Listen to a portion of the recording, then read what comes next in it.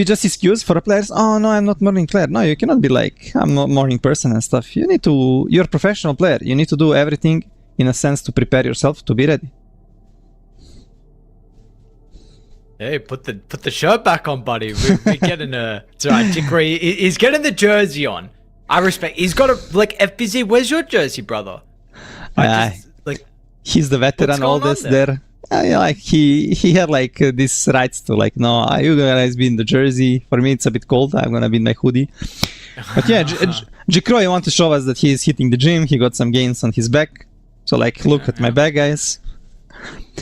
But yeah, boys from the Reckoning side, they are improving a lot because you're playing in Europe constantly, playing Europe pubs. I'm like meeting them every day. Like they're really good and skilled, and like they are playing like tier 1 events. They still need to find a way to beat these tier 1 teams, but definitely they're improving. Yeah, absolutely, absolutely they are. So it's just a question of like, are they improving at a fast enough rate? Really, because also they're here. What, we've got Dream League that's going on straight afterwards that Reconics are going to be playing in, so that'll be also a very good test for them. But you got to get through NIGMA. You're starting, of course, with this beautiful tournament we have where we're fighting for $100,000. First place gets 50k. So Reconics going to have to make quite the lower bracket run here. NIGMA could even be better considering they practically started here with the lost first play time. But you touched briefly on the Reconics play style, and just that you feel like the heroes are somewhat limited, their drafts are relatively similar from game to game. What about NIGMA though? When you look at these boys and their drafts, how do you compare that? Is there still like a similar problem like you mentioned with Reconics? I mean, NIGMA, I think the hero pool is a bit wider. But still also like for them, it's gonna be also like a bit easy to predict what they're gonna pick. Kinda similar to Reckonings, but I think they have a slight advantage in the draft. On the Reckoning side, for example, Jikri, like literally last 6-7 games, he only played 2 heroes, Kez and Luna. And like from these games yesterday I watched and cast, Kez was banned every game. So I'm like 100% sure we're not gonna see Kez in this game. Unless NIGMA decide to give them, because both are actually insecure as well, spamming Kez. And this hero is like, at first everybody sleep on the hero, nobody is speaking it, and suddenly it's becoming like top pick. Yeah, it definitely feels like if you're a carry, you need to have the ability to play this hero at the moment, and probably in the future as well, considering the style of hero that it is, and that it's so unique, and no other carry has something quite like it. And this is very, very similar to other heroes like Io, Lone Druid, whatever. All of them. If you have such a unique concept as a hero, whenever like the numbers are just slightly broken, it's always going to be in the patch. So Kez is probably one of them that we are going to see for many, many years, which I'm honestly happy about. I think the hero is really cool. I like the play style. I don't play that much anymore, so I'm not playing against it. So maybe other people have other frustrations, but I think as a viewer, it looks really fun to watch as well, because I know there is the high skill ceiling when it comes to Kez. Yeah, and actually they're went through. But yeah, I agree with you. It was really annoying to play against Kez when it was like first time introduced. Like every new hero, all these new heroes are literally imba from the start. And it's just so annoying to play. Now it's okay, like you can deal with it. But okay, they're gonna go with the Pango first pick. Nothing unexpected. It's one of the best heroes right now. But Ares, when you're picking this hero every day, you're playing against it every game in the pub, every game, like competitive game, if it's not banned, like you used to play against it, and you find good counters. So you're just gonna improve, and it's not gonna be that broken like that it used to be like 7 days ago. So Reckonings, they should find a good answer to it. And they're just gonna go for the Primal. One of the best heroes against Spango, because you can always ulti him in the role. Not always, you need to outplay him, but I don't think it's hard for these Primal players. And it's a flex. You can put it on the mid lane, you can put it on the off lane. Long time ago we even saw it on a position 4 on some players, but I don't think these days Primal can be played as a post 4. I was taking a look at the draft yesterday with 1W and Raconics. I noticed that there was a Primal Beast banned in that game as well. They first banned it overall in 1W. Do you feel like, I know of course we don't have a lot of information, but do you feel like largely a lot of that is potentially setting up for them to pick that Pango, because later the Pango was banned from Raconics? And I was trying to work out, when I was looking back at the draft, I was definitely intrigued about the Primal ban, because this seems very, very targeted to Raconics, and it seems like the hero at the moment, it's looking really good in a lot of games, but it seems like it's later in the draft, so I was just a bit surprised that it was first phase. Yeah, you're right. All Primal Beasts we saw, it was super late in the draft. And yeah, it was a kind of pre-fire ban for the Pango, so they had to plan to pick Pango, and they kind of banned the Primal. But this time NIGMA, they don't respect this Primal on the line pick. They're gonna let it through. They think they can deal with it. And interestingly, like this Keeper of the Light went through for both teams, as Kez as well, and they ignore it. They are rating Pango like a high priority. But this time, NIGMA gonna ban it. They don't wanna give to Raconics as well. Oh, Meepo. Okay, interesting ban. Yeah, actually, now that I'm thinking about it, who did we see? Lizard and I... Did Pure play Meepo? I think Thunder played in their loss. Yeah, they played in their loss versus Yellow Submarine. Yeah. So, of course, I know Rinseq has a very good Meepo and is playing it. It's a little bit interesting with the Primal. I just know Primal is a bunch of AoE, but I don't know if the Earthbind is frustrating, and potentially some of the other heroes that could be looking at for Raconics. Yeah, and it's gonna be fast draft. Okay, we see that Kez. I thought maybe Raconics is gonna try to snap that Kez on the 13, because for me it was like kinda expected to see this Kez for Insecure as well. And yeah, standard supports. Clock is getting popular right now because this hero for me is most broken on position 5 and 4, one of the strongest, and you don't have much melee heroes on support role that are strong like the Clock. And yeah, just standard Rubik Kez. Now we should probably see some hero for Varish. I think this Clock should be 4. Some range hero with a lot of damage could be cool. Maybe Tetris can be nice.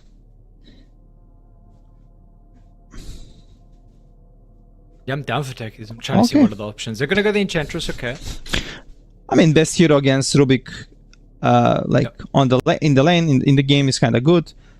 But okay, let's see if Varish on the Enchantress is gonna be able to scale in the late game, because yesterday when we watched El Misha, he actually skipped the first spell. So he was like taking the stats and it playing without impetus, and it was like he didn't do a lot of damage in the game. He rushed the axe against Shen and stuff, but yeah. Super early Queen of Pain pick, and now this Puck and Meepo bans kinda okay, making sense, but Queen of Pain also not bad into the Meepo. There is an Ember like right now, Ares for Noob, if he wants to pick. This is like really good Ember game. There is no much control, and you can buy the Vessel. So, and you want to pick your mid laner right now. Right now, you are not having a last pick. Anyway, it's like same 18 or 23. You're looking at Ember. Is there any other options? Maybe there is still Viper as option if he really wants to crush the Queen of Pain on the lane. And so they have like this frontliner, and they can put they can literally put Viper off lane, Pango mid, like they can flex if they want till the picking phase when they see the carry, the last pick carry. But I really like Ember. I think any game I casted, Ember won, like literally. Well, in regards to your Viper pick, they did play it yesterday. Wasn't versus the Queen of Pain, but in general, they did draft it. So of course, it's something to mention if it's something that they've already played recently.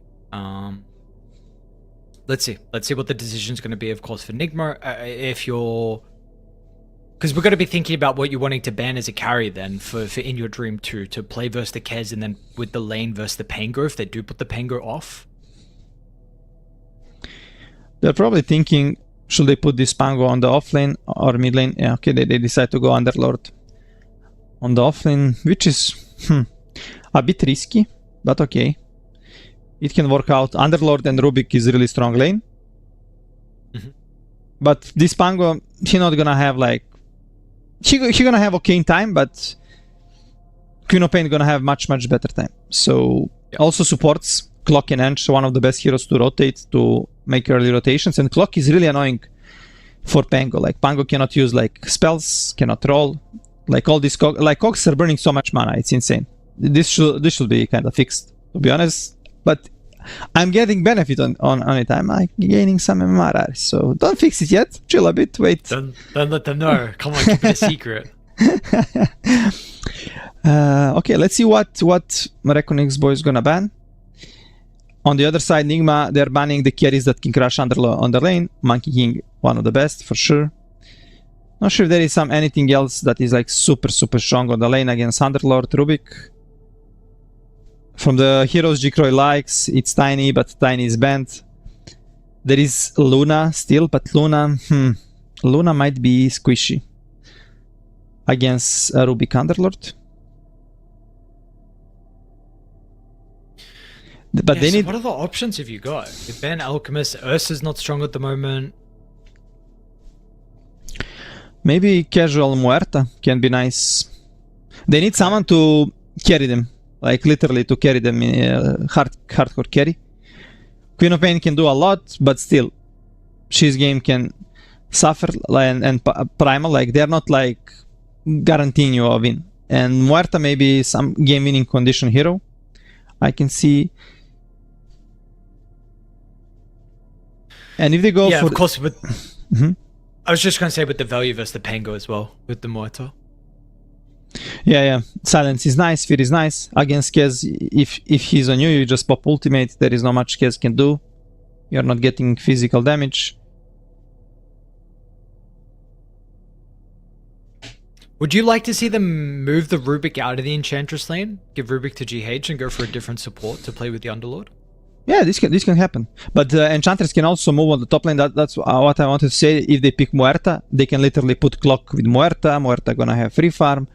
And this Enchantress, when you're playing on a position 4 role, kinda on the enemy safe lane, is much better to play actually, because you have many options to like move to the jungle to get a creep. You can even rotate easily to the mid lane through the big jungle of enemy side.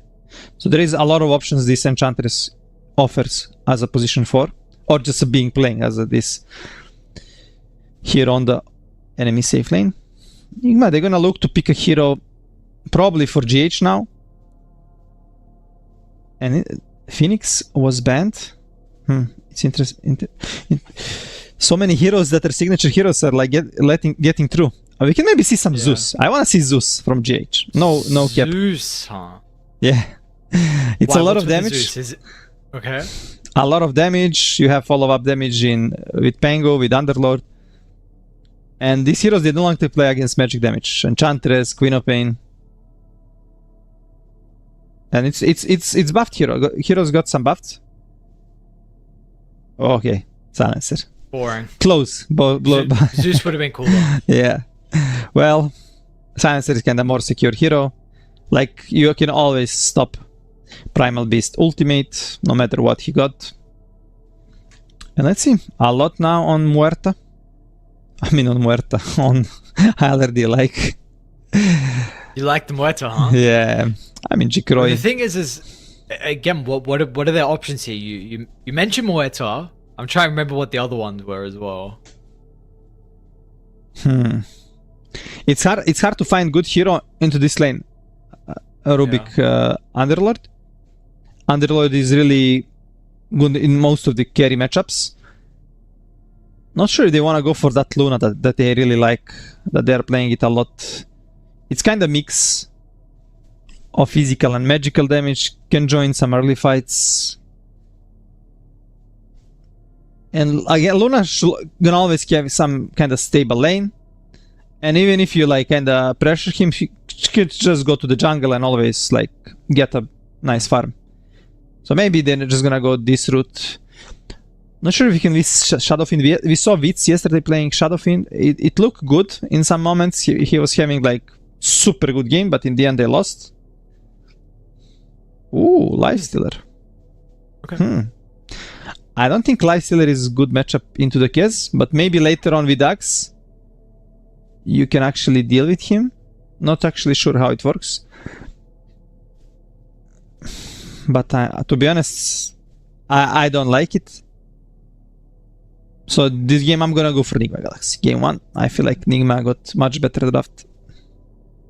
What are your concerns when you see the lifestealer? I know you mentioned about the uncertainty into the Kez matchup specifically, but what else is there? I think there is a lot of physical damage that can go through him, like Pango, Kez. There is this global silence that's gonna force you to buy some Manta or BKB early on, but you're not gonna have these timings. So it's not gonna be easy. First, you need to have strong lane. You don't wanna lose tower. If you lose tower and get forced to go jungle, your farm gonna be super slowed. And I feel like with this power of global silence, and if they secure noob good game, they can rotate to his lane, open tower. But still, the Reckonings have nice tools for a fight, with this clock, with Quop. It's all gonna be like this first 10 minutes about, like, can you get like level fast on Enchantress? Can you secure runes for your Queen of Pain or the Pango? Because it's all gonna be about this resources game. And if any team gets slight advantage, they can make some snowball happening. Alright, well, we're looking for the slight advantage early on for either team. Let's see if Reconics have what it takes to be able to get this game 1 victory. I know we haven't mentioned it yet. We were kind of touching on it before we went live, but you know, there's a little bit of extra spice when it comes to this series as well. This is MC is coaching Reconics. So, you know, there's a derby game like you mentioned. So up against his old team on NIGMA. Mind Control against Kuroki. There was an interview, I believe it was with G. Croy, and he said that Mind Control is not doing the draft. He's not with them on the bootcamp, but he's doing like replay analysis, like they're watching together, improving. He's like helping them improve the gameplay, and he's actually helping them with the mindset. Like he's like this psychologist, sport psychologist kind of thing, to motivate them, to give them like nice words, how to do, what to do, and how to play. So, but definitely helping them a lot in the gameplay. Oh, FBZ. He saw the ward, so now there is a mid lane ward for noob. And both teams kind of doing the late smoke, just to secure nice vision, to secure at least 2 bounties.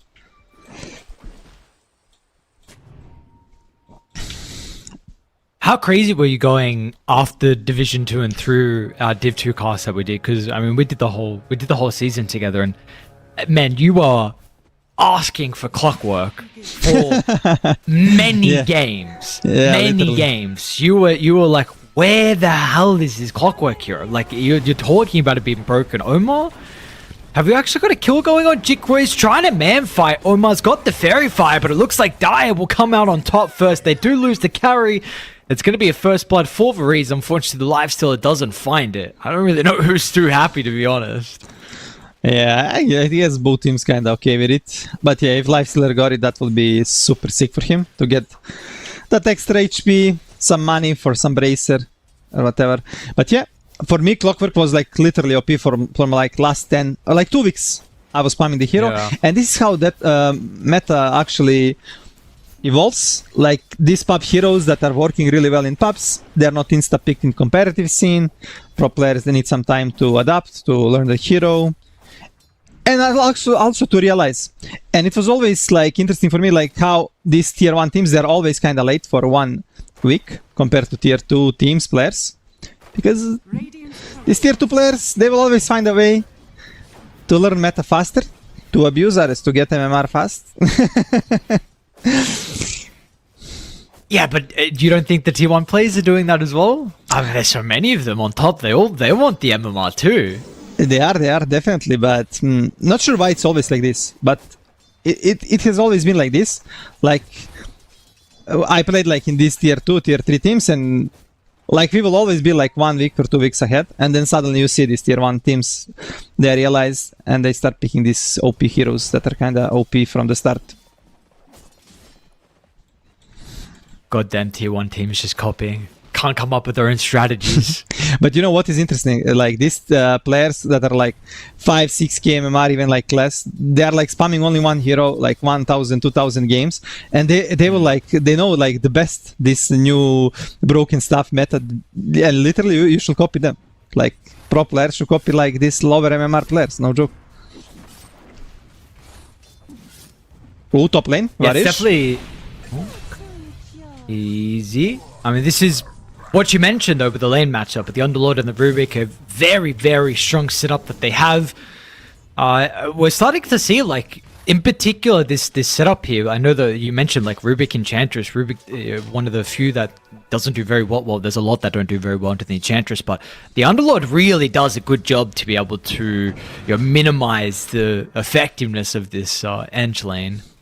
Yeah. And this lane under Rubik is really broken. I don't remember when last time I saw it lose the lane, and they're constantly like always like getting kills, doing so much. And power of Enchantress is level 3, where she can get like some big creep like Centaur or Ursa.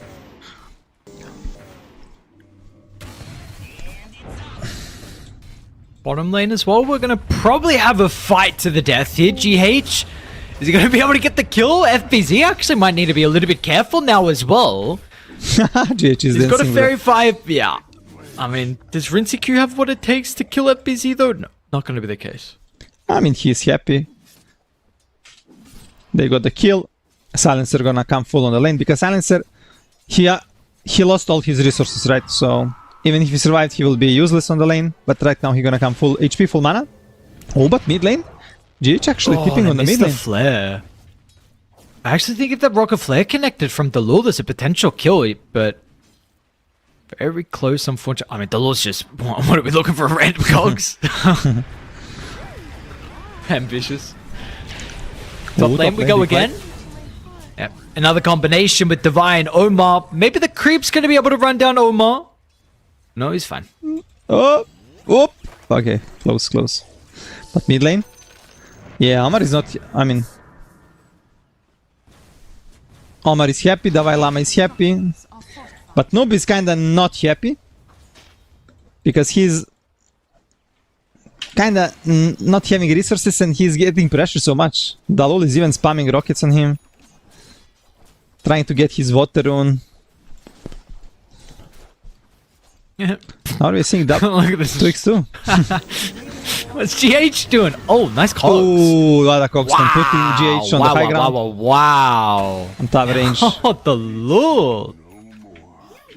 Dalul is That's ready. impressive. Yeah. That's the power of... And it's only level 2. So he had like only level 1 in cogs. With level 2 in cogs, these cogs are like x2 stronger. Top lane, Jikra as well, forced to try and rage and walk away. That he's now a bit low. Need to be a bit careful.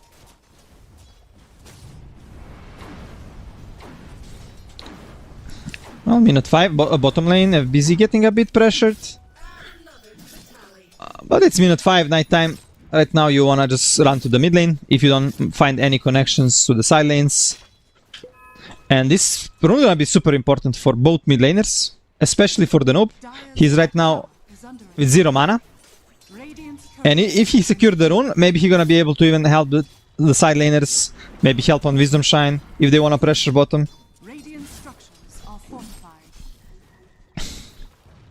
Well, let's see if Dire are going to be able to get all their supports here in time. Delul starting to move from bottom. You also have Varize that's also coming through this top side of the map.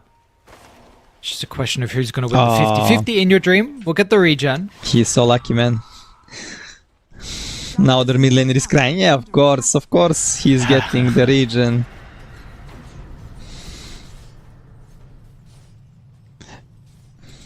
Yeah, especially in a quad matchup where he's got 2 points in Dagger. So, they're even sending a Visada Mind Stealer as well to burn some of Noob's mana? Like, come on. Like, what more do we need to do to Noob's lane? Big problem now, RS, is like this. Pango cannot really help on the Wisdom Shine. If in your gym decide to go and pressure, they don't even want to give him this XP. Mana burn, clock is there. Okay, inner gym, he don't wanna go actually. Scanning. I felt like he could do it. But nope, noob is coming. No? No, it's only alone Dalul. Radiant's courier has been killed. Enigma are making some very good reads off the smoke. Noob was able to dodge the mid gank because of the scan connecting on the clockwork on the right side of the T1 tower. Then they also scanned correctly that he tried to move past to contest the wisdom. So we've also in your dreams rotation. Very early though, but I guess he's going to try and start on Divine and hope that the Lure can maybe get there in time. But yeah, I mean, this is well, I guess I get a D-ward. Yeah, now in your dream forced to use TP. And maybe you can make some side play right now because Queen of Pain is without a TP. But yeah, first you wanna fight for the rune. Yeah, they're gonna make that play. GH coming through the portal. Once again, it's just gonna be onto Reveal, so they're struggling to really run down the life stealer as Jagri's actually gonna force GH to TP back to base, but there is that play that you were mentioning, the side lanes potentially being a little bit weak, and Enigma, I mean, they try and go instantly. Yeah, and your dream got haste. They actually saw it with the ward. They're gonna play a bit safe, but Omer? Okay, Omer is that in your dream finding a kill. Top tower is under attack. Yeah. Early Sonic Wave usage for in your dream, but happy with the injection of gold that he's got. He's got about 1,000 net worth lead over his mid counterpart. Oh, And but mid lane, no. Noob's Might gonna be be a in little bit danger. careful. FBZ, they got anything to cancel? GH unfortunately doesn't really have a whole lot to provide, but Noob does step out. Somehow he gets out of the grasp, and the Cogs was a bit too late from the lure, so will be a Rolling Thunder used defensively to keep him alive. Yeah, FBZ couldn't chain stun with onslaught because GH, the savior, he saved his old body. Tower is under Noob with the silence, and Noob is lucky enough to survive. But like problem is that this Queen of Pain got 2 runes, and because of these 2 runes, like she's getting more net worth, plus she can make these rotations. Noob without a mana, he cannot really make move. He took the bounty rune. Maybe he wanna go on this FBZ, but not sure if this is gonna work. FBZ is already out. Oh, actually, is he? He's kind of staying. Actually, now Rinsey Q's going to be in as well. They also have the Fiend's Gate if it's necessary, which it might be considering that FBZ was able to get enough distance away with the onslaught, but not far enough. NIGMA, nice move from them. They get some perma-int as well here for GH. The brain's growing. A silencer should have this set. Every time you get int, your head is growing. Mid lane, Omer. Oh, that's a super aggressive Very blink aggressive from in your dream. Yeah, absolutely. Are you able to do this with the rotations that can come through? You get the kill, but it doesn't matter. That blink was very aggressive. Ah, no, not lucky enough. Not gonna get a rune. FBZ. TPs. Dire's bottom is under What is he doing here, bro? He gonna lose his tower for this, maybe. Tower is getting pressure. Nobody's there. But mid lane. Dalul. Oi, oi, oi. -2 int. This is huge. Like, Log doesn't have too much int. Look his mana pool. Yeah. He's like 267.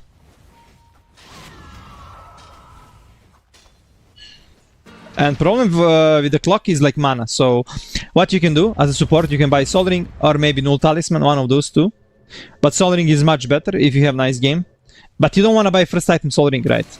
And he might be forced right now to do it. Dire's Oh, nice cogs there. is under attack. I wish we could see how much intel they lost. Yeah, yeah. Like, I mean, we can see that GH, he's got 8 stacks. So Dire's kind of would be nice to know, like, the Whew, clockwork. yeah. Because I don't remember if he died another time as well to the silencer. I think another first time he lost maybe only 1 int. You need to be silenced to die to lose 2 int.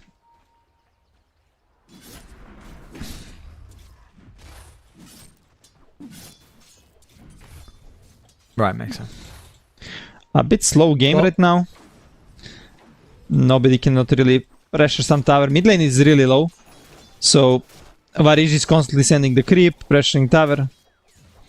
And GH is basically camping, but tower eventually should fall.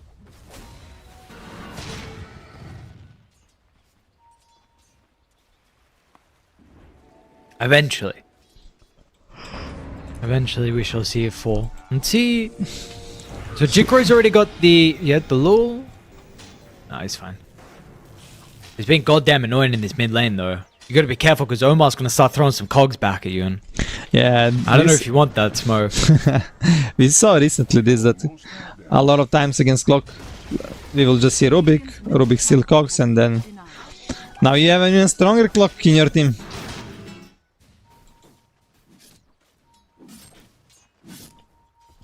No, the mid tower does eventually end up going down. They get the deny. Vari's probably going to be in a little bit of trouble here. That was an ambitious TP, especially when the cogs was right in front of him, and they're always going to be able to throw it back. He will take some time, but kill is going to be had nonetheless. See what else is going on the map, though. I mean, the lifesteal is completely free farming top. It's actually got about a 500 net worth advantage over Rinseku, and Rinseku's been completely uncontested as well. He's already got Mage Slayer well on his way to Adesso. Yeah, both carries right now with full free farm. Not sure who benefits more from this, Kez or Lifestealer. Kinda Lifestealer gonna scale more with the item build, but Kez can take these fights early on. So NIGMA Galaxy gonna have this timing like in next 2 minutes, where this Kez gonna be like with the Dezo, with the Mage Slayer, and that's gonna be super strong timing for them. And this Lifestealer with only Radiance, he doesn't wanna just take fights. He wanna farm, and scale to deal his some dispel item like Manta. Yeah. What item does he? What does the build need to be this game? The minimum for him to actually be able to show up to fight. He need to have like this one dispel. Okay. So, but he wants to buy Armlet, just good item for fighting, and then just gonna go for this Manta. Maybe he eventually gonna switch to the BKB if game change, but let's see. Mid lane, attack. Lane, FBZ, nice telekinesis. Instantly you see the response as well. Divide, not even gonna hesitate. He wants to pop through the portal just to take the fight, but Dai will still commit. Rolling Thunder from Noob's gonna crash inside the cogs. Sonic Wave over towards the left side, gets stolen, chucked instantly back from Omar. He's not even dead just yet as well. He'll probably tick out of the dagger, especially when FBZ commits for the kill, which maybe was unnecessary. It may cost him his life now with the pit holding him down. They've got the Atos as well for the clockwork. Jikri trying to run to the backline, but just the Lifestealer is tickling them. That's where In Your Dream's able to come into play. They'll need the damage from the clop, and it'll help them get the kill. Now if they got anything for Kez, they do not. Silence up, maybe a little bit easier of a time, and Jikri gets a double. Oof. I thought that Reckonings they're gonna lose this fight completely. The way it started. But they fight, there was no global from GH. I guess he couldn't find good global, so he didn't want to waste it. And this Lifestealer getting these 2 kills, and now even pressuring the tower, gonna buff him so much. Yeah. He's looking really strong. Oh, but they wanna go on him. There is still a global silence. Can they burst him? Yeah, careful, my friend. It looks like they absolutely can. That damage. I was not expecting this still from NIGMA without using the global silence previously. They may now be able to get some more as well. Varese slowed down. Delul trying to be a pest, even with all the cogs. I mean, he's hit 4 Noob. Actually, are they going to be able to kill Noob? Hang on a second. Oh my god. What is this fucking Clockwork hero? Why is every hero insane in Dota right now? Lone Druid, Clockwork, Quap, Kez. I mean, the list can go on and on. What am I watching? It's insane. Yeah, Dalul hit 5 cogs. I was literally counting 1, 2, 3, 4, 5. Like he literally delayed them, put them low, burned their mana, and they got punished. They go greedy. You wanna kill this tanky Enchantress that doesn't give you anything, to be honest. After this kill, they should be happy. Push waves, don't commit. But one more free kill. Varij, but Varij, level 3 heal. Bam, bam. Oh my god, that's insane. You know, you were mentioning about like warming up to start the day and seeing anyone if maybe played pubs. I know what the Clockwork did. I know what the Lord did. He didn't play pubs, but he went in demo mode, and you are well aware that he was testing out the cogs. Omar solo kill from Jikro using the remnants of the amp damage. Yeah, AD rune, armlet, so much damage. And that was a nice ward there from Varij. So that's why Jikro managed to find this kill. But nice to see core players moving around, not just hitting the creeps. He was checking the rune. Imagine Pango get that rune, did he? That will be strong for NIGMA side, but because Jikro is a smart guy, smart carry player. He's moving out from safe lane, from the jungle. You're gonna be rewarded with a kill. Oh, Q needs his own kills as well. And they should be able to... No! He wanted it.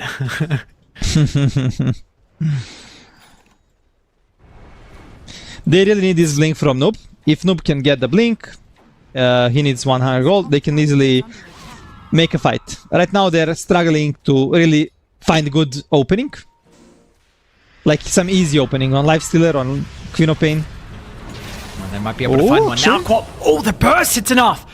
They tried with the Pulverize to be able to cancel out, but now it's actually going to be FBZ that's ran down. Pulverize gets stolen as well. A bit of an awkward roll from Noob, but still a successful engagement, and they are very happy with the tower getting claimed. Yeah, I actually didn't saw that Davai got the Rodovatus.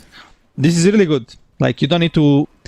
Like, he can be like first contact on like this Queen of Pain 0 defensive items. And right now, this Underlord Aethos is so annoying for you. Yes, and Lifestealer can use the Rage, but if they're fast enough with the Global, they can even find him.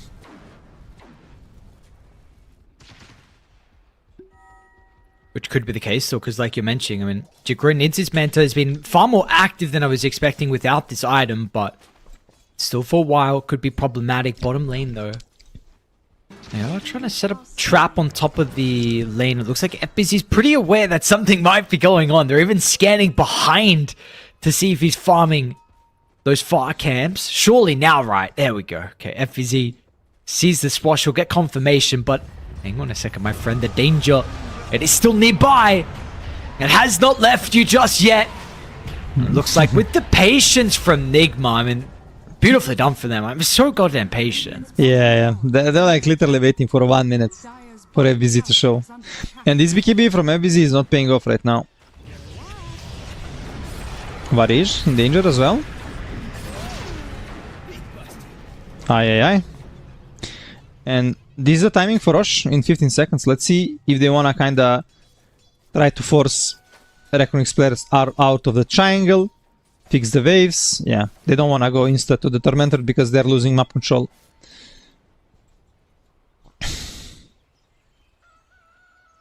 They will at least be able to secure the power rune nonetheless for NIGMA, and let's see what they want to do off the back of this. Got to get their lanes in a bit of a more comfortable position.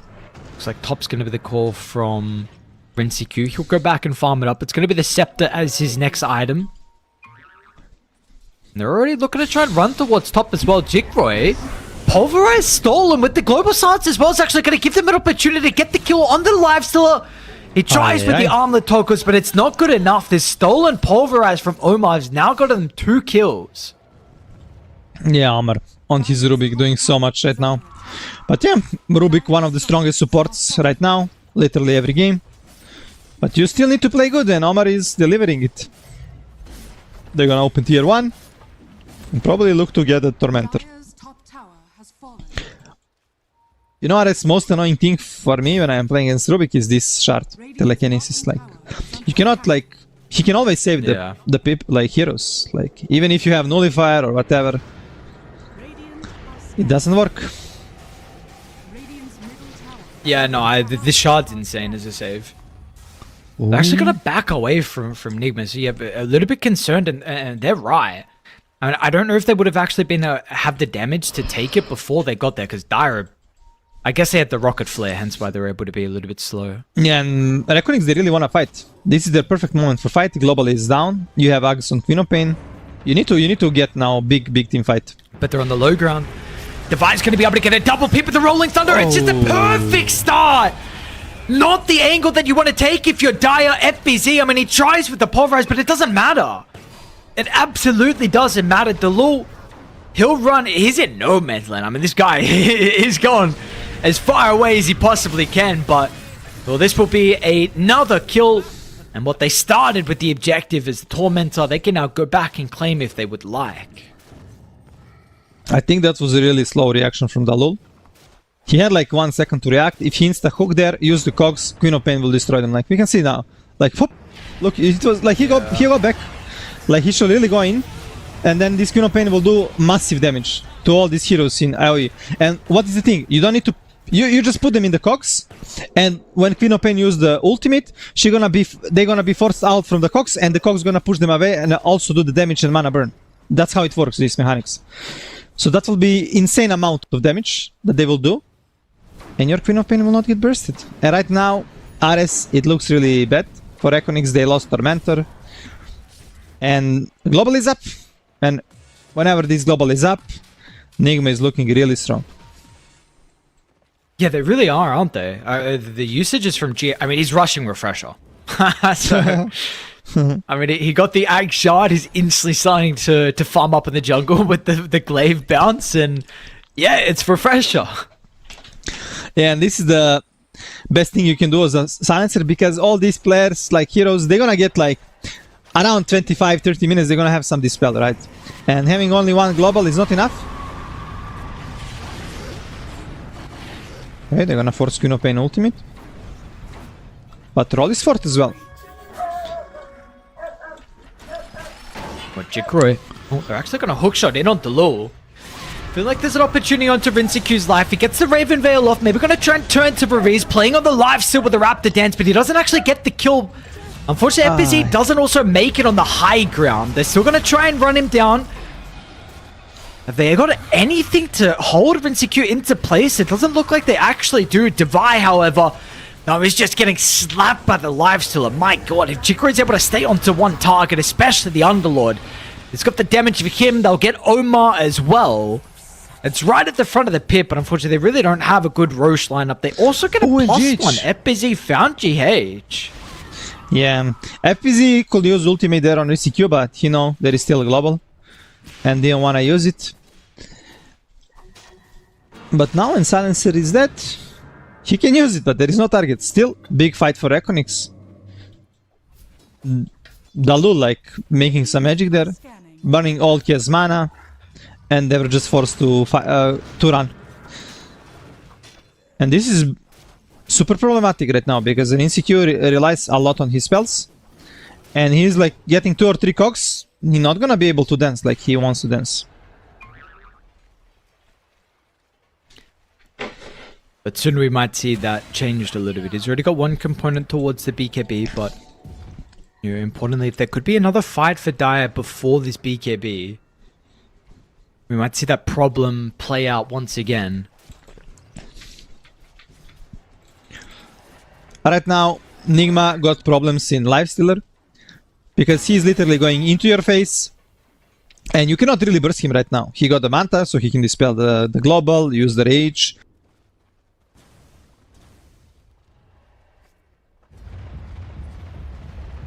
To move, but he's super slowed. And this can happen to all heroes, so Omar need to find the shard to be able to save his heroes from Lifestealer. Let's see if he's buying. No, he's not buying. He's actually rushing Axe. And yeah, we didn't talk about this. Rubik into the Queen of Pain in late game is one of the biggest counters. If he can steal the Shadow Strike with the Axe. Ooh, but there's gonna be some fight. Quick defensive hookshot. Doesn't get stolen. FBZ now as well. Might be in trouble if Rinsik. Oh, what was the blink? Is he okay? Oh, just out of range of the pit. Oh, and So he BKB forced to use though. BKB. Oh, damn. This is gonna be rush. This is gonna be rush right now for NIGMA. No way you can defend the rush. I mean, you can always try. But Kez with Dezo, with Medallion, with Pango minus 10 armor, it's so much.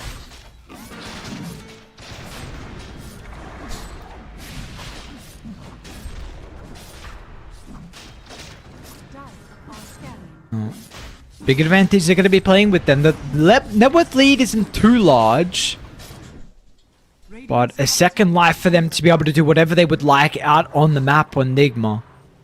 We'll see this go into the hands of... Oh, nice attempt from Dalul. Very close, but Devi... he knows. This happened too many times to too many players. Yeah. Well, and Insecure got the Aegis. He's close to BKB, but who is also close to BKB? In your gym. He just finished the BKB, close to level 18. And there is the tools that you've... Now you can deal with this global silence. You're not gonna be die insta. But you need to be careful if Noob can find you with a roll and chain stun you with lift, then again roll, you can get burst.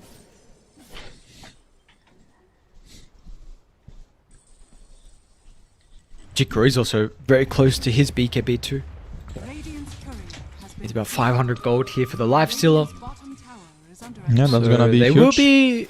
Yeah, they're going to be playing with triple BKBs then, which we'll see if that's going to be a big enough advantage. I mean, Radiant, you're getting close to Refresher. I think Gleipnir is actually the item of choice for the Underlord. A little bit interesting. That is going for a rush. Okay, interesting, yeah. Usually we see Axe in this stage of the game. But okay, wanna increase his AoE of spells and some kinda AoE route. Noob. Luckily enough for him, he's got the higher ground ward. They're still going to be able to get the jump. Hookshot's going to follow as well. The telekinesis doesn't get Noob away. And now they're also going to be able to find the Rubik onto the backline as well. They did still... Divide's going to try and go back through the portal. He'll make it. It also did draw some space. Jikro's thinking about following him. Gets a choreo. What a giga chat, man. But yeah, Noob, he felt like he saved there. This was a vision from NIGMA Galaxy. So they have this cliff ward, but I don't know how he didn't escape, because they didn't see him. Their smoke broke on the Reckoning side, but he didn't blink out. He didn't go out. Not sure if it was a cooldown or what.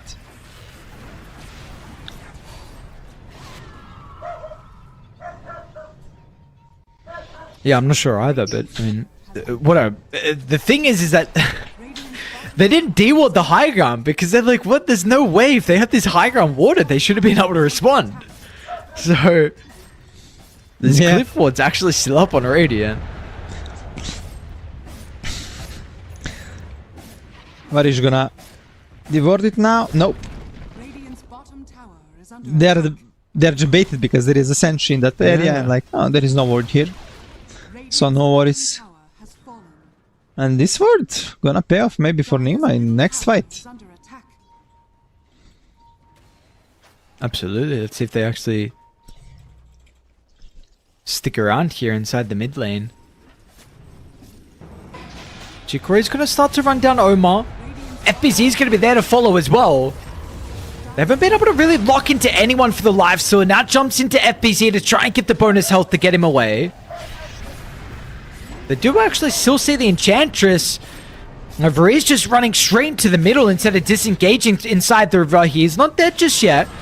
Rinsecu's lacking Semena on the first life as well. They should be able to kill him pretty easily. Noob's going to do his best to counter. But the Rolling Thunder's decent. Rinsecu hasn't even died just yet. Finally, they get the kill. Now, Jikro, he's going to BKB himself as well. But the Global Silence is going to come out towards the mid stage of this team fight. As soon as Rinsecu respawns, the Cogs is in a good position to make it a bit awkward for the rest of the team to join. Double Global Silence now, but it might not actually be enough. Rinsecu gets a little life still back, but yeah, it's not enough. They get the carry. Now Devi as well caught on the high ground. An ambitious TP stop from Delul once again with the Cogs. And it's a 4-for-1. Man, these Cogs are so annoying for Insecure. He cannot really find an easy target. Like, he's going in, Cogs are stopping him, then he go on the edge, like lose all his time, and literally he cannot find the targets in the fight. He did like 8k damage, but still, he didn't find a single kill, I believe. Maybe only the primal, but still. And this was a fight with double global. Like, they had Refresher, they had Aegis on Kez. And if you lose this fight with two globals, with the Aegis on Kez, what's gonna happen in the next fight? But look, he's like spending a lot of time on this Enchantress, not finding a kill. He lost all his mana to the clock. And right now they don't have damage to burst heroes. They're so tanky. Like, yeah, sure, you find this one primal. But what about Lifestealer? What about Queen of Pain? Have the fights got anything Look, to do with Cogs- how they're starting? Or like, what do we think is really the big problem here from NIGMA? And the problem is they cannot really find some target to insta to burst. Like, they're getting kited.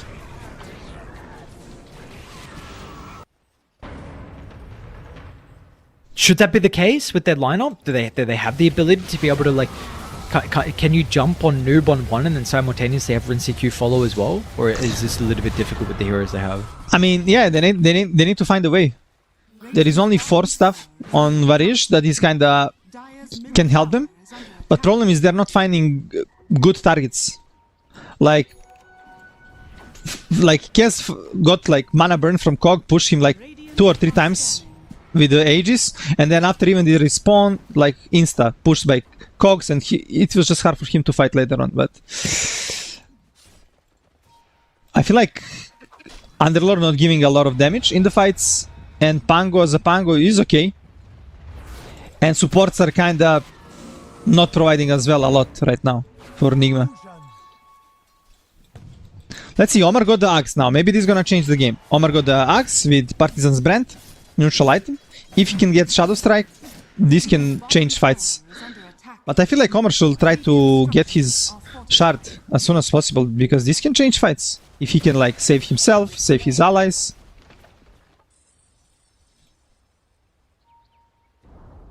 Radiant's bottom tower has fallen. Well, we'll have to see. They played a pretty important role towards the early game here, did NIGMA supports. Especially GH. It felt like they were really, the team fights were looking great with the Global Silence, but like you mentioned, since then that last team fight, I mean the actually odds are actually favoring Draconics right now, $1.59.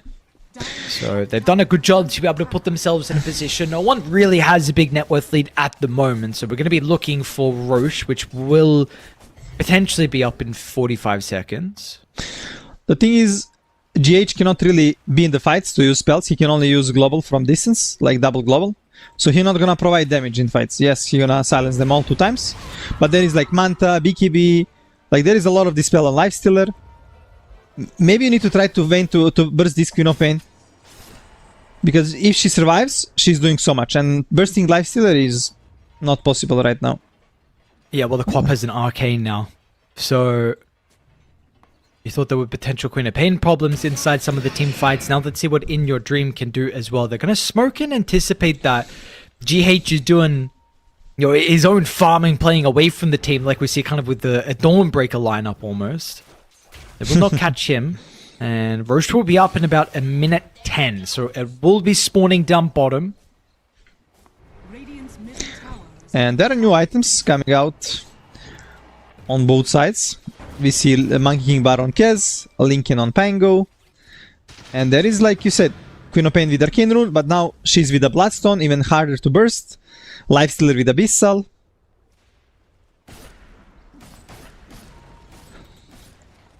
Radiant's bottom tower is under attack. See, this lane ward's good. Then got a glimpse of Divide. They've got the Rocket Flare as well, which is always something else that I have in their toolkit. Meanwhile, bottom is heavily shoved in. Attack. This is Yeah. a decent chunk of damage onto the tower. And thing is, Reckonix, in their lineup, they have enchanters with the creep that can kind of scout rush speed. There is always rockets. Like, no matter what, you can always scout. You cannot scout anymore with the jetpack, with the shard, and all these flying mechanics into the pit, but still, rocket as a spell. Imba against for scouting. Scanning. Radiant's bottom tower. Oh, and Rosh gonna be up now on the bottom area, and this gonna benefit the Reckonix a lot because of the outpost. But smoke from Jikro is waiting them. Very careful. Rinse Q as well. No Those rage. spells in a defensive manner.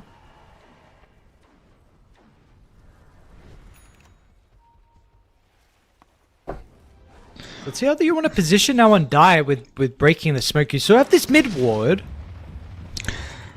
both teams, they don't wanna commit for the rush. They wanna push the waves to force enemies to go to the base and defend. And I feel like Rinsikyu gonna push faster because of the Dezo. And there is a double siege.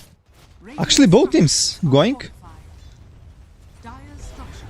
Yeah, well, it's because the creeps beforehand did almost 2k damage to the tower. So this is why this bottom tower is so low for NIGMA. I mean, they already lost it. Oh yeah, true. They're actually losing the side on NIGMA Galaxy, and Reckonix might be even able to defend top lane. Let's see if they're going to be able to try. They'll Dalul start with a going hook in. shot from Dalul. They're going to be able to hold the Pango inside the cogs. Noob does slip away. With the backline jump as well from In Your Dream with the Sonic Wave, going to try and push them back into the firing line, but the Lifestealer won't have the ability to keep up to Noob. So is everyone out? Everyone's out. Bunch of spell used, BKB, but no lives lost, and you do win out on the trade here if you are Reconners. You get the full Shadow Barracks bottom. NIGMA, they just weren't able to get the melee barracks. I don't remember when was the last time I saw teams trading like these sites. Yeah, I know. In the competitive Dota, but a long time ago till that happened. But yeah, as you mentioned, like because Creeps managed to kill tower almost like full, Reconnix had a big advantage in this trade. Even though they had Dez on NIGMA side. And double siege. And now they have a DD as well. You talk about more advantages. Well, let's see. Would you just go force the fight in Roche? Is this a call that you can make, or do you feel like you need to take a fight beforehand? I mean, you can force a bit and then look for a fight if you cannot really finish the rush. But yeah, this is gonna do. Smoke's gonna pop and look at the ward they've got as well. They're gonna walk past it. Omar will get the D ward. Meanwhile as well, with the bash coming out early onto Jikroy. But they split down to the river. The communication wasn't on point, but the Clockwork wanted to go in. But the rest of the team felt the need to disengage, but now they're back in. Because they got a glimpse of the supports on the backline, and importantly, Kez just disappeared. Your global silence to protect the carry. Where was it? And he pulled back. I mean, he pulled back on Rinsikyu. This is all or nothing. They see an opportunity to kill the Lifesteal, and they are absolutely right. Not only that, they've also got FBZ. They're going to get more. TP cancels, damage, anything. They don't have it. But goddamn, did they get a bunch of kills, and now they will get Roche as well for the reward. What a fight. And Davai Lama opening portal for Kez when he bowed back. And Kez was insta in the fight, even though there is no tower to TP. Like, he was insta in that fight, managed to kill Lifestealer, managed to kill Primal. So that was actually huge. Oh man, I'm just looking at the replay back. The jump in with the Sonic Wave and the damage, so fast to kill the Kez, but yeah, what a call like you mentioned. That portal to bring him back in, and the chain control into the Hex, down goes the Lifestealer. Now we got a ball game here. This is a very competitive game. Yeah, really interesting and close game. And like, all the game, network is kind of similar. 1k, 2k, switching from one team to another.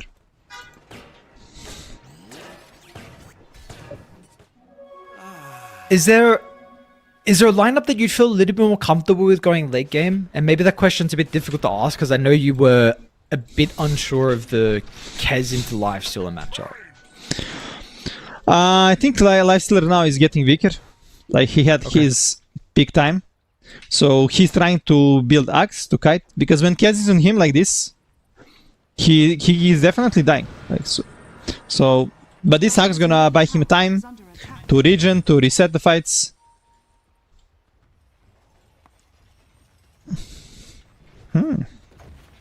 Clockwork got the Axe.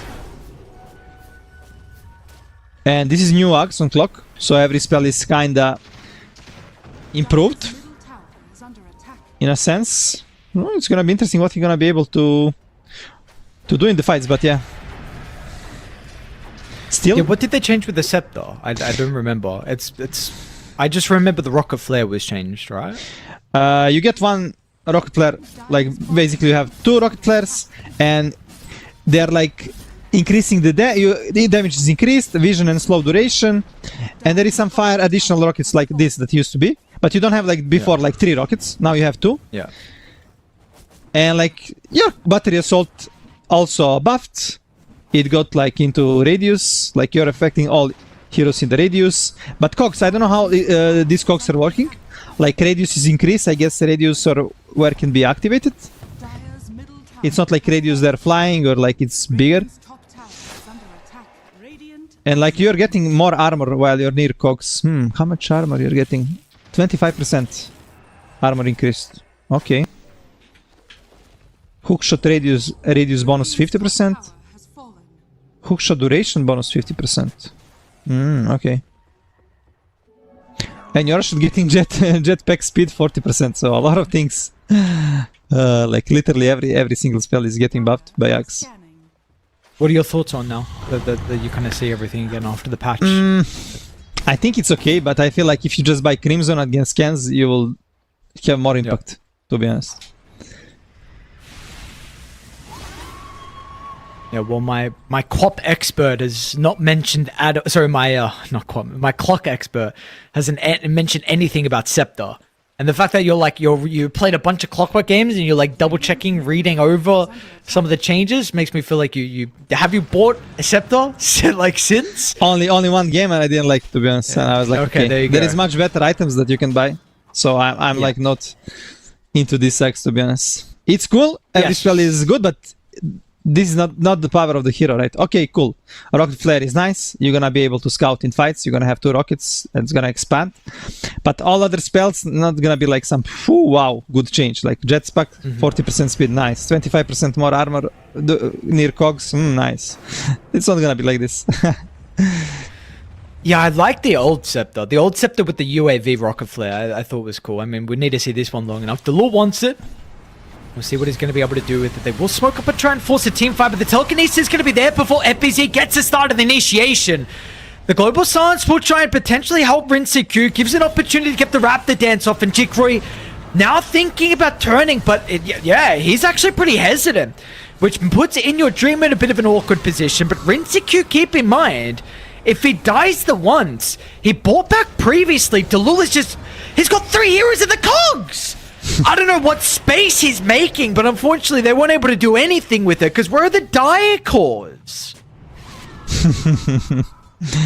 I mean, Dalul, in this fight, he was all time on the silencer, and that was really big mistake from him. I was literally watching him, what is he doing with the Axe. He go on the backline and literally go on the silencer with battery assault. But silencer doesn't matter, he already used all his spells. They're not gonna get bursted. And he didn't like do any help in the big team fight. In the end, kinda even trade. Rubik used the buyback and that's it. But no more ages. Oh, top lane. Oh, In Your Dream. Oh, they got the first one. No, BKB. Surely it's going to be enough with the BKB on cooldown. Yeah, absolutely. Unless you can get the Infest, Jikroy won't even get close enough. Okay, he's gonna infest the illusion. Oh, that's cool. I didn't know. Oh, Noob still got him though. And now what are you going to be able to do? How do you get your way out of this one with the BKB on cooldown? He's gone. He doesn't have a buyback. Ay, ay, ay, ay, ay. And Omar managed to steal infest and blink. So now he can even blink and infest any target. Even the enemies. Or 80 seconds you got to now hold. You got a glyph, of course. You'll refresh as well for the second. No one's in a position to cut the waves. You got top and mid pushed in, so there's no concerns about that. And Benno, that helps. Kind of cute onslaught. It's really gonna do that much. Okay, I'm just gonna infest. And region full. Base is dying slowly.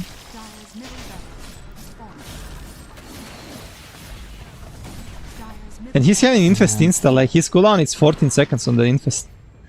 Oh wow. And by the way, when he go out of the infest, he can always blink out. So it's not like you're gonna find some easy kill. Oh, true. In Your Dream, he doesn't want to buy back, but he's losing the third side. 7 seconds for Queen of Pain. Yeah, now it's an awkward stage. Not possible for you to buy back. FBZ wants the onslaught in, but the onslaught's insta the hex. He's gonna buy back, but now Noob inside the cogs as well.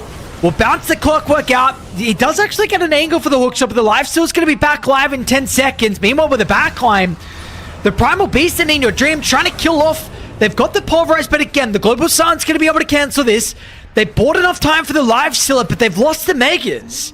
And if they don't get enough kills, it's just not going to be worth it. And Radiant, they might actually be able to double back here. Dire need to respect this, and they will.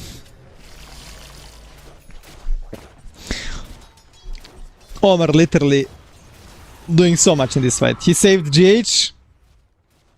And this hex from Dalai Lama changed fights completely.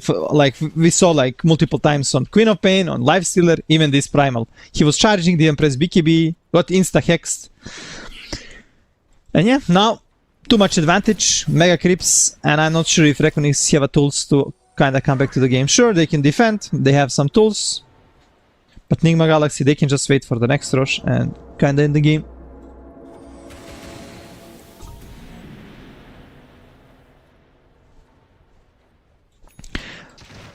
Could be methodical from them. 85% probability at the moment for NGX. Roche is up. Is this a fast Roche spawn? Yeah, it's literally 5 seconds. Yeah, 5 seconds first timing. Man, they could have got it. Oh, I mean, it's pretty slow with the lifestealer, but yeah, and if Nigma get it, I don't know how they're gonna actually deal with these ages, with refresher cheese so much. I guess they're just gonna let it through. They cannot, they need to defend mega creeps, like you mentioned, slow rush for the lifestealer. Dire are scanning. yeah. So now, unfortunately, Radiant have been able to make their way through the portal. They're going to play towards the southeast side of the map, southern side as well. And what are we getting close to? Satanic was just completed on Rinseku, or Noob almost has Abyssal if he really wants it. Yeah, right now it's very important to have buybacks on Nigma side. You don't want to be like losing heroes, committing to end, and then you might get thrown. So you need to have at least 2 buybacks, Radiant are because scanning. Reckonings, they don't have fast push. Like even if they kill you, it's gonna take them some time to finish you. Dalul, Let's see maybe if he they're gonna wants to try seal and- the ages. Oh, the scan does go red, so instantly we're going to see Radiant actually back away, trying to give them not an easy opportunity for the Roche still at busy. Oh, they're able to get the telekinesis over towards the Primal Beast, but the Hex Oh, once what a again Hex. from Devi. This item pickup, like you mentioned, just completely broke the game open, and now Variz as well. And Magikroy, unfortunately, is kind of unsure. He's standing by towards the north. Wasn't able to see an angle. In Your Dream is all the way far down the bottom as well. So 2 heroes gone. They're even looking for some more kills as well. Delul stuck around in a hope and a prayer that he was going to be able to steal the Roche. The buyback on the Enchantress. They do Ooh, get the another Rubik buyback. kill, but the Clockwork's not dead just yet. Jikroy, Abyssal Blade holding Noob into place. Global Silence as well, but In Your Dream with the backline. GH eats the Lotus. He's not dead just yet, but will finally be able to secure with a kill. Now Rinseku doesn't have a lot of mana, unfortunately, which could be a little bit of a problem for the Kez. He's going to be able to play around with the life still. They get the Infest. Last second here. Oh, but Is it nice roll from enough? Noob. Pops out with a bunch of health, but yeah, Noob with the Rolling Thunder. Multiple heroes are dead. G's are going to be called. GG's. And I had no idea that parry worked inside the Infest. That kind of caught me by surprise in that last fight. Yeah. New mechanics. Look, Omar. What he's showing something. He's mad about something. I wonder what's going on, Omar. Yeah. Maybe someone at home is downloading something like, guys, look, I'm playing. How can you download? It's crucial fight. I died without buyback. Oh my god, he's so mad, bro. That's someone. Yeah, wait, hang on, what's going on? I mean, this is passion. I mean, and Devi's like, peace. I want to hear this. I got a kid. I got a newborn kid. This guy or girl is gonna be screaming like, I don't need to hear this. I'm out of here. We just won, brother. Relax, take a chill pill. Because Omar, I think he had like spells that he cannot really die. but somehow he died in that fight because he can always like telekinesis him out. He had like this infest, but for some reason he got bursted, and maybe because something happened in real life. Maybe his internet, he lost internet for 1 or 2 seconds, some big spike lag, and he got mad at somebody. But yeah, Nigma Galaxy in the end, from the draft, I was just saying like that this Kez had better matchup. Only problem is like in the early game there were like this early game where like you're playing into the nice dispels from the global, you don't find good heroes to burst, and in the end there was like some problems, but Nigma Galaxy managed to scale good. This hex changed the game completely, and it's not easy to press BKB, Ares, because you're playing into insta lift into the hex, and you always need to kind of pre-fire BKB to not get bursted, but you also want to save this BKB for global to dispel it and stuff, and it was really hard for Econyx to actually team fight them later on. Insane item build, to be honest, on Devi. I mean, it goes up. Okay, never mind. I didn't see the pipe, to be honest. I thought he went Gleipnir Hex into pipe. So I was going to say Gleipnir Hex is a very interesting setup, but your Gleipnir pipe then Hex is a little bit more conventional. Regardless, though, like, yeah, incredible item build from Devi. 15, 3, and 20. Yeah, he finished on the Underlord. I don't remember when I saw some Underlord like having like this score, like so many kills, like not much deaths, like only 3. Yeah, perfect game. Like 55k damage from him, actually. Insane. Great performance from him. Great performance from NIGMA as well. Again, Rinseku on the Kez, 10, 2, and 17.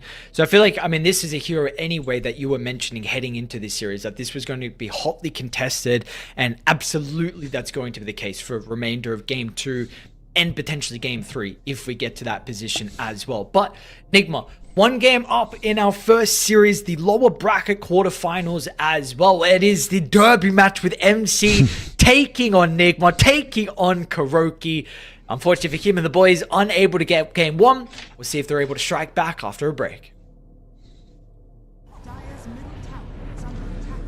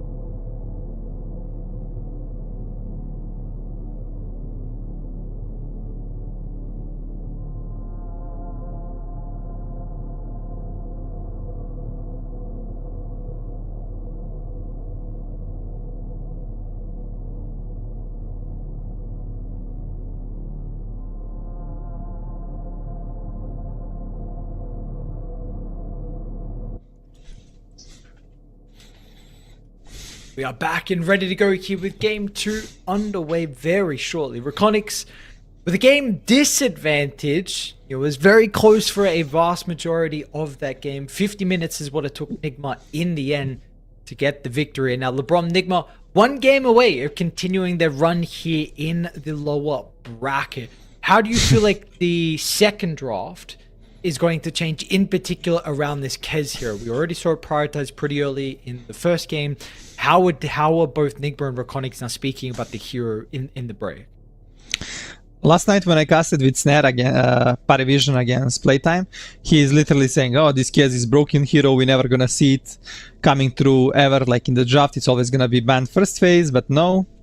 In my Galaxy Reconics, we saw it in the second phase on like 14-15 pick, and this time around, either gonna be first picked or 9 pick if it gets through, or it's gonna be banned. Like, no way you're gonna ignore this hero. Rinsecure literally did, I think he did 90k damage in that game. Damn. that's a lot of damage. Yeah. A lot of damage. So Yeah, and in the end of the game, Omar looked really mad. The boy looked a bit chilled right now, and they're not at bootcamp. So something happened in the real life. I can like feel him. I feel like when I was younger, when I was in the home with my family, like my brother will used to like download something, or my sister will maybe let me download something really quick. You're not gonna notice for 2-3 seconds, you know, this spike of a ping. But yeah, in that crucial fight, maybe he died insta because of some ping issue, some problem, and he got super mad. But okay, he's chill a bit, he's laughing, so good to see, because game 1 he played amazing with his Rubik. yeah, absolutely it did. So we'll see if we get the Rubik in his hands again, or if it will be in potentially Reconics' hands as well. We might see that hero even banned out as well. We've got our game 2 draft about to be up on screen. So Reconics this time will be playing from the Radiant side with second pick, and we got NIGMA on that die with first pick. So are there any heroes that if we're looking for Kez in the first phase, are there any heroes that you feel like need to be banned out to protect the hero? I literally just talked to the coach of Z10. He's telling me, I don't know how this Kez went through. I think this Kez is so broken. And he was also telling this to his teammates, but they didn't trust him. And like, okay, I told him, bro, when you're drafting, don't even talk to players. Just draft it, bro. Mute them all and do the thing. Not sure if there is like something super big counter to the Kez. I guess he doesn't like to play against some against heroes that can make him not lifesteal, like kind of Ancient Apparition, but Ancient Apparition not kinda in the meta. Maybe Underlord can be good against Kez, because the root is stopping you from movement, you're reducing him a lot of physical damage. You can also buy Crimson. I think Crimson is nice item. You can stop him for 7 seconds. But okay, NIGMA gonna go for the Pango. Insta respawn, Sand King. Okay, no Primal this time around, but we're gonna see Sand King. And maybe they're not gonna ban Silencer right now, but they should think about Kez if they wanna pick it, or if they're gonna give it to the NIGMA. And I don't think you should give it, especially with the Pango as well. It was really good. Why? Because Pango is removing you 10 armor, and he's constantly like rolling on you, stunning you, and this is what Kez likes, to have some heroes stunned, like they're controlled, so he can do a lot of physical damage. But yeah, let's see. First pick gonna be for Iconics in second stage. Do you like the adaptation though for Reconics again with the Primal Beast last game, now with the Sand King? Do you feel like the Primal had a bit of an awkward position in that previous game? Yeah, like you mentioned in the first game, this Primal is strong, but when he's picked in second phase, because this Primal was heavily outpicked in that game. And right now, what I see for Iconics, I don't really like this Sand King. Why? Because now you're gonna have this Kez problem if you don't ban it, because you don't want to give Rubik for Omar, and you need to pick it, right? So if you're not banning Kez, then you're gonna give Kez against to the NIGMA, and Rubik, you need to pick it or ban it. No way you give it to Omar again. Plus you're having this Sand King, and you know what Rubik can do when he steals any literally spell from a Sand King. Or maybe they ban Rubik themselves on NIGMA. Or the Kez. One of them. Let's see. Let's see what they ban out. That could make things a little bit easier for Reconics. Why they're already removed? Yeah, they banned it in the game one as well because Varij played it. I feel like 2 games. Winter is kind of tricky hero. It's like 50-50. It can be super powerful or super useless. But right now, this heal on the lane is strong because any heal you can have on a position 5 is amazing. You cannot really give tangos and salve to your ally. Okay, they're gonna ban Mipa but give it the Rubik, okay? So they're giving them Kaz again. That's interesting. Oh. Interesting. So let's see. Oh, we're gonna get Ira from them as well. A classic NIGMA Ira draft. No Kez just yet. No We've got the Kez? clockwork route. So let's see if Reconics now want the Kez. Ooh. You what? You what, mate? I mean, if they don't pick Kaz right now, they're gonna be in big danger. But yeah, signature hero for Mr. GH, one of his best heroes, legendary Io. And Io is buffed. People start playing it a lot, then they start ignoring it. I don't know what happened there. But yeah, Io with maxing the spirits, really strong on the lane. You can buy this, lock it into max, so you're not gonna be able to burst the heroes. And Senking really loves to burst heroes, and might be in a spot that the Viz gonna be able to out-heal his allies against Senking. So you need to buy some Vessel buy right now. Ember will be really cool. I think they can go... The thing is, like, you can go Ember plus some support, but then you're giving this case to the boys on NIGMA side. Can you... Okay, well, do you like offlane Senking? Because I mean, if you're asking for Ember, it feels like you're not that big of a hater of offlane Senking. I mean, power of Senking is mid lane, because you can literally lane against anything. You're gonna have fast levels, you're gonna farm stacks. On offlane, it's kind of tricky. You can get into the spot where you lose lane, you don't have stacks, you don't have way to come back, and it's gonna be like super slow Senking. But definitely they need Ember Spirit on their lineup with the Vessel. And oh, okay. Lycan, FBZ Lycan. I mean, Lycan is known as a counter to the Clock. Clock don't do much to the Lycan. But not sure about this new Clock, because Clock is annoying. You know, you can protect yourself from Lycan. Literally, you put the cogs and like he cannot hit you. Like you're like running around, going in, because you can like go in, go out, go in, go out, because cogs are dropping when you're walking on them. So it can be annoying. Okay. It's not like before. Okay, interesting. Because I think we actually got a Lycan Clockwork yesterday as well, and I was, to be honest, impressed with the Lycan solely in the lane versus the Clockwork, just because the Wolves, he was killing the cogs instantly, and especially with how the Clockwork's been playing at the moment with the cogs, you just level it up and be a big nuisance. It seemed like it was an interesting lane adaptation. Yeah, and the thing is, like, this time around, probably we're gonna see Clock on the position 4 for Omar, so not gonna lane a Lycan, but there is Jakiro. Like, double hit on the cogs, can be nice. But Jakiro is in a spot he got nerfed heavily, then a bit buff. But let's see what NIGMA gonna pick. Is it gonna be Monkey King, or is it gonna be Kez? Because both heroes kinda looking nice into the Lycan. And against Lycan, you wanna punish. You wanna punish Lycan on the lane. Maybe even, okay, I want to say Naga, one of the best counter to the Lycan, but not Naga into these other 3 heroes will be not Gucci. For me, definitely Monkey King or Kez. I like Kez because actually both heroes are buying kind of Mage Slayer. Maybe even a Slark. Slark is really nice into all of these heroes. You're buying Mage Slayer.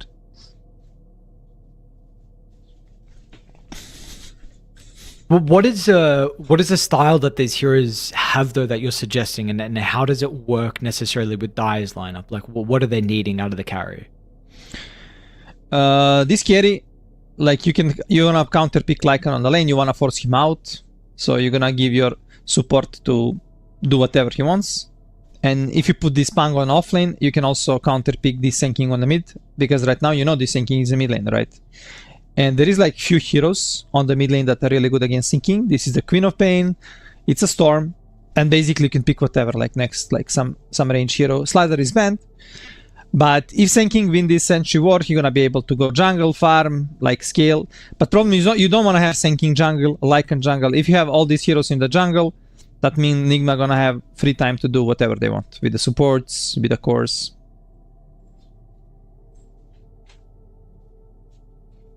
We will have to see NIGMA though reveal where the Pango is going, whether they want to give this to Devi or of course whether Noob is going to play another Pango game.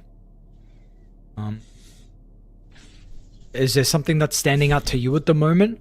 Are you comfortable putting the Pango into the Sand King and then looking for a different Devi hero? I think Pango is nice against Sinking on the mid lane. Both heroes gonna farm. Pango gonna have a bit more, but Sand King gonna be able to also like go to the jungle, get stacks, so he gonna scale good. And on the Vailama hero, there is like Underlord and Tide. These two heroes you really need to worry about if you're on a Reckoning side. Underlord is a tricky because there is Rubik as well that can seal spells, but still it's annoying for Lycan against and Sand King as well to play against it. Oh, they're gonna ban Timber actually. Interesting.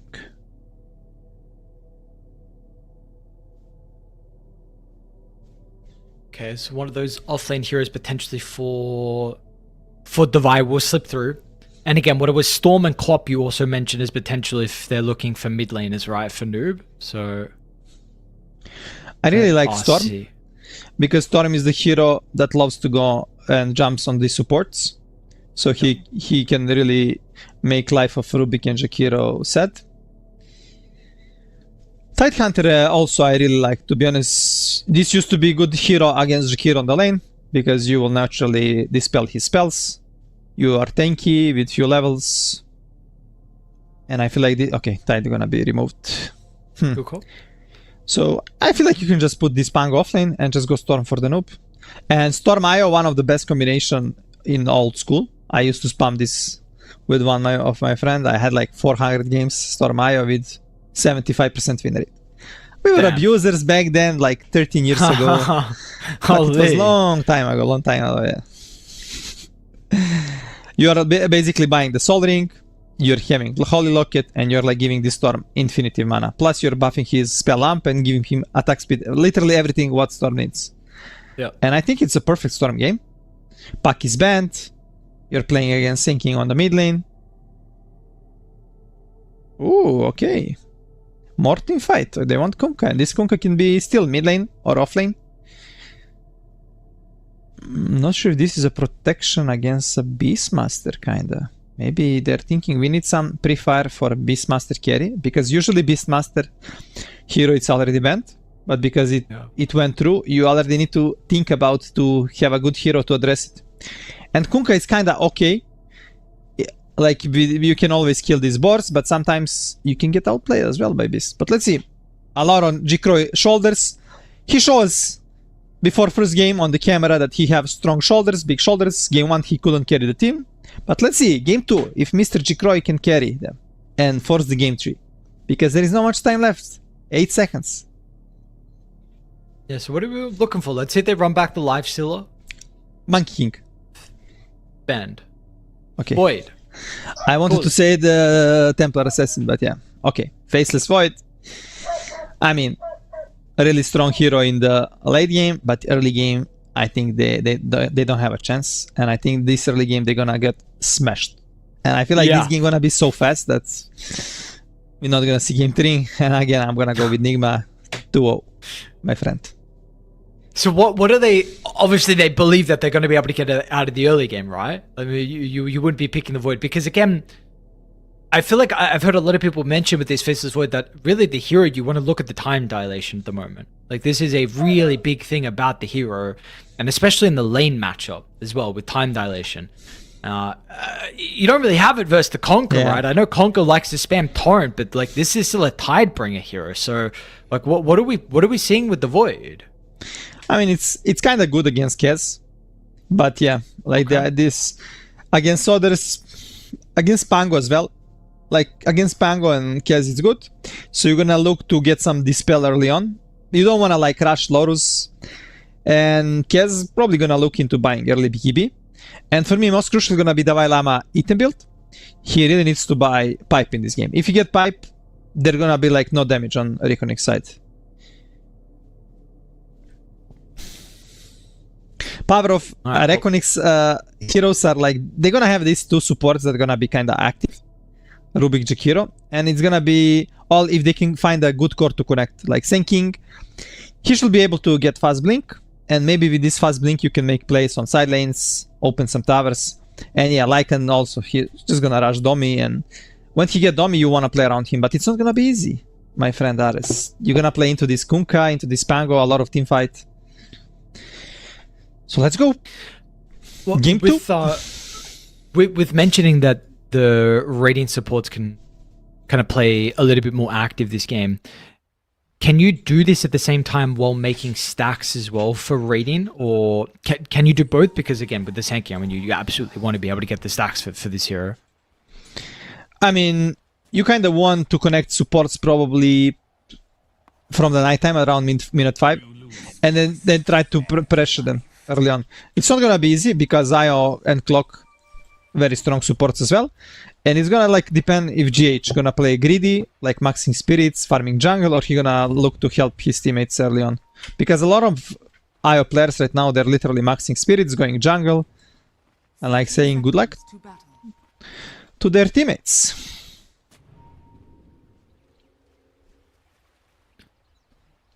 I don't know where this hero went, to be honest. I was a little bit surprised that haven't been actually getting as much IO. I know the hero's getting banned like here and there, but even then, thought that we were going to get more IO. Or more? No. Hero got forgotten for some reason, The battle but now we're gonna see it more. Oh, nice cogs there. And that's gonna be actually 4 runes? No, not 3 runes, okay. Varich gonna find 1. But still, 3 runes, really nice. Some region gonna be delayed on side of Reconix. From the meta that we covered in Div 2, is there anything that surprised you that what you've seen now in One Win Essence? Because I mean, we covered that. It was probably about like a week that we covered that event, and then we haven't worked together for since One Win Essence. So, what is your thoughts been? Because again, it's pretty much almost a vast majority of the teams played in that tournament as well. So, are you a little bit surprised with how the meta transitioned? Yeah, I mean, I'm surprised because you know we were saying like, oh, Clockwork OP hero. You were like always mentioning Kez. I want to see Kez. I think this is a strong hero, but nobody was actually picking Kez. And yeah, suddenly we are seeing like Kez in a lot of games, Clock in a lot of games. We see now more Lycans as well. Back in that, what it was like 10 days ago, there was no Lycans. Oh, top lane Dalul in danger. Already kill potentially.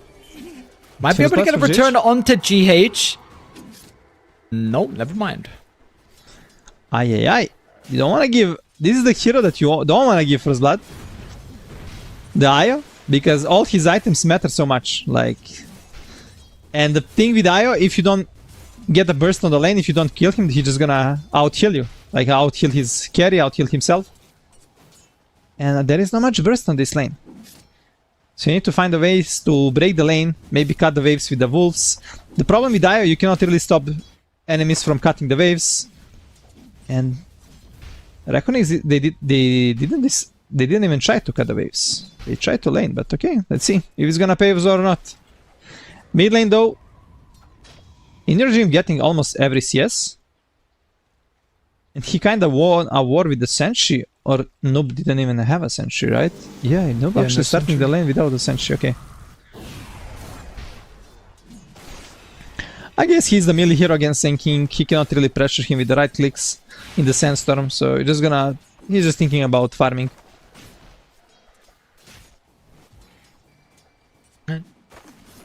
Our last lane looking fine at the moment. We'll see again how this lane actually go. Oh, maybe Jikro.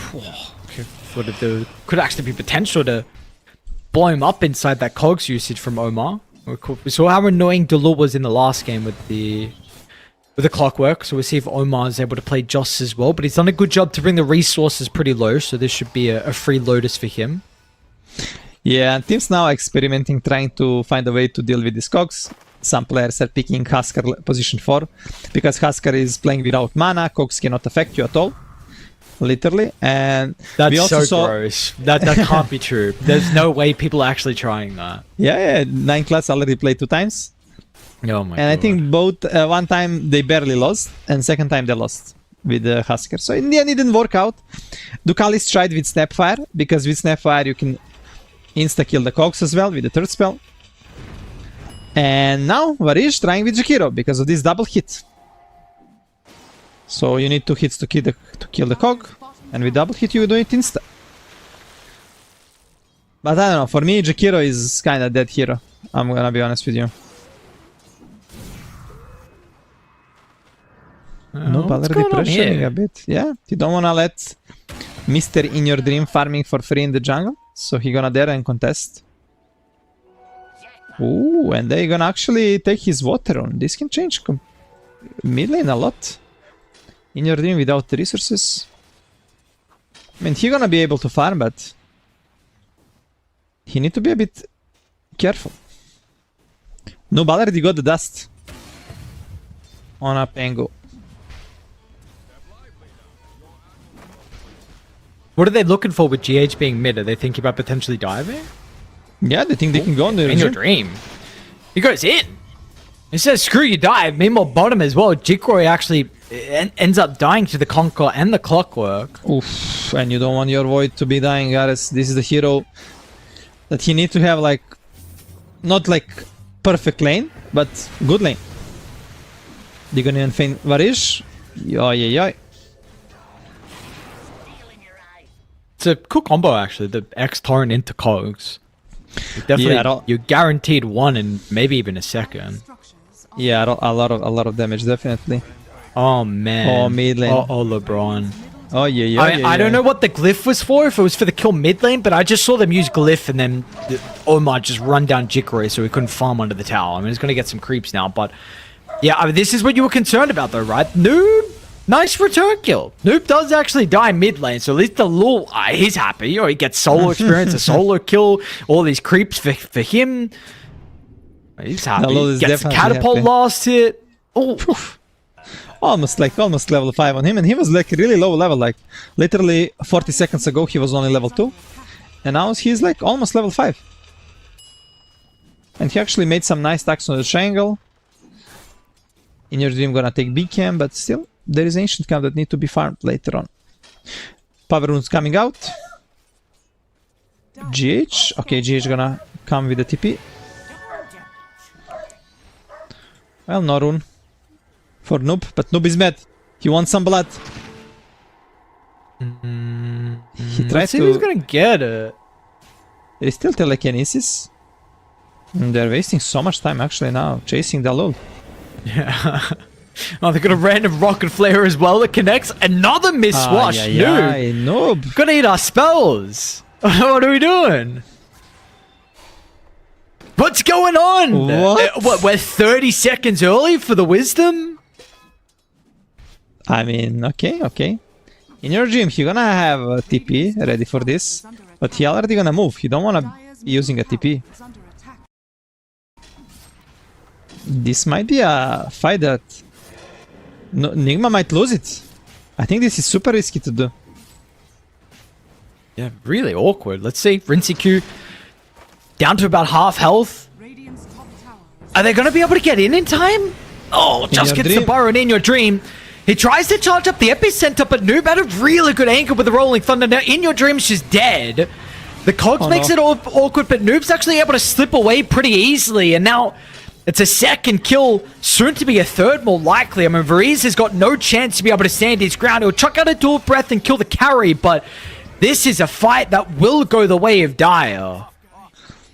Yeah, Noob with the roll, making huge diff. And we saw a lot of Pangos there skipping the roll till level 9.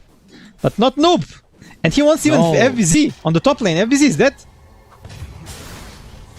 Ay. In Your Dream committing the ultimate? Ay. No, not gonna kill him. GH with the Soul Ring giving the mana to Noob. Noob is not done. Noob's going back in. No. Oh, okay. Omar's here. What's going on top lane? Oh my god, nice. They didn't believe. Okay, it looks like Rincy Q believed, but everyone else was running away.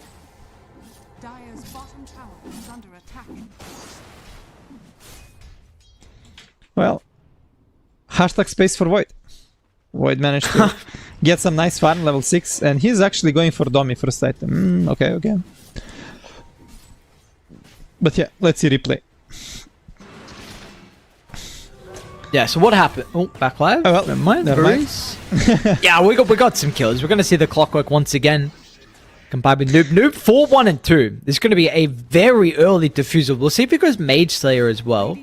Against the Sand King, the Rubik, the Chikuro, but maybe not. The thing is, like Lycan level 5, it's useless hero in these team fights. He doesn't have ultimate. He didn't contribute nothing into that fight, right? So you're having like one guy less, and you're also like playing into the role, and you have nothing for all. So it was really hard fight for you. They managed to get some kills there, but still. They're gonna lose the tower right now. Radiant's top tower has fallen. Very early objective. Oh my god, but look, the Vailama build. He's greedy, brother. You're off laner. First item BKB? What? Okay. Mid lane though. Radiant. Yeah, they're getting pushed past that T1 tower in the mid lane. Rinsecure over towards the left side. Gets the ultimate off. Oh my. Oh, what a hook shot! The boat's gonna fly out as well, but the cogs were a little bit too late. Meanwhile, the Chrono over the other side. Jikroy caught 2. He's killed the Io first. Now they've got the Macropie with the experience from the death, giving them an extra 1. Have they got anything left in the tank to be able to run down some of the remaining members from... Oh, stolen Rolling Thunder as well. This NIGMA? one was left for quite some time. And yeah, NIGMA giving a couple of free kills. Make it a 4th. What a fight from Reconyx. Aye. NIGMA not respecting Reconyx right now. And they were like, everyone for himself. Like Rinsecure wasting heal some spells, Omar doing nice cogs. But look, Lama gonna waste his torrent, his ship, nothing gonna be hit. Because Omar had like 3 people in the cogs, but he decided not to put them in. He decided to push them. And they were just fighting like so splitted, like everyone focusing different targets.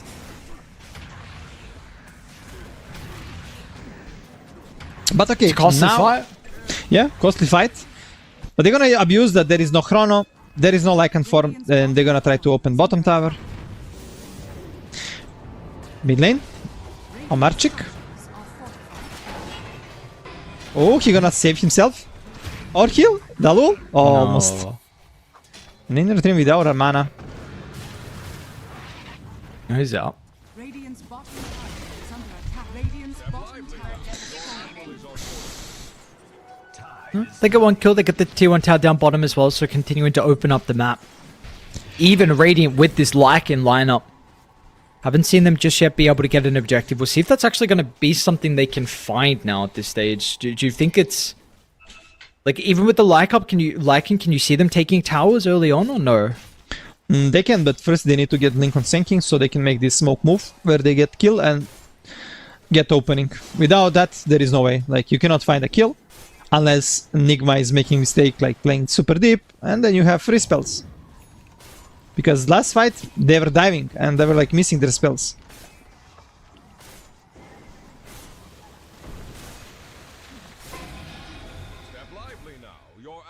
Dire's top tower is under attack. See if they make a little mistake. They do it again as well with the spells being off the mark. They will still just walk down mid, get the objective. Radiant's middle tower has fallen. In your dream should give him time towards the blink. And my Helm Dom Void. Oh, they're actually going to stop his farm? He at least got the creep, so it's still no blink just yet. Yeah, but yeah, my Helm Dom Void. Sick. I love this. I mean, it used to be good because Faces Void problem was laning stage. And with Helm of the Dummy, you can actually sustain on the lane with that extra stats and HP region. But problem is he lost his tower and he lost mid lane tower as well. And that mid lane tower gave him a free TP. Oh, fight. Shot. Yeah. Where is he gonna push fit? back, double cogs, easy peasy.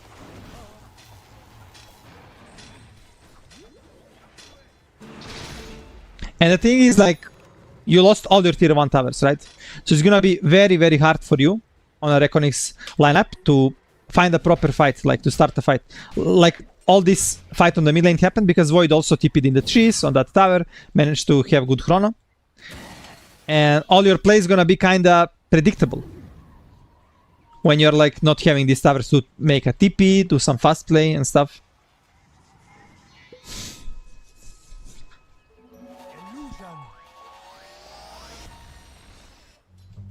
But let's see, blink on In Your Dream.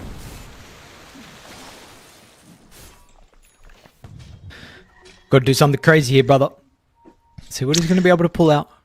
Yeah, the thing is, Diff also needs to fix waves, or it's just gonna be super obvious. And he don't wanna show his blink. He's watching. Aye. I mean, even if you commit their ultimate, get a kill, nothing will change, right? You're just gonna kill some random support. You're not gonna pressure the map. You need to find some big objective. Wise.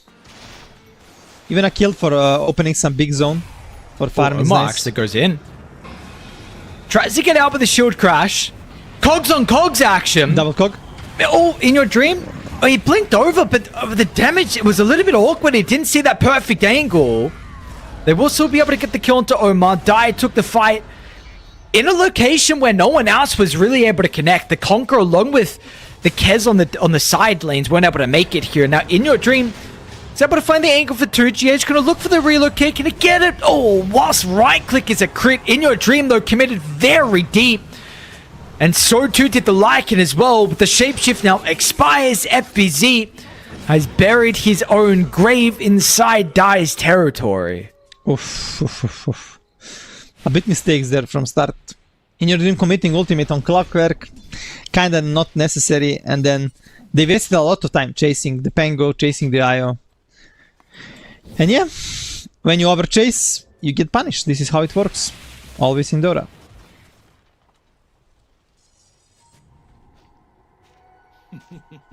Fortunately, it's a pretty grave mistake to make. We still haven't seen this Faceless Void really just yet. We saw that, of course, that one fight by the Outpost with the Chrono.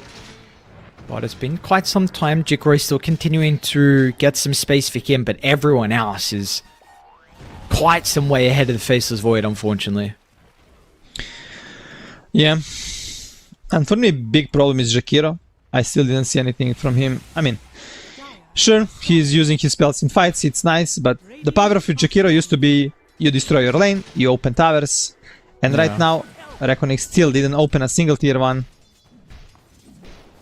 with max liquid fire.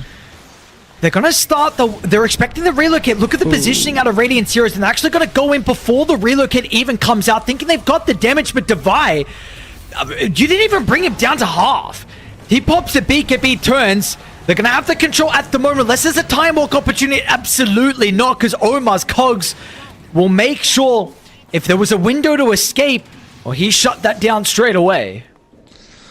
That was very optimistic play to go on Kunkka with Admiral's Ram, with BKB, even Plate Mail was there. So yeah, like you mentioned, didn't even get him through half. There was like some misplays there, because they used same time sinking stun and chrono. Luckily for them, they only lost Void, but they lost big spell as well. Chronosphere. Oh no, LeBron, that's not good. Only Void. This is my late game carry. Yeah, but they could even lose In Your Dream and Varij. Yeah. But okay, they're gonna find Omarchik. Omar is dead. Let's see what Varij and Jakiro can do. He got a Solar Crest, and this Void in late game is like no joke. But still, this late game is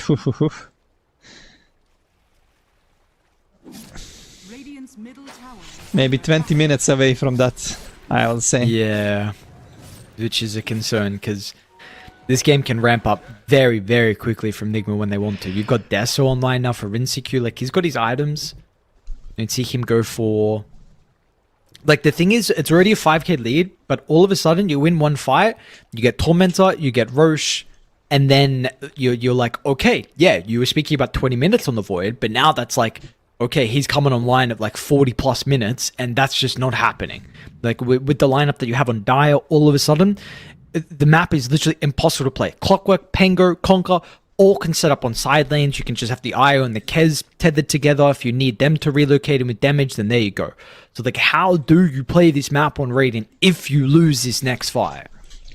Yeah, it's very hard because of this IO Rilo. Like, you cannot play normal game.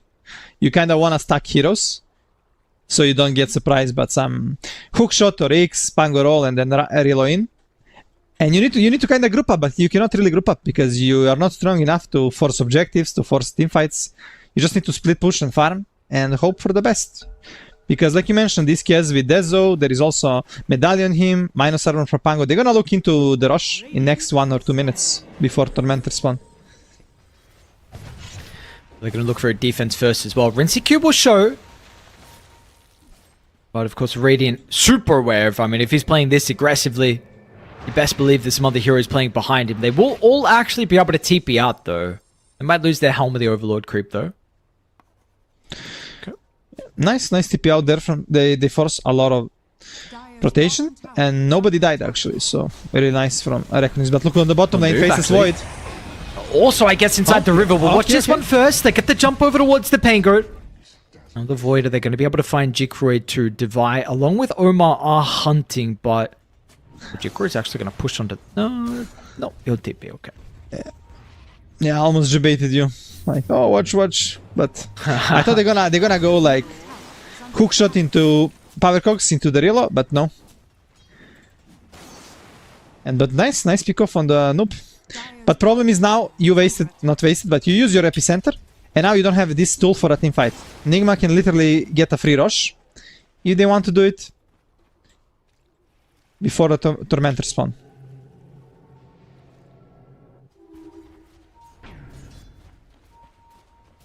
Yeah, let's see what the calls are going to be from them. Omar's trying to hunt FBZ down top lane to shove the Lycan out. Oh, he's DC'd, okay. Bye bye, Omar. Some issues at home with internet maybe. And the thing is, Noob right now he's so tilted, bro, because 2 minutes ago I think he was the same gold for his axe, but they moved top, they didn't find any kill, he didn't find any farm, and literally he was literally same gold, like 700 or 800 gold, and for like last 2 minutes he couldn't finish the axe, and it slowed him down.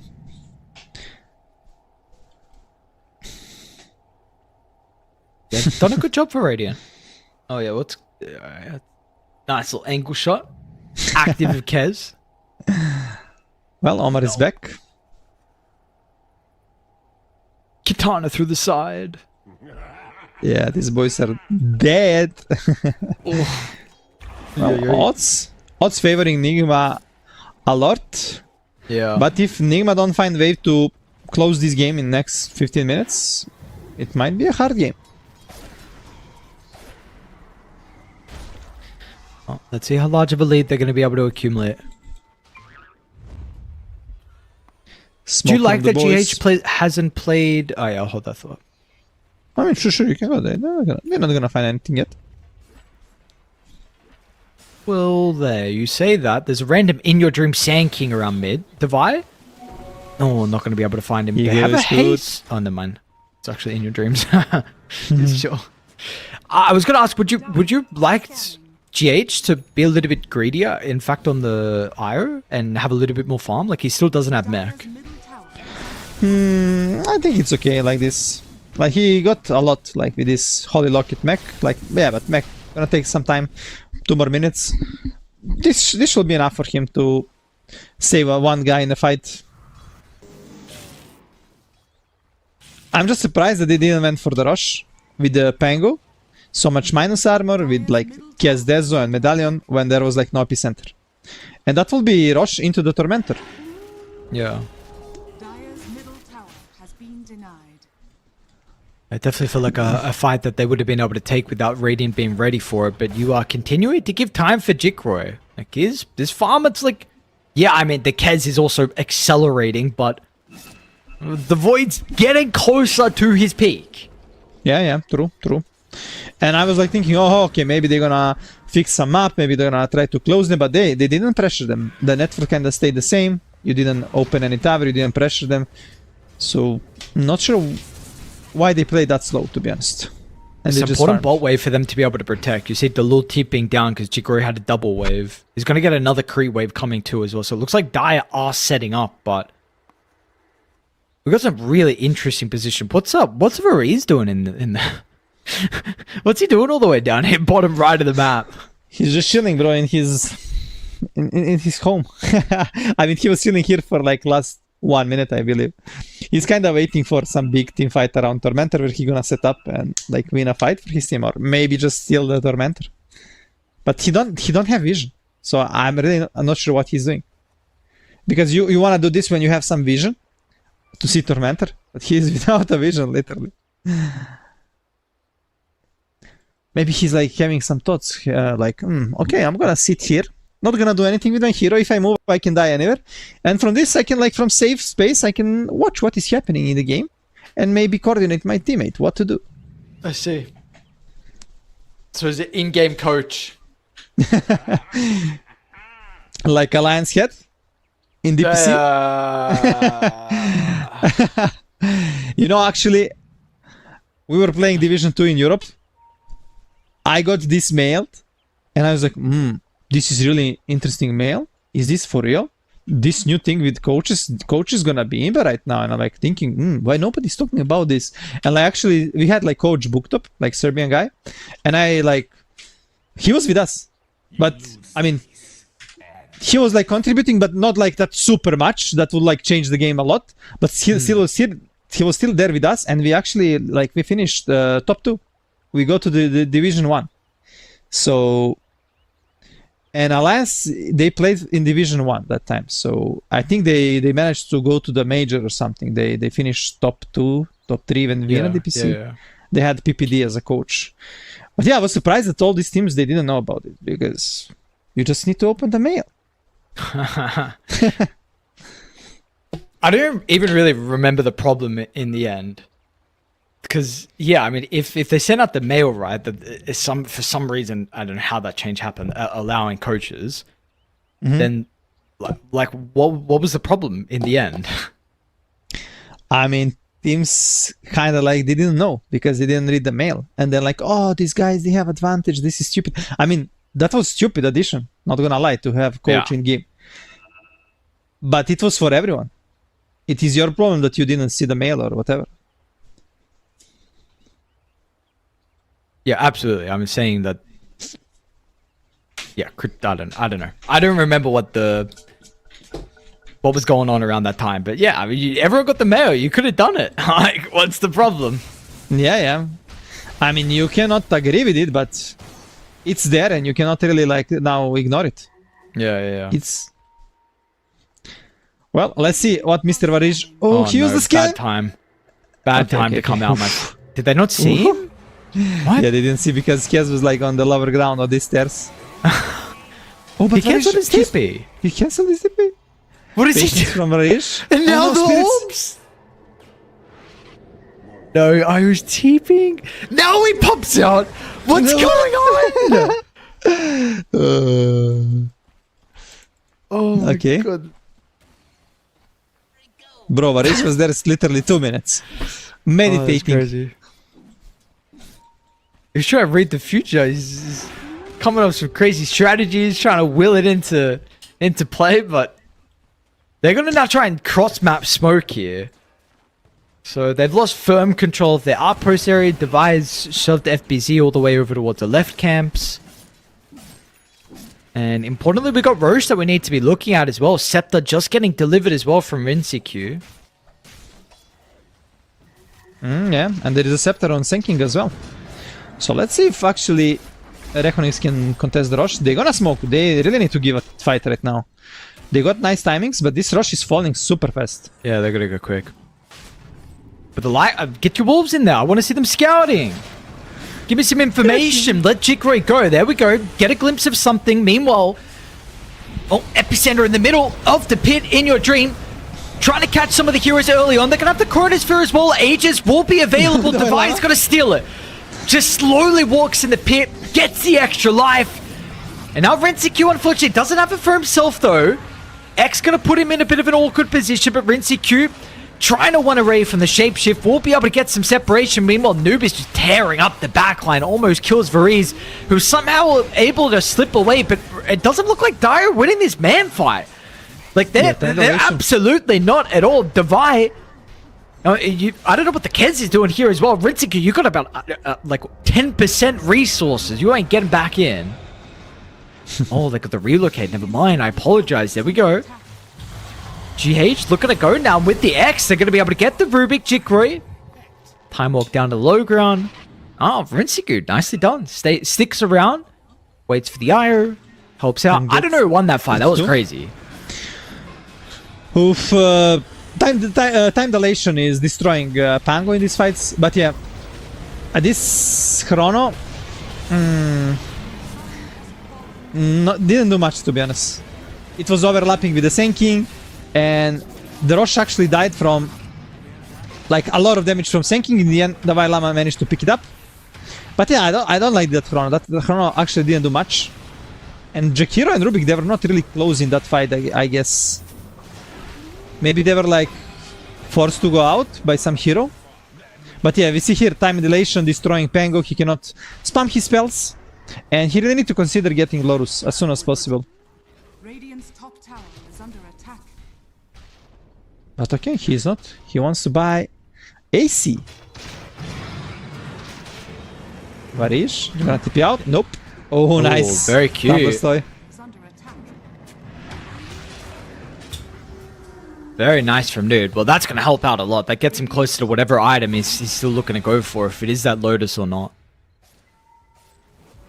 Yeah, and right now, Ares, there is this Senking Epi with Axe, and there is AC on Lycan. So they got a lot of damage. And on Nigma side, you need to be very careful. You can get bursted easily in the fights. Only good thing for them is GH can kinda kill one target to the full, but after this, there is still a lot of damage coming out from Void. But Void need to find some good Chrono, because last Chrono was kinda cringe. Unfortunately, with the current game state, at least you're not going up against the Ages of Dire. But it is nonetheless still a 6,000 net worth lead. This Tichu Tower going now top, and oh, I'm hearing. They got Jikroy. Cancel the TP, and now he's stuck. They're going to have to relocate in with the silence and the damage from Rinsiku. Oh, not good. Radiant's top tower. Oh, that was so unlucky for Jikroy. He literally used Time Walk into this obs on the like edge of the obs on the bottom obs that see this Russian cave. Are they trying to take a fight still? Io on the relocate. GH has a tether target. FPC's going to try and run around. It's a pretty good ice path from Varize as well. Connects them to 2, but meanwhile, In Your Dream, he's trying to play with the epicenter, but the blink got cancelled, so In Your Dream actually had to run away from the Kez. He's still having a very awkward time to actually enter the team fight, not the fight that you were hoping for out of In Your Dream. Radiant's middle tower. Yeah, they decided to take the fight when their faceless Void is dead. I mean, they find a good target. Like, you always want to burst Io first if you see him. But he was buying so much space for them that they managed to come back and turn this thing around. Let's see, Ruby got Raptor Dance. Not sure how it works on him. Is it good or not? I'm pretty sure it looks sick, if I remember correctly. It looks awesome, but I don't think it does anything. Oh no, don't tell him he's there! Yes, it looked nice cool. setup on Kez. Okay, not bad with the Chrono. What do they got to be able to protect him? Noob's in, Omar's in as well. There's your own Raptor Dance, and now he's just back up to a respectable health pool and mob the Void. His health, non-existent. It was really cool setup there, actually. Like, from Dalul. Like, he telekinesis himself on the Void. I mean, on the Kez to stun him, use the Raptor Dance, and then Chronosphere. Ay. But you're using all your tools right now. You're gonna be losing a side. You don't have Lycan form, you don't have Chrono, you don't have Epi. And look, you're low HP, the Vailama can just X you to TP to the base. And now you're full again. Summer.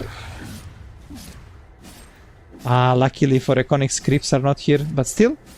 They wanna force... They wanna force the high ground. This is definitely what you wanna do. No Chrono, no Lycan form.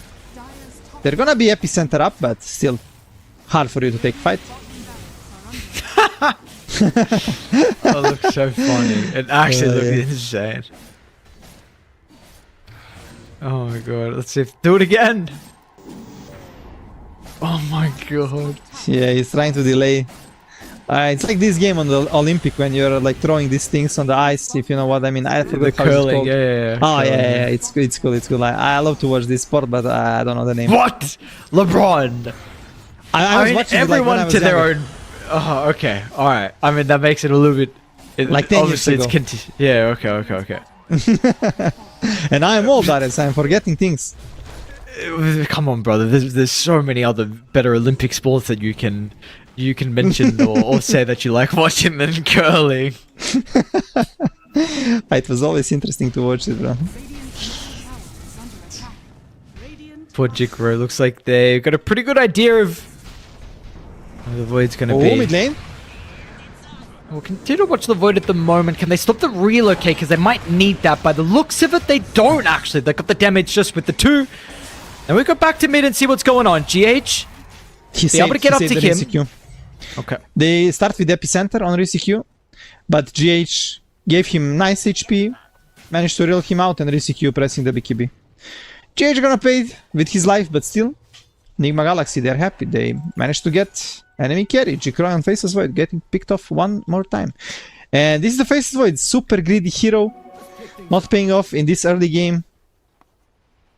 And it doesn't look good, my friend. Not for Jikroy nor Raconics, unfortunately. MC and the gang. 1 game away, potential elimination here from the Southeast Asian lads. We've seen they've been competitive so far in the tournament as a whole. But at the moment, NIGMA apparently have got their number. 14k, 81% probability. We're looking at Tormentor that's going to be up in about a minute 20. Roche can also be spawning pretty shortly as well.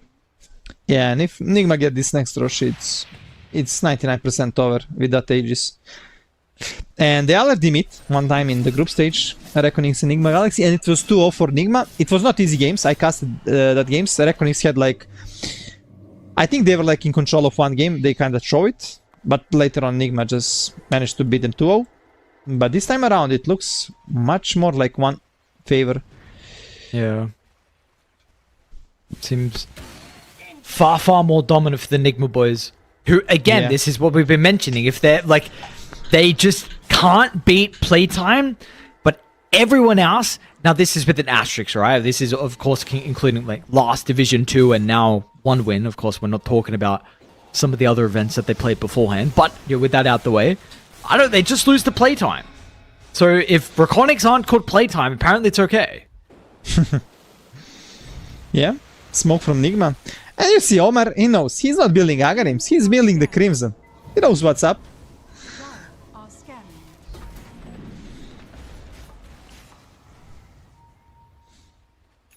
Smoke into potential rush.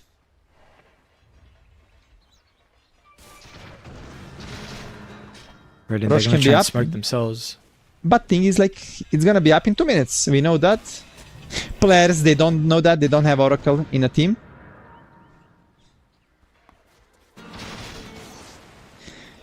Levi steps onto the low ground, but Radiant gotta go for the wraparound. Noob actually gives him an opportunity to be able to get the start of the fight.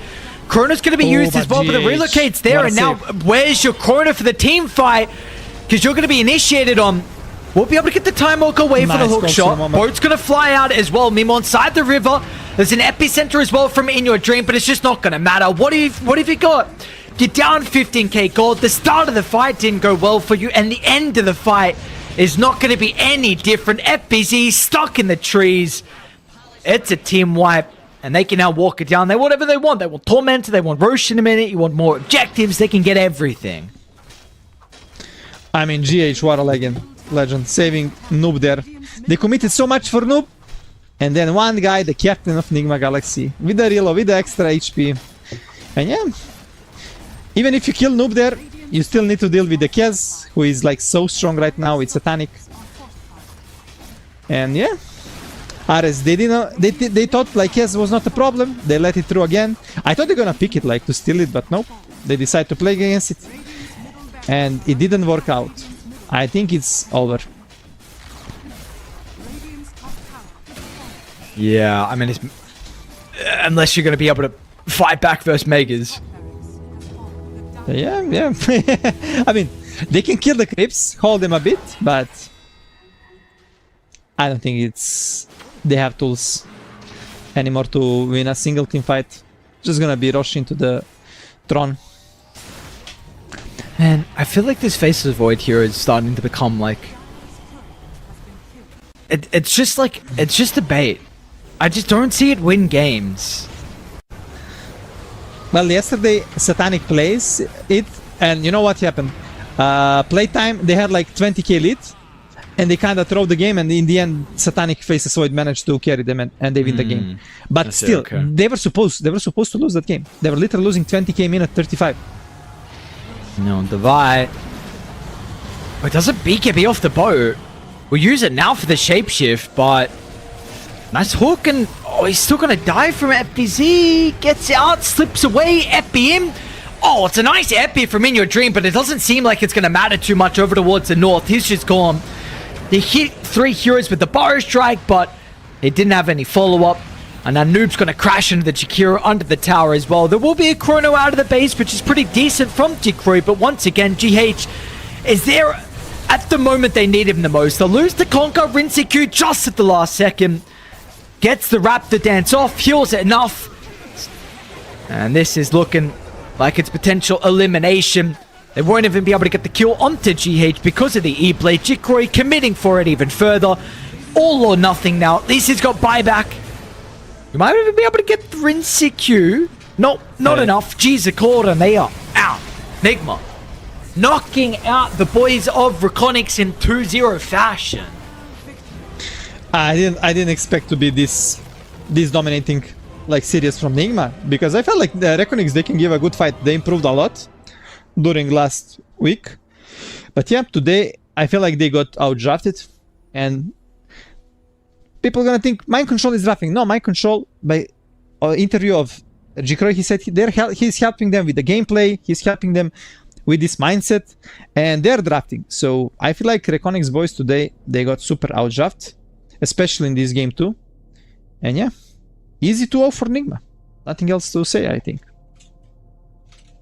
Yeah, very easy 2-0 for them. So, continuing on, they will face the winner of Playtime versus Yellow Submarine later today. They have the very last series of the night. So, it's going to be a pretty big day for them, to be honest. But it is a long break in between. We'll see what they're going to do. But yeah, 6-hour break is kind of rough.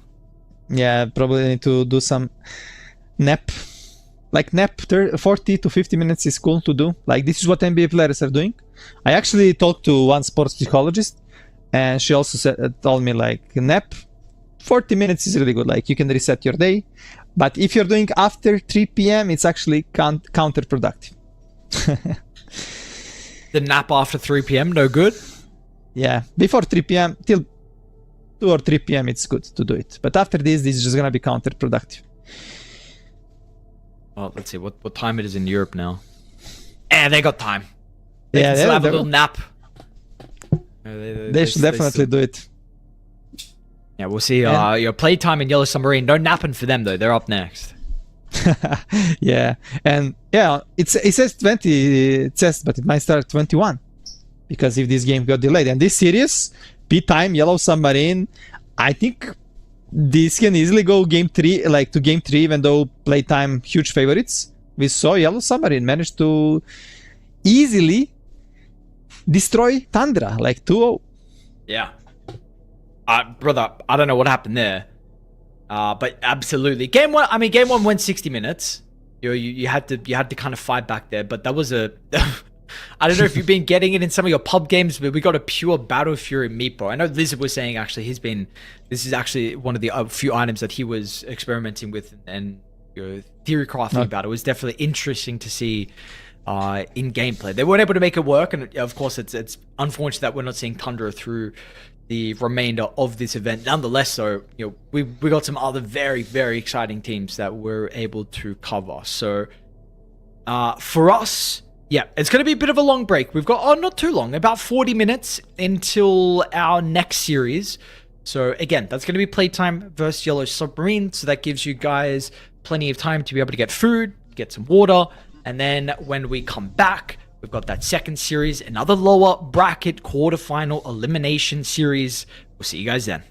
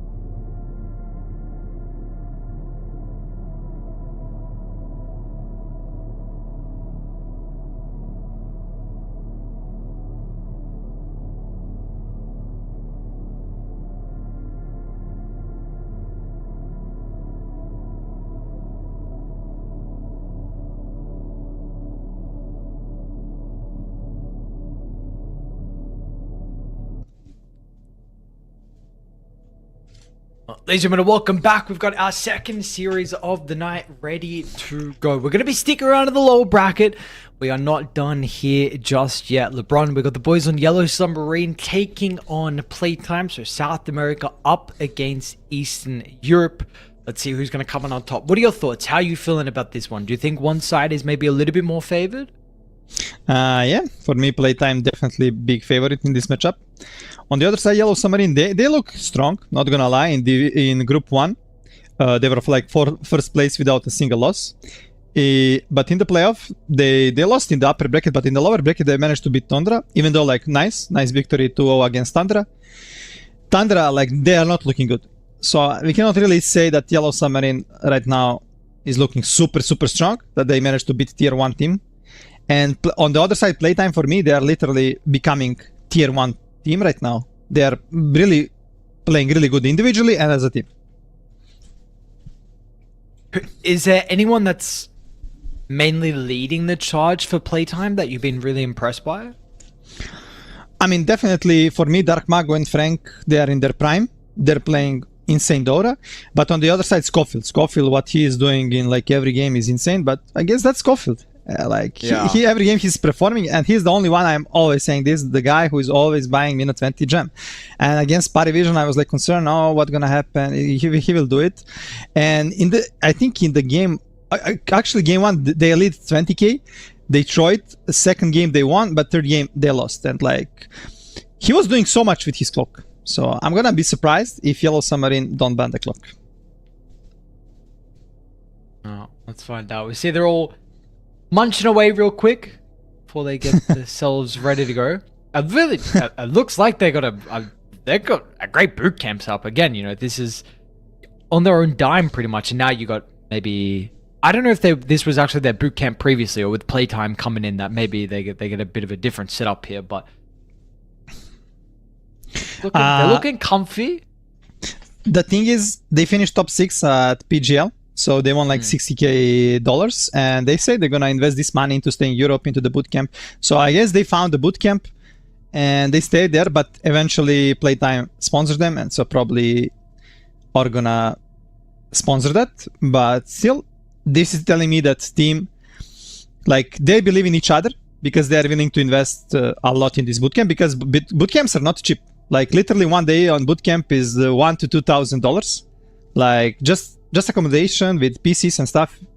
Price is like basically from $800 to 1.5k per day for all players. Yeah. Plus you have like expenses like with the food, with the drinks, with all of this. And it's on staying on your own, it's like super expensive for like 1 month, 2 months. And just by willing them to sacrifice the money to stay there, to improve, is telling us that they believe in each other and they want to be like tier 1 team. Is this illegal though? I feel like Scofield's eating chicken wings with a fork. Like, they want to be a tier 1 team, but I don't know. I feel like if this is how Schofield eats his wings, like, we're gonna have to have a discussion, brother. This is that can't be going on there. So we'll see. You know, we'll see. Maybe their chicken wing skills aren't up to par. Their Dota skills are up to par, but for Yellow Submarine, their Dota skills are up to par as well. Like you said, very good group stages. The first series of the playoffs looking a little bit dicey. Then you steamroll through Tundra. So for me, this is definitely like a bit more of a dark horse team, to be honest, in the lower bracket. We'll see like how well they actually, because they also, we've got to keep in mind they beat PlayTime in the group stages. So who knows like what PlayTime that was? Maybe they learned from it or not, but they did beat them very recently. Yeah, and this was actually the first game I casted that game. It was the first game when there got sponsorship, and I was like, oh my god, PlayTime, you just got sponsorship, now you like kind of stop try harding, you get beat by Yellow Submarine. But yeah, the Yellow Submarine, they have like super high skill players with high MMR, like pop starts, but there is Batyuk. Batyuk, for me, I played a lot against him last year in competitive Dota. He was best player for Passion OA, and he recently stand in for Team Spirit. So definitely he learned a lot playing for tier 1 team, tier 1 organization, tier 1 players with him. And like, he's looking really strong. He's the star of this team, but all of them looking really strong. I'm only concerned about Rain Hero Pool. Rain Hero Pool is a bit small for competitive Dota, and it can be easily targeted So we're gonna see what PlayTime gonna do about it. And Dark Mago for me, like he's literally crushing every lane. He's like dominating. He's in his prime, and maybe this chicken gonna slow him down. Yeah, someone's gonna have to slow him down though, because yeah, like you're saying, I mean, we'll see if Rain's heroes can do it. It's Husker, Invoker, Tinker. What else have we got? There is some Senking, Ember, Monkey, Void Spirit, but yeah. Usually he loves to get his hero in first phase. And he beat Thunder with Invoker, and for me Invoker is kinda dead hero, so I don't know how they did it. But we're seeing recently Invoker popping out more and more. But every time I cast it, it lost literally without a chance. I think Mr. Shigetu carried that game with the Kez. Just remembering now. I mean, he went 19-4. That's a yeah, and that was the last pick, yes. So I don't know what is happening in the series, in the draft, but no way you're letting Kez last pick. And we're not gonna see. I don't think we're gonna see Kez in this game. It must be banned, or like both of these players. Not sure if Shigetsu wants to play it in first phase, but Witz, I think he's like, he don't care. He will be like, okay, sure, give me the Kez. What do you think about Witzo as a player? Because I know you mentioned some of the other players on PlayTime. Witz is definitely the person with the least amount of experience out of all of them. I mean, previously the teams that he's been on before PlayTime, I was going to get there, but my page is loading really slow. We saw him on Pain. We've seen on Amaru as well, Amaru Gaming. So seen him, but he's definitely super new. His, let's see, first game was just at the end of 2022, so hasn't been competing for too long of a time. Yeah, I mean, he's 16-year-old. I play with, he started playing Europe pubs maybe 1 year ago when he was 15, and he was constantly like ranked 300, like, but he was like, you can see that he's a nice player, like mechanically gifted, but he's still young, and this is really good for him, good environment to improve a lot. You are playing with experienced players, and they can, what is good when you're having like young player like Witz, you can literally, how to say that, you can make him in the direction you want him for a team, right? He's not like the player with established name, with big ego, like he gonna play his own style. Like you can literally make him to play how you want right now, like with this team. And this is working really well for him. He's not like kind of a player like, oh, everything around me, all spotlights on me. I am the start of a team. So he can literally be sacrificed, and I don't think he will tilt. I feel like he's a really chill guy. It's very important. A very important characteristic and thing you're going to have as a character, someone who you're able to kind of mold, to be honest, considering, like you're saying, with him being kind of young and not really having this previous knowledge from other teams. So let's see. They're still waiting for a couple players to get in the lobby, so we should be underway pretty shortly here. Don't stress too much about that, but yeah, we'll get them in shortly. LeBron, though, in regards to, again, some of the heroes that we saw previously and what we're expecting now with this series. Again, you spoke about kind of Rain's heroes. Again, Kez is always coming to mind as well as a hero that's constantly mentioned.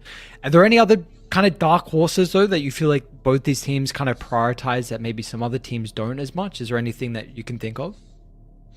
Yeah, that's a good question. I think Sakoda recently started playing Winter, and this can be a nice hero. Not sure if it's gonna work, but like you mentioned, a lot of OP heroes gonna be banned in the first phase, these signature heroes, and then we're gonna see like something popping out. You cannot ban everything, and it's gonna be surprising to see what they're gonna actually ban, because you need to ban Slardar, you need to ban Pango, you need to ban Lone Druid, you need to ban Kez, you need to ban this Clockwork, I believe, for Schofield. But on the other side, you need to ban Husker for Rain. Like teams were banning Husker, Keeper of the Light, Invoker. He is getting Invoker, but I still don't believe in this Invoker. But I think we're gonna see Invoker definitely in this game. Not sure if it's gonna work, but yeah, it's gonna be interesting to see how draft gonna progress. But still not gonna see it. I think players are eating chicken. They are a bit slow, and you know, if you eat before a game, this can cost you heavily, because in my teams we had the rule you cannot eat before a game this early. Like you had like minimum 1 hour to eat before a series, because food can slow you down. Yeah, honestly, I'm not gonna lie. I got no idea what's going on. I mean, Frank was just in his seat previously, and Almisha is sitting down too. So I don't know. I don't know where these lads are in the lobby, but they're gonna be here pretty shortly. So In penalties, you guys in penalties. You guys had a rule. What? No eating an hour beforehand. Yeah, like I always wanted to have these rules in my team. Like you don't eat like 1 hour before a game. Then you always had to have warm up one game before a scrim or official. And like there is like a lot of rules that you wanna like kind of have in a team. Like I used to have a rule in my team: if you're late 1 minute for a scrim or whatever, like it's €1. 1 minute, €1. And like some players, they will late, 5 minutes, 5 minutes, 5 minutes, and then it will collect. Are we gonna? And the best. Should we call anyone out or no? Do we keep this on the down low? Like you don't. You can release this information now. Like you're telling. You can let people know. You can put people on blast. I mean, in my one of the like all team like Elements Pro Gaming, it was like 6 or 7 years ago. Yeah. This guy mid laner Borania, he played. With 33 in how is that team? Mad Golems, yeah. Yep. He was really good, but when we played in team, he would be always late, and like this money would collect it. And on the boot camp, I was just like him, "Yo, bro, you need to pay €180," and he will just throw €200 like this, up, and like said, "Take the change," and then we will take this money and go on some dinner, on some lunch as a team. So it was cool to do. That's a nice guy right there. He's paying for team dinners. He's even take the change. I got us, lads. Don't you worry. Maybe I'm not doing so well in some games, but it's okay. Like I'll pay for dinners. I'll help out. I'll bring the morale back up, and then it'll all be good from there. So he was the prime person that you can remember. I mean, Elements was a while ago. That was goddamn. It's an organization that we don't hear anymore. Yeah, I mean, first our game was like 2016. It was my first professional organization, but it was really good. They treat us really good. We had like from start boot camps, and whatever we wanted, they give us. They even wanted to. We were like some in talks, like maybe to move to the North America back in the day to play. They were like sponsor, but we couldn't find proper boot camp. And back in the day, it was not that easy like now. But now it's super easy, I think. Like you might even see in this season some teams gonna emigrate. Like I'm expecting, to be honest, Nemesis to see in North America, even though they're a team from Southeast Asia, because in North America right now, Gamer Legion, they're probably gonna qualify through the points. They are like right now 12th place and they're playing Dream League, so there is high chance they're gonna have points, and there is no second team. Literally, whoever goes there and no competition, you're just gonna have free AWC. That's crazy. That's crazy. Aren't they? They're doing a MENA qualifier as well, right? I feel like I saw for EWC. There's a MESWA, which I don't know who's included in that. Middle East and South Asia. So yeah, I have no idea who's going to be in these qualifiers. So we'll find out. But yeah, it'll be interesting to see like people potentially going to America, because rest in peace that region. I mean, honestly, well, C's been. C's not. We're not dead just yet. We're getting there. We're not just yet. We still got plenty of teams, but the pubs is yeah, we still kind of got pubs as well. Kind of, people are dabbling in Europe, I know, but we still got C. But NA, yeah. Again, where's the second team? If wildcard, you're right. If they qualify, who the hell is going to be the second team? There is no second team, yeah. Whoever comes there, like, and it's so easy. You can just go to Mexico, and sure, you don't need visa for United States. You just go to Mexico, like Bait did a couple of years ago in DPC. But yeah, draft is starting, and oh my, what a bans for playtime. They don't want to play against Rain Husker, Rain Tinker, and there is Laundry ban. And like, Rain on his Tinker managed to beat Tundra. It was 18 pick Tinker.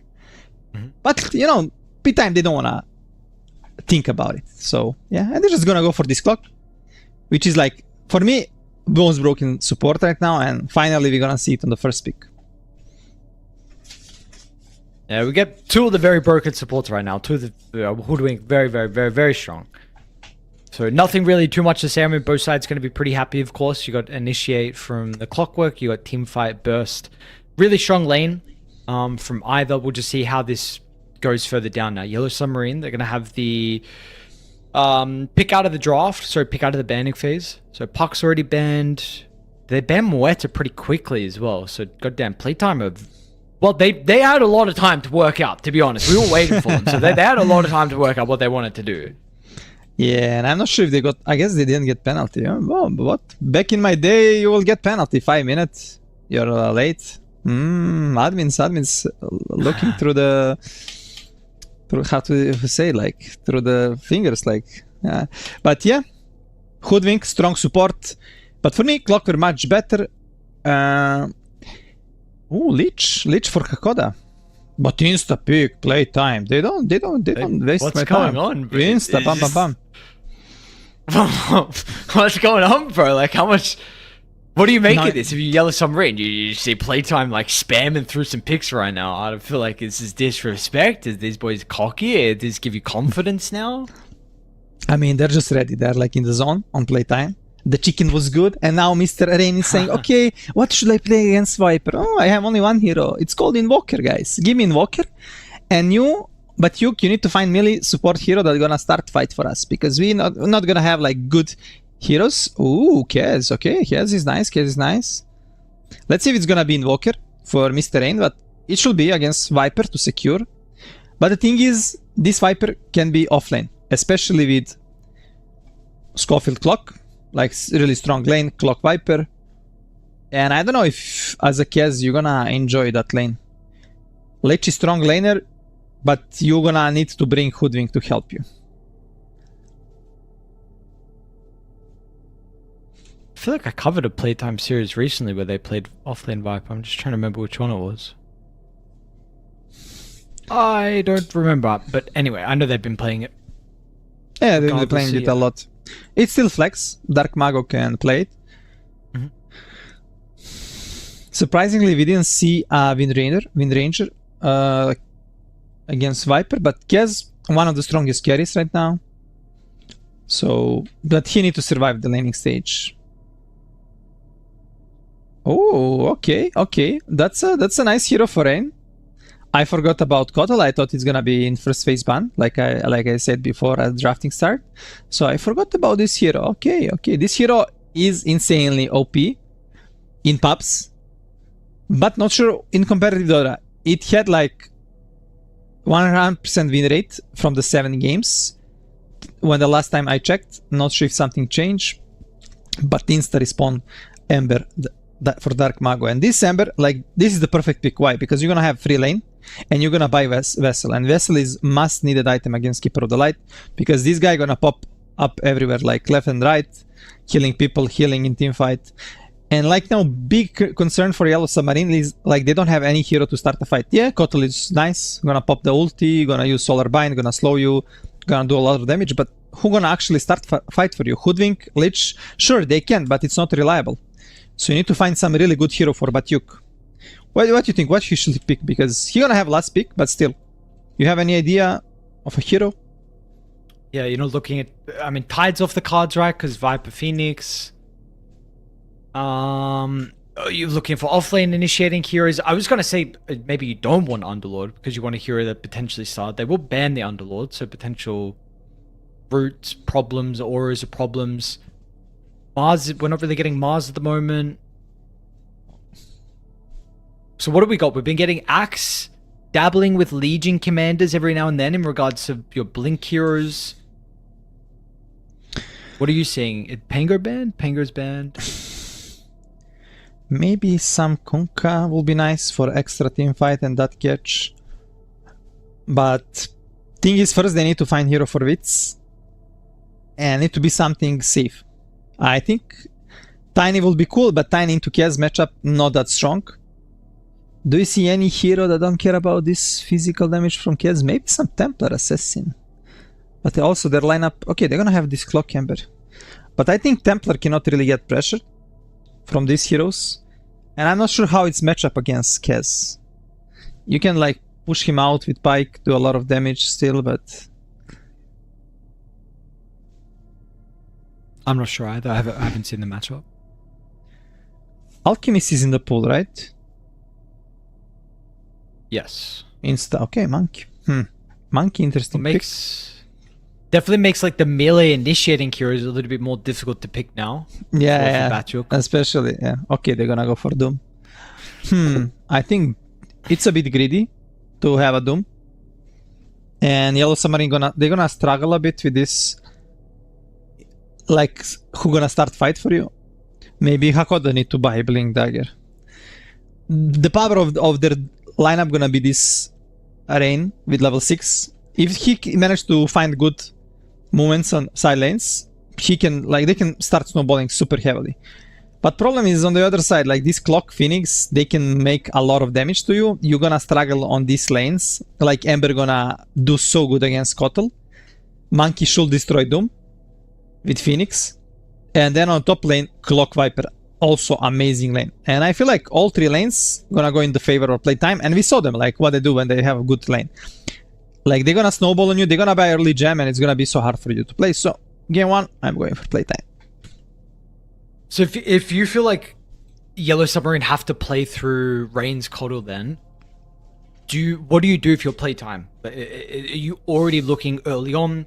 Aggressive smoke, get behind, next to the T2 tower, block some of the Kotal camps and put a bunch of emphasis, and then Schofield maybe when he secures the Viper lane can start to be pretty proactive around mid and maybe like taking some experience from Rain while he's like going back and playing the jungle. Like how do you want to see Playtime play your first portion as soon as we get in with how they ward, and then how do you want to see them play like the first 5 minutes against a Kotal? I think first 5 minutes they're not gonna leave their side lanes. Clock cannot really leave Viper. Viper is the hero. If you leave him, he's gonna feed. And if you're with him, you're gonna be like strongest hero in the lane, in the game. On the other side, Phoenix, he might have like option to move on the mid lane, on the top lane. Like minute 5 is the perfect moment to rotate on this nighttime. You wanna connect to the other side lane. You make a play work or not, you're gonna be able to also move to the mid lane, secure Ember a rune, maybe go put some deep vision, check if Kotal is having a stack, you can maybe contest it. With Phoenix and Ember you can probably steal some stack.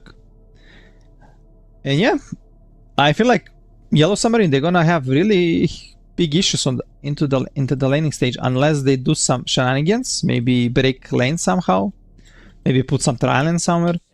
Like, it's gonna be a lot on not me, on Hoodwink.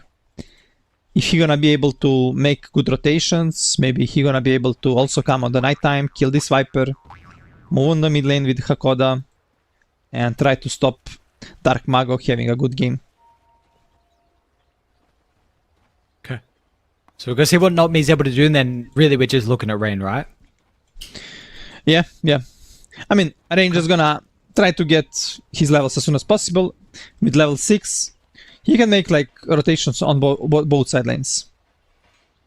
Because Monkey and Viper, they're like kinda static. Yeah, Monkey maybe there is some room you can jump and escape, but Viper, if you is a food. 30 seconds to And again, would you like to see Dai actually start blocking some of the camps already before the horn, or no? It's hard because look, We might give over first blood potentially here on Schofield. But the pushback up from Not Me. They should be able to get the kill. They'll have to use the blood for grenade as Shigetsu. well. Shigetsu gets it. the thing is, all these Kotal players, they know what's gonna happen. They're gonna come and try to block their camps. So pro teams don't even try anymore, like to come and block the camps, because you're just gonna hold the area, and it's hard for you to run into the Illuminate, into all these spells. But later on, yes, you can move and try to block if this Viper can sit alone. Let's They say get first blood. Yeah, maybe this can change lane a lot in Shigetsu favor, like first blood. The power of Viper and Clock is level 3. So till level 3 they're not gonna be that strong, but on level 3 it's gonna be so much pain for Mr. Shigetsu and Hakoda.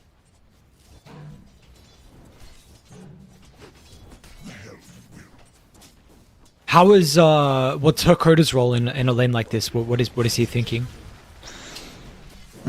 Just to try to harass and like trade so Shigetsu is not in a position to die. It's hard for him to control camps against Clockwork. What happened there? Can you not Why did the cogs not hit him? Did you see that? Because it hit from the start. The first cogs. It was already activated. I think that happened. Okay. Oh, If you say Kakoda so. in danger. He should be dying. He got a fairy, but still, is that? Oh, Schofield. This guy's insane, actually. It was so fun watching Schofield, especially on Clockwork. Like, is there... there definitely is not many better position 4s on Clockwork. I mean... Yeah. This is This best guy's- for sure. It's annoying to play. He's literally just moving there with boots. And you know, you cannot really come for last hit. If you come for last hit, it's a free cogs. You know, like where hero gonna stand. And when you hit the first cog, second you're always like hitting. It's hard to miss. And right, I really like what he's doing. Trying to play around camps, give level 3 to Frank. Because level 3 on Viper is insane timing on the lane.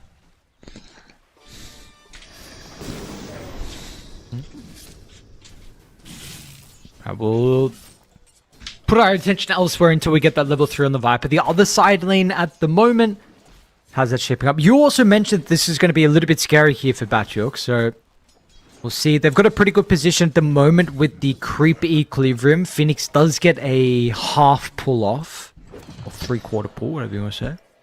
Yeah, the thing is also on this lane, level 3 is kinda insane timing when you have 2 times in Jingu. Level 2 fire spirits are strong, and for Doom and Hoodwink, level 3 not gonna change much. But Doom, super tanky hero naturally, and Hoodwink is a hero that he can make some counterplay.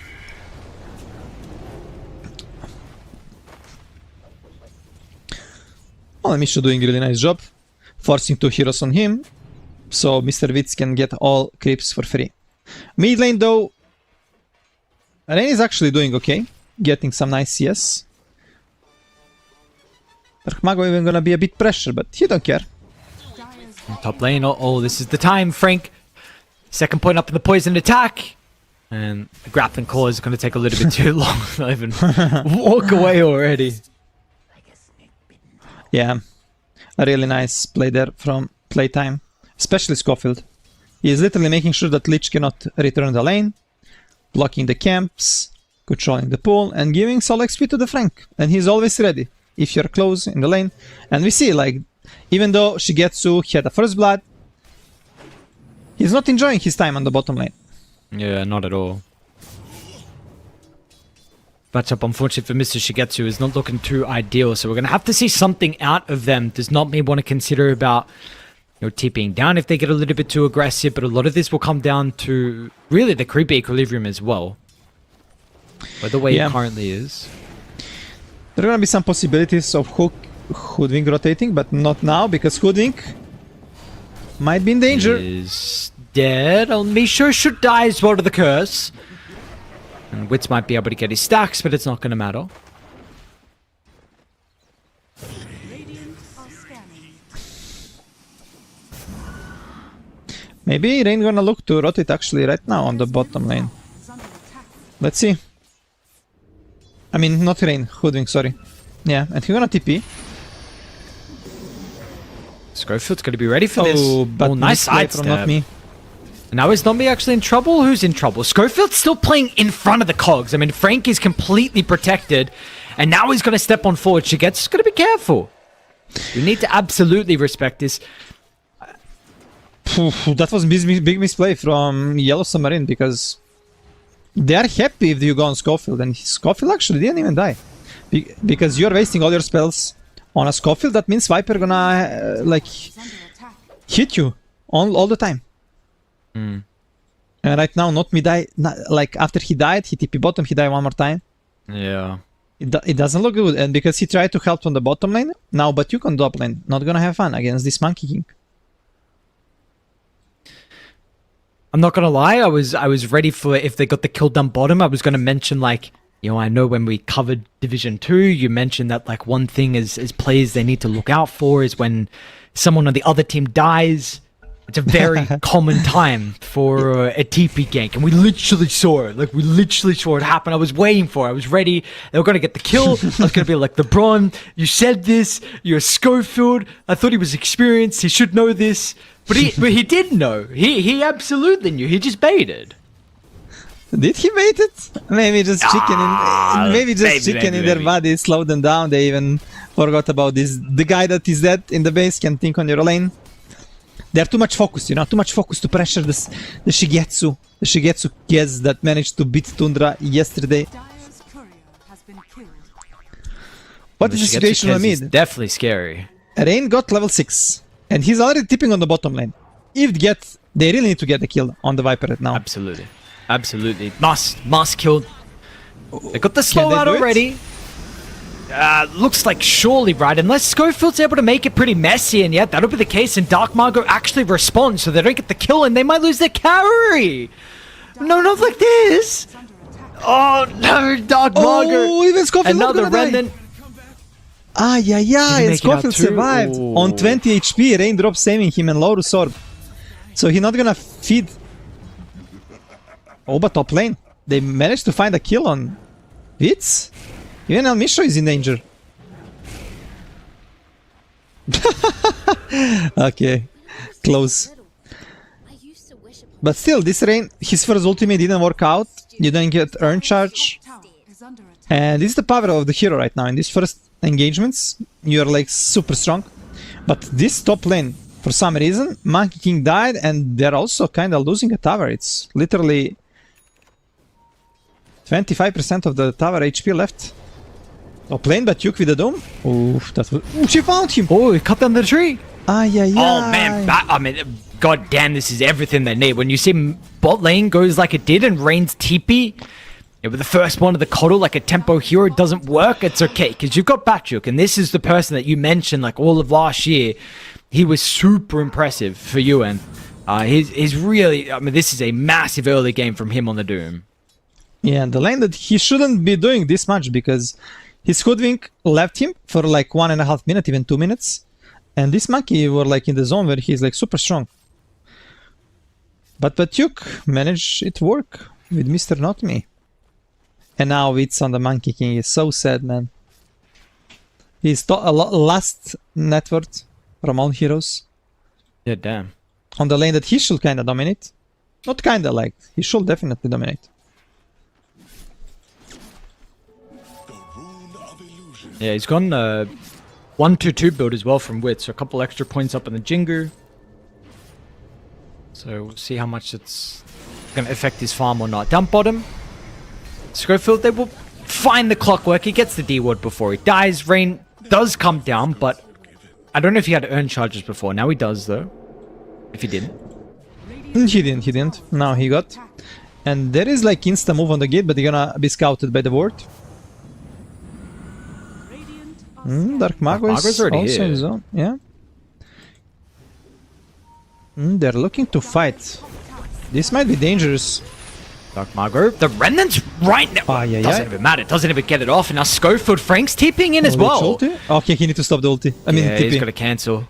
So Yeah, now if he didn't- Schofield has got no one else, and unfortunately the clockwork's going to be ran down as well. He tries to go the opposite direction, but I think with the phase boots, Batruk's going to be able to catch up to him. He's dead. Oh, what is happening, man? Last 2 minutes weren't good Radiant's middle tower for playtime. They're making a lot of mistakes. structures are fortified. And I don't want to blame the chicken, but I think chicken slow them down a bit. You don't want to eat right before official. The chicken. Hakoda? Not enough. I guess Peruvians really like the chicken because when I was boot camping with Dad from Peru in Z10, Yep. like we asked him what you want to eat, like we've always said, guys, just give me chicken. And give he me will eat chicken. so much chicken, bro. Man's just made a chicken right there on Dad. I guess some of the playtime boys maybe as well. Just energy's just got the wings running through him right now. But you can the mid lane with Doom. Yeah, Dark Margot. She gets to here. He gonna silence him, but no, not in range, I guess. Dire's middle tower is under attack. Playtime, they need to find a way to finish Vessel on Ember before Vessel, but still, he cannot even get the urn charge. He just finished the urn. With the Vessel, they're gonna have like big tool for a fight. Also, like they're missing level 6 on supports. They're really low levels, like Elmish only level 4, Scofield level 5. Looks like they're gonna farm the stack of the Ancients with Frank and Schofield. Radiant are scanning. Kind of cool use of the cogs there with the Nether Toxin. So, yeah, we will see the stack end up going down. Hopefully that's going to be enough to get them close towards the levels. I'll make sure he just hits 5. Schofield probably going to get 6. And I thought lane's gonna be hard but for them, but somehow they manage to make it It was work. close though. Yeah. It was very close to not working at all. Well, And now gonna... that top lane cost them heavily, Ares. When Monkey died first time, then Absolutely. second time. Because all other lanes like under control. And because this Monkey was dying second time, they used kinda they reacted with all heroes on the top lane. Doom on Viper? That took... Oh, he's dead. Nice Rocket Flare hook shot, but yeah, I think Viper's gonna die to the damage over time.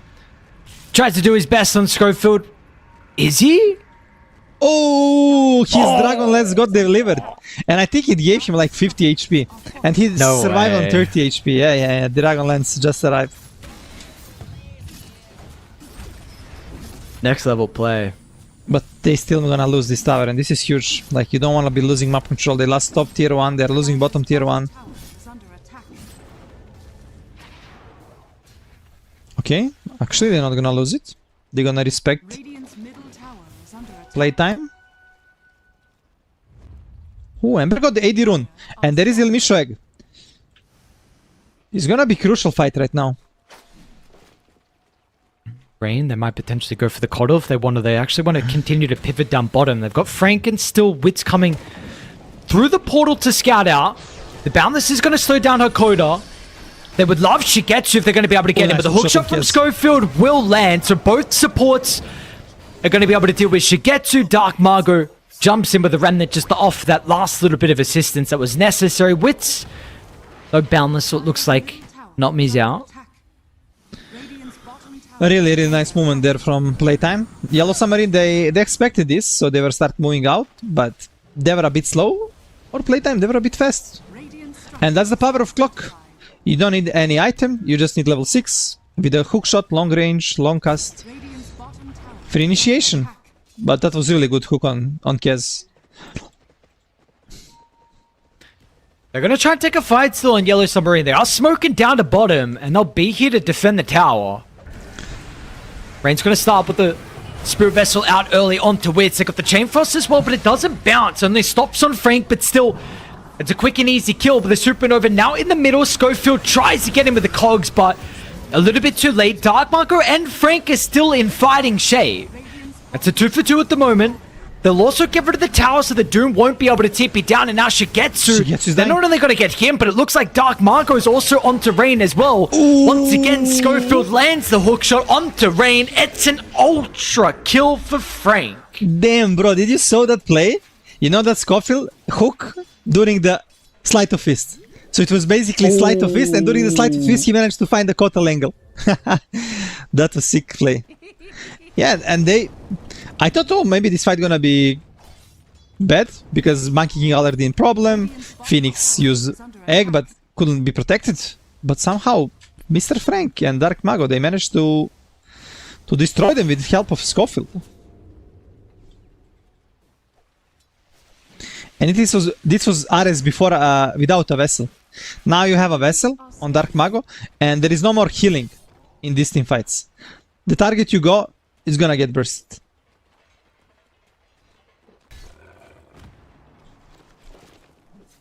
Do you like the Radiance build on Battle? Oh my god. What are your thoughts on this? Bro, I literally 10 seconds I click on Doom and I'm just watching and I'm like, Oh, no. I don't want to say it, but yeah, I think this is so greedy. And we saw Batyuk, he was not there in last 2 fights, right? In these 2 engagements. He was trying to finish his Radiance.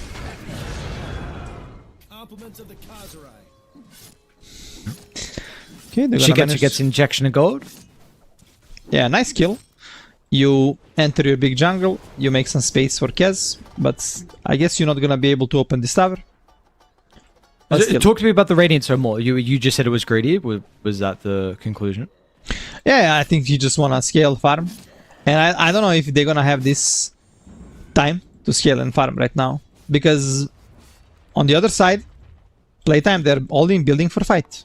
You're having Wits with Mage Slayer, December is Vessel, and Frank is Hurricane Pike. So they're literally thinking about having this strong minute 20-25 timing where they're just gonna team fight you. And on the other side, this Kez, yes, he got Mage Slayer.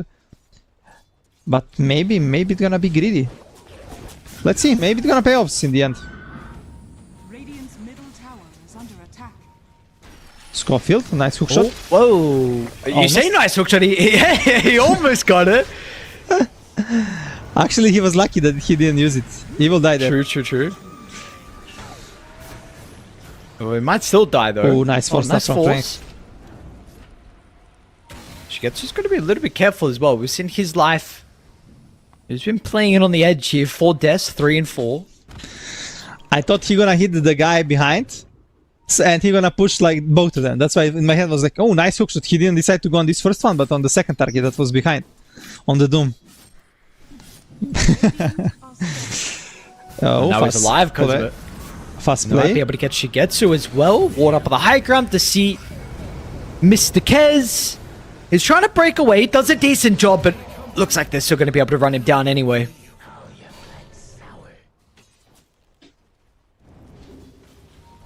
Top lane. They're gonna set up on Batyuk. Wits going in. Looks like it's a little But bit more you of a get so difficult kill fast. though, yeah. Wits just rushed there. He should wait Dark Mago to be in area. Nami's out too. Acrobatics from him. Dark Mago is not done. He sees them. Chance up to 2 The with a rocket hook from shot as well. Scofield. Scofield this time is going to connect. Oh my god, the cogs. Another one under the... And What another is one. the damage? Why does it do so much? Yeah, too much, bro. And these teams only needed 2 weeks to realize that clock is OP.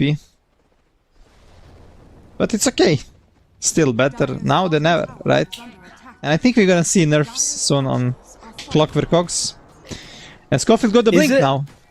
Is it better now than ever, LeBron? This was free MMR for you. No one knew about it. Yeah, I mean, yeah, you're right. For me, it was good. Radiant's middle tower. Unfortunately, the MMR I gained with Clock, I will lose with some other heroes. Yeah, So I'm kinda on the same. it's how it be sometimes. Sedge. Well, Scofield got the Blink Dagger.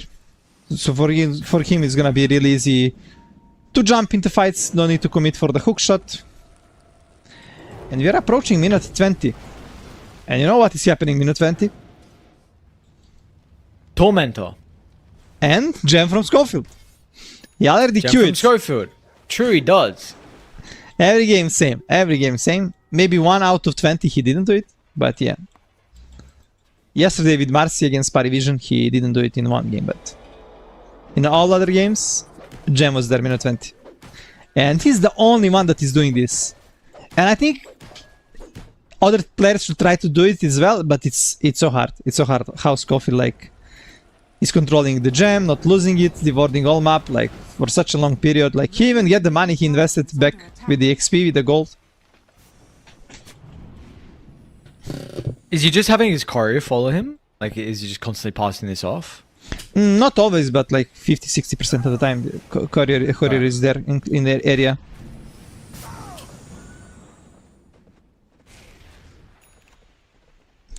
You feel like this is something that teams are missing, to be honest? Like, what? Because really no one else is, like, I mean, you said it, no one else is doing this, so... The thing is, he's doing it super early, no matter if they're like snowballing or not. But I think like a lot of teams are missing buying gem when they're having like this 10k lead, minute 20, 25, 30, whatever, like... Because gem is changing game a lot in a vision wave, because you're just gonna devour all wards from opponents, you're gonna be safe to play even without the smoke. So it's much easier for you to perform. Mid lane? Oh, Rain. Can they find the Rain? Oh, Changes Rain the is... daytime. Dire's top Okay, it's fine. is under attack. There is a AD rune for Dark Mago. There is a Tormentor coming out. Oh, Hakoda might be dead here. He showed for the creep, one creep. They don't want to let him down. Oh, Amulet. You're not going anywhere. Sorry, buddy. Oh! Radiant's coach Where'd that cogs go? They didn't want to risk and give him like nice are scanning. Chain Frost. But yeah, it's gonna be free Tormentor for playtime. And this is huge Tormentor for both supports, Clock and Phoenix. A bit better for a Phoenix, but still. On a Clock is also really nice for vision, for better angles of a hookshot. Dire's top tower is under attack. No. Unfortunately for Misho. He's gonna have a pipe pretty shortly. Yeah, he's just missing 200 gold and this pipe. Against Lich, Kotal, Hoodwink. Doom as It's well. very And important. Radiance. Yeah, Doom is true. Like, I mean, Scorched Earth and Radiance, you're right. yeah. Only Doom is pure, everything else is magical, even an Infernal Blade. So this pipe is amazing. And Batyuk had amazing game. He had like 3-0 from like minute 8, I believe, something like this. And for the last 13 minutes, he's just farming. Literally, he was in 0 fights. And I feel like this was because of the item build. Mid lane, Dark Mago. Okay, there's nothing, just harass. But imagine there was a Doom with a blink there. Oh, Yeah. this guy will Yeah. die. Unfortunately, not gonna happen today. Smoke from a yellow submarine. Radiant's bottom tower. Let's see how the damage is gonna look as well for the Kez, because again, this is Manta, we're not seeing the Deso. Really be just be getting like the Mage Slayer Deso. Schofield, oh nicely done. Getting the value out of the jetpack early. Hook shot, oh my god. Imagine he lost gem there, man. Whew. That will be huge. This guy's too good. Yeah, he's pointing at his brain. He's so smart. It's a classic Schofield pose. I feel like I see this pose every tournament. I feel like rain down bottom. So you're gonna be able to read this one this time. Wits went too early previously, but this time it's a bit more difficult for him to get out, especially with the current positioning. Right, Wits? We got Boundless. Oh, he's stuck, bro. Look, these two cocks. What? Okay, somehow slips through, but he's dead anyway. Kill him. Nice scout from Wits. Dire's top tower is under attack. And yeah, I'm concerned about Yellow Submarine. You're right, this Manta not gonna give you that much physical damage like you will want to have with Dezo.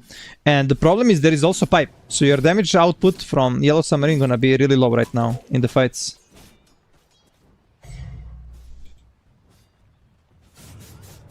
Oh. Odd thanks to our beautiful one win. Sponsor, partners, tournament organizers, everything. They've got also a promo code going on, Essence1W for your first deposit to hold that top lane. We've got a Doom out from Batyuk. So should be able to get the kill over towards the Ember Spirit, but is Batyuk going to be able to get away as well? Schofield in position to be able to cancel the BKB TP out. He's relying on just the raw movement speed now. But unfortunately, once that BKB expires, the battery assault's going to prove to be a little bit problematic. Radiant are responding. They bring some of their reinforcements to top, but the Bushwhack connects onto Wits. They should be able to clean up on the support. What? Schofield, just gets the blink away. And save the gem, man. Holy moly, that was crucial. How it always worked for Schofield, man, I don't know, like... He almost died there to Doom, if just Doom had like one Infernal Blade. Couldn't reach him on time. Oof. I thought it was a good start. Like, you get the kill on the Ember, finally, like, okay, like, this Doom's net worth, like, it was starting to feel some of its presence, but... Oh, and in the end, what is it? Was it 2 for 1, I think? Because, yeah, they get the kill on the Phoenix as well. Yeah. So, I mean, you're probably you're happy if you're Radiant. So, I don't know why I'm wording like you're not. It's just maybe because you lost the gem. Or didn't get it. Yeah. I mean, you're happy, but you're also a bit unhappy if you get a gem. And also right now, there is some time where you can abuse. This Doom is on cooldown for 45 seconds. Maybe you can find some good play on the side of playtime. Okay, I guess they just wanna chill and farm. They're waiting Monkey BKB, Ember sucks, and Viper is also trying to buy BKB. Viper is buying Hurricane Pike into Engineer, so he's also gonna hit a lot. Not gonna be some Aura Viper. Is that necessary in a game like this? I guess it is. You wanna have like one more core that's gonna do a lot of damage at some point. You don't really need some... Why this game? It's because there is a Doom. So one guy gonna be doomed, and you wanna have like the other one extra that's gonna be able to provide damage in the fights. And I don't know if something on him, like some tanky auras, will be good, like Ags and stuff like this. And he's also having a really nice game, 9 on 3. Yeah, true. I'm Frank's godlike. This guy is very good game so far. You can just let the auras, for the other people. Phoenix has got pipe. He's got this random point booster into 4 staff, so nice health and mana.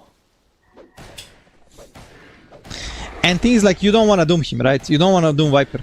So in the fights, probably nobody gonna think about him. They're just gonna think about this Monkey King, about Phoenix, about Ember, and he's gonna have like free time doing in fights whatever he wants. The smoke not gonna work out. Really nice dodge from playtime. They're finishing Axe, they just got it on the Ember. And Ember Axe is so scary if you're like squishy support. And on the other side there is like Lich and Hoodwink, kind of squishy supports, and there is a Kotal. Yeah, Kotal is a core, but still you need to be careful. Radiant are scanning. Yeah, it's a Kotal that is going to be able to die very, very easily. Let's see. Rain unfortunately wasn't able to do what was required from him, to be honest, at the early game. And we did not see the Kotal be able to up the tempo, but they didn't lose the lanes as heavy as what was expected as well. And Batchuk, I mean, a lot of the net worth as well is pretty artificial because of the Doom. So we need to see what he's going to be able to do inside the team fights, because we really haven't seen a full-on 5v5 for a little bit. Yeah, we might see it now, because both carries finish BKBs. There is some nice timings on every player. But let's see, for me it's gonna be like this Axe on Ember, what he gonna be able to do. You can catch them. This might be a little bit too deep. Oh, he actually jumps in. Hookshot's gonna be able to connect as well. Ember tries to dodge and duck. Is gonna make sure that the Doom's not gonna be able to find an easy ulti target. He'll use it on the Viper, and Frank just instantly TP's out. This fight looking pretty over. Down to the south. Chains, what a cogs as well from Schofield. Shigetsu's got to use the other stairwell.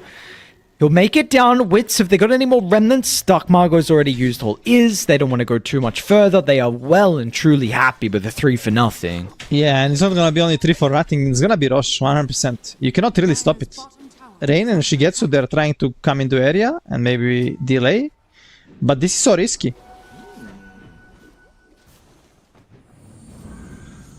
And how do you approach this Rosh fight right now? You don't have Doom. You're gonna play into Arena, but let's see. Like, they were kiting them so good here, like Ember and Clock. You cannot really Doom Ember. You cannot really put Lich ulti.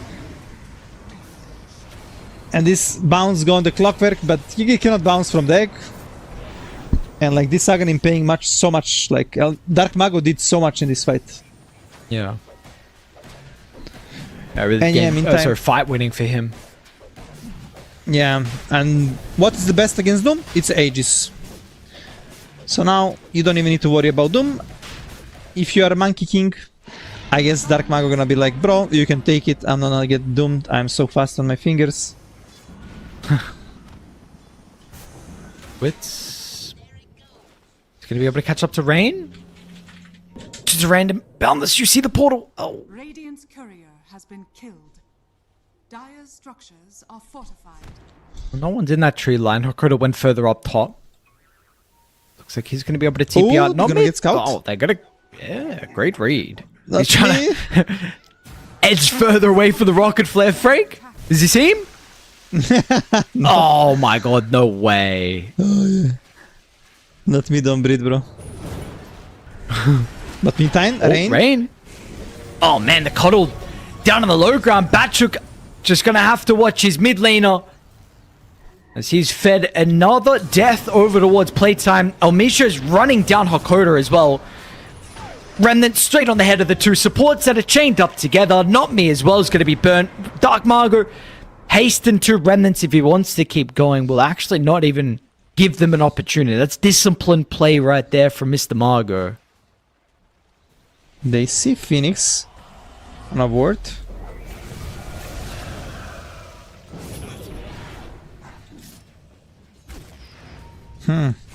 Okay, they find one kill, but yeah, they're losing a lot of heroes, map control. I mean, just look the wards. Radiant's Like, bottom tower is under attack. playtime having like these 3 wards in the river, you cannot really pass the river. And the wards you're having are kinda useless right now. This high ground ward, sure, you get to kill on a Phoenix. Under attack. But you're gonna even lose this ward on the bottom side soon. Radiant's top tower has fallen. I think big problem for Yellow Submarine was greediness in this early game from Batyuk, that he went for Radiance. He was having a really good game. And they just suddenly stopped playing. I feel like they could start playing more together and pressure them with his Doom. But okay, he wanted to scale. Maybe in the end it's gonna pay off. We'll see, because you also... Doom. Batrick, the person with second most amount of gold this game, will be able to get the ultimate off onto the Ember. He's going to try and tip you up, but once again, Schofield is always ready. It seems like he has that sixth sense of when he needs to save the hook shot, the cancel a BKB TP out, and yeah, this Ember's not going to die inside the Doom as well. Tower is under attack. Ay. And best place to get a kill.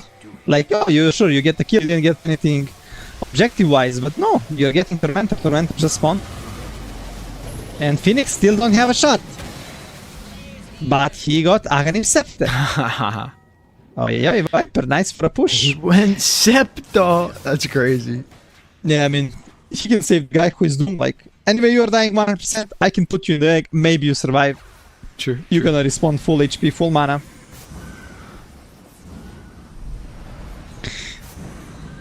Never refuse gold given.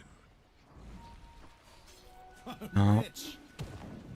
Let's see if he goes the Axe Shard. Not blink. Under attack.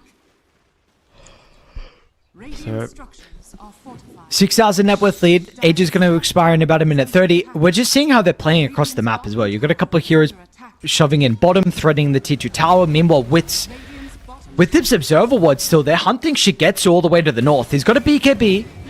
But of course, you know Schofield's going to be here. And the question is that they're going to lose a side of where the Kez is. Blind hook. Ooh! Long Go TP. for it! Oh, but the BKB expired. Where did he TP to? Was it bottom? Oh, I don't know, he was tipping somewhere 5 seconds. It was a long TP. I think he TP'd bottom. He must have. I mean, because everyone's there and they ain't TPing to help, so they TP'd somewhere else. Ay. Long TP, you're dead, my friend. But really nice read. But this gem from Schofield is giving them this. Literally, you're playing into the darkness, you're not having a vision, you need to put some weird wards that are probably gonna be dewarded. And you cannot really hold them. I mean, look, they put the ward on the high ground in the live right now, it's just gonna get dewarded. Yeah. You literally have these 2 cliff wards that you cannot really hold. You're gonna lose them both. This one's gonna even expire soon.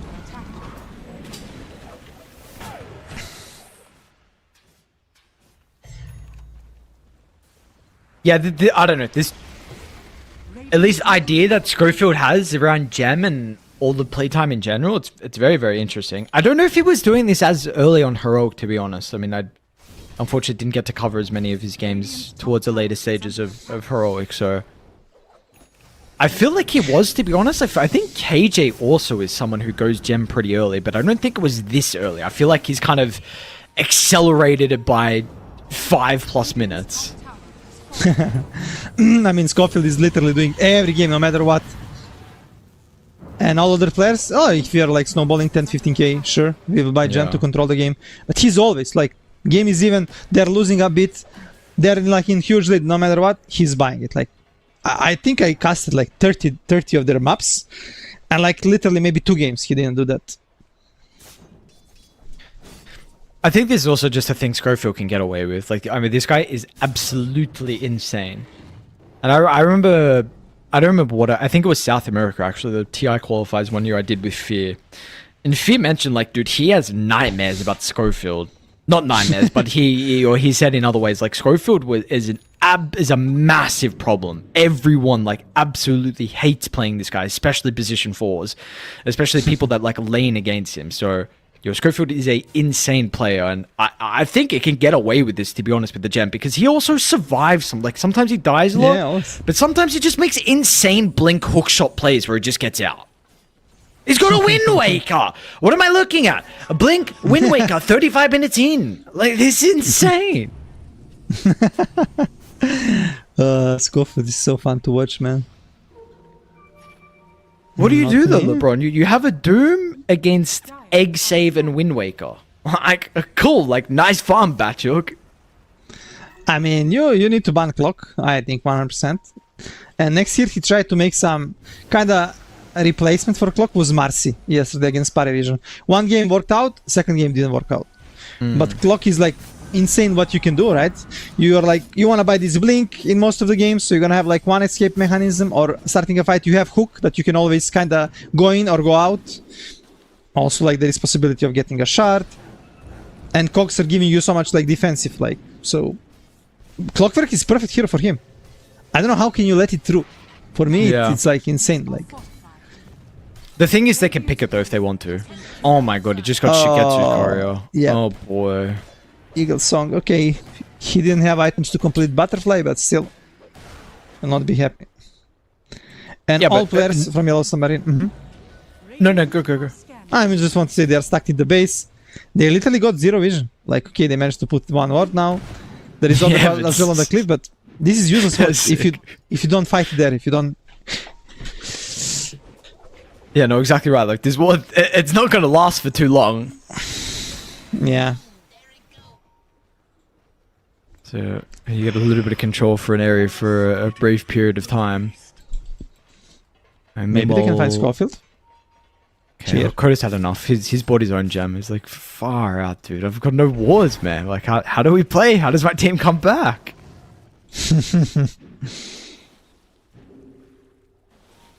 Alright, so bit of a long row spawn's going to be up in about 2 minutes. Got, I mean, just look what's happening on the map there. You got 4 heroes that have to group together because of what PlayTime have done. So they're just sweeping top on Radiant. Whereas El Misho, he's farming right at the front of the tier 3 tower down bottom, taking 2 jungle areas, the wave that he'll probably farm with Fire Spirits. They're just playing with like 60-70% of the map. Yeah.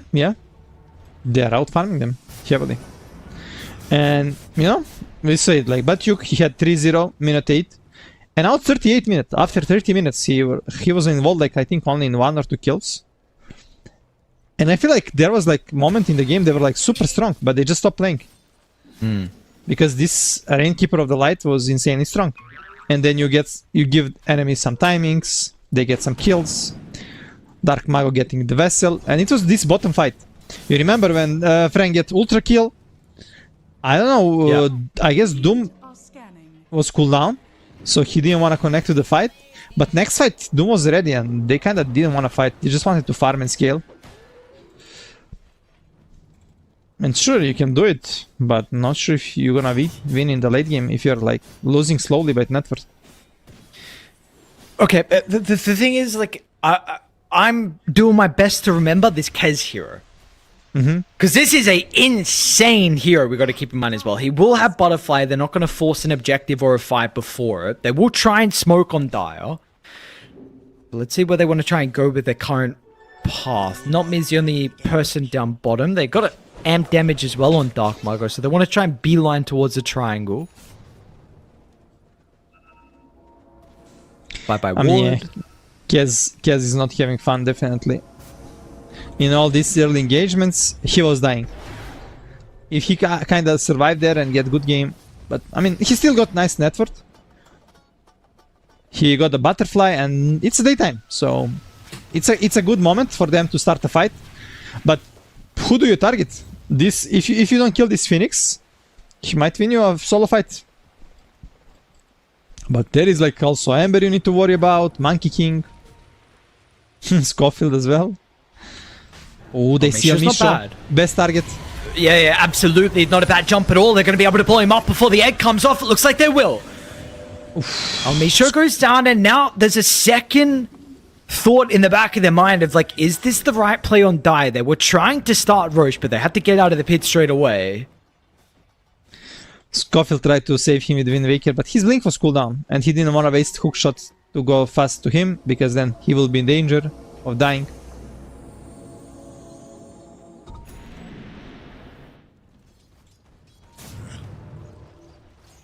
They have There another is a- smoke on Radiant? And there is an Axe right now on Doom.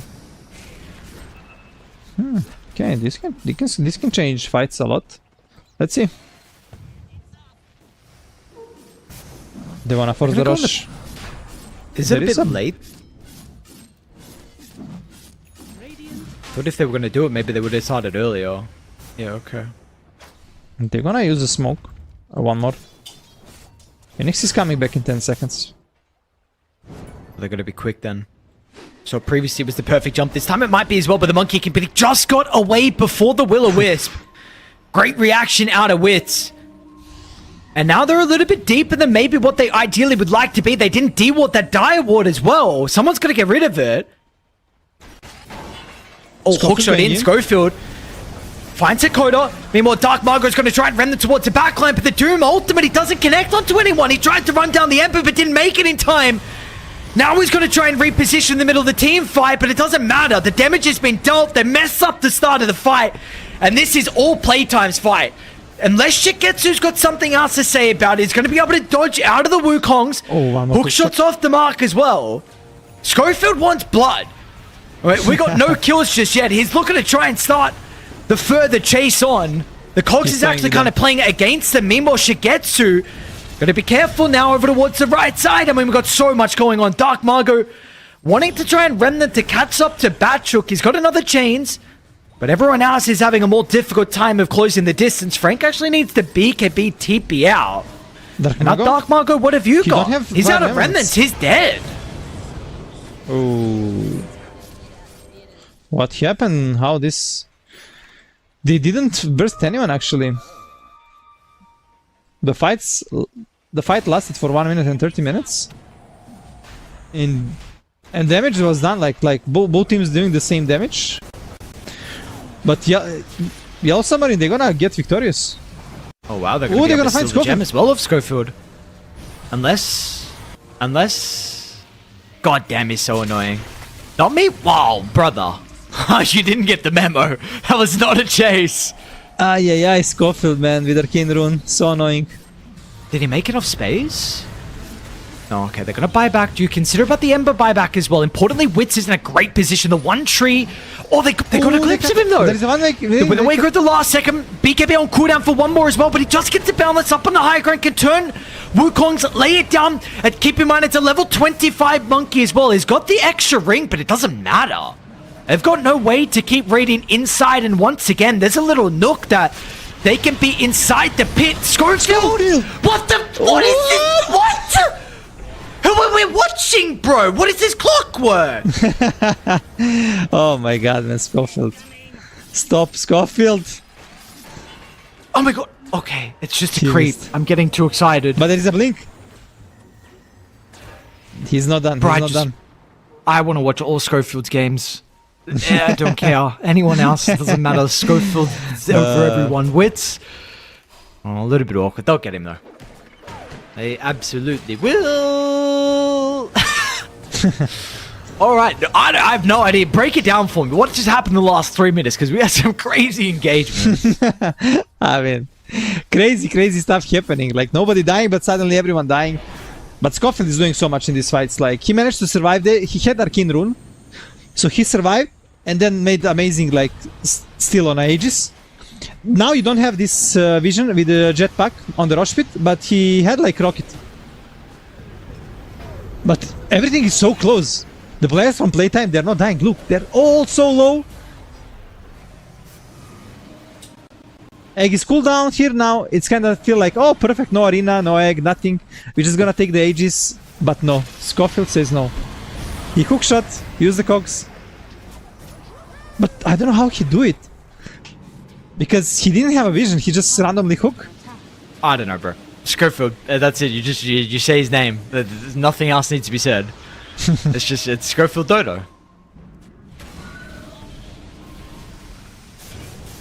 Yeah. So Schofield, you see that gem that just got placed? No? No? Radiant structures are fortified. You don't see it? It's in front of you. The gem? No, the ward on the logo. Ah, the word. Ah, okay. Frank? Whoa, where's Frank's health going? Oh, Maybe put in the Misha egg? thought about the egg, but hang on, he might still Oh, need to, Mish. won't be able to.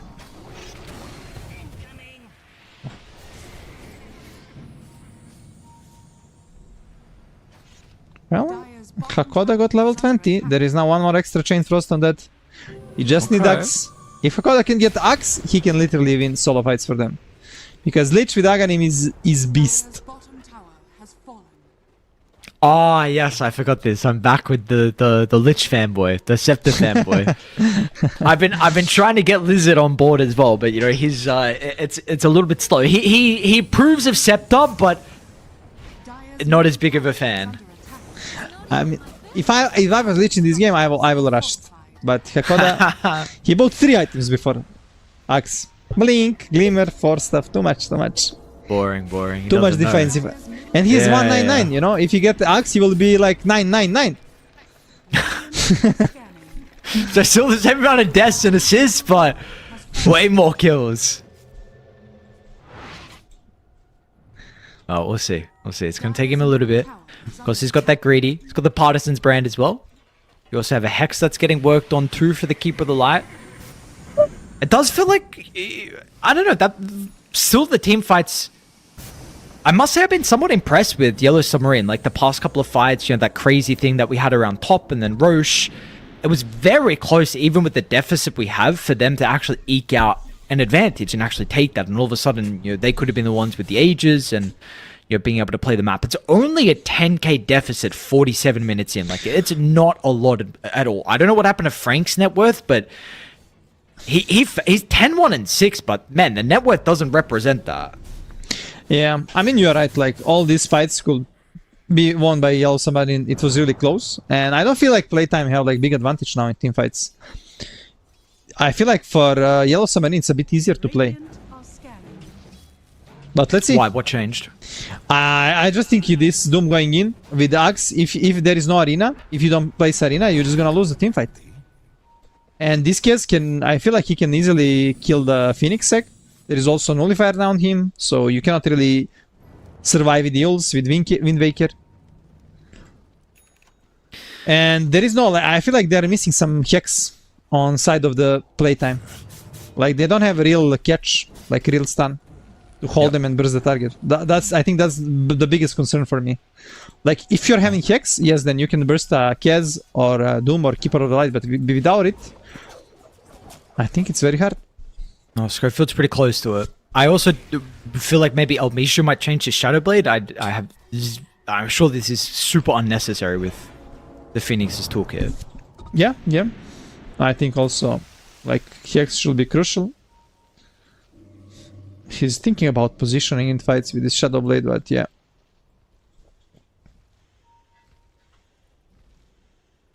There was just the one thing I'm slightly concerned about is just how Batchuk uses his Doom in fights. I know you just mentioned it before, but I feel like we saw that previous fight where he used it on himself and he wasn't actually able to get in range of anyone. And I think there could be some frustrating things like with a random boundless, but really it's Schofield. I feel like Schofield can just like hookshot or use cogs, and if you like have to stutter for a moment, then like using Scepter on yourself again, it's not going to do anything. You're just going to be able to get away. So kind of for me, I very intrigued to see how Batchuk actually wants to use this Doom. Dire are scanning. Well, now he got this overcoming blink. It's gonna help him a lot with the slow, and you cannot really react and blink out if you're a hero with blink. This is why this blink is good. Later on, you have like insta damage, you cannot react.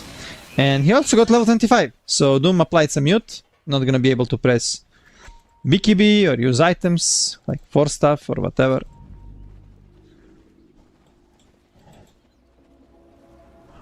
Daytime, smoke. Was it a smoke? On who? No, I don't think anyone smoked. Oh, okay. I heard a smoke, bro. I'm like, why nobody smoked? What happened? Okay, they're just gonna move without a smoke. Look at the map though. Like, what has really changed? Because Radiant are starting to play far more aggressive. Is not really the right. Just with their positioning. Yeah, they're a bit more confident, further out on the map, inside Playtime's half. We see two of Playtime, like they're currently sitting inside the base. I mean, Dark Margot just left as well, so they're very hesitant. Yeah, they feel like they're not that strong like they used to be. That they're missing something for a team fight. And I think it's just like that you cannot really fight into this Doom right now. Because you cannot really initiate a fight. It's not like easy like it used to be. And like you're right, Elmisha turned. He wanna buy this Hex. They need to find Doom probably with this Hex or Kaz. If they manage to burst a target, then they can take a fight. Yeah, they would have had a second one. I think Schofield bought out for the 4-staff, I believe. So Yeah, see if this is going to be a problem because the nullifier on Shigetsu or not. Yeah, and this 4-staff is basically save against Doom. AoE with the axe. But not sure if it's gonna work. Like you mentioned, like this nullifier can stop the force. Well, AD on the bottom. Oh, maybe this is gonna change things now. And this might be a go time with the smoke for a playtime.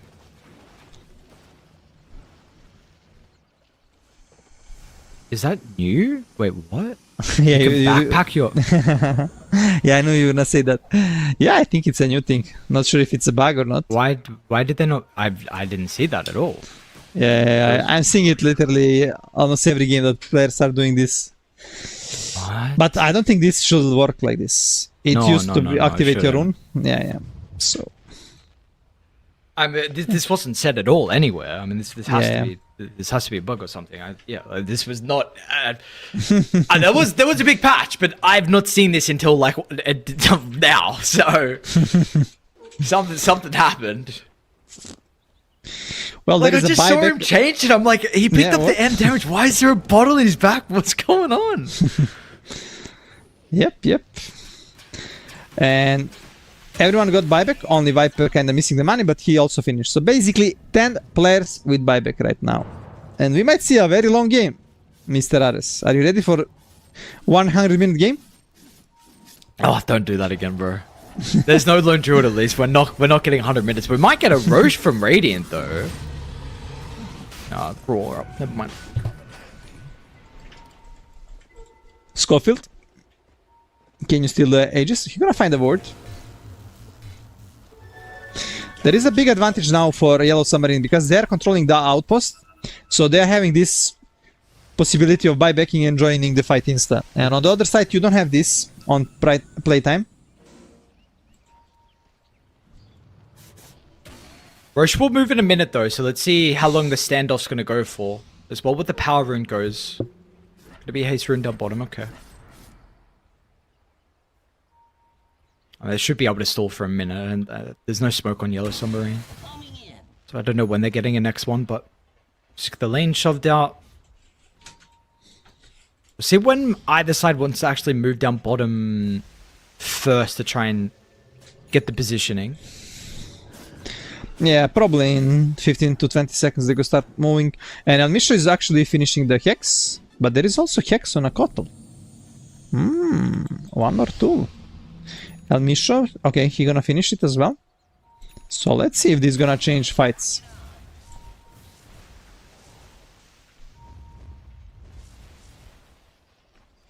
They're gonna smoke again on playtime. There's pretty much back-to-back smokes and still... Dire are scanning. Not Me Just also got his... At least one for the team. What is the angle gonna be this game? It's been a standoff, honestly, for the past 5 minutes or so. No one's really been able to get that advantage. No one's found the edge. Even though it's a 10,000 lead for Dire, this game feels way, way closer. The Kodos smoke's gonna pop. Let's instantly with the Glimmer Cape. Not me over to the left side as well. Schofield's gonna run into the Hoodwink. Makes it a little bit messy early on. No, and they're gonna jump. Dark Margot's gonna be in. They need to kite because on the backline, Patrick, he got a great initiation with the Doom. We're still gonna watch Dark Margot though. He's making space, pops a refresher, and they killed the Doom because no one was able to get there. Look at Dark Margot's space. There was just one person against four. Now it's Dark Margot that they're gonna try and blow up with the Supernova. Sucks him in. They're buying back, but what do you got? You don't have another Doom. You don't have Sharpshooter. You don't have Kez spells. Like, this is a fight one for Dire. Aye. Yeah, they were so split. Like, Doom went in. It was really nice Doom, but Monkey already placed the arena. So you were dying in arena, you committed full, and nobody was around you to help you. I feel like Kez played super safe. He was missing the money for the buyback. So even before the fight, he was trying to hit some creeps. I don't know, I think he finished the Swift Link. So he lost the money for the buyback and he played super safe in that fight. Yeah, I was just waiting for him. Like we didn't see him going. And Patrick got a great start. It was off camera, but I mean you see now it was a Doom on El Misha along with Wits. Wits somehow was able to step out and get the Wukong's on. But imagine if like Shigetsu or anyone was there to follow up. Yeah, and it was like Schofield managed to go, like, he makes space, he died there, but they were kind of zoned from the Doom, and Doom saw a really good opportunity to go, so he kind of didn't realize that other players in his team cannot really help him. It was just bad positioning, because they were like on the lower ground on Yellow Submarine, not sure why they were not ready on the high ground and Vaden.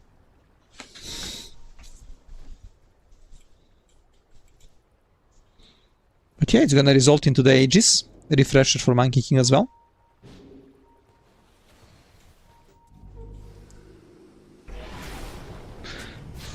Still, it's not gonna be easy to go on the high ground versus the Keeper of the Light versus the Lich. You need to find kills. And Lich unfortunately committed buyback in last fight. So his axe is gonna be delayed. He needs some 800 gold.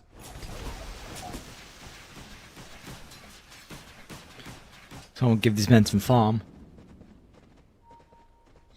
Yeah, at least he knows that no buyback on him, so he can spend the money. No, Patrick, don't take my farm. Yeah. Steal it! Hagoda, take it, bro. Why are you giving to Doom, man? Oh my god, man. And there is also no buyback on Doom. So last fight, Lich and Doom used buybacks. And this is huge in the late game.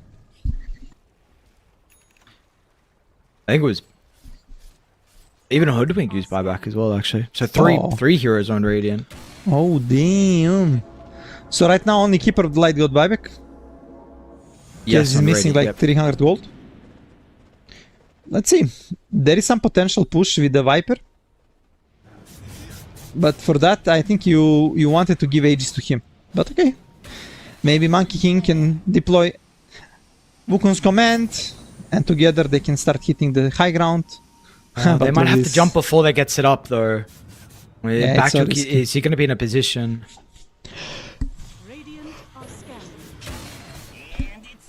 Yeah, it's so risky right now to go high ground. You don't want to go. You're just going to throw the game. So we're just going to see a slow game. They're farming. If somebody leave the base, maybe they can punish them, but...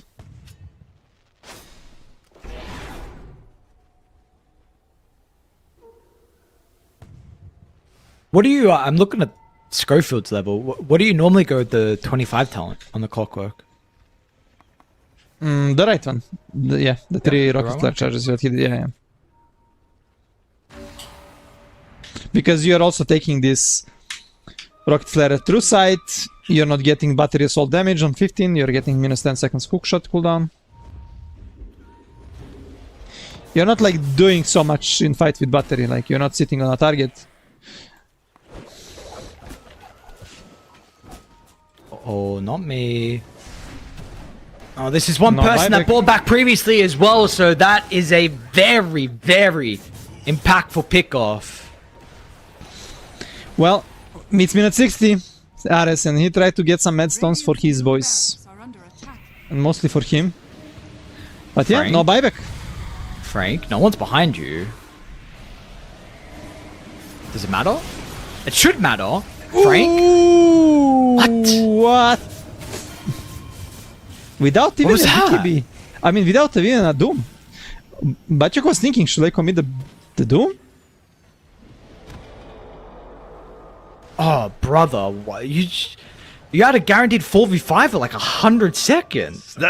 What just happened? You had to wait for the team.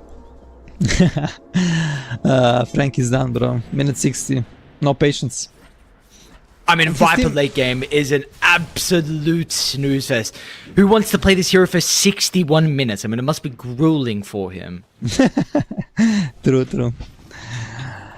Well, his team wanted to farm some Medstone, some tier 5 items. And yeah, age is expired, but they got some Medstones. Ooh, Yeah. Monkey King got Divine Regalia or Stygian Dezo. I think Stygian Dezo is much better than Divine Regalia. In general? Or for the monkey? For the monkey. Okay. And in this game as well. Oh, Kez got the Stygian Desolator. He got the Audacious as well. So attack speed, magic damage as well. But yeah, you're gonna take 10% more damage income. But still, I think he is happy with his items. Doom. Oh, double Desert too, okay. El Misho with the Zoom Bloodright, okay. Scofield to be even more annoying. Fallen Sky, one more ability Oh, to... that's cool.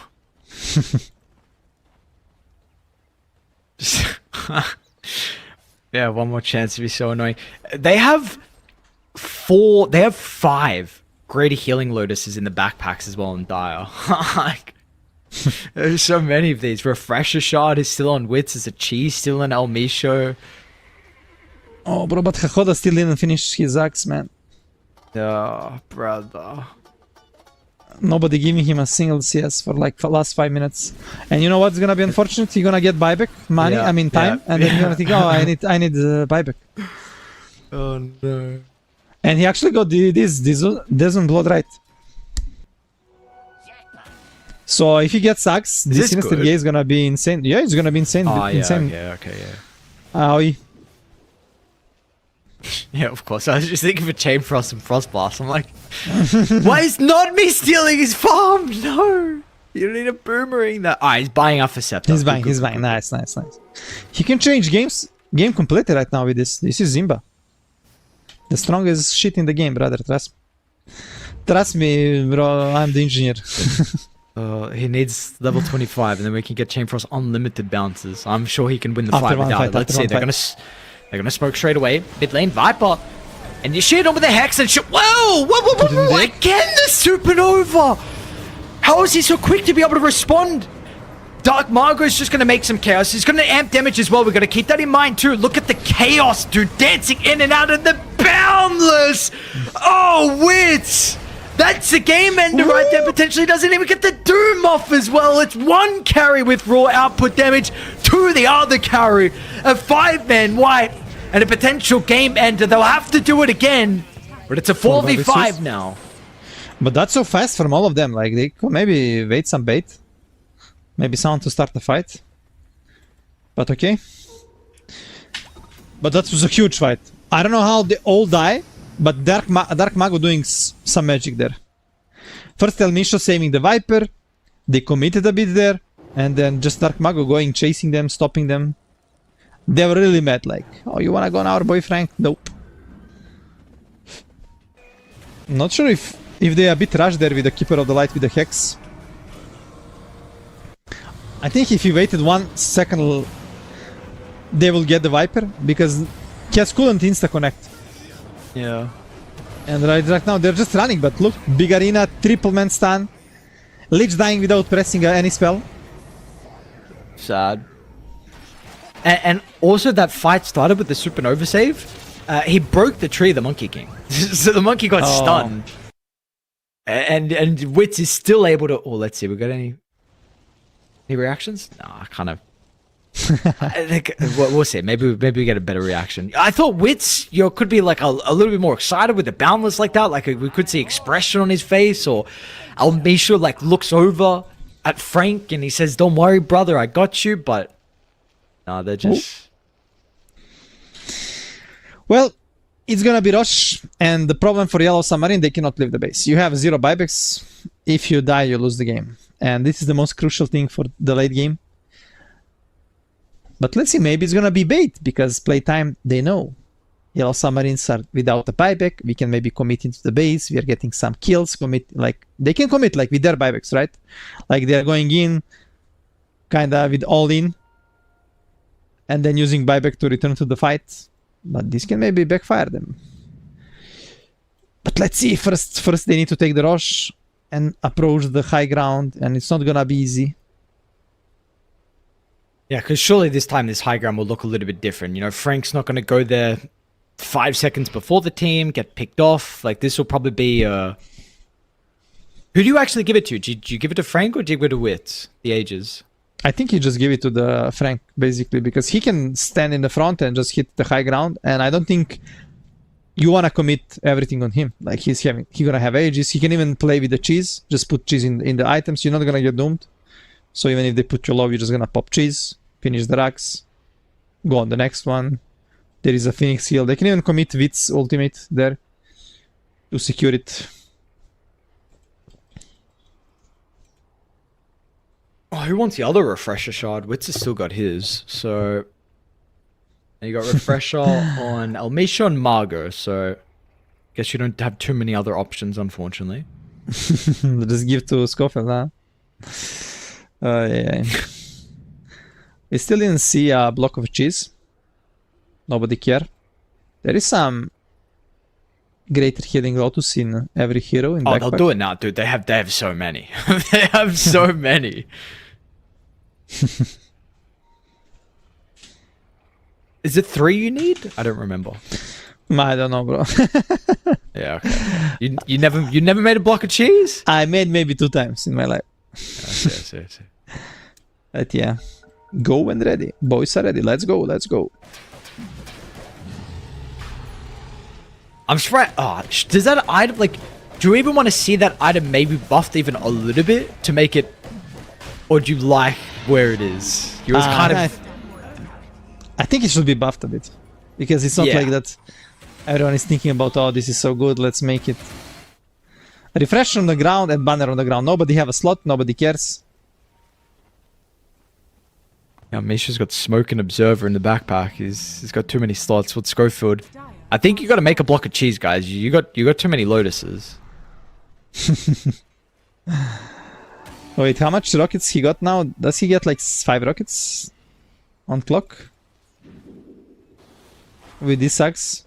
I guess when he activates, he gets 2 more. Yeah. Okay.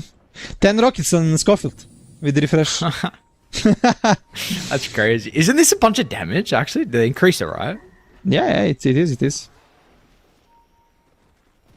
Oh, We still didn't see amount of damage. a single chainmail eaten by Schofield. I am disappointed. Oh, bro, come on. All rockets are flying. Is this how you're winning your Clockwork pubs, eating chainmails? Of course, you need to eat 3 or 4. Yeah, use refresher. 10 rockets flying out. Whoa! Frank, Nice blinding nice light again. So has he got refresher? Well, he's got orb. So you have another egg. They'll go again. We do see, though, it's a little bit dangerous for Frank to siege, so they're actually just going to try and jump the base instead. No buyback. Keep in mind, if you die once, you're never rejoining this game for Radiant. Lich, I mean, he tried to, but Dark Margot was just too quick on the fingers with the Remnants. Shigetsu's never really seen an opportunity. He's now going to go massive crit. If the Ember wants to, he can buy back and look to rejoin the Remnant. Might not even be necessary. Nice hook shot. Force away. No, keep her on the light. There is still Aegis on Frank. And there is an egg on a Phoenix. This can commit with the ulti probably here, and they just go for the Tron.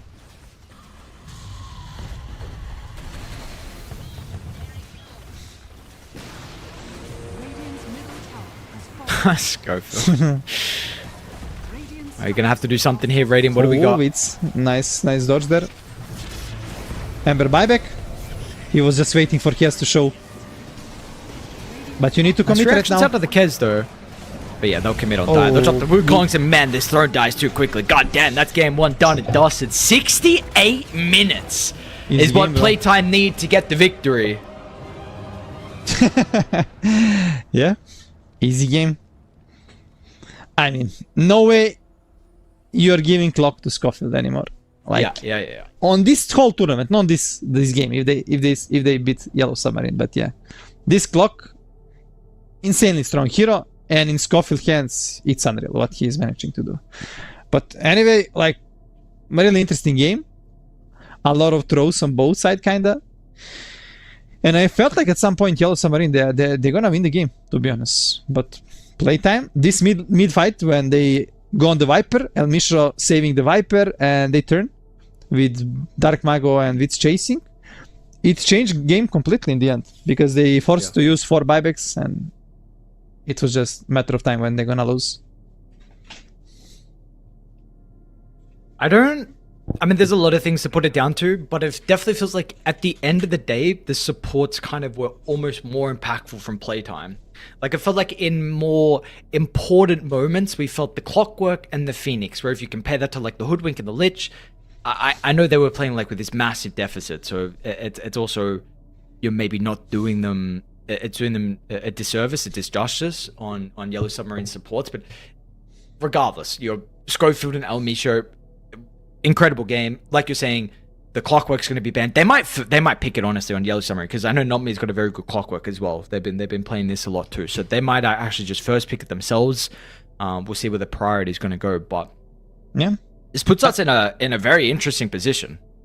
Yeah, and I agree about you. Like, both these games, Schofield and El Misho did so much more than Hakoda and Notme. And it's not only, I think it's about heroes as well. It was very hard for Hoodwink and Lich to play into this game. Into this strong Ember going in with Ags. You need to think about Monkey, you need to think about Viper, Clock is jumping in. But Schofield, like, he is always breaking the fight, and like Dark Mago, look, he's like going in, going out, going in, going out. You just need to run. And it's so hard to play. Yeah, absolutely. Absolutely it is. So, alright, it's just game one here. But it is a victory for playtime. It's a long game one, but we're going to find out if they're going to be able to get a 2-0 victory or if we will be going a game 3. We've got a break. When we come back, we got more action. See you guys soon.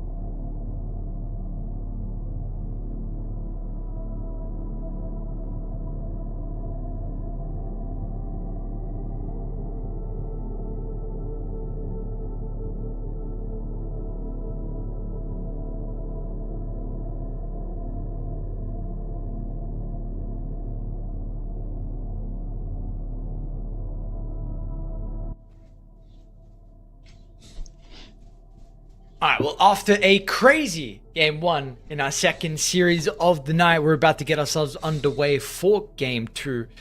We'll see, because, I mean, man, Yellow Submarine definitely made PlayTime work for it in the end. They had the lead for a vast majority of that game, almost all of it, but, yeah, Yellow Submarine put a hell of a showing on to try and stall that game out.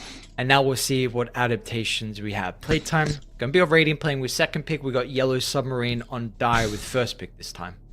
Yeah, Yellow Submarine chose the first pick, so we're probably gonna see Clockwork first pick, still from a Schofield. And yeah, it was a long game. I don't know if players are ready. I'm ready. I made some strong espresso. Not sure if but players are young, you know, they're not all like me. They got a lot of energy in themselves. Schofield just eating some grape.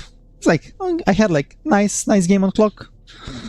My clock gonna be probably, they actually banned up. Playtime, already doing good thing and breaking their spirits. Look, Yellow Submarine.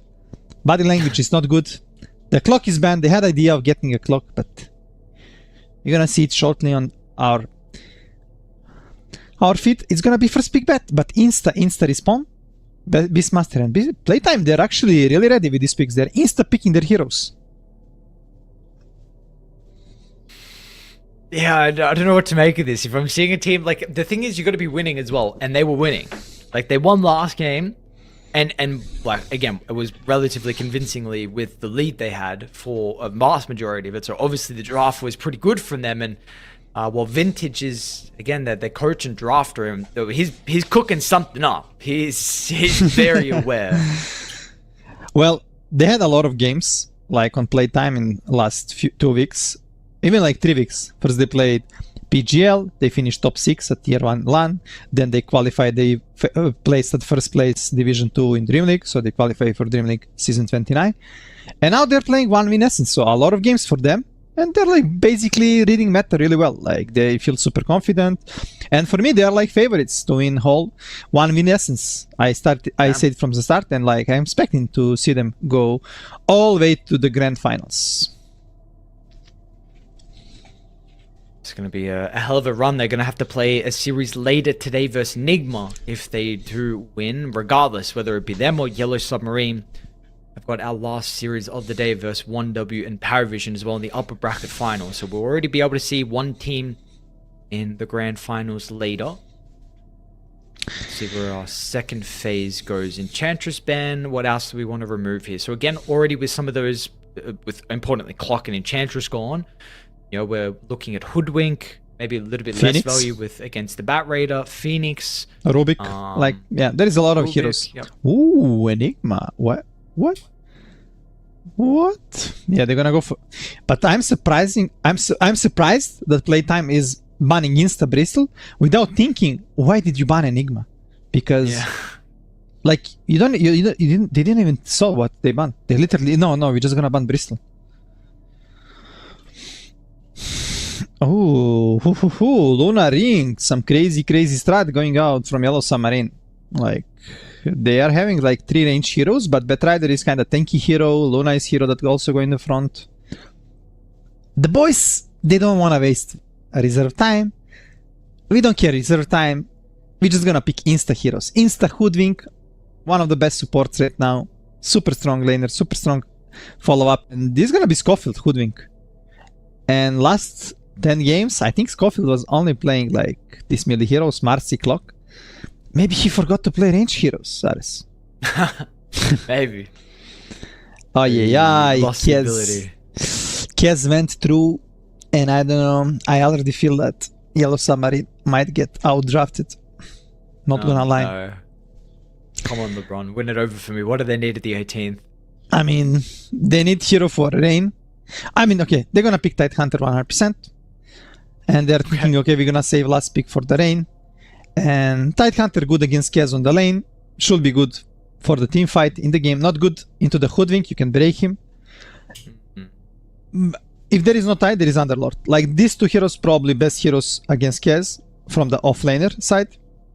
Unless you want to put this bet on the offlane and pick some melee on 4 later on. And just go mid hero for Rain, like Invoker or Keeper of the Light again. So yeah, for me, I mean, this is best hero against Kez on the lane. But later in the game, they're gonna be break from the hoodwink. Not gonna be easy and enjoyable. But we need to go to that point. Yellow Submarine prioritizing this early game a lot with some strong heroes, a lot of strong teamfight spells. This time around, we're not gonna see Dark Mago Ember. It's gonna be banned, and maybe Playtime already need to think about banning the Keeper of the Light. And there is also this Invoker from Rain that can happen. They can have like nice combo with Ravage and Kata.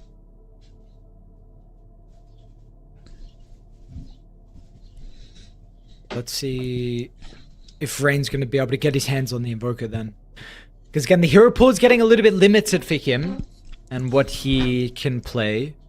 They'll get rid of the Conquer, so definitely one of the, well, Dark Mago staples. Of course, you can give it off lane if that's something that you want. Very good versus the Coddle, very good versus the Invoker. Yeah, good against both of these heroes. We're probably gonna see Invoker, unless Rain wanna go something else like Void Spirit or Sinking, but it might be greedy.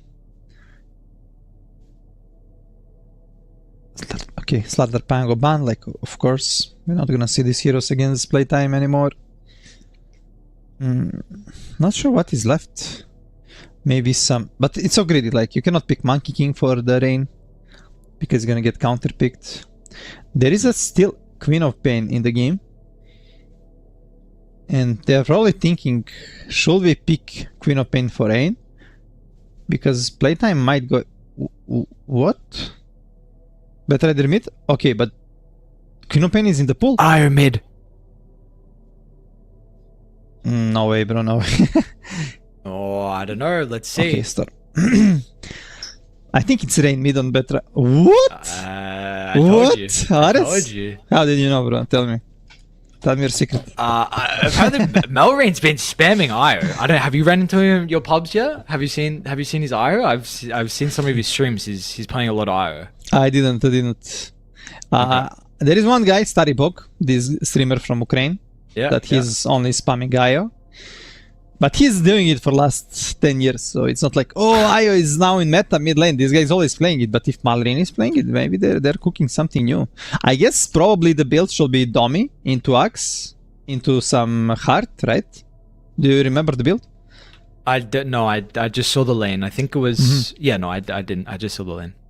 I think this is the standard mid lane build on IO. Like, you buy Domi, you have this creep that you always tether, you're just farming your Axe, the spirits are buffed. So after the Axe, yes, maybe you can go for Kaya to get extra damage, but I think it's just gonna be Heart. With Heart you're kinda very hard to die, and you can also save the ally and give insane amount of heal.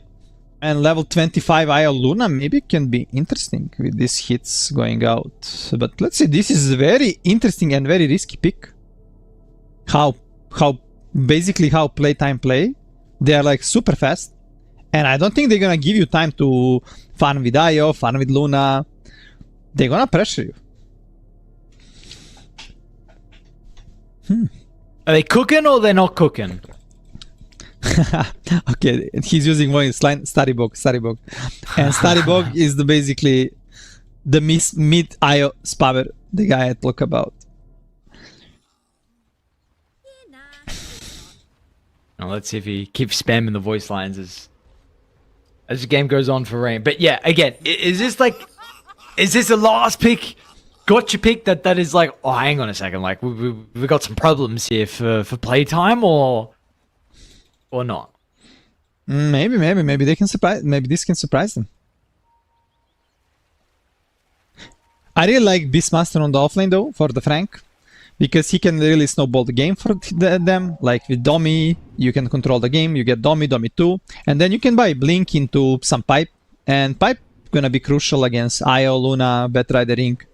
All these heroes doing so much magical damage. Let's see, some interesting smoke coming out from Yellow Submarine. Not Mion, but Yuk. Trying to go on this bounty, and I think they're gonna be a bit late. Maybe not.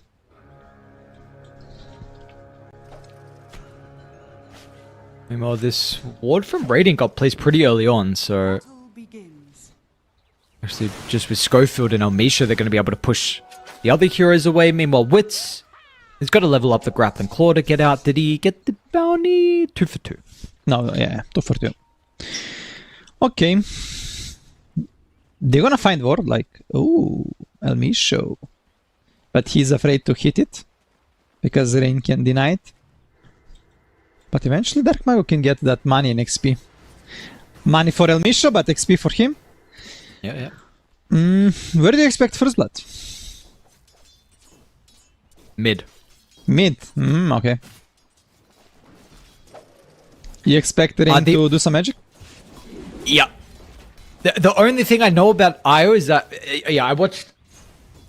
I think I watched a little bit of Melrain's stream, and he was playing it, and then I was watching Quinn's stream, and then he played against Melrain Io. I don't remember what he was playing, to be honest, Quinn. But he was like, he got super surprised about the Io's damage output. So the only reason I say mid is because I feel like, Dark Mago, when was the last time he played versus Io? And, well, there's first blood down bottom. Okay. Never mind, sorry. We debated our boy Evidence. But Dark Mago doing nice against Io right now, but yeah. Damage on spirits got buffed, but from level 2 it's gonna be much stronger. So maybe from this level 3 IO we can see like some pressure outcoming on the mid lane. But yeah, Elmisha dying, not me getting a first lead, that's gonna be like big for not me. Getting that fast boots gonna give him like nice movement speed to be able to stack the camps, control even the water runes, maybe even pressure this Phoenix more. But yeah, and Misho died because he was trying to block the camp. Oh, nice fight there for the sentry, but not me gonna win that fight in the end. Both sentries got destroyed, but not me a bit happier. His big camp gonna be opened. Betrider got nerfed on Firefly a lot, but still strong hero. Not that it used to be. Yeah, what do you make of the nerfs, actually? Because we were only really getting Batrider core. I know some people were flexing him in very specific games. Do you feel like still this hero is predominantly a core at the moment with the changes? It can be played on both roles, but I like it more when it's like offlane. But still, we saw many players on position 4 do a lot. Even Elmisha on 5 make it work like yesterday. He played really good against Parivision. He was having insane game.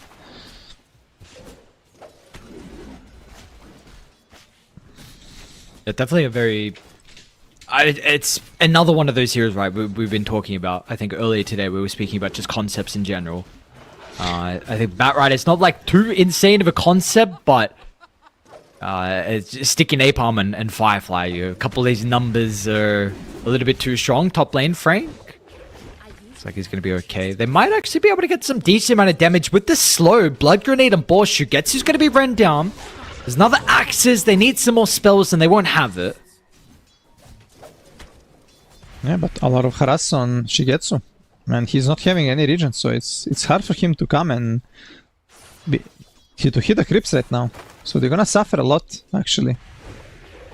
Oh, we might even see Shigetsu dying. Oh, nice cut there from Hakoda. Mid lane, Phoenix actually tipping in. Dark Mago looking to try and run down Rain. He importantly gets one slow. But there's another creep wave, so... Rain's laughing. It's like, cool TP, bro. Oh, yeah, he's laughing, but like, nice, if he lose, nice water rune. If he lose water rune, yeah. But look who is coming, not me. Nah, who's laughing now? Yeah. Dark Mago, no, not you. And Elmisha is like, it's okay, Dark Mago, don't worry. I'm gonna take care of these creeps till you come. But this might put Kez in bad spot right now. Kez is gonna get pressured. Elmisha without a TP, without a boots. And Kez is alone on the bottom lane. Batyuk, level 4. Yeah, we saw had of course, worth on Doom for quite a while. Maybe there was some concerns, hesitations around the item build, so let's see how he'll itemize this game. They do lose the Courier from Wits, which is also a little bit important. No Ring of Health. Yeah. That will be huge for lane. But yeah, not me. In good spot. Scofield this time around not gonna have a clock to be annoying. But maybe he's gonna find a way to do it with a hoodwink. Dire's middle tower is Yeah, under attack. brother, don't you worry. It honestly does not matter what hero Scofield's playing. And Shigetsu's already out of the lane pretty early. I mean, they made a double stack at the medium camp, so he's wanting to farm that bottom. Wits getting dive currently, stacking up some of the frustrating sticky napalm onto him. They're going to be able to get the kill. Wits has got plenty of one charges. He's fine. Now, Batchuk is... he committed. He thought this was a cause that was going to be... Oh, maybe it is worthwhile. Rain's here with the relocate. So a little bit too late to keep Not Me alive, but at least Batchuk's chilling. Yeah, nice rotation from Rain there. But Wits is feeling happy as well. He didn't get the kill, but he didn't die and he's keep farming. All 3 calls right now, top 3 net worth. Even though it's not that huge difference, but still. And teamfight on these supports on the playtime, you're gonna have... Oh, wait, Wits. Bottom lane Wits, yeah, should be a kill. He's already used the switch discipline. The grappling core is going to come up a little bit too late here. Nice opportunity there from Yellow Submarine. Top lane. Frank in danger for a bit, but nope. I'm surprised that Frank actually went for Arcane Boots. Not Mary's here. Not Mary's here. Middle tower is Both supports actually playing Sync Ward at the same time. It's gonna give them a lot of information. Okay, they're gonna see Bat Rider on the top lane. Yeah, but meanwhile, the other supports as well on Radiant are running Hakoda down. So Frank was able to step away from Not Me's aggression. Yeah, Frank is Now, slowing where does him the Bat down Rider go? with the boars. Bat Rider gonna die. Oh, Not Me playing super aggro here. No way he survived this. Radiant's middle tower is under attack. And these kills are giving them so much. It's a lot of XP. Yeah. And how nice of him as well, just to walk El Misha towards the wisdom. Yeah, so he don't waste time. Whew. And this is level 6 on the Frank. Now you're playing against Roar. There is a Relo again. Relo is up. And Rain is level 7. So his spirits are doing a lot of damage. But he's keeping this Domi. He gonna rush insta into the Axe. Not sure if this is the build. Maybe it is, I'm not sure. But I know last time I saw IO mid, it was Domi into Axe. And this build was like for last few years. Ooh, top. Yeah. Nice save. Yeah, well, they already used the Raw, so Shigetsu's going to be fine for that. And Rain will even try and relocate in. El Misha does still die, though. So Rain's there just in case that maybe there was some extra random damage onto Shigetsu. Okay, but there is no more Relo. Okay, Shigetsu gonna be fine. Or is it? Oh, this... Oh my lord, he's actually going to live. Shigetsu. And now Rain's keeping back to top. The Beastmaster, is he going to be able to make it out? Oh, he teleports out. Dark Margot tried to zip to actually be able to catch up to Shigetsu. Wasn't able to do so. Now back towards the lane, Schofield. Ay, ay, ay. This will be dying still. Or... Surely... They got him. But maybe not me. Maybe not me. El Misha. And maybe El Misha's Hakoda getting as a lot of well. XP. Yeah, Yeah, but the Hakoda is Storm dead. Spirit's here too. Dark Margot got one. I don't know if they're going to be able to get Rain, though. He'll think about it. Beastmaster's starting to slowly move over. There is no TP on He's him. got some creeps, which is going to be a problem, though. So Rain can tether on over. I think Okay, that's okay. fine. Still, really good trade for playtime. And El Misha is almost level 6 because he got XP from these two heroes that died. The Bat and the Ring.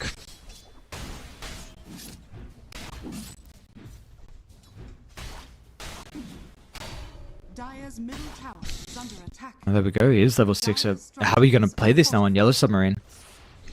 Let's see. You've got your strongest hero down bottom in Batchuk. Dire's top tower He's going to be going Vlad's by the looks of it here for the Tide Hunter, but might be a difficult tower to see them defend. So it's going to open up the map early, even before the Helm Dom's online for Frank. Yeah, you're right. And the thing is, like, this I just need to farm IFK wood right now. He even made a lot of rotations. And Luna is as well hero that's just gonna hit jungle. So it's all about Batyuk and Batyuk. Ravage bottom lane. Oh, What? Wits? Oh, what a man. timing. Just gets the Raptors dance off. He's still in a lot of danger, though. The spell is actually going to be able to get him out. He's got that Echo Slash along with the Grappling Claw. They're going to continue to try and run him down with the movement speed out of the tether. Wits is begging for some lads, but apparently he doesn't need it. Oh, and he puts that tied in the base. Maybe he wanted that? No way. No way, no way. It was full reset. Patrick doesn't know what to do. He's like, what? Why am I base? Yeah, he's thinking where he should move. He don't want to waste TP. I mean, Batyuk is like top net worth in his team, and he commits Ravage to kill that Kez, and they didn't find the kill, so it's huge actually, because this will buy them a lot of time. Radiant's bottom tower has fallen. Meanwhile, Dark Mago managed to find Arcane, sorry, so they're gonna look for to make a smoke soon. Maybe even on the mid lane, on the Rain. And you've got the Beastmaster starting to wrap behind as well. You've got a Supernova, so if anyone TP's in, they're going to be straight into the egg. A warm welcome surprise is now Hakoda eats a raw to the face as well. With the level 6s and the early experience overall that PlayTime have along with the power runes, they are making sure that they can utilize. Now down bottom, Shigetsu inside the jungle. So Wits apparently, well it is Shigetsu's there too. He'll get the kill, he's going to get a stack. Meanwhile, they are coming down, but might force him away. Has been killed. Dark Mago is no, this is mine stack. In the end, but you're gonna manage to defend the mid lane. But yeah, you lost your Aya, and Aya is rushing Axe, so now his timings are super slow because Aya should be top net worth. Aya is the hero that can farm so much in the jungle, but what was the thing? He used too much relocates. When I played against these Aya mid laner abusers, like players, they will never do this much. Say abusers, it's okay. They will never use this much relocates. They will just focus on their gameplay just to finish their timings as soon as possible and join only fights that are gonna bring them like some gold. Oh, Frank top. Ay. Damn. He was just out of the range. Yeah, not sure Batyuk if he had a Ravage or not, but he was not in the range. He just got the Ravage now. Whew, playtime. Outplaying them right now.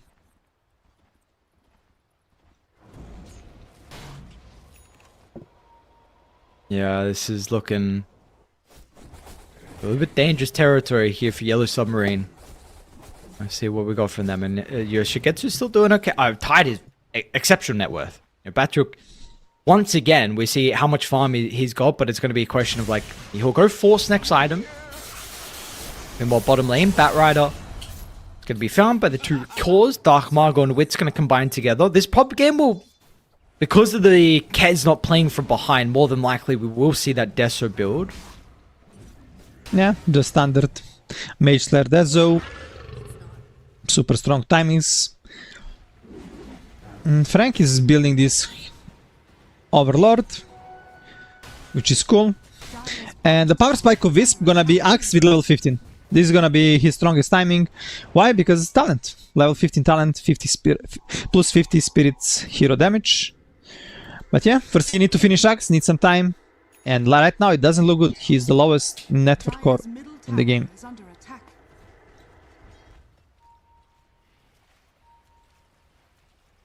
See if he's going to be able to get that time given to him, unfortunately for Rain. Because what do we want to see out of Radiant? I mean, I guess Frank. Yep. Frank with the boards. Two boards, yeah. They didn't deny it, but yeah. On the Radiant side, I don't think we're gonna see right now anything big coming out. Frank is trying to finish Helm of the Overlord, which is cool, to control the map, but right now they're chilling. They're farming on all three cores. Their net force is huge. Even this game, there are really good wards coming out from Yellow Submarine. They have like in big jungle, in triangle, like really nice wards. But let's see if they're gonna be able to use them. Because right now their biggest issue, you don't have playmaker. Your Luna can only farm, your Io mid laner can only farm, and it's all on Tidehunter, but Tidehunter cannot really create moment for you because Playtime, they can always dodge. They see Tidehunter, they can like, okay, Tide is bottom, let's not play on this lane. Push the wave and dodge the team fight on that area.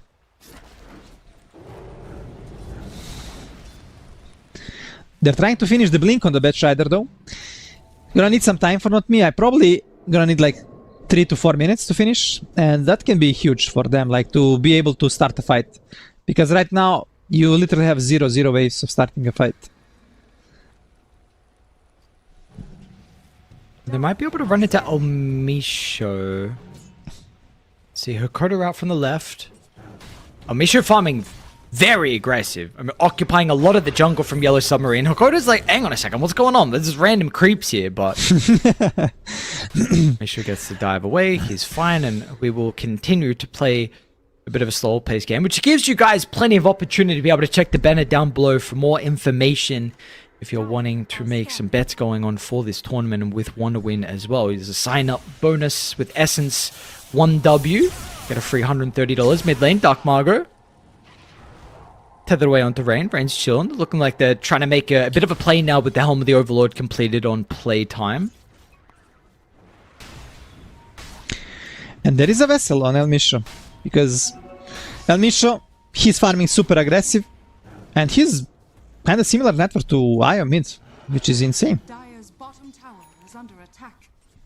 Radiant's top tower is under attack. Ooh.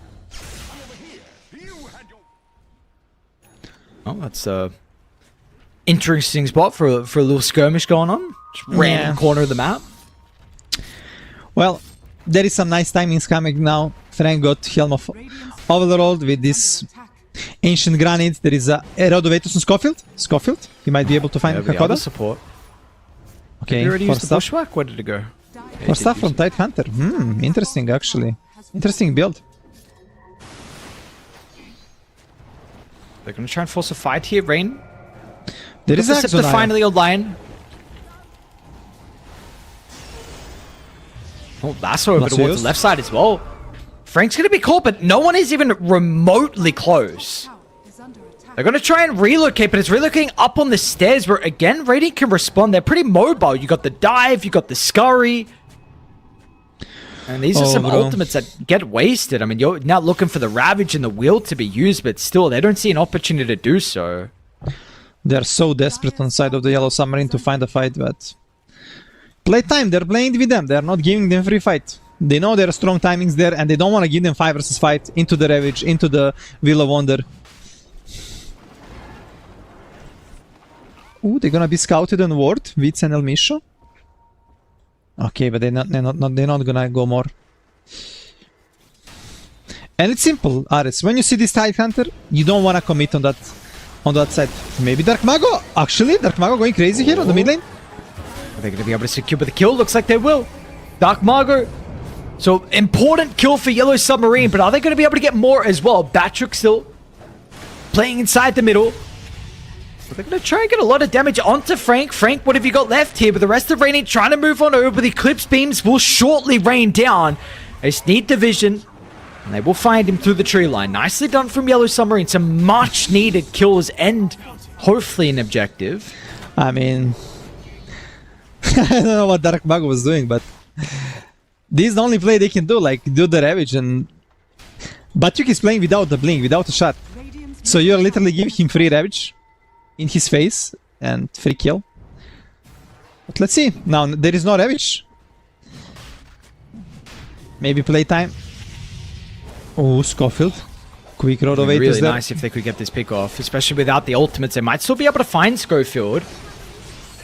I mean, meanwhile, inside the river, yeah, what do we got going on? Shigetsu actually dies with the combination of Dark Margot and Wits. And now they're going to look for Batrick as well. This is a much more difficult kill, so maybe they'll just go for the supports instead. Wits easily snipes down the Ringmaster, and they're going to lose Not Me as well. Oh man, this is looking ugly. Relocate out should be there. But, I mean, this is a call IO. Like, well, what are we, how are you getting out of this one now? Well, but Yuk TP there, maybe gonna wait for Tether, but it will be hard. If Dark Mag will just use Ice Vortex. I mean, Electric Vortex, but yeah. Even Roar committed. Oh no.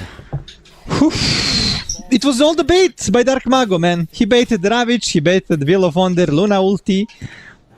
And when was the time for farm? Yellow Submarine actually wanted to fight. They overstayed, they got caught, Is under attack. and they got punished. Yeah, and PlayTime are not a team that you want to be giving them this opening to. 3k before that fight starts. We're up to 6,000 now. Cool read from Wits. I mean, as soon as the Ringmaster just steps a little bit too far forward, like, I mean, this tide is looking unkillable, honestly, at this stage. Alright, let's just leave him. If he doesn't have Ravage, like, what is the problem? Yeah. Meanwhile, they managed to get the Tormentor, and Mr. El Misho got lucky this time around, not like in game 1. Aye, not me. Trying to do some cheeky plays, not gonna work.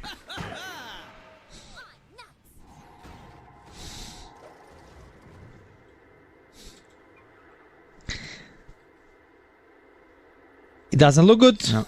My friend RS not right at now all. for Yellow Submarine. They might be this might be last game for them in 1-win Essence tournament. Oh, Dark Mago even gonna dodge this. Ah, he's got a regen too. Nice. Yeah. Oh, man. Like we didn't have more problems, like, and Hakoda trying to finish shield, so he gonna have like this setup, Yellow's ulti into the Tame of the Beast, but not sure that's gonna be enough. El Misho got the full Glimmer, level 12, and right now they can literally just go for the rush, and there is no way you can stop them. Dire's top tower is under attack. Yeah, let's see if they even consider about taking a fight. But with First Roche, they're probably happy with giving this away, but this is more than likely going to be ages now in the hands of Dark Margo. He's got a random Mystic Staff queued up as well. So, I don't know if this is into Parasma. I don't know if he's looking at a very early Hex. I don't know what we're looking at, but he does have ages now. Yeah, it's just gonna be Parasma for Storm. And yeah, first stages you wanna give to your mid laners, to the playmaker. That's gonna move and fight for you while you're kinda farming. And the second ages you wanna get on the carry that's gonna hit high ground. So yeah, nice ages on Dark Mago, and he even get Arcane Rune, you know. Region, it was not enough. Let's give this man Arcane Rune. Dire's top tower is under attack. Radiant are scanning.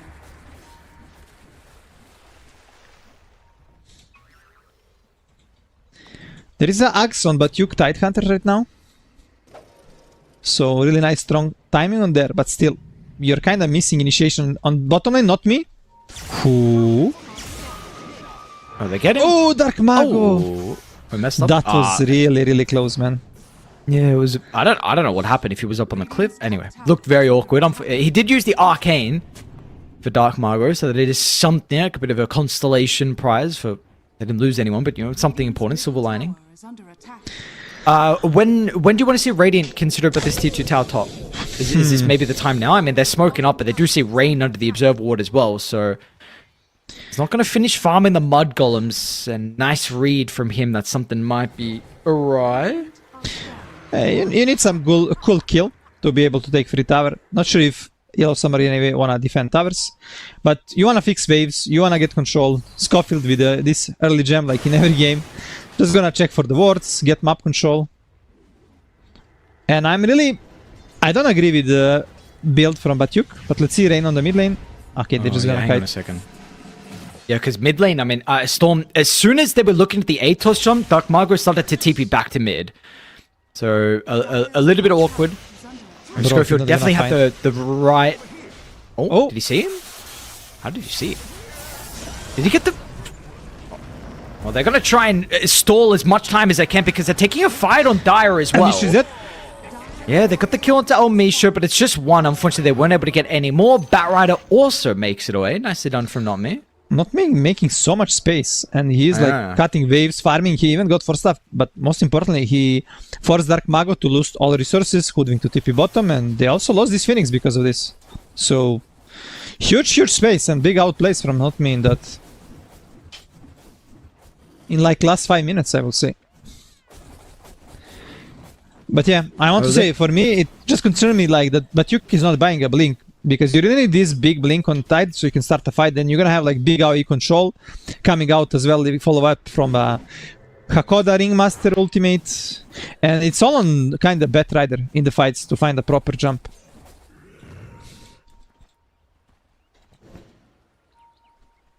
Yeah, till we get this blink, which is going to be quite a while, unfortunately. The ward down bottom from Radiant's very good inside the lane. They're going to see multiple heroes, potentially even Rain as well. They're going to be able to utilize the ward early enough, though. Unfortunately, it looks like potentially just the kill they'll get onto Hakoda. Misho kind of scouting out if there's anyone up at the triangle, but they might just use that pick off to go... Never mind, where do they want? Nowhere. Not me again being annoying. But Dark Mago is done. Now he gonna tip him, watch. Watch the tip. Is it happening? No? Dark Mago, why are you not tipping, bro? Come on, bro. He tipped you, man. He's not on that. He's not on that tip game. He's saving it though. Yeah, he's saving it like I'm saving pups. Someone tipped me out, like, okay, guy, I'm gonna wait. I'm gonna wait till some juicy moment. Oh, the revenge is always so good. Radiant Yeah. scanning. I was playing for Speak Carry yesterday.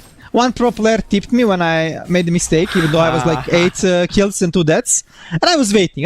Like, they paused the game on me, they kinda trolled me. I was waiting for 10 minutes, and when I made a big team fight, I just used the pause. Aris, do you agree with me, or...? Yeah, you got to do it. We're not naming and shaming. It's just you just said pro player. Like who's the beef with? I mean, it's not beef, it's my friend, but it was fun. And then Queen is like, can we stop with this pausing? He was in my team. Yeah, He was in my team. Queen. But I have to give it back, bro. Of course. Especially if I mean, someone's chirping. Doesn't matter if it's a friend or foe. Like, they're talking shit. You gotta let them know. It's either with the gameplay, but sometimes the gameplay is not enough. You gotta tip and potentially or chat here every now and then too. Smoke from Yellow Submarine. They almost got Dark Mago. His age is expired. But Dark Mago killed the midwave really fast and insta go back. And I think right now Yellow Submarine, they're having a big problem because Batyuk still don't have Blink Dagger. He's trying to finish it.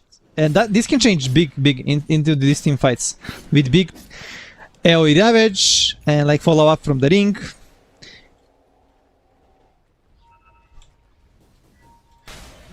Because Ares, even though it's tanky elite for playtime, if you get one good ravage, one good follow up, you're gonna win team fight. And if you win this team fight, game is even. Radiant's top tower is under attack. Is there a side you're more comfortable with though in regards to scaling? Now it's a Dire's bottom tower is under attack. You mean Radiant's top tower is under if they're like playtime comfortable with scaling and farming, or I didn't get you? Or if they're scaling, like one that is better late game. Late game. I mean, late game, I think Kez is just one of the strongest hero in late game. So not sure, Radiant's top like Luna gonna start dropping. She's gonna have like strong timings in like next 10 minutes, but after this I don't think Luna gonna be that strong that Kez gonna be. And right now, on the side of the playtime, they understand team fighting is very hard without the BKBs. So they're just gonna wait BKBs for the next fight. Kez is close to finish it, Storm was well close, and Frank got it. So with these BKBs, you're literally gonna win every single team fight. And that's why Yellow Submarine, they're really pressured right now to make a moves. Well, let's see if they're going to be able to connect on the move, though. With how fast she gets to Izzy, might actually make it up to the high ground before they get out. Oh. Man, Schofield. And you know what is the problem now? This Schofield gonna find 2 wards in this side of the map. First ward, boom, devoured. True. And then you're gonna lose all your vision. And the thing is, like, Yellow Submarine, they're losing on the network side, but they're stronger in team fight. So they're trying to force objectives. In a sense that maybe playtime come and give them a fight, but playtime no. They're just gonna devour 2 wards. Oh, they'll get a fight now. But the rest of the cores aren't close enough. Batyuk is to be able to get in with the Ravage. They're going to relocate into the middle as well. But the Storm Spirit, he's got a shield rune. He's still leashed, so it's not going to matter. It's up to Wits now. Let's see if the Kez is going to be able to turn the team fight. With the BKB from him, he's going to feel pretty safe inside the fight. Oh, yeah, buyback from Margot. What? Oh, that's a massive commitment. Super unnecessary, but I guess just, yeah, I mean, they relocated in. Unfortunate for Dark Mago there. He thought maybe he's kind of unkillable. Kez finished BKB and they were kind of looking for a fight. So Dark Mago kind of wanted to bait there. He thought he gonna survive and they're gonna be able to turn the fight. But this Tidehunter shard turning game around like this, even though he had a shield rune on a Tide and kind of failed the Ravage because there was like really good egg there covering up. But let's see.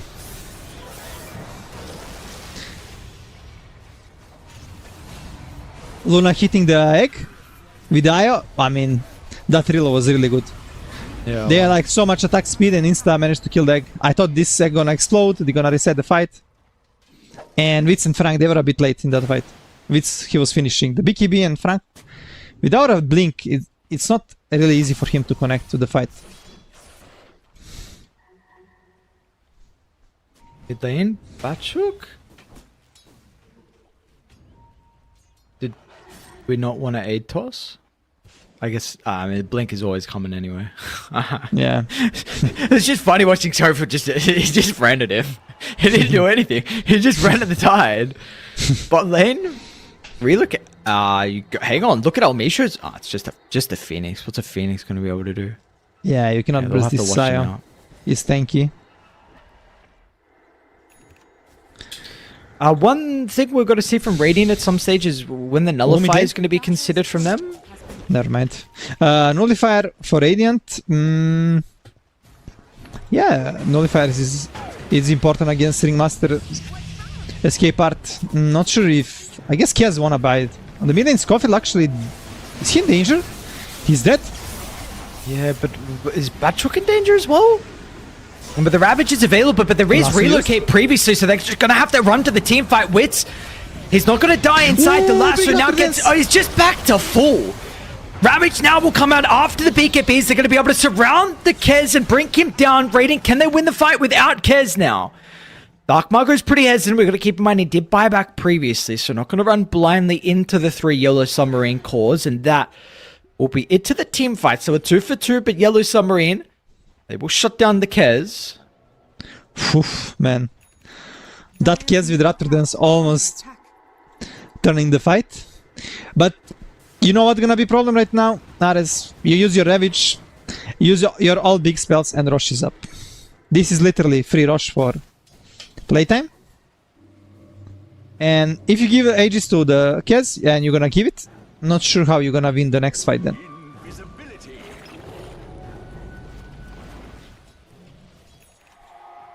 Well, let's see if they somehow are able to contest Roche to make sure that it doesn't go in the hands of Kez. You got about 60 seconds.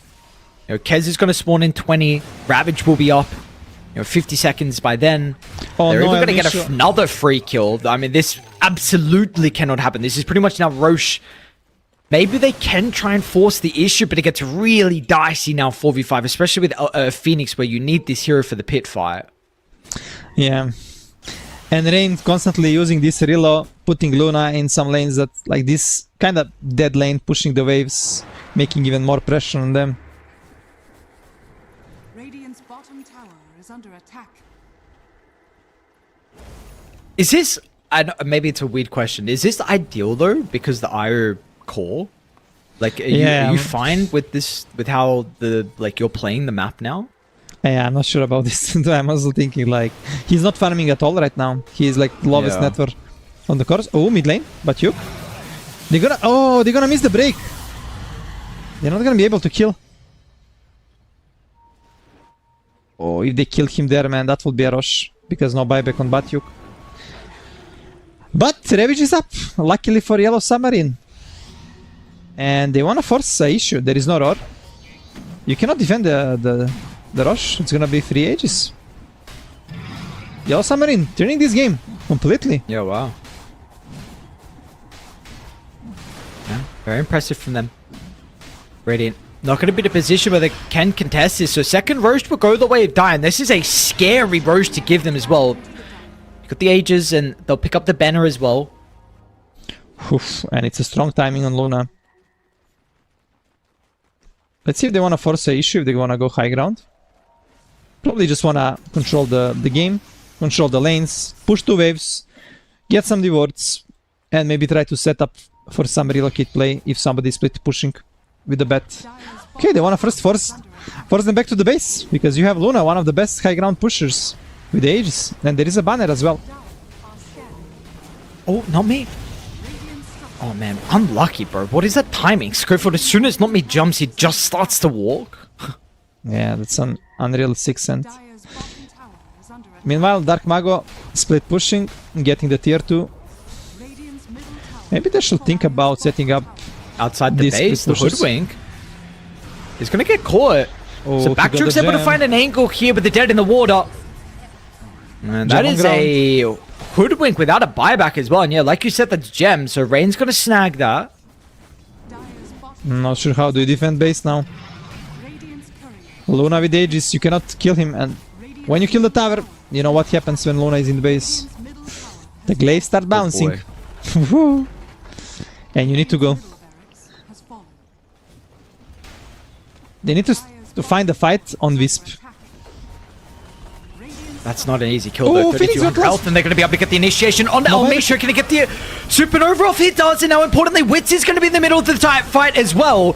The roll was too late from Frank. Shigetsu already got too many right clicks out. Wits, he is trying to solo kill Hakoda, but once the BKB expires, perfect timing out of the Ravage as well. No Raptor dance from him to be able to life steal off. He doesn't have a buyback. And hang on a second. It's Like, game. are we looking at game? It's game, bro.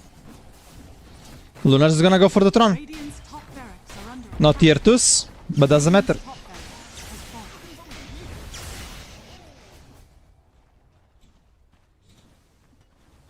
No roar, no BKB on Frank. And this is the Luna with Aegis. 3 more minutes. And Io with the heart, he's not dying. Look this heal. It's over, my friend. Game 3. Wow, Yellow Submarine. Alright. We'll get one last little fight from them, but the Yules to set up for the wheel. First stun is there under the Storm Spirit, and shortly many more. And we're going to have to buyback. see him in Game 3. GG PlayTime. Unable to get the victory. They had that lead for quite a while. I mean, we were maybe a peaking over of 10,000 as well, but what a comeback from Yellow Submarine as well. They do it in very quick fashion too. Yeah, like really nice performance in this mid game. There were some mistakes from playtime. They got picked off, but eventually they didn't. They lacked damage. They just couldn't give this 5 vs 5 fight. But most important, do you remember this mid fight when Dark Mago kind of go on them with our BKB? Then he died, used buyback, and his BKB was super delayed. And based on this, later on, Yellow Submarine managed to turn the game. They got the Aegis, they start controlling the game. And once this Luna is on your high ground, you don't have damage, you cannot stop him. Alright, good signs for us. We get a Game 3 decided here in the lower bracket. Again, this is elimination on the line here. You know, with how this was all shaping up, it was going to be just a potential clean 2-0. And I mean, I don't know really what to make of the ire. Like, I don't know if this is something that we're going to be like, you're kind of thinking about now. I don't know. You're rating 6, 2, and 10? I think really Batrook for me. I mean, this is the person I'm looking at. I mean, Game 1 wasn't able to do enough on the Doom that they needed from him. I was really impressed with the Tidehunter. I felt like they didn't get penalized without the blink like you were mentioning. And then as soon as he got this blink, we saw how the game was able to change. The dead in the water as well. Yeah, this guy's really, really impressing me. So let's see. Let's see what Yellow Submarine going to be able to do. But again, this is we get a Game 3 decided now to see which team will be eliminated and which team will face NIGMA Galaxy later on today as well for our last series of the night. So is it going to be playtime or will it be Yellow Submarine? Find out after the break.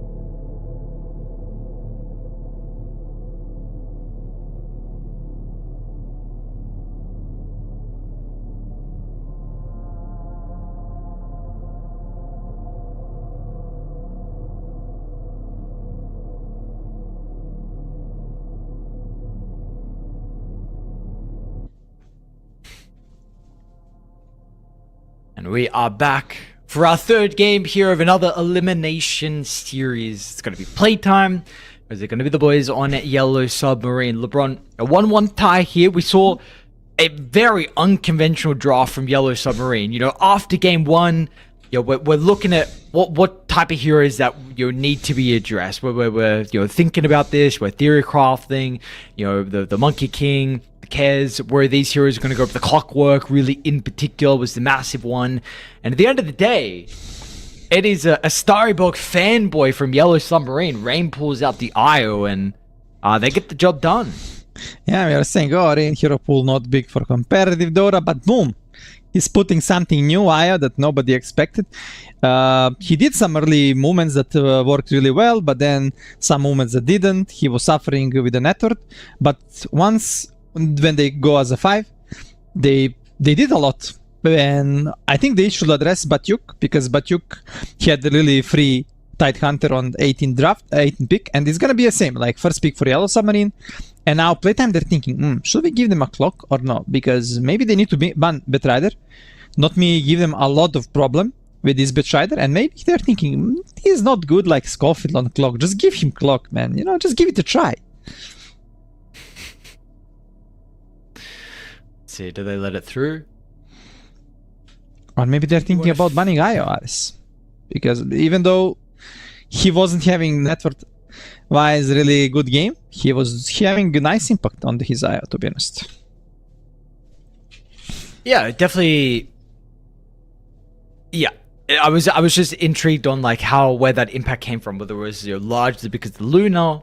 It definitely did seem like IO, nonetheless, having more net worth enabled you when you had the lead and were finally pushing to be able to be as aggressive. The IO wasn't a little bit scared, a little bit hesitant, like playing off the back of like the relocate play or something. It was just you were both in and both sieging. So yeah, maybe, who knows? Maybe this IO needs to be looked at from playtime. But the one thing we do know is this is a lot of reserve time. I mean, game one and game two, I don't think they used any reserve time. So they're unsure.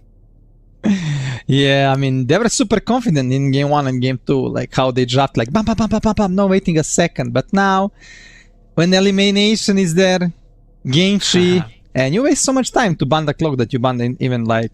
And this is telling me there is some disagreements maybe in the team about these heroes. Maybe someone is trying to cancel, somebody telling, no, don't ban the clock. Somebody saying, no, you need to ban the clock. So, and you don't want to have playtime separate. You want them to be on the same page.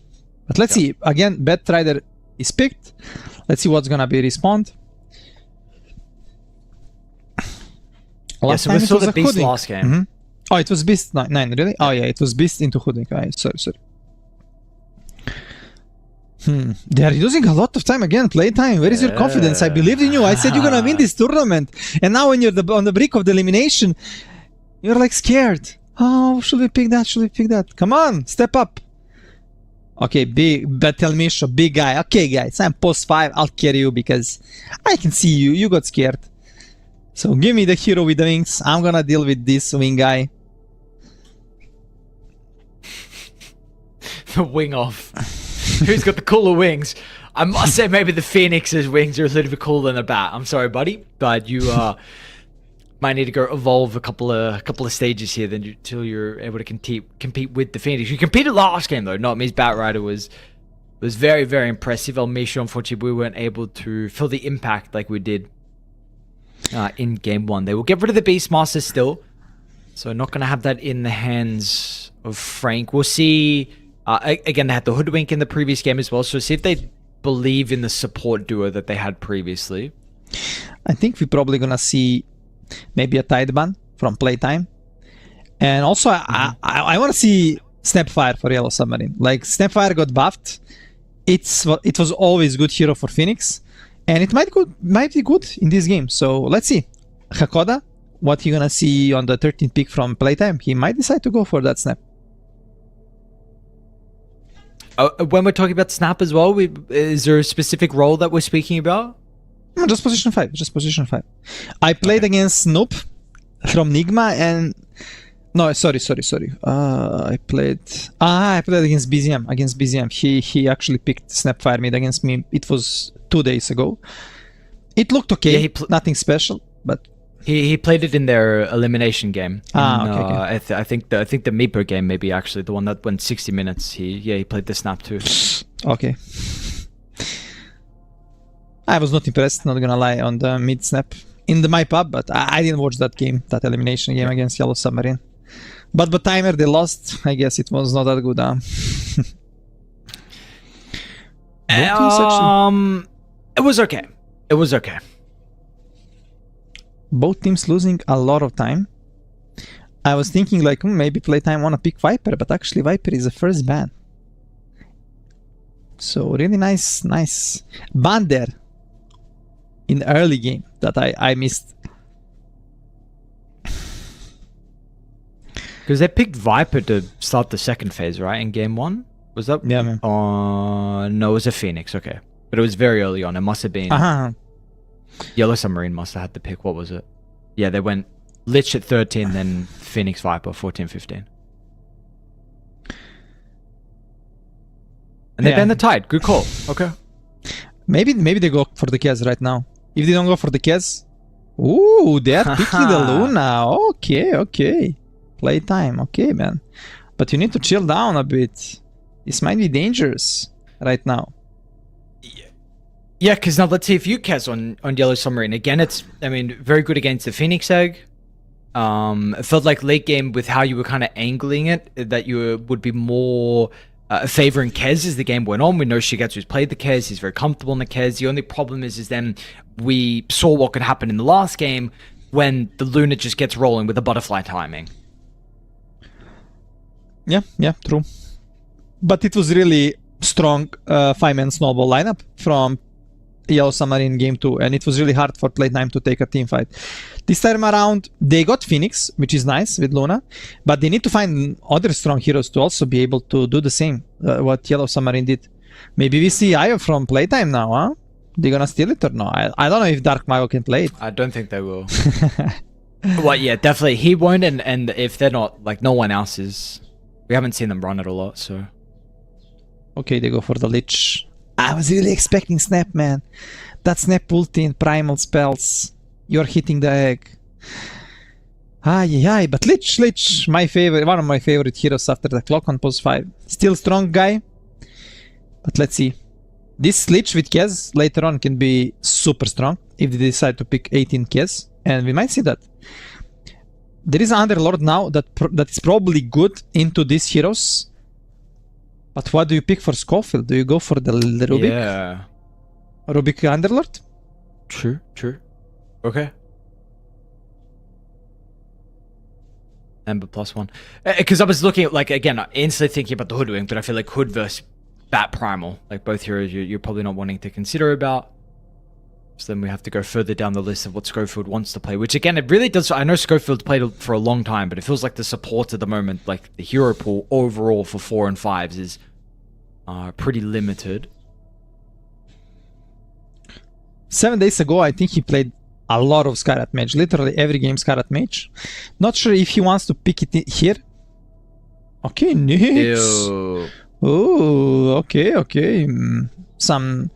He wanna be annoying, so Nyx is one of the heroes that can be super annoying. But let's see, they're gonna give last pick to the Frank. Now, this Ember I really like. Why? Because you're kind of pre-firing the Cottle on the 18. Let's see if she gets wanna go for this case, because if you don't pick it, it's gonna be banned 100%.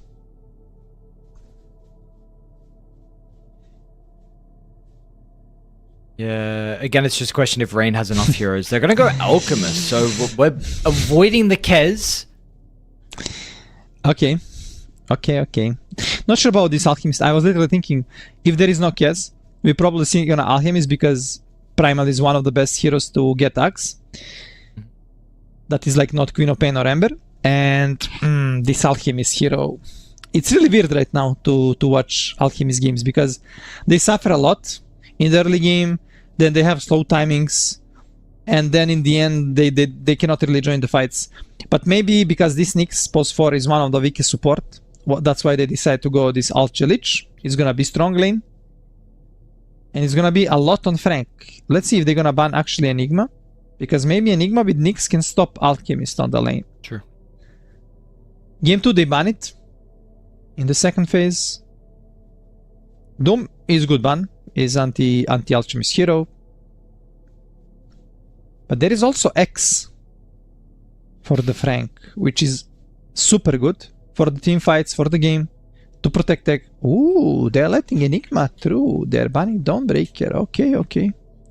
I mean, Dawn is also a nice pick because he will protect them from Primal. Really good team fight, really good follow-up for the Ember Chains, for the Nyx stun. And it's a strong laner, so... But Lich is really strong against Dawnbreaker on the lane. But yeah, later on in the fights, this Dawn can make them a huge problem. What do you want for mid for Rain? I'm trying to think of Scepter heroes. I don't believe you're picking Storm. Maybe you are. I don't know if the Nyx is enough to prevent that. Pango's ban. I was looking at maybe even putting Primal mid and going for Largo, but I don't know if you want that style of hero in a game like this. I think Void Spirit probably for Rain. Yeah. Like, it's a melee hero that goes in, that gives a lot of space, that gets Ags as well from Alchemist. And it's annoying for Phoenix and Nyx to play against it. He can go in, he can go out. And he's kinda Vessel Buyer, which is nice against Phoenix. Or you go IO. Okay, okay. Fed the Scepter. Okay, okay. Maybe, why not? Yeah, you're right, Ares. I mean, sure, why not? But this time around, you're not gonna have Luna buffing. You're gonna have Alchemist, but maybe you can tether the Primal. Primal with IO can do a massive damage. You're giving him movement speed. You're giving him spell up. Oh, but Largo for the playtime. Okay, okay, Frank with the Largo. Not sure why though. Trying to think of. Well, okay, how does it look like? Because at least from what I'm seeing, in a very basic mindset, is that one, Largo, it takes a very long time to come online now at the moment. We know this here even previously, but you're kind of going Kaya into Scepter. You might get time to go down that route because of the Alchemist, because you're going probably double, well, Radiance into probably double Scepter this game. And we also saw previously what can happen with the Luna lineup when you just ball up. And Largo very much further enables that. You're going to have the Egg with Sunray, you're going to have Largo with Scepter Kaya, which maybe actually come online a little bit faster. We'll have to see. What do you think, now that you see the draft a little bit more? I feel like Yellow Submarine, they're gonna have like big issues in early game. December gonna have full free farm, gonna get fast vessel, and with power of supports and Largo, they're gonna be able to pressure them early on. And this Batyuk Primal, it's gonna be strong with Axe from the Shigetsu, but not gonna be strong like in game 2 with Tidehunter, that he was literally unkillable. So there is for me some concern in this sense that Yellow Submarine might not be able to give back this team fight like in game 2, and that at some point playtime when they group up as a 5, they're gonna be much stronger. Yeah, the 5-man group up is my concern when Largo gets Scepter, and just like your butter timing on Luna. So I also don't know what the build's going to be from Io. We've got to keep in mind, like, what is he going to go? You know, we'll see. They're playing with at least the odds $1.37 for playtime, for $2.57 I think it was for Yellow Submarine. So we shall see. We shall see if they are able to do it. The underdogs here from Yellow Submarine, they took down Tundra. Can they take down Playtime as well? The recent Div 2 winners, top 6 at PGL Wallachia. We shall see. But yeah, what's the build from Io? Because you went Scepter last game, but are you going to go... Maybe you actually have to go for it again, and the Alchemist just gives you Scepter, and you get the gold back. Maybe that's actually what you do. You definitely want to go Scepter, because Primal going to get first Scepter, and then you're going to get second one, where you can like get and invest that money into something like BKB, which is going to be very important against Playtime lineup. You really need that BKB on Io later on. And yeah, not sure why he skipped the Domi. I feel like Domi is kind of needed. But okay, it make it work, game 2. Let's see game 3. And odds favoring Playtime highly, but you never know. They can start snowballing on the side of the Yellow Submarine. So how do you slow down the Ember? Because this is something that you mention on Yellow Submarine that you feel like this is a very free Ember game, especially in regards to like maybe the early to mid game? It's very hard. You need Primal to connect to some fights and maybe you're gonna be able to kill him. But yeah, it's literally a free Ember game right now. Into the Leech, into the Bat early on, they're not gonna do anything to him. Both supports placing same ops during the smoke. And yeah, we saw what Dark Mago can do with his Ember. Game 1, he literally destroyed them. This game gonna, I think, be even more free game for him than game 1, so... The battle begins. Well, that's a little bit concerning then. Yeah, because like you say, I mean, this guy had a exceptional game 1 performance. Grandmaster Ember. Dark Mago, let's see what he has in store for us. Let's see, honestly, how this IO goes as well. Again, I know we saw it last game. Into a melee hero now with the Ember. I don't know how much the Flame Guard is going to be important in a lane like this to maybe mitigate some of the spirit damage, but we shall see back-to-back IO games. In the break, I took a look on Twitch. Just, you know, sometimes randomly, you know, pop in while the breaks are going on. I saw Starry Bog was streaming and watching the games as well, so I'm sure he was impressed with the IO performance from Rain, and now he's going to get another game. I think probably he's like saying, no, I will be much better, this is mistake, blah, blah, blah, and stuff like this. These players have big ego, they're not gonna praise you. Yeah. Ares, brother. Of course.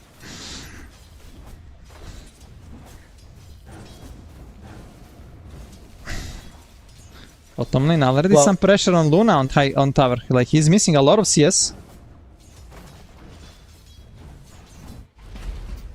Oh wow. Frank, this is not your base, bro. Oh, but he TP'd on tower, he's super low HP. And yeah, this lane, Alchemist Lich, very strong lane. Because Nyx is one of the weakest supports on the lane, unless he's maybe playing with some Darkseer, they get some nice levels on shields, and then you can play. But yeah, Scofield just need to try to cut waves. Which he did. But Frank almost get punished. Did he not block the hard camp, or did they unlock it already? They open it? I think he opened it. They would have a sentry from Hakoda. Okay. Yeah. Scofield. Okay. He's buying some nice time for Frank. Then this is what you want to do. Right now, Nyx got this innate that he's burning mana, which can be really cool. So every damage basically you do, you're also burning 12% of the mana from the spells, from the hits. And she gets already out of mana on the bottom lane.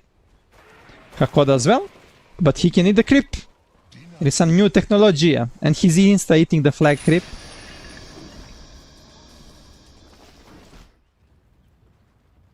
Do you expect some first blood? Just real quick, is this the play? Do you eat the flag creep or the range creep? I will eat the flag as well when there is a flag creep. It gives you a bit more mana. But yeah, you're getting less XP and you're denying less XP, but you're denying more gold. Oh, Dark Mago! Oh my god. Radiant's middle tower is under attack. That Almost was had a close, mid lane. And Rain doing really cool trick here. Pulling the wave. So Creep's gonna go into the tower of Dark Mago. And he need to be quick. So he don't lose some CS and farm. Radiant's middle tower is under attack. Looks like he's going to be back in time. Once again, take front of the force here with the balls. Alright, we'll see if they're going to be able to continue to pressure or not. How's the other lane looking? Bot lane? I don't see kills here. I know you just asked me before. I mean, maybe onto the Luna? But Omisha's always able to dive away. Top lane, yeah, Hakoda. You're going to have the concoction pretty shortly from Shugetsu. With the blood grenade as well. Hakoda tries to get some spells out. He actually might kill off Scope thanks to that. No, never mind. Actually, second now Shugetsu might die. He's dead. Oh my god, what outplay on top lane. And I want to say if somebody can rotate on the mid lane and stop Rain from getting a water run, that would be huge. They tried. So there is a big team fight there. I mean, not team fight, but 1 versus 1 fight. Elmisha versus not me. Well, Misha got a lot of once charges, so not me might be in danger. Yo. Aye. And he gonna deny? Deny? Damn, bro, not me. Dire's structures are fortified. Mid lane, Please. Dark Oh. Oh, okay. Rain. Yeah. Really close. Rain might die Dark here. Margaret. I think he's dead. Ooh, Whoa. Rain. Dude, that was really close. Okay, okay. I want to say Not Me is one of the most underrated players, like in Eastern European, as a post 4, but he is super high MMR for like 1 or 2 years, like top 50. And he's shining on this team, to be honest. Radiant's courier, Where did he come from again? I forget. I'm looking. He's coming from Russia. Radiant's courier has been killed. Oh, what team though? Sorry. Team. He Oh, played for one one move. Yeah. Yeah. But they didn't have much success. Yeah, I'm looking now. Didn't look. Radiant's bottom tower. Didn't look. I think he too good. played Who was for on that them team? like maybe almost 2 years. I'm not, but there was like going in, going out in that team. Yeah, he was in. There there was for a lot while, of players. A lot of players that has been changed there. especially that org. One move is Yeah. had some rosters. Bottom lane. What are we up to here, Batchel? Ooh, Vitz. Is he dead? Is it? Radiant's bottom Okay, no, he got Jeez. Lotus, but he's forced to go to the base. Luckily for them, Siege gonna die bottom lane. Tower not gonna be pressured. Minute 6. Both mid lane Rain gonna harass Dark Mago a bit. middle tower is under attack. Oh, Dark Mago. Radiant structures Okay. are fortified. Better that he go on this wave and don't find a rune. But Rain Top getting lane a Shigetsu might There is a get reload. dived here pretty shortly. with AD rune. Well, yeah, absolutely, they need that reload to be able to keep Shigetsu alive, but unfortunately, it doesn't seem like they're going to be able to get Schofield nor Frank as well. So you keep the Alchemist, but let's see if Hakoda's going to stay. Okay, yep, they keep the Lich. Sorry. Yeah, Shigetsu is getting harassed heavily here. Bottom lane, Wits. Well, you are absolutely leaving this lane in a body bag. You are not making it out. Dire's bottom tower is under He managed to get the kill, but no XP. Luckily for playtime, Rain doesn't have a reload for a Wisdom Shine.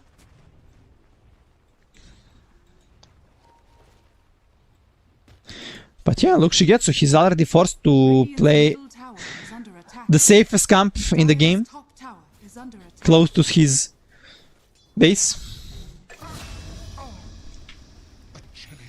Oh, and Dark Mago getting a kill, and Toasty.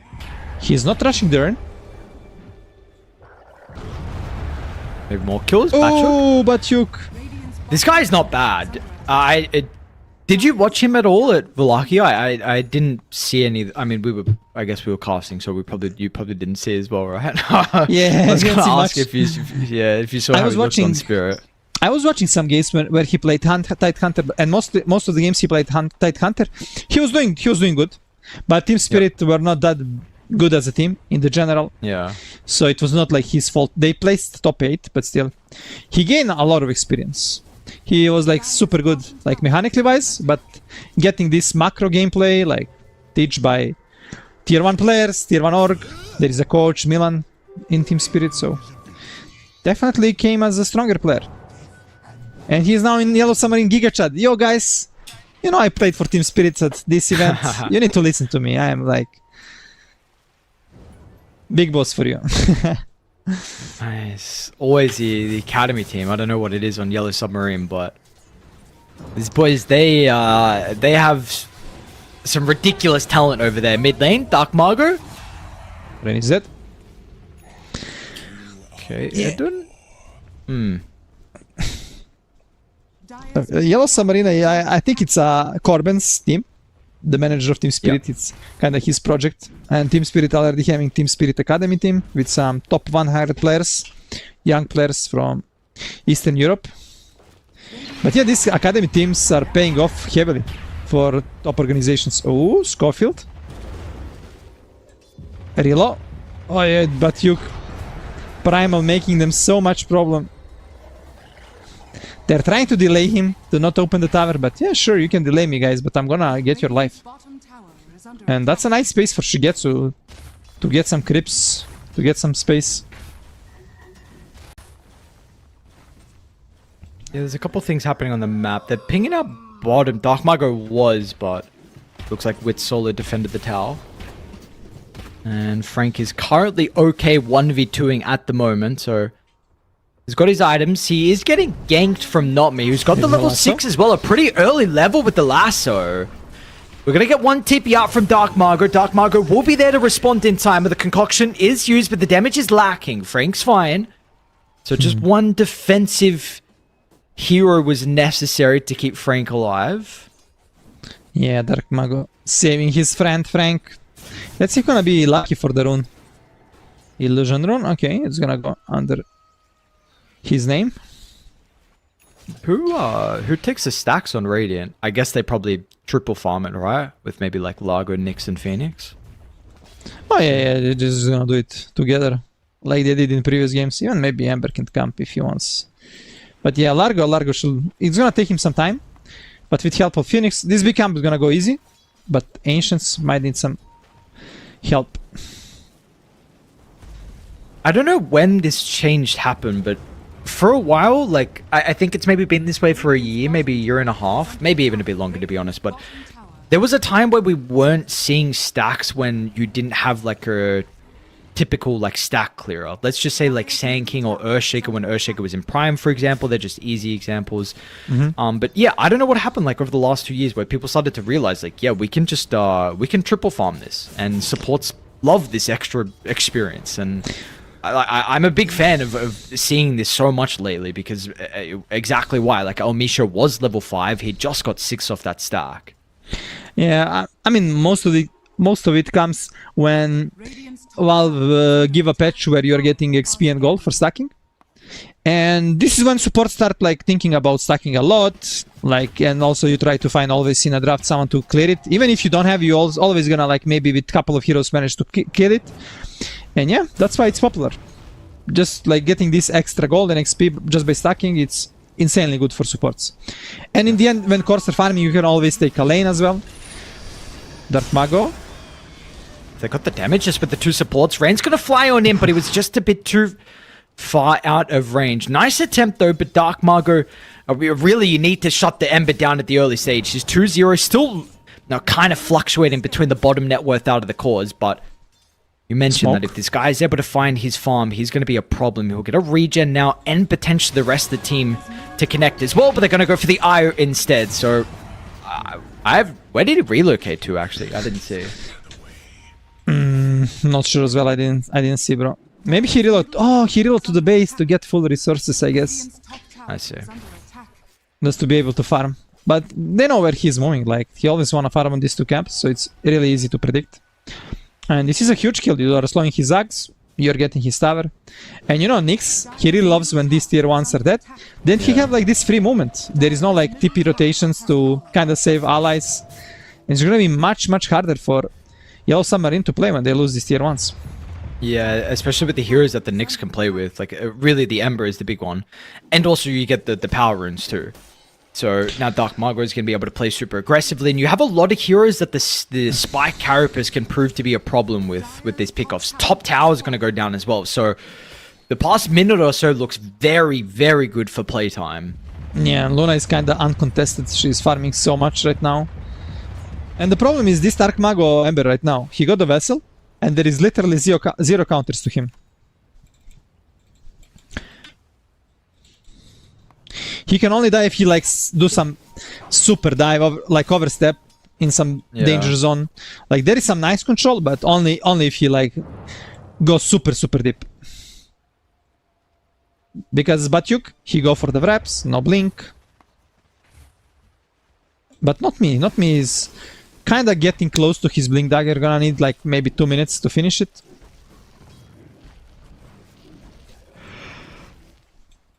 Yes. Not going to be too bad of a blink timing from Not Me.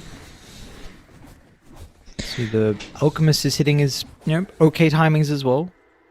It's going to have a stack of, I think, a triple made as well from Hakoda. So there you go. Radiance online. And we'll see that Scepter starting to be considered pretty shortly here. We do have the Arcane from Dark Mago, and they're wanting to try and invade. They need to minimize some of the farm from Shigetsu. There is a Radiance, yeah, on Alchemist now. Okay, Scofield, man. Just Nice, doing bro. Took my Scofield things. one creep. It's insane, actually. It's insane. He just walks in, impales one big creep, walks away. Radiant's bottom tower is under attack. Oh, smoke. Smoke from the boys. Lich is I'm probably gonna try to stop the play. Oh, he gonna stop Dark Mago? No, they're seeing him actually. So Dark Mago gonna break a bit. Ah, they're just gonna kill him. You wanna get a return on Scofield? Yeah, they actually want to try and take the tip fight. Now, a lot of Radiant heroes are here. The egg's going to be pretty important as well in the middle, but man, they've lost Schofield quickly. They'll turn to get the IO as well. Well done from Dark Margo and Frank recognizing the IO. Very vulnerable thanks to the Spirit Vessel. And now it looks like the Primal Beast is going to be in trouble as well. Dark Margo doesn't get away from the lasso. Is going to be able to stay alive long enough. However, trying to step out. Flame Guard back up. The slide, the arcane. Oh my god. He just dies last second. Patrick has enough damage with the trample. Man, this guy is carrying them. What, man? But Yuk, I thought he's dead. I think Largo also, like Frank thought he's dead, so he didn't use spells on him there. But let's see. That was really sick from Playtime, that they were ready with all players. I mean, Luna not here, but yeah. And let's watch now. But Yuk, I feel like he was dead. And it was Vessel, Arcane Rune on the Ember. Like Dark Mago here, I think he had a first spell. He just didn't use it. No. Oh no, he used it, but I don't know where he used it, because when I was watching during the fight, and Batyuk just returning, getting 2 kills. And this is gonna be huge. You know why? Because let's wait a bit. Fireflies. Rain. Even further potentially, yeah. Rain's even gonna get caught as well. So it's not just the Batrider that bleeds a kill, but it's also a more important hero as well. And I mean, Dark Margo is also getting the injection of gold, so the Ember's gonna be licking his lips. I mean, they're still strong, but Dark Mago Batyu gonna finish BKB soon, and you're gonna get Alchemists from Alchemist in next 2 minutes. And when we get that BKB axe, I don't know what you're gonna do. What's gonna be your tools? You don't have tools to deal with him. Dire's middle tower is under attack. Radiant structure. Because right now, yeah, you can take a fights. But what when this beast become a real beast? Not me. I'm gonna die. Deny. He's trying. Ah, it's so hard. So it's BKBs, right? I mean, do you just have to avoid as soon as the Scepter's online for the Primal Beast and get BKBs on your heroes, or do you not think that's the case? Because Wits has got Dragonlance queued up. I mean, it's gonna take them some time. I feel like that they're gonna be able to fight, because Wisp also gonna reach his axe at some point, and then yeah, you're gonna need these BKBs. But Dark Mago buying Mage Slayer right now, which is gonna be really good into the IO as well. But not sure if it's gonna be enough. And Elmisha is actually playing without a Sunray. And I feel like that Sunray in the egg with the shard can be crucial to sustain in the fight, but okay. This is the build when you're playing Core Phoenix. When you're having like fast levels, you wanna have this fast damage in the game. But okay, maybe it's gonna pay off.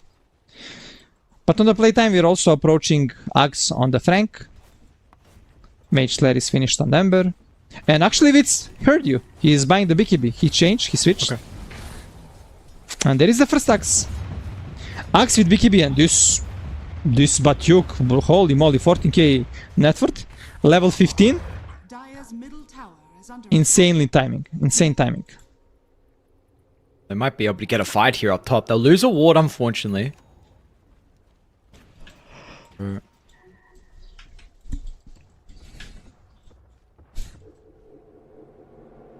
See, interesting angle actually, coming through the portal with 3 heroes. They're going to put Shigetsu under the tier 2 tower, potentially baiting the Alchemist's life.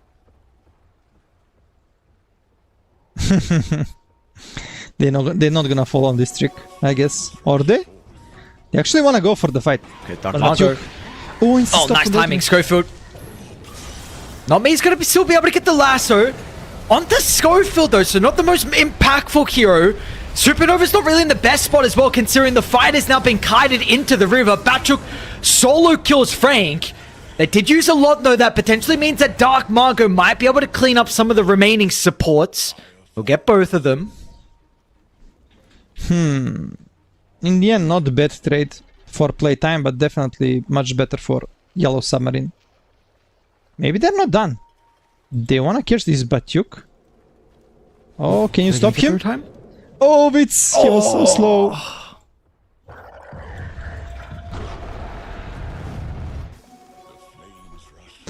Yeah, let's take a look at that again. I mean, you see Schofield, perfect position. Pulverize cancelled instantly. Both sides kind of waste their ultimate though. I'm speaking about El Misho here as well. I mean, even that lasso honestly wasn't the best. But you see like 3 ultimates that don't really get a whole lot to start the team fight. But I mean, goddamn, Batchuk is just ridiculous amount. And with the Primal not on the Ember, we just saw what the Ember was able to do as well. Yeah. Oh, not me. Not me actually queued the gem. He want to cosplay Schofield.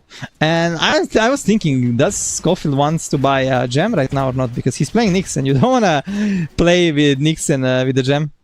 If you lose that gem, woohoo, it's not good, my friend. And it's not like you're playing the clock, you can be annoying. In the sense that you can escape with Nyx, you can easily get caught. Dire's bottom tower is under attack. Bot lane. Yeah, And Radiant defend gonna it. try and take this tower before they push to the Tormentor. Bottom tower has fallen. Can you contest this on Dire? What do we got? You're gonna kind of immediately have to get towards the tier 2 tower if this is something you're thinking about. Shigetsu is about just under 1,000 gold away for the BKB, so we're not gonna see a fight by the looks of it. So we'll be Tormentor for playtime. El Misho or a core. Schofield's already got his. There you go. Misho again. Level 1 Sunray, sick. Easy money, easy money. And she gets, he's like, Rain, brother, you got your axe. I don't care. I need BKB, I wanna join the fights.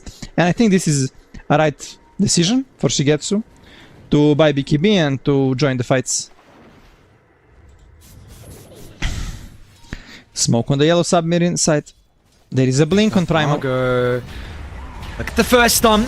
Schofield's a little bit too far away. He's trying to get in the area to cancel, but the Vendetta movement speed is not fast enough. They get a massive kill.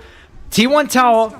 They don't really have the greatest Roche lineup, which is a little bit unfortunate for them because they could get another objective after that. Yeah, and that's a monster kill for this big monster, but Radiant's middle tower. you don't have tools to deal with him. You need to think about getting some Lorus, but not sure who can buy it. The Frank, he need to think about his own BKB, because without a BKB he cannot really sit into the fight. And Mish is trying to finish pipe like in game 2. He's getting close.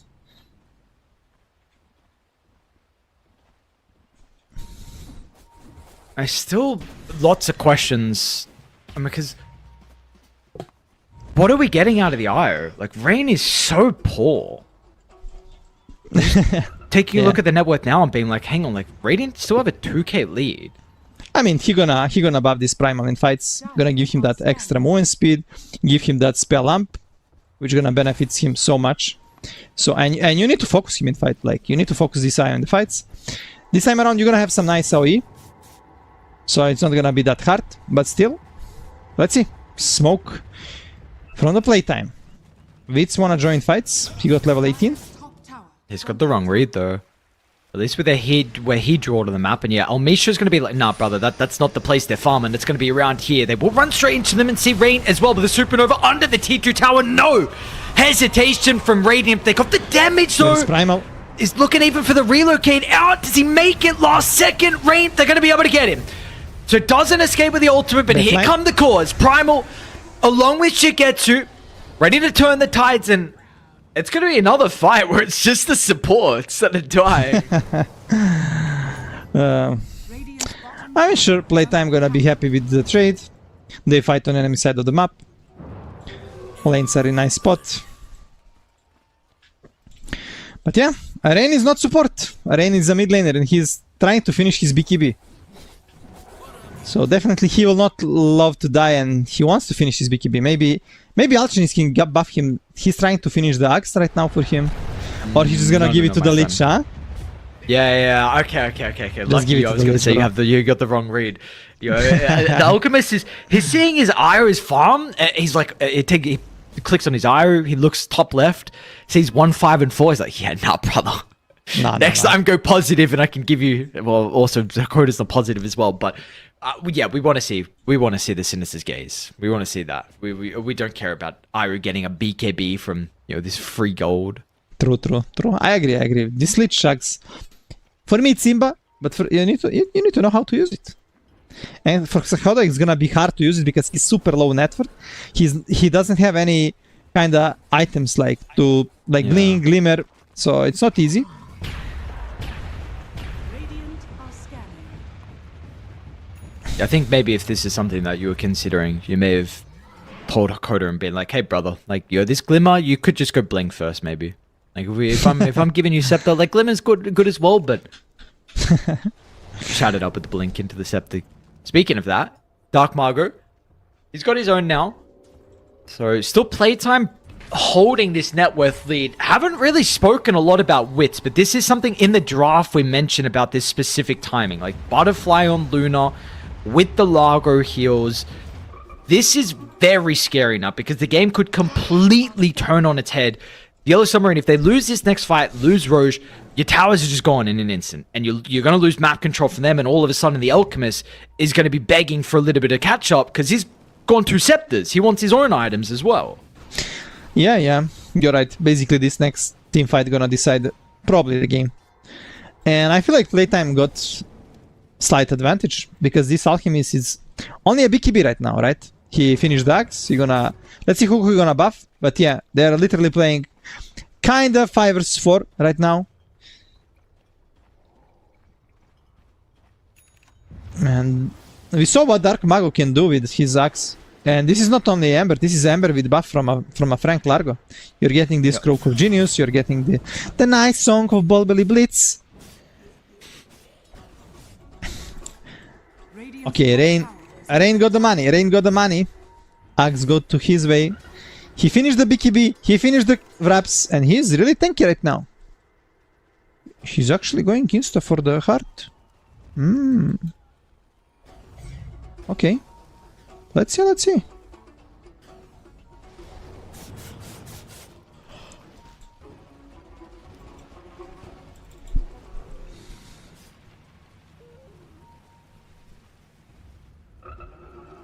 Not me trying to finish his BKB on the top lane. He's missing 150 gold.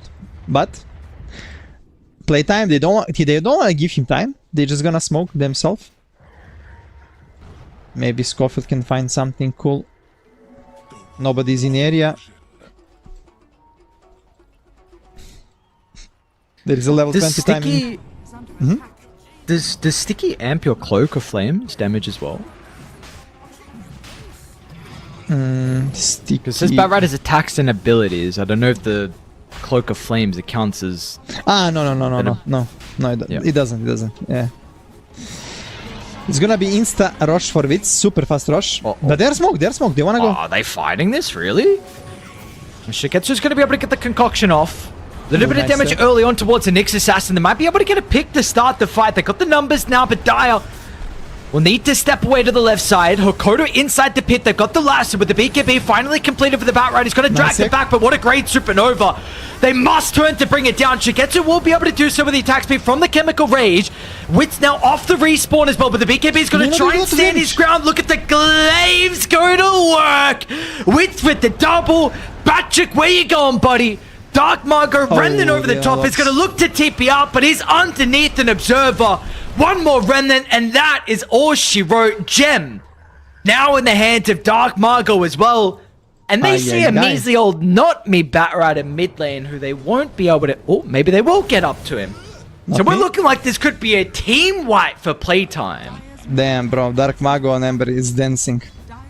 But yeah, Wits, like you burst him in the lasso, but what after lasso? He's popping the BKB, he's popping the Lunar Orbit. Largo is buffing them and like so much damage actually. You lost Alchemist ultimate. There is no BKB on Primal. That tech was really nice. Buy them a lot of time. I don't think El Misha used the Sun Ray in the egg here. Yeah, he kind of forgot.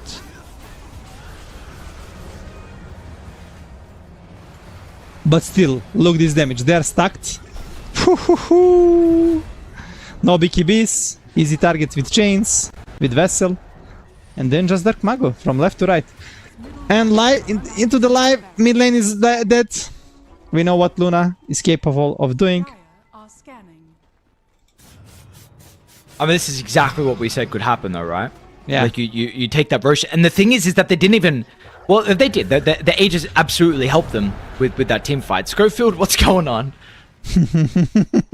Oh, he's out.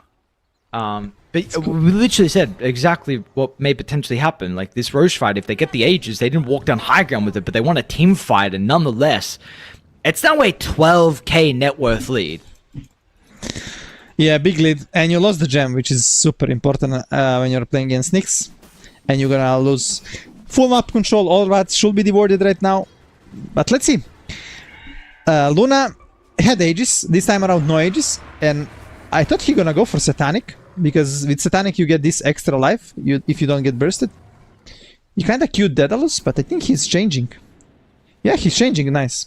I thought he gonna buy like full Daedalus, he had only Daedalus, but now he switched to Satanic. And this is what he needs in order not to get bursted. Because he can get bursted easily. Yeah, because it feels like it's not even a damage problem as well, right, for Radiant. Yeah, and I really like what Frank is doing. He's buying the Lorus. Oh, no, he's buying Lincoln. He's buying Lincoln. So it's gonna be double Lincoln in fights. Because of the shard. He's gonna give Lincoln to Luna, to himself. And it's not gonna be easy targets suddenly for Yellow Submarine, playing into these two Lincolns. Dire's top tower. Well, Batrick's damage output did just increase now with the Shivas getting completed. So he did have to go for the Dispel on the Uproar at the level 20 talent. So some of the damage is actually mitigated without having a Trample. We see the Lich die with Dark Martyr, Margot and Schofield. 45 seconds with a 4v5. They'll probably try and get the lanes in. Wits is bottom as well, so maybe a tier 2 tower. Yeah. Oh, Frank. Is he in danger? I don't think so. Too much heals. And Batyuk actually way more committed. damage than I thought, though. Batyuk committed BKB. Stunned up. He still have Batyuk. Dispel. Anything? Are they going to be able to slow him down? They might go for Not Me next. He's out to the left. Dark Margot still has a couple more remnants. Almost gets Rain on the Observer Ward. Not Me's going to have to BKB TP out, though. That is a bit rough. They do drag them away from any objectives and waste a bit of time. So Lich is back alive, and the heart now on Rain, and also importantly space for Shigetsu. They saw he TP'd bottom. They're instantly running down to Shigetsu.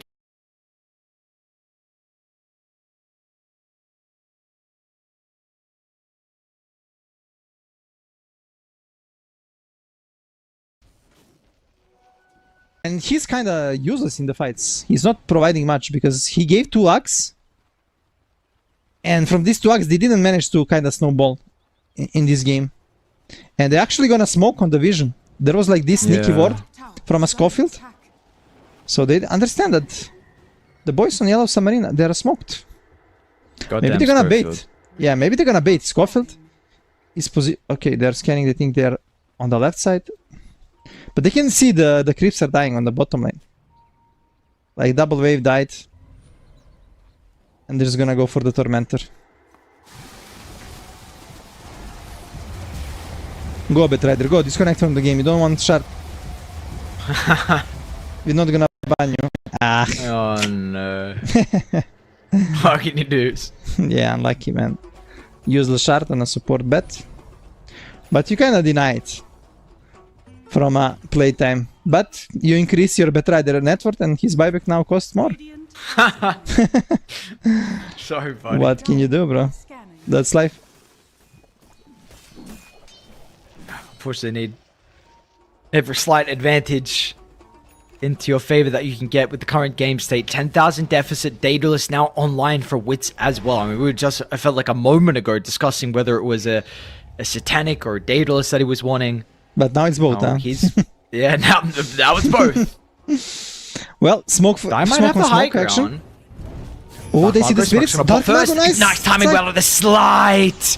Oh, the reaction. Dark Margo, they don't get the lasso onto him.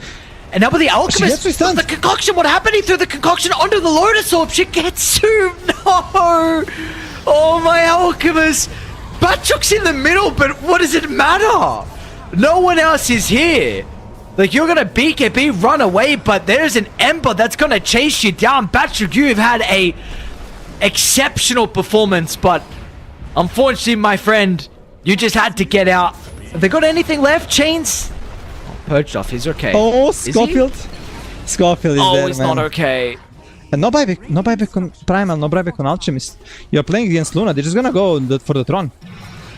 You wanna force buybacks, and if Primal is not buybacking, if Alchemist is not buybacking, I mean, Alchemist is useless, let's be honest, but Primal, if Primal is dead, no buyback, then game is over.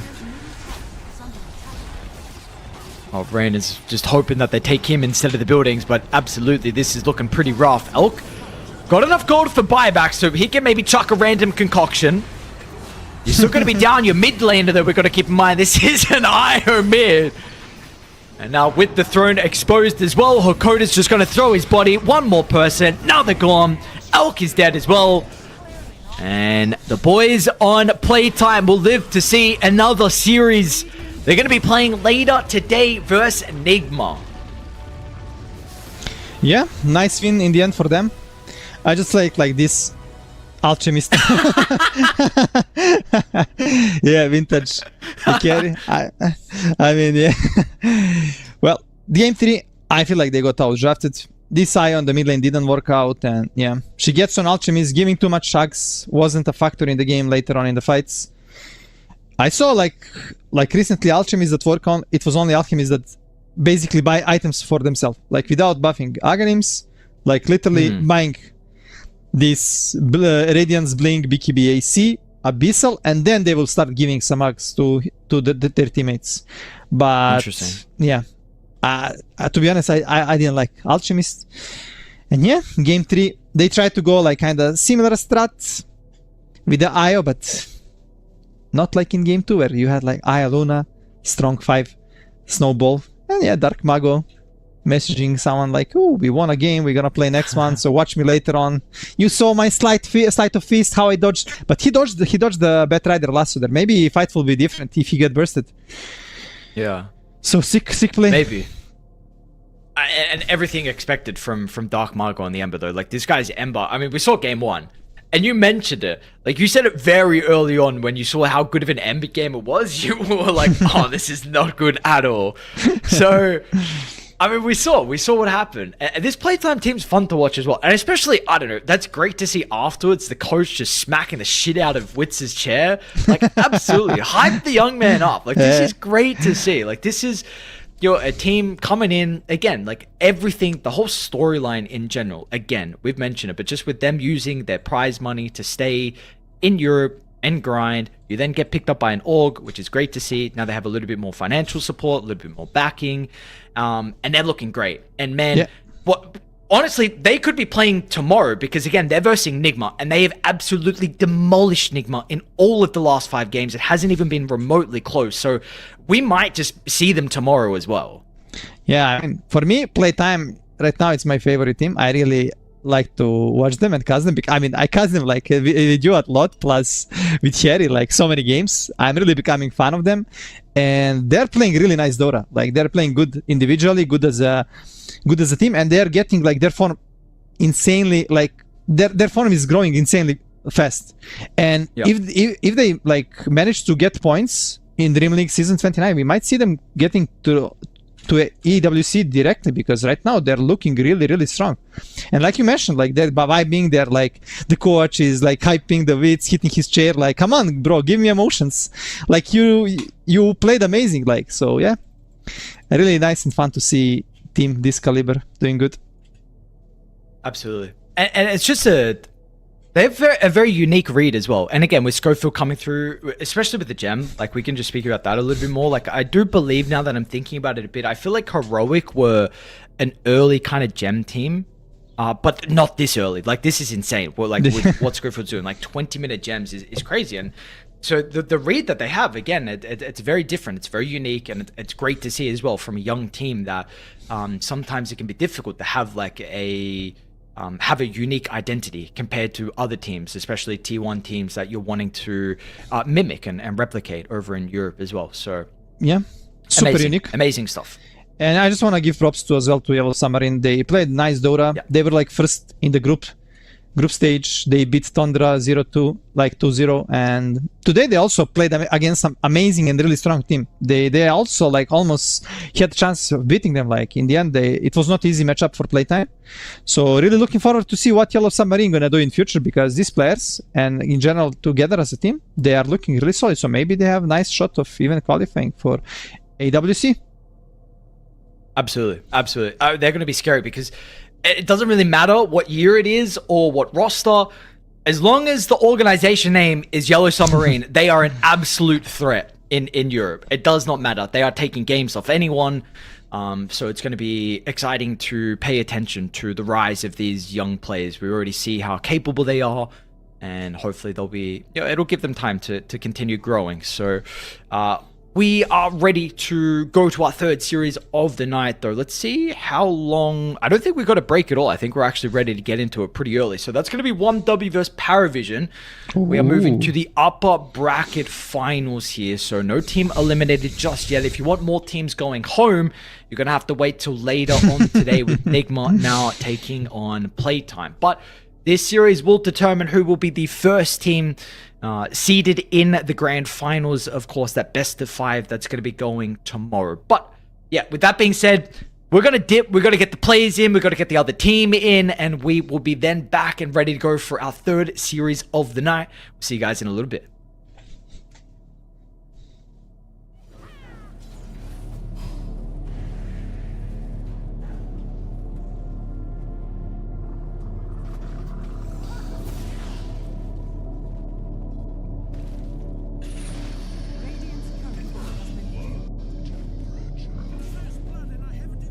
Radiant's courier has been killed.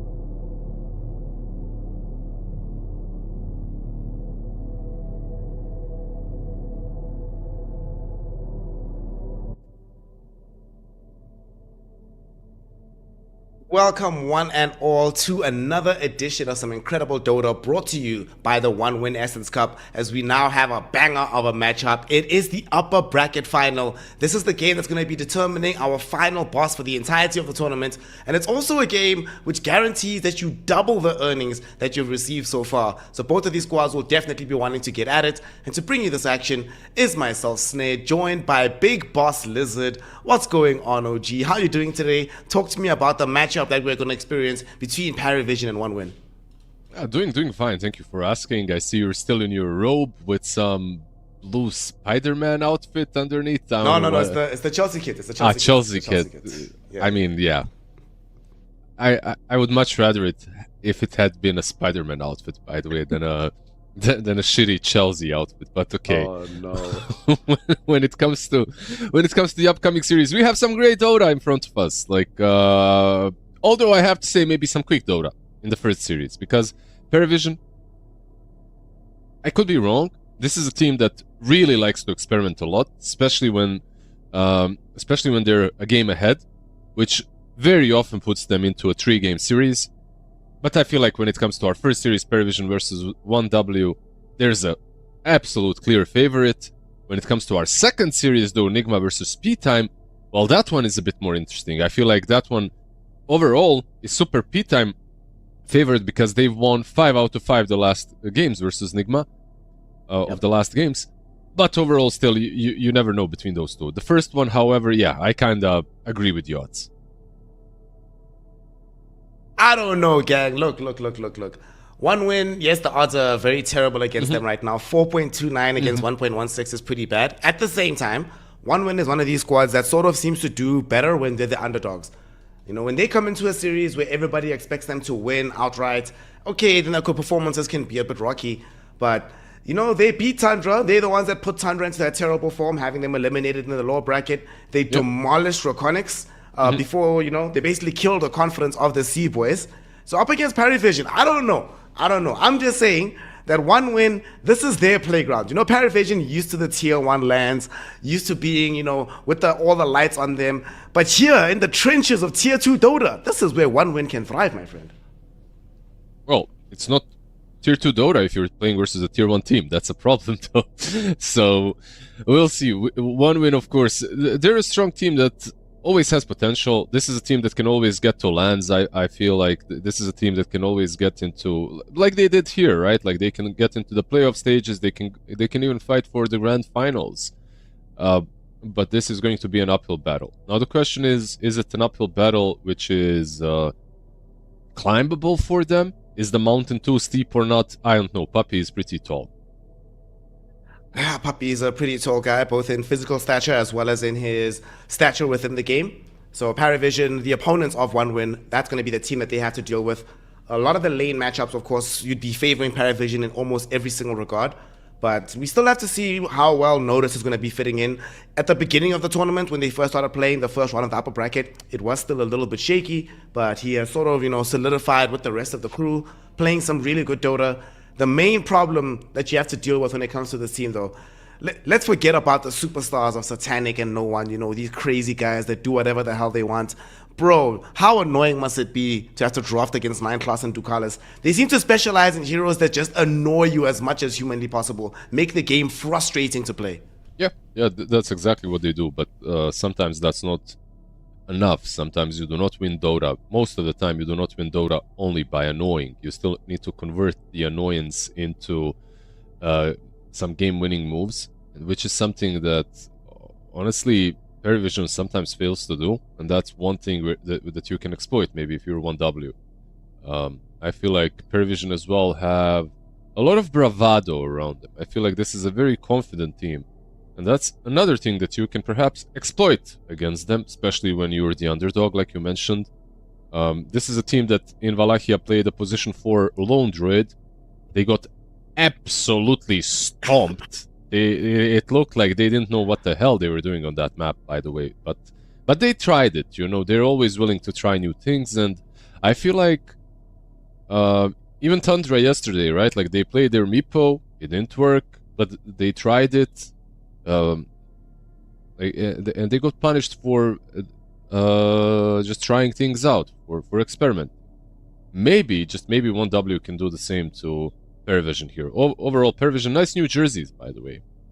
Bringing a little bit of color in what mostly are black and white jerseys in these days, like their old jerseys. I do miss the days of more expressive team shirts. So if we're moving in that direction again, I'll be very happy to see it. I need to show you something when we're back on camera, by the way. Actually, this is a gift to me, but if I am allowed to, because you're the only one that would wear this, by the way. I'm never gonna wear this in my life. I would hang it. If I'm ever allowed to, now I'm excited. I will. You're gonna get an Imba League jersey. Oh my god, is that Like original Imba League? Oh yeah, my god, bro. This is original leather right here. It's really good as well. 2XL, especially for you now that you bulk up a little bit. It's gonna, I think it's gonna look nice to me. You have no idea. Listen, I'm gonna get that jersey. Everybody right now, you're gonna hold both of us to it. This year, not even our lives, this year will not end until I'm in that Imba jersey. I'm super excited for it. If we see each other, yeah, you can have it. Because, by the way, I just have to get a blessing from Shiva and Owen, because it's actually theirs. Like, they're the ones that gave it to me. I don't even know why I took it. I really liked it at the moment. It was like an impulse thing where I said, wow, this is so amazing. It looks so cool. They're like, yeah, take it. I'm like, okay. And I never wore it after, but I mean, it's cool. It's cool for someone that has as much swag as you do. I am just a lumberjack, so yeah, I don't think I would pull it off. I will get you a custom version of that same jersey with the crochet patterns, the lumberjack pattern. We'll make that happen for you, OG. Don't worry about it.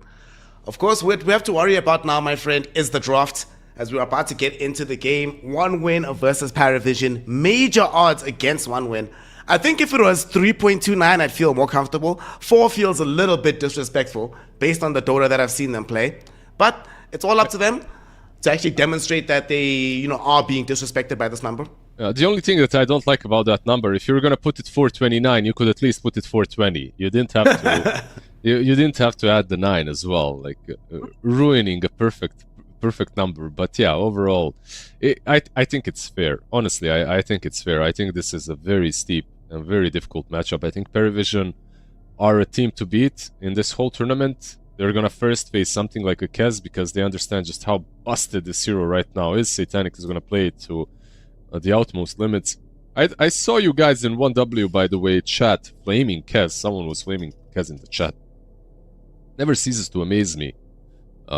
If a hero is losing, it doesn't mean that the hero is bad. It just means that it is maybe being utilized in a wrong way, or that he has been exploited in some way. Like maybe they found the right answer. Let's see what 1W cooks up.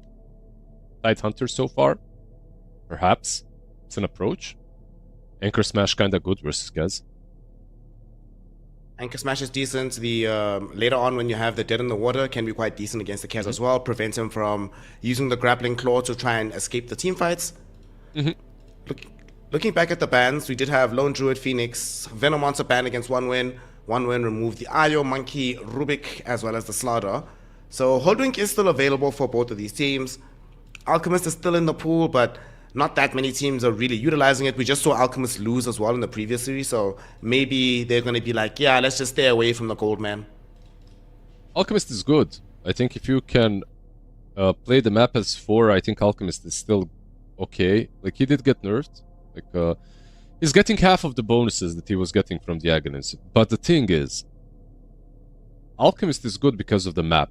That's like one extra thing that he's getting. This hero on the safe lane, if you cannot snuff him out from the tier 1 tower, you're not winning the game. I feel like if you aren't able to take the tier 1 tower by minute 10, 11, 12, it just becomes increasingly harder to do anything to the Alchemist team, because he farms in the river very quickly.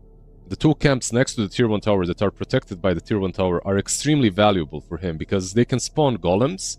It's a medium camp and a marsh mage camp, like the little frogs, whatever they are. So he's always getting a small camp plus eventual golems as well. A lot of gold, like a bunch of gold is being given from those 2 camps, and he farms them very quickly with 1 acid spray. So yeah, overall, I value Alchemist. We'll see if we see him, but for now, some supports are banned out, like you mentioned. The Hoodwink is eliminated as well. On the other side, Rubik, a bit harder to ban the supports versus Paravision because of the unique heroes that you mentioned. 9 class plays. Techies, by the way, left in the pool. For me, this is still an insane hero, which is always an option to pick. Enchantress as well. I think 9 class is no stranger to picking this hero almost versus anything. One of those things that a Tidehunter actually cannot he cannot get out of. Like, he cannot use his Kraken Shell to get out of Aghanims from Ench. I am fully expecting Techies into Enchantress trade at this phase right now. Oh, they actually just go straight in for the puck on one win. They ban out this Void Spirit. They look towards Squad X. They're like, brother, what do you feel most comfortable playing? There is no Void Spirit. He's already picked up the puck, so it's going to help if there is going to be a Queen of Pain on the other side. But for Paravision, given how well Ember Spirit's been performing at this tournament, doesn't this just really simplify you getting the Ember on 18? Yeah, Ember is good for no one. They go with the Grim. I feel like this is a hero that tier 1 teams are going for. Meanwhile, these lesser teams perhaps are not. I think this is actually a hero that's in a pretty good spot. Dude, Chelsea jersey plus an anime cup. Like, I'm disgusted who I'm casting with. But in any case, Grimstroke with some Inkswell with Phantom's Embrace, already good versus Puck. And it changes this matchup because now suddenly you have a Pangolier jumping on the puck with Inkswell, with maybe Phantom's Embrace from Grimstroke. I want to see a Blink from Grimstroke, though. This is the item that you need in these kind of matchups. It's not like, maybe if the matchup is good versus a carry, you can get the Aghanims or something. But what you really want is, this is the old school way of playing Grimstroke when the hero just came out. You're basically playing on yourself. You're not playing on Inkswell on your teammate. Instead, you're the one Inkswelling yourself, jumping on a target. The Inkswell prevents the blink, the damage, and then you use Phantom's Embrace immediately. You have to be really quick against Puck, of course, because he can phase shift the Phantom's Embrace away. But yeah, still, it's a very good hero against him. Another good hero, of course, is something like a Silencer that you can take. I think it's actually really good into Tidehunter too. Like Glaives, kind of rip through Tide in the lane. Maybe an option. Mechanics question. If I'm Pangolier, I enter Rolling Thunder. Before I get Rolling Thunder, I get hit with the Inkswell from Grimstroke. Grimstroke crash shard, right? I roll into the fight. I get Dream Coiled. The tether snaps on the coil. And then Grimstroke presses shard. Since I have debuff immunity at that moment, does the Dispel go through that debuff immunity and therefore remove the stun from the puck? Or do I stay stunned in that moment? Your question is like one of those memes. What I studied for the exam, you know? I studied A plus B, the exam, the second derivative of the triple integral, whatever. Anyways, I think the coil is not dispellable anyway. Right? Like when you snap it. Am I correct? That's what I'm asking. It shouldn't be on the puck, but that's what I'm asking. I don't know. I don't know what the interaction is like between those two. I think nothing dispels it, if I'm correct. If you break it, you're stunned. Just a moment, I'll check. But this is one of those things where, in any case, like, it doesn't really work the same way it did before. If you're rolled up, like if you're rolling, I don't think it stops you, right? Like the Dream Coil, it used to, but they changed the way it works now. You can't use it if you're pre-coiled, but if you're already rolling, I think like it doesn't really do a lot. That's why they picked Bane to have a grip versus Pango as well. I could be wrong on this. Like, this is one of those things that got changed once or twice, but I'm gonna test it though. I'm gonna test it ASAP, the moment this game is over. I have time to look at that interaction. We do get the techies that we were thinking about earlier, so that's going to be the lane with the Tidehunter. Still potential for an Enchantress to emerge on the side of Paravision, as they do get the Bane Elemental. Honestly, whenever Bane gets back into the meta in any kind of way, even if it's just a more niche pick, it's always the Eastern European teams, man. The legacy of Go Black lives on. This Bane Elemental always going to be coming from this region. Yeah, I think he's... Dude, Go Black. Damn. Like, I haven't really seen him in a bit. He was casting a lot, by the way, a couple of years ago. I don't know if he still is. But in any case, Bane, of course, has been played in Eastern Europe by all the teams. Another player that always reminds me of Bane, or Bane reminds me of the player, is Cinderan. I don't know. He played it quite a bit as well, versus me a couple of times too.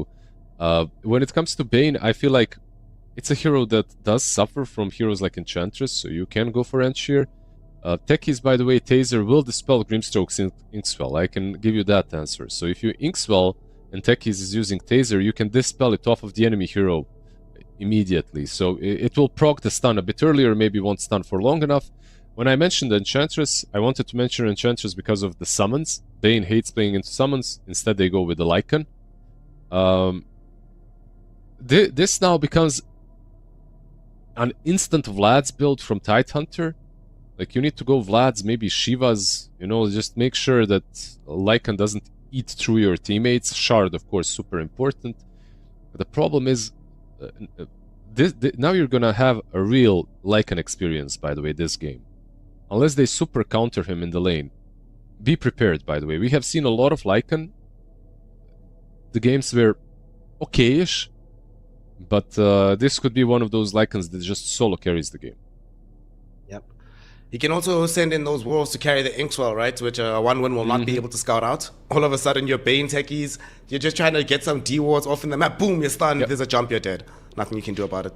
There's the Ench ban as well, by the way. They get rid of her, and yeah, you just have to. I feel like it would be a bit too much, too many summons to deal with for a Bane. They need to find the right hero to deal with the Lycan. I'm not really sure what carry. The thing why Lycan is good right now is that most carries are actually bad against him. Why is Beast played on offlane all the time? Like, sometimes mid, sometimes off, because like the carries versus Beast just aren't played right now. There's like a couple that are good, but nothing that destroys you. Like last patch, if you think about it, Beast was prevalent on mid lane, not offlane. Why? Because Gyro was being played all the time. Gyro isn't really played anymore. Beast kinda feels good. Terrorblade, of course, another hero that works well against illusion-based heroes. Something like a Naga, PL might be options that you can go for as well. What's the mid? Vision will opt for the Nyx. Oh, it's actually Nyx. Okay. Yep. So they were watching Playtime and they were thinking to themselves, you know what, Schofield, that looks pretty fun. And all of 9 classes' other super annoying heroes are kind of gone right. There's no Coddle available, there's no Enchantress, Rubik already banned, there's no Monkey King. So he's like, well, what's the other most griefiest hero? I could either play Nyx or I could play Clockwork. Looks like Nyx will be the option here. Yeah, they banned the Coddle as well in the last, so Nyx will be the 4. Lycan Pango cast scores looks decent. Their teamfight is a bit wonky. They're more like predators, just hunting heroes down instead of really and actually having like pretty good big team fights. On the other side, you have Dreamcoil, you have Ravage. Like, there's a bit more that you can play around. Techies can make a difference if he gets a good start. Violent gets his Luna. Yeah, overall, Luna is decent. But yeah, in general, I feel like Perivision's draft. If these teams were 2 different teams that are maybe on the same level, I would perhaps say that the drafts are kind of equal, and I think that both teams have more or less equal chances. But as they're not, I think this is a kind of a draft that Perivision can get like minute 13, 14 Helm of Overlord on Lycan, and he just carries the game more or less just by the units. The difference between like a very experienced Lycan and a Lycan that is occasionally playing the hero is huge. Like the amount of little things that you can do with this hero if you play him a lot, it's like a game-winning hero from the offlane. I truly believe that. Like there's like 3-4 heroes from the offlane that they can basically solo carry games. In pubs and in competitive scene, of course, they do a lot of work as well. I think it is somewhat predicated on the performance of this Nyx Assassin. We have seen that there have been some games where, unfortunately, the Nyx ends up sort of being a passenger in the earlier portion of the game. And if that happens, even though it might be a good conceptual game for the Lycan, you could wind up in a harder than expected laning phase, slows down the item timings, opens up some space for one win to make moves on the map. Maybe they take his tower before he takes the tower away from the Luna. So I think that I do agree that Lycan is going to be one of the major win conditions for Parry if they do get over the line, but we'll see if Nyx Assassin actually can do anything productive in this game. Because many games, hell, you and I have costed many of these games where the Nyx Assassin makes you feel like you're actually playing 4v5. This could be one of those, by the way. You know why? Like, it's a very good point, because, like, I'm thinking that they will find a way around it, and I want to see how, because there's one problem that they have with this Lycan. Like, Lycan and Nyx are both early on very weak laners. Like, you just comboed a very bad laner with an even worse laner on the offlane. So the lane itself is weak. Especially if you cannot creep skip.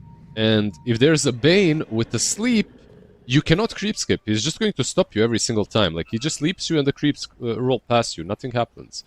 So, I want to see which way 9 class does it. Of course, there's a play that you can do. You can send Nyx and the Wolf together. Sometimes Lycan alone can creep skip with Wolves, right? Like, 2 Wolves should be enough. So, there are ways of playing around it. But, yeah, we'll see if they find them. Well, we'll see what's going to happen. We did just see the odds come up a little bit lower after the draft, so maybe the odds makers are prizing what these heroes are going to do on the side of OneWin. Of course, you at home can participate by going to the OneWin website, getting $130 free on your first bet, provided you use the promo code ESSENVE1W. So back into the game. Before things kick off, well, let's see if there's going to be any action here for this bounties. Maybe they get the Nightmare out onto this Nyx assassin. Down bottom, they even drop a young blood grenade on top of him. And 9 class is going to end up being run down. They just need a couple more right clicks. Got him. It's unfortunate that Rain is the one that gets him, but they'll be happy that he's dead regardless. Yep. Can I ask you something, by the way? What's up, OG?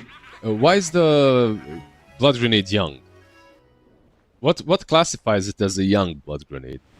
Because it always gets used in the first 5 minutes. Never gets a chance to age. Okay. I have a question for you as well. It's a mechanics question, right? If I'm playing Kez, I use Raptor Dance, and then during the damage, as the damage is coming out, right, I get hit with Reactive Taser, which disarms me. Do I still do damage, or does the damage stop in that moment? No, I think you're doing damage. I think you're doing damage during the dance. I could be wrong, by the way. I'm not the biggest Kez enjoyer that there is, but even if you asked most Kez players, I think they wouldn't be 100% on the answer. I don't think it's a spell. I think you're hitting it regardless with it. I don't think that this arm matters too much. Mr. Morale top. He's dead for sure. Another young blood grenade thrown out, and he looked like he was maybe a bit too far forward. I don't know how that even happened. That looked just easy. They just ran him down, nothing more. It looked super simple, and they might get victims too. Echo Slash comes out. They do bring back Mr. Morale on his side, so he'll be able to dissuade them to step back, but... That was another young blood grenade, by the way. Is every blood grenade young? Or... Until 5 minutes, until 5 minutes. Ah, then they're just normal blood grenades. I see. I just realized something, that on the side of Paravision, they're playing with 4 melee heroes. Shouldn't the Puck and the Tidehunter be very happy under those kind of conditions? Absolutely. Like, they should be extremely happy in this kind of a game. Which is why their team fight, it looks much better than the one on Dire. However, the way the Dire plays isn't really necessarily centered around team fighting. They want to get pickoffs. They want to be stealthy assassins. All of them. Sneaky Nyx Assassin 3.0.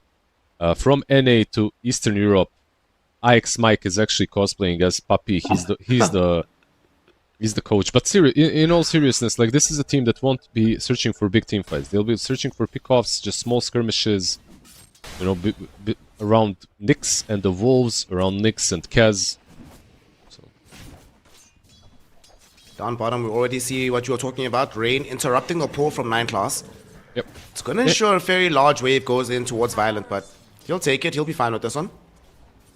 Yeah, they have to use... If they want to creep skip down bottom, they have to use Wolves. However, every time you use Nightmare, it's a lot of mana, right? So, 120 mana, you can stop the skips once or twice, that's it. We'll be losing way too much. Also, are you loving this this journey of Kez? Going from being a 24 pick to being an 18 pick So now you just pick him on 8. Just open up the draft with the Kez. But this is... yesterday, I was casting, I think, with Ares, and I literally had the same... basically thought, like, what's stopping you from just insta-picking Kaz? Like, what hero counters you? I've been looking at a lot of games, and I have found one sort of solution to him that seems pretty good, but it's super out of the meta, and it's a super niche pick on a carry role. That's Riki. I think Riki versus Kaz actually stops most of what Kaz likes to be doing through the game. He plays the game faster. Smokescreen is really annoying for Kaz. You can't use any of your spells, and Kaz is all about spells. He's not really about right-clicking. Plus Diffusal as well is very annoying. Inhibit to keep you in the smoke zone. The question, of course, remains is, like, how do you get around playing the trash hero as Riki? Lane? Top lane. Sweden Strong playing a good hero, but he's playing into maybe the best hero in the game. Satanic gonna try run him down. Just needs 2 more right clicks. Might be Slow fine. him with He has a reactive Salve. taser. Nah, he's got talent stars. Oh, he's not gonna chase him. I thought Satanic was gonna go further. With 14 1 charges, he had an Echo Slash in him, but decides to let him go in the end. Will play more safe for the late game.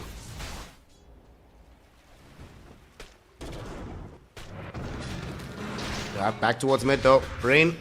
He'll be eating maybe the final young blood grenade of the game, getting ran down by no one as well as his Bane. But with the Nightmare throwing this Nyx Assassin back into the river, he'll be fine in the end. So some miraculous escapes coming through right now for the side of OneWin. They might not be able to do so a third time though. Mr. Morale getting chased underneath the tier 1, but he'll also fine. survive. 10-1 charges. They're not going to really be committing to that one, especially with tech he's rotating through as well. I mean, it's okay.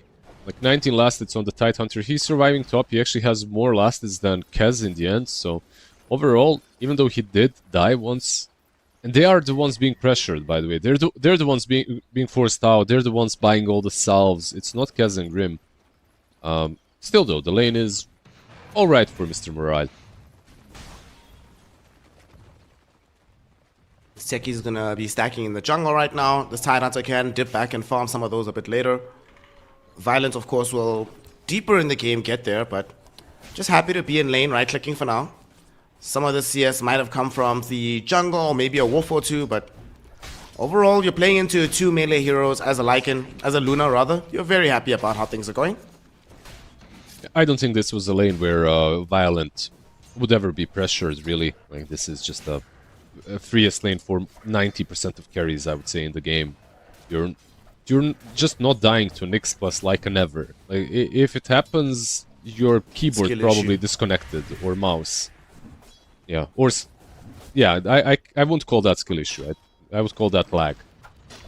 that could be the Radiant's top tower. only real excuse, Radiant honestly. structures are fortified. Guys, I had 250 ping, it's not me, boys. Radiant That's not enough. I think you need like 350 plus. Mid lane, there was a contest that was being held for this rune. Unfortunately, it'll spawn bottom, so no one will happily come down south to claim it. Also does have the level 6, so could decide to make something happen with this.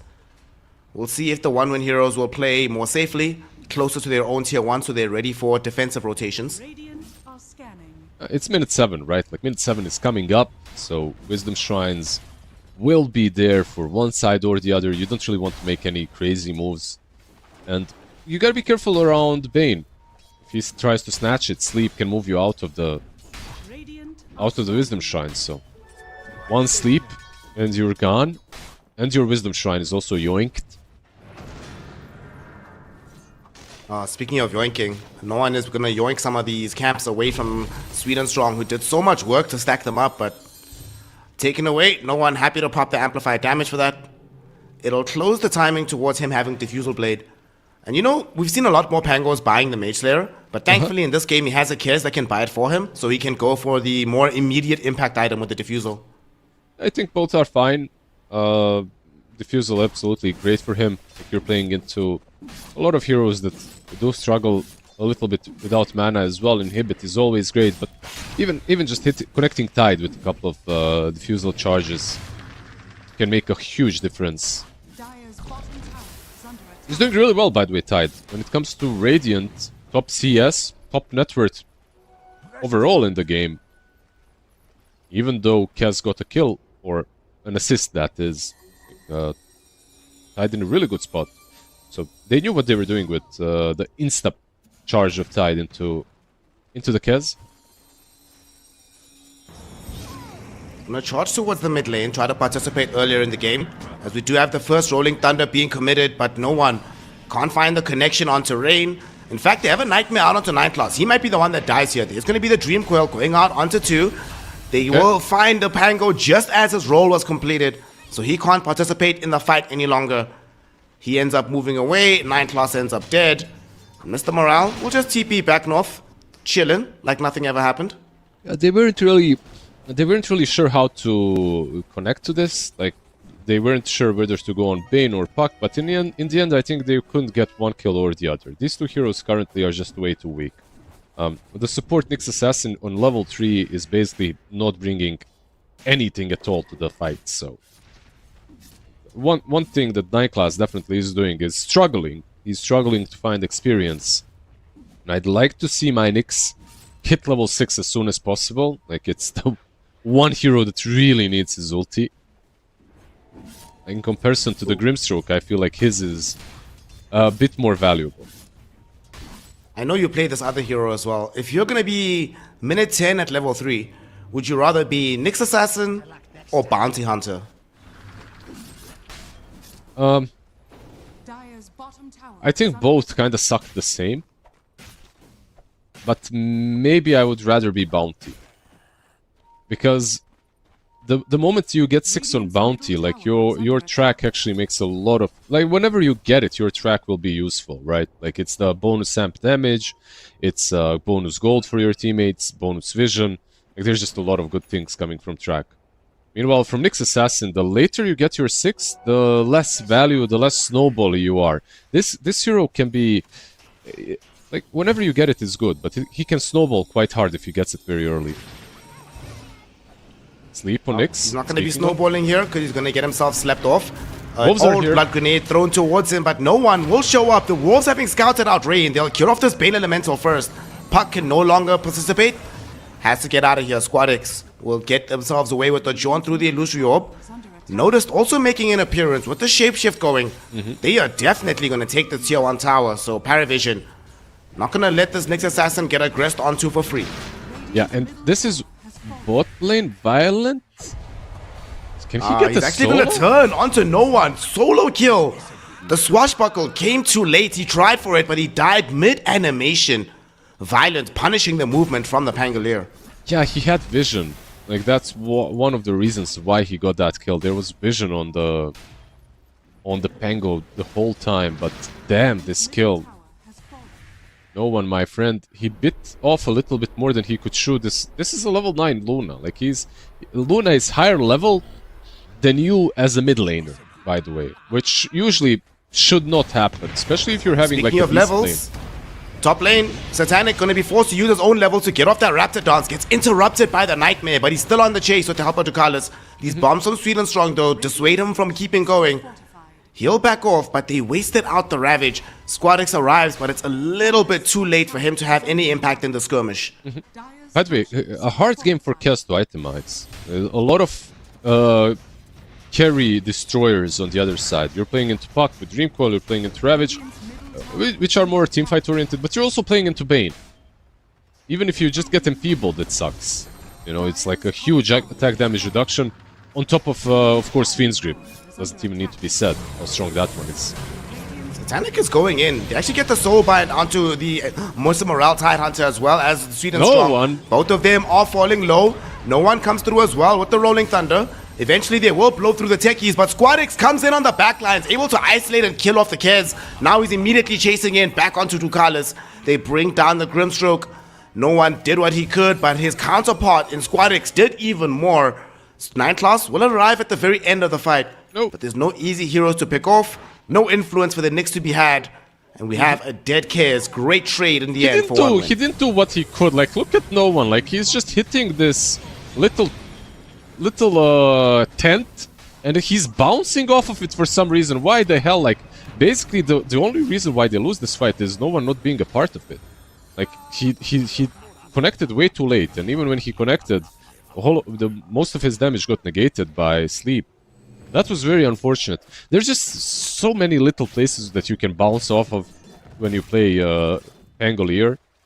Just super sad for him. Honestly, it was a good trap, a good play for them. There was no Ravage. If Pango went in on time and got those connections on the Rolling Thunder, they're just straight up winning that fight. Unfortunate. Dota 2, often regarded as a game of very fine margins. We get to see it in that instance. And while the Kez was busy dying, Violent was left uncontested down bottom, farming away, closing the gap towards having his Manta style. Still not fully ready to fight just yet, but you know, Luna's one of those weird heroes, man. The power spike you receive from like your second item, whether it be Skadi, whether it be BKB, whatever you're feeling, you just feel immediately like the strongest hero on the map. Yeah, maybe some Butterfly as well very soon on him, like D-Lance, Manta Butterfly. Mr. Morale top. Mr. Morale getting gone on. Vendetta finds him. Raptidance will bring him low. Ducalis will steal the kill, but he's just securing it for his team. No worries, boys. Okay, Might get some quick revenge though onto 9 class. As SquadX is immediately there with Sweden Strong. They found the blast off. They did have to commit the Dream Coil for this, so maybe they get counted. Soulbite onto 2, but there's the Fiend's Grip, preventing no one from catching up to the 2 heroes. They should be able to escape here. They'll leave behind Sweden Strong. He'll be the sacrifice for this one. Okay, I gotta say one thing. They did get a couple of kills now, so they're kind of coming back. But I am officially stopping my Perivision Glaze. I think I think that their lineup needed to do a little bit better earlier for all of it to go smoothly. I don't think this game is smooth anymore for them. I don't think this game is super simple because you're playing into a very high tempo carry, which is Luna, and the same carry will be surrounded by a very strong team fighting composition. The only way that you get these pickoffs that I was talking of is if they're playing separately. But this kind of a lineup, once it comes online, it doesn't play separately. Like, this is a lineup that takes first stages and it's already knocking on the high ground with it. So they really have to step it up in the next couple of minutes on Perivision. Try to do that with a proactive play down bottom. Smoke up from everybody. They see the Luna. This could be huge. Can they get on top of Violent? Yes, they can. Soulbite gonna come out with the Raptor Dance on the 3 heroes. Satanic with a triple kill in less than 3 seconds. What a time to be alive for Perivision. 1 win. Caught completely off guard by that maneuver this early on in the game. Back to glazing, baby. Just exactly what they had to do. Like, this was getting scary. It was getting out of hand. They needed to find the right pickoffs, and they found it. They found the best pickoff in the perfect place as well. Like, 2 cores plus Bane couldn't have went much better. And that was, by the way, the first move with the Helm of Overlord from the Lycan. They needed to slow the Luna down. This was a massive slow. Suddenly now Kez is on top of Network, so very good play. It's just unfortunate that they had to make that move before Satanic finished off his Desolator. Could have received some charges, but Mid lane. he'll take it. Mid lane, 9 class will also happily just tank this death. It is what it is. Somebody must die, it will be him, but no one actually triggered the Rolling Thunder. Gonna be forced to swashbuckle to the high ground. Now he doesn't have anything to escape with. Fiend's Grip will be out onto him. It's not just 9 class, it's gonna be Pangolier. 2 heroes dead, and another interruption to the Perivision play session. Dude, he only has 2 deaths on the Pangolier, but the way this game has been going for him, when I clicked on him, I expected 0-5 or something. Like, in my eyes, that's how bad of a game no one is having. And honestly, the lowest net worth in the game, you just expect more from him. It's been a very unfortunate game so far. They're gonna try and mount a token defense of this, and it looks like they've succeeded in pushing them back. It is in deny range. We'll see if they decide to get rid of it in that fashion. But for now, 1 win, happy not taking any further risks. I feel like they probably know that one of the problems that they're going to have also on the side of Perivision later, if they can get to that point of like Parasma, Blink plus Aeon Disc on this puck, realistically, how easily, it's very difficult for them to actually kill SquadX. It is. These heroes don't want to be buying the early hexes, you know, a very different itemization from all of the cores. So SquadX later on should have a pretty free game. Oh, just TP out. Why not? They just wasted Shapeshift, by the way. This is a massive W for Tidehunter. Very nicely done by Mr. Morale, recognizing that Nyx used both of his Top lane, stuns. top lane, top lane, top lane. Rain! Oh no! He didn't have Fiend's Grip. They found the Kez just randomly farming a camp. He couldn't believe his luck, but he was too late getting off the Nightmare, so they couldn't find the additional stun from Luna. Kez just gets out with the Raven Veil. That's not a kill. Without grip, actually, that's like never a kill. But Techies was connecting as well, so maybe. But yeah. In any case, 2 kills missed on both sides, right? Like Tidehunter on bot. On top lane, Kaz manages to get away as well. He's going for the Aghanim Scepter on Kaz. So no defensive tools, no BKBs, nothing like that. Just full on scaling for the Kaz for now. Once again, Mr. Morale is getting gone on. This time he does not have a TP available, so he could actually be in danger. Vendetta hits, Impale stun, rolling hits, and he's dead. Nothing you can do about that one. no one finally getting a little bit of love, like a little bit of net worth. He's been struggling. A good kill for him. Has Blink Diffusal, Haste Rune as well, straight into the pit. There's no Ravage, right? So they're playing this game maybe objectively a little bit more precise when it comes to the objectives they're going for. I think this first stages could have been 1Ws very easily if they committed to it. They'll also send back to Carlos with a Stroke of Fate to clear out that top wave. That'll make sure that they can get the Aegis, potentially still port back to defend the tier 2 tower in the top lane. So nice moves from Paravision. This will also give them the time to finish that Aghanim Scepter that you mentioned on Satanic.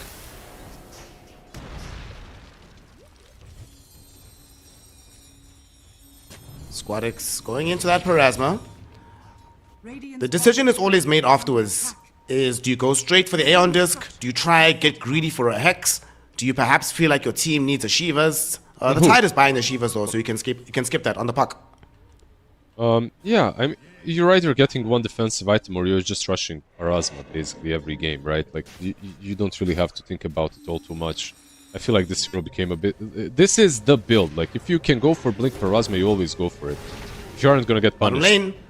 We're gonna see if he's gonna be able to reveal this big Blink. Dream Coil is ready, catches 2. It's the Lycan as well as this Pangolier. Ravage is ready, but not being able to be prepared just yet. Mr. Morale gets interrupted during the cast.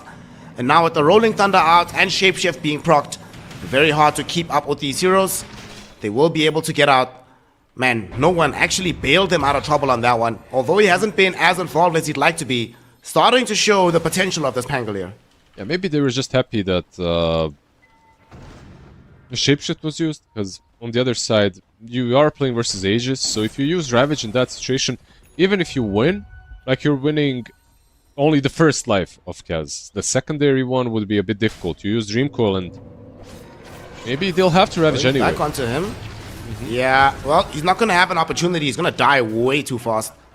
Another They're good getting thing. vision onto both of these two supports, so they might try to still hunt them down. Sweet and Strong forced to blast off. He'll drop the taser behind him. And they should be able to retreat onto the high ground safely. Yeah, another good thing that you're getting from Grim in this game, of course, is Phantom's Embrace versus Tide. Another thing that you cannot use your Kraken shield off. You know, you can't just Kraken shield it off. You don't get that strong dispel on the Phantom's Embrace. Fortunately, they might find Squadix here. 9 class hunting him down. Couldn't catch up to him before he gets away. Perhaps Sweet and Strong will be caught. No, a little bit too much distance away with the Satanic. And 9 class doesn't have his Yules nor a Blink Dagger. These heroes will get out. I think they need to do the South America play on Radiant and just buy a gem ASAP. You're playing into Nyx and Lycan. This is a massive, massive item for you. Like, massive value from Vision that you can get. They're gonna try get a quick pick off here onto Ducalis. Should be able to accomplish this. We'll see if they get out. He dropped the Soul Bind, and here comes no one with the Rolling Thunder. They're going on to Sweet and Strong first. Very straightforward kill. Rain trying to get to the high ground with the Nightmare. But no one says absolutely not. I have Swashbuckle and an Amplified damage. I will find and kill you. So that's 2 supports down for 1. Skirmishing going the way of the side of Paravision here. Top lane. Violent is in a very awkward position here. He's very far forward in the lane. Doesn't have a BKB. Does have a TP out though. He will try to just fight through this directly in onto Notice with the Eclipse. But he also TPs out. Has the Lunar Orbit. Barely makes it out. 9 Class was on the chase. Just a little bit too late.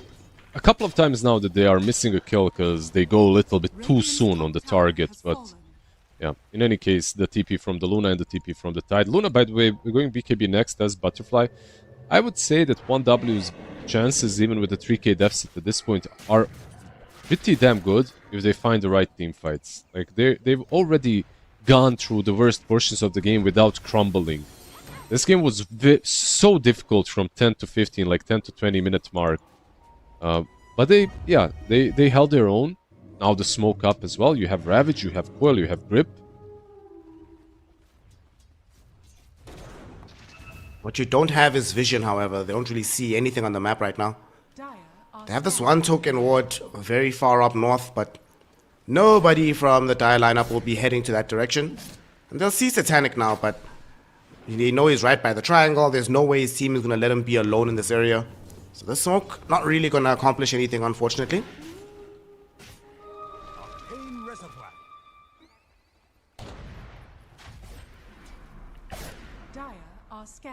Aegis is about to be reclaimed in the next 5 seconds. So the chicken is vulnerable once more. But the seasoning not yet available. They'll have to find a different way to cook him. What's your favorite? Just to give it to me straight. Don't lie. What's your favorite chicken seasoning? My favorite chicken seasoning? Ooh. Probably like some chili flakes, you know? When you put the chili flakes on top and then you deep fry it. That's the best chicken. That sounds good, yeah. I'm a Balkan boy. We have Vegeta. We put it on everything. So my favorite is Vegeta. Vegeta, by the way, literally written the same like Vegeta from DBZ. Well, if there is anyone from the Balkans, maybe they know in the chat. It's goated seasoning here. Might be similar to, we have a source called a seasoning called aromats that people also put on like absolutely everything. So we need to compare. Next time we see each other, we must bring the staple seasoning. And we already established that like Portugal and South Africa are also Balkan. Like these two countries are also absolutely Balkan. Like honorary Balkans. Let's go. Yeah. There's actually a subreddit Portugal Sucabilhete. Just like just people comparing why and how Portugal is actually Balkan, and most stats, by the way, in a lot of different areas of life coincide. No Balkan players here, I believe, though. Am I correct? Maybe some are in Russia. No, sorry, not Russia, in Serbia. A lot of them actually have been in Serbia for quite some time. So, to tie the story back to our game, Luna top. She's getting gone on by Satanic and 9 Class. She does not have her BKB just yet, so she will be run down. The unfortunate thing is that the BKB was literally on the way, coming on the courier. Thankfully for her, it didn't arrive, because then the BKB might have been taken out as well, but game is hot. She's gonna die. There's no Aegis to claim though, fortunately, but they might try a run in onto the tier 2 tower with this Granite Golem and the Sea Dragon. It's really hard for them to play. I really want Radiant to get themselves a gem. I mean, this is becoming a little bit ridiculous. Like, the wolves are just constantly on them. They're giving vision. It's these kind of kills on Luna are, of course, possible. Top lane, Satanic, Grip. They actually go in. They have the Fiend's Grip out on top of him. He's going to expend most of his BKB duration during the Fiend's Grip. Raptidance is still going to be available, ripping through Mr. Morale, but not enough damage to kill just yet. Ducalis, he's going to be the one that eats the Dream Coil from Squad X. Mr. Morale finally throws out the Ravage and connects onto 4. But where is the follow-up? Mr. Morale going to be forced to run away from this one. He does manage to get away onto the high ground. But man, if only they had the Luna. Rain still gets caught up to, but no one unable to finish him off in time. 9 Class will make it happen. Essence Distiller to get the vision, the Mind Flare to get the damage. Beautifully done by the Nyx Assassin. 4-man Ravage into a 4-man Aghanim's Rush by Tide Hunter. Aghanim's Gush. But Luna was not there. She was still sleeping with the fishies in the fountain. Now she is coming back, of course. They don't have Dream Coil, they don't have Ravage. Luckily for them, Rosh, guaranteed to respawn within 2 minutes, so it's not probably not the earliest respawn. And another thing that OneWin kind of did here is they used all of their big spells, more or less, on Satanic, but then they kind of bailed on him. Like, they moved out. Dream Coil Puck, he didn't even try to use it on Kez. I don't know if the fight would have been worse if they used the Dream Coil on Kez. It probably would have, because they needed to bail. But, yeah.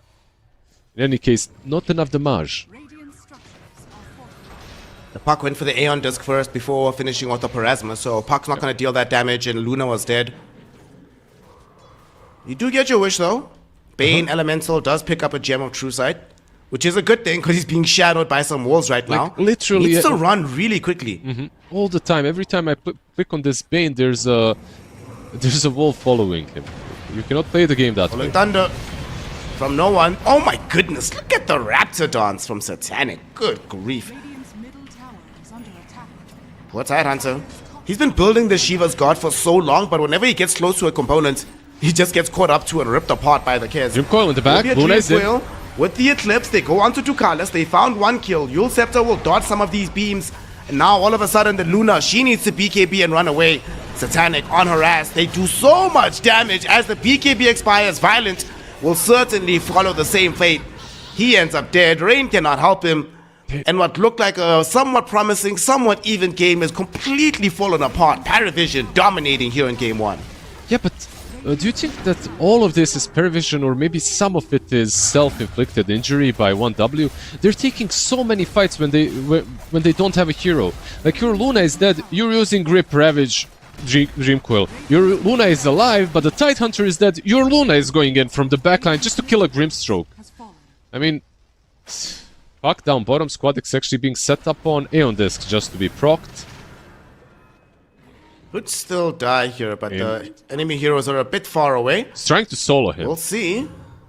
Dude, 9 class, even you're not that good. Never mind, he is. Never mind, She really is. He almost has He it. actually is that Oh, good. he misses. Just needs a bit more. Oh my goodness. It's nighttime, so he didn't get that final vision for the Mind Flare. Whoop. Yeah. Barely gets out. It's the nighttime and the Essence Distiller. The secondary Essence Distiller did not connect. Like, he had... he's utilizing Essence Distiller very nicely to keep vision on enemy heroes that he wants to use Mind Flare on. Sometimes it's just hard to follow through the woods to, like, see the target. Okay, I'm actually completely sold. When I saw this build from him, I wasn't sure if I was, like, the greatest fan of the Essence Distiller, but I definitely am now. I think he's using it in a very smart way. Yeah, now to compound the problems that OneWin have to deal with, we also have an MKB on the Kez, so this Butterfly from Violent, not that it was keeping him that alive to begin with, but now it's almost completely worthless with how quickly the Kez can just rip through the Luna anyway. And he's trying to get some extra damage as well on the Luna. Crit is flying out to him, so he will have the Small Crystallis, Demon Edge of course being next. Like, the high ground defense for 1W, even when they're 15k behind, is kinda possible if they manage to use all their spells together, but it's very difficult now. It's possible, but it's no longer in an easy state like it was before. This goes back to what you were talking about. They need to fix up on their execution, actually all go in simultaneously with all their spells together. We've literally not seen one team fight where they've managed to do so in this game. And that's the strength of their draft, right? Having overwhelming team fight. We'll see if they can leverage it here as no one tuning up the Rolling Thunder, waiting for the opportunity to go in. They jump Mr. Morale and they'll burst him down before he can even think about a Ravage. No buyback for the Tide. Rain also gets chased through and killed off. It's a double kill for Kez already. Violent will at least be able to juke away the Rolling Thunder. They're gonna look for an entry point, look for a way to get in, but what can they do here? Look at this again, Dark Portrait taking the Luna, throwing the damage right back in towards the rest of OneWin. They do find a Dream Coil though on the Kez. Kez falling low. Not dead just yet though, they need a little bit more damage. The Grappling Claw pulls him outside of the base, he's a-okay. They managed to basically lose nothing, force out the buyback and back out.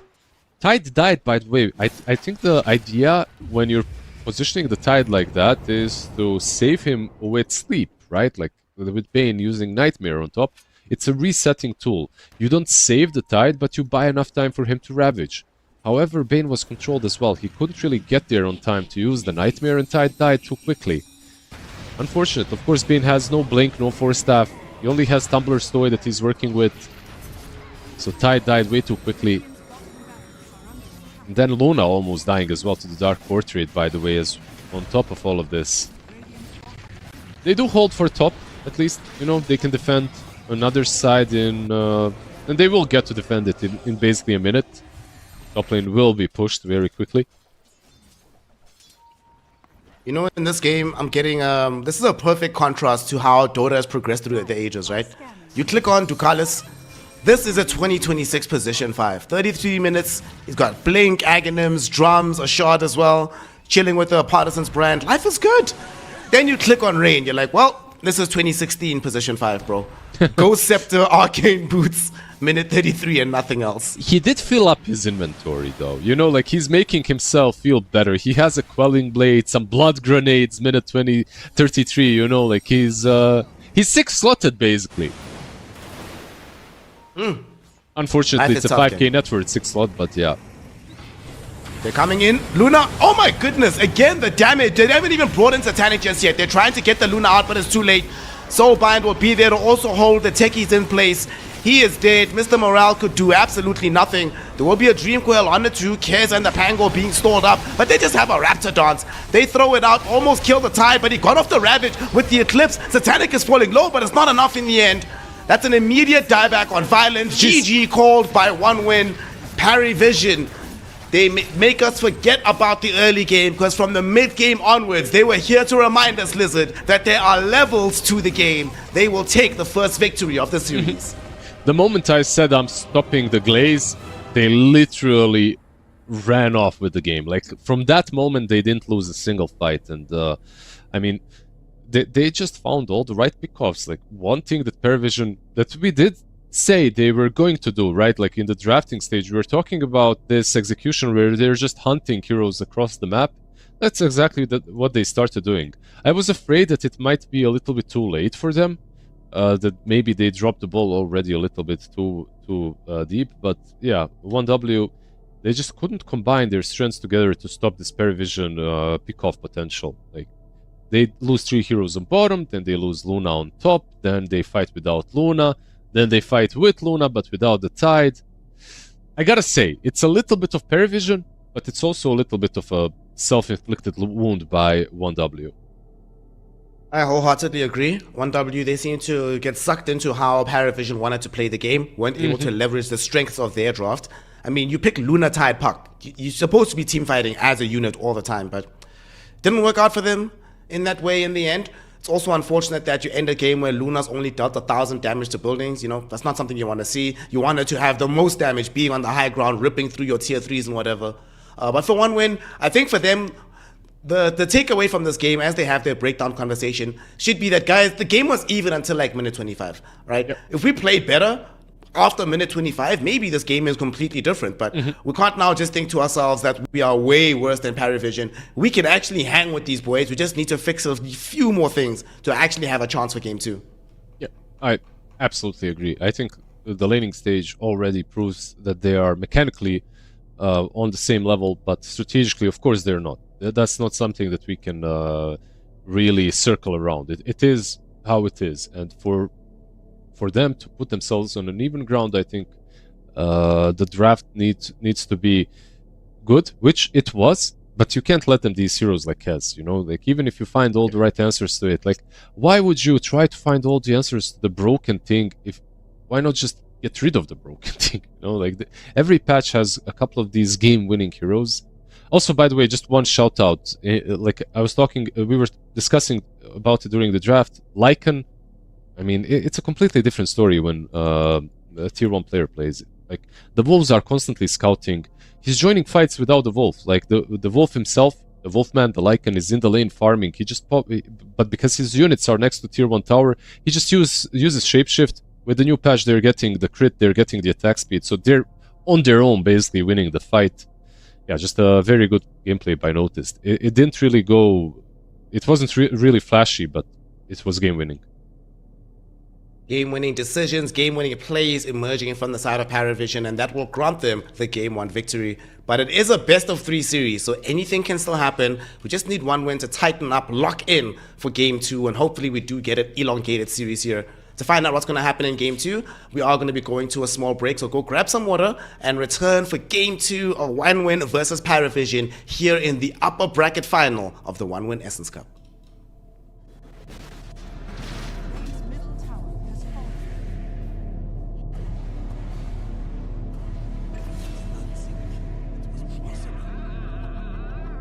Bottom tower is under attack. Radiant's bottom tower.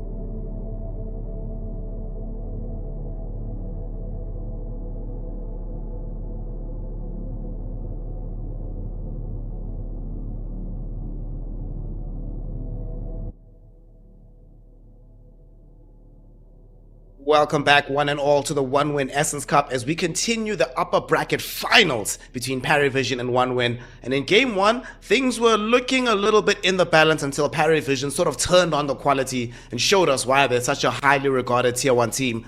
Heading into game two, though, we're hoping to see some differences from One Win. And where I want to start, Big Liz, yesterday when I was casting with LeBron, we came to the conclusion that if you're playing up against PlayTime, if you're playing against Parivision, in your first phase, you just have to ban Kez. You can't let Satanic or Vitz play the zero, just gotta get rid of it. And you were saying at the end of game one, why deal with this nonsense? And honestly, can you imagine another hero in the game that is as nonsense to deal with, that is worth giving Satanic his Kez? Maybe Meepo, but not necessarily on the same level, I would say, you know, but he's kind of there.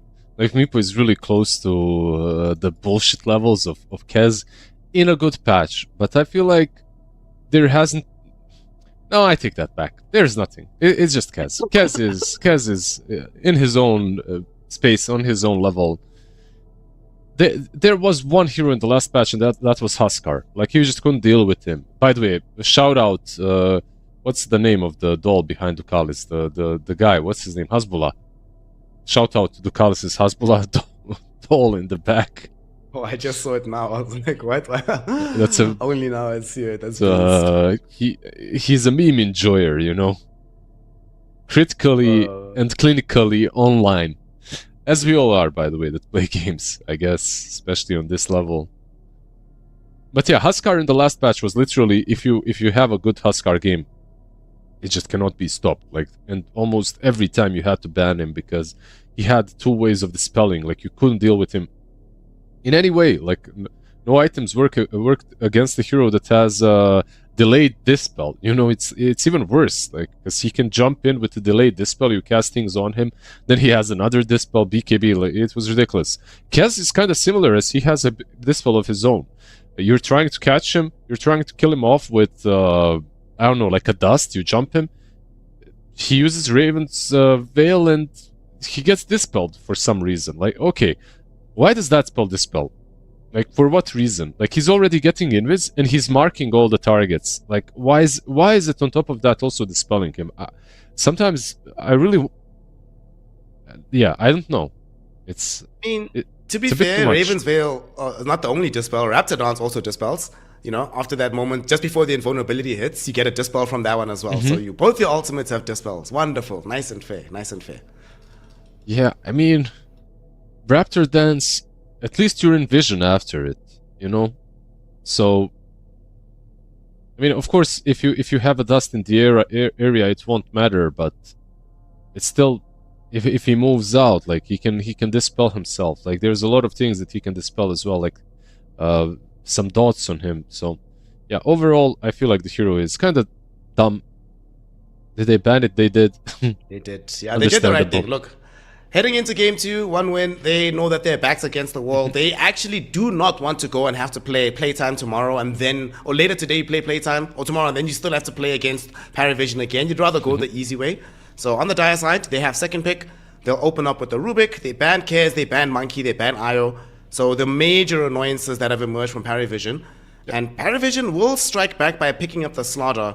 And it's been interesting to watch this hero because when we first started seeing it with 741, he seemed Omega, Giga Lol broken, right? Almost impossible to deal with the hero. But lately, and at this tournament in particular, the results do not look good on the man. And especially the earlier he picks, the more likely he is to lose these days. I think it also comes down to the teams once again. I think Slardar is still good. There is maybe something to be said a little bit about the nerfs that happened to not only Slardar but Soul Ring. Like, Slardar's Soul Ring was one of the reasons why he was able to keep up such a high net worth through the game. It's like you get one bracer, you get power shreds, you get Soul Ring, you're able to farm up Blink much quicker than in some previous patches where you were building like double bracer and relying on sticks, raindrops, clarities to keep your mana up. Like, just the build up with Soul Ring feels way more natural, and you're not really wasting too much gold to get it. You're getting some armor too. But yeah, when it comes to Slardar, I think this hero is still strong. I think the win rate in this tournament and in the Division 2 qualifiers just comes down to people perhaps not drafting around him as well as they should or could, because I still think Slardar is amazing. Like, he can carry games almost on his own sometimes, but he's very good when the corrosive haze is utilized nicely by a carry, maybe even a mid. So you want a lot of physical damage. You want maybe a Pango as well to combo with him. You know, heroes that abuse the minus armor that he's utilizing. The 3 best carry players or carry heroes that do that for you have already been taken out by 1-win. They just removed the Tiny, and in the first phase, they took out the Monkey as well as the Kez. So it'll have to be some different option for Satanic. He's obviously one of these players that can play a whole bevy of carry heroes.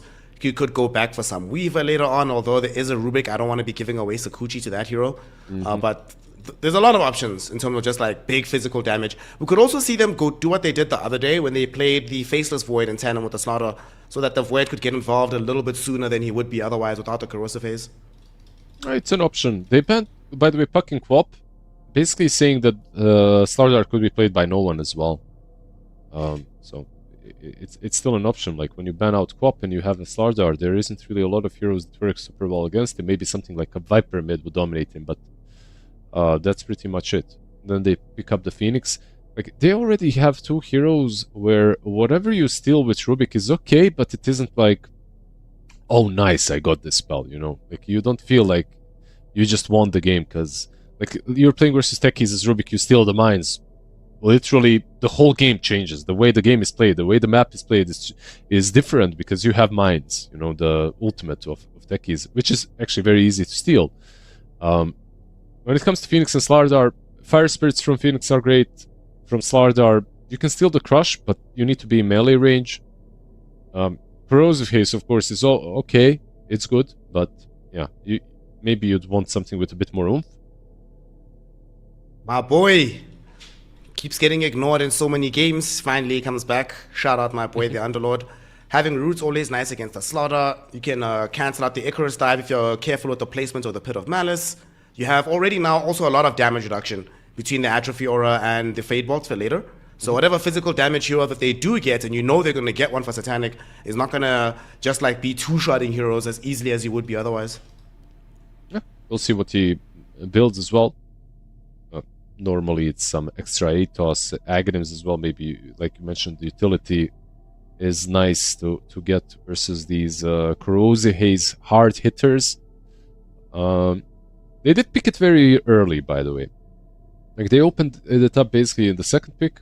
It's a hero that, I mean, you could argue it's similar with Slardar, but you can maybe find the right hero to deal with the Underlord. I think for Perivision, Lifestealer is really good. I think for 1W, Lifestealer is not that great. So another hero that maybe they can give to Satanic, if he wants to play it. It's a hero that doesn't really care about Rubik.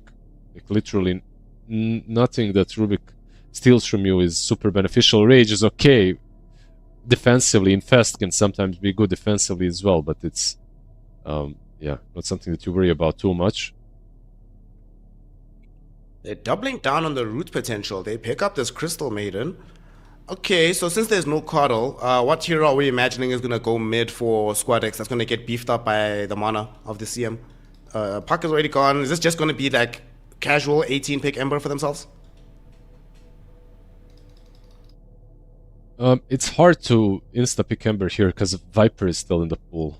Like, they don't have the ultimate last pick, so I think they're on 1W actually when it comes to the mid laners, unless Perivision already show their hand, which I don't think they will. But if they do show their hand, then you can consider something like an Ember. Already it's a okay-ish game, even though they could put Slardar against them, honestly, mid too. But you have to be very careful with your pick on mid, because one wrong pick and suddenly you're Vipered or maybe even Huskard, and you're not going to enjoy the mid lane. So yeah, maybe they're a bit limited because of the ultimate last pick being for most likely for no one or Satanic. See if Paravision gave away a bit more information here. There's potential for them to still get another flex hero that can go in multiple roles. We could still see the Hoodwink come out right now for 9 class. Oh, it's already banned. That was the first ban. Jeez. Yeah, I think actually the reason why they picked Crystal Maiden is to soft ban the Enchantress on the other side, which still could have been picked, by the way. Earth? Ebola Spirit, what? Okay. Let's go, baby. I think I had it in... Yeah, I had it in my game yesterday, by the way. I was crying the whole game. It was on my side, unfortunately. We did win, though. We did win that game. So this Okay. is obviously going to be the first one of this tournament. There haven't been any others that have been picked up so far. I'm actually so I've got a trivia question for you, right? Before we assess the profit, how many Earth Spirits do you think have been played in this patch? 741 total across all regions, all tournaments. What's the number? What tournaments? Are we looking at tier 1 tournaments? No, tier 1, tier 2, and like a little bit on the higher tier 3s, but mostly tier 1 and tier 2. I don't know, because tier 2 and tier 3 maybe they played it a bit. If you're looking at tier 1 tournaments, we've had 0 Earth Spirits so far. Tier 2 and tier 3, I don't know, maybe 2, 3, so this could be like a 4th or 5th game. I'm gonna go with 4. 4? Not too bad. We're pretty far off. This is going to be game number 12. 0 on tier 1 tournaments and 11 games prior this on tier 2. 7-4 win rate though, so a positive win rate for the Ebola Spirit. What do you think the rationale is here for picking up this hero? What does he do? Is it just about like having a Spirit Vessel buyer? Does it give more team fight presence that they needed without him? I'll ask you one question, and I think you might find the answer here. What spell do you steal as Rubik to feel impactful this game? Rolling Boulder, bro. That way you don't have to buy 4-star or get a Tumbler's Toy. You can just go in by yourself and get. Yeah, you can move 400 distance. Yeah, amazing. But seriously, like, what spell do you steal? Actually, the spells from Phoenix and Slardar, when I look at the whole map, maybe the Sprout, like, that's the best that you can get right now. Everything else, I mean, all the spells feel very weak for Rubik to steal. This is one of those games where basically Lift is your main spell. Actually, out of all the spells, the Crush from Slardar is the best now. Like, I was talking about Crush being okay, but you have to be in melee range. I feel like Crush is the best right now, especially if you get yourself a shard. There is nothing really better here that you can get. Maybe something from... of course, I'm not talking about stealing Phoenix Egg and stealing Prophet's Ult, because these spells should not be stolen at any point in the game. But if they do get stolen, of course, then it's great, right? Like, you just stole something that should... Like stealing Global Silence. Can't really predict that one. We saw that the other day, didn't we? We did. Where somebody in this tournament stole Global Silence. So it can happen. It can happen. It can. It's interesting to me of this carry matchup, right? I remember a couple of patches ago, this was a very common matchup to watch, like Nature's Prophet carry, Muerta carry on the other side. But it feels like it's been a while since I've seen both teams have a range carry. Normally it's one or the other. Very rare that you're seeing it being doubled up on in this nature, in this meta right now. Yeah, it's because of Prophet, right? Like, if nothing else, because of Prophet, because he's really not picked a lot. They banned out a lot of mid lane heroes, by the way, which makes me... And they banned out a lot of mid lane heroes that have answers that Perivision could last pick against, I mean. So what that makes me feel is that Earth Spirit or Prophet are mid, maybe even Slardar.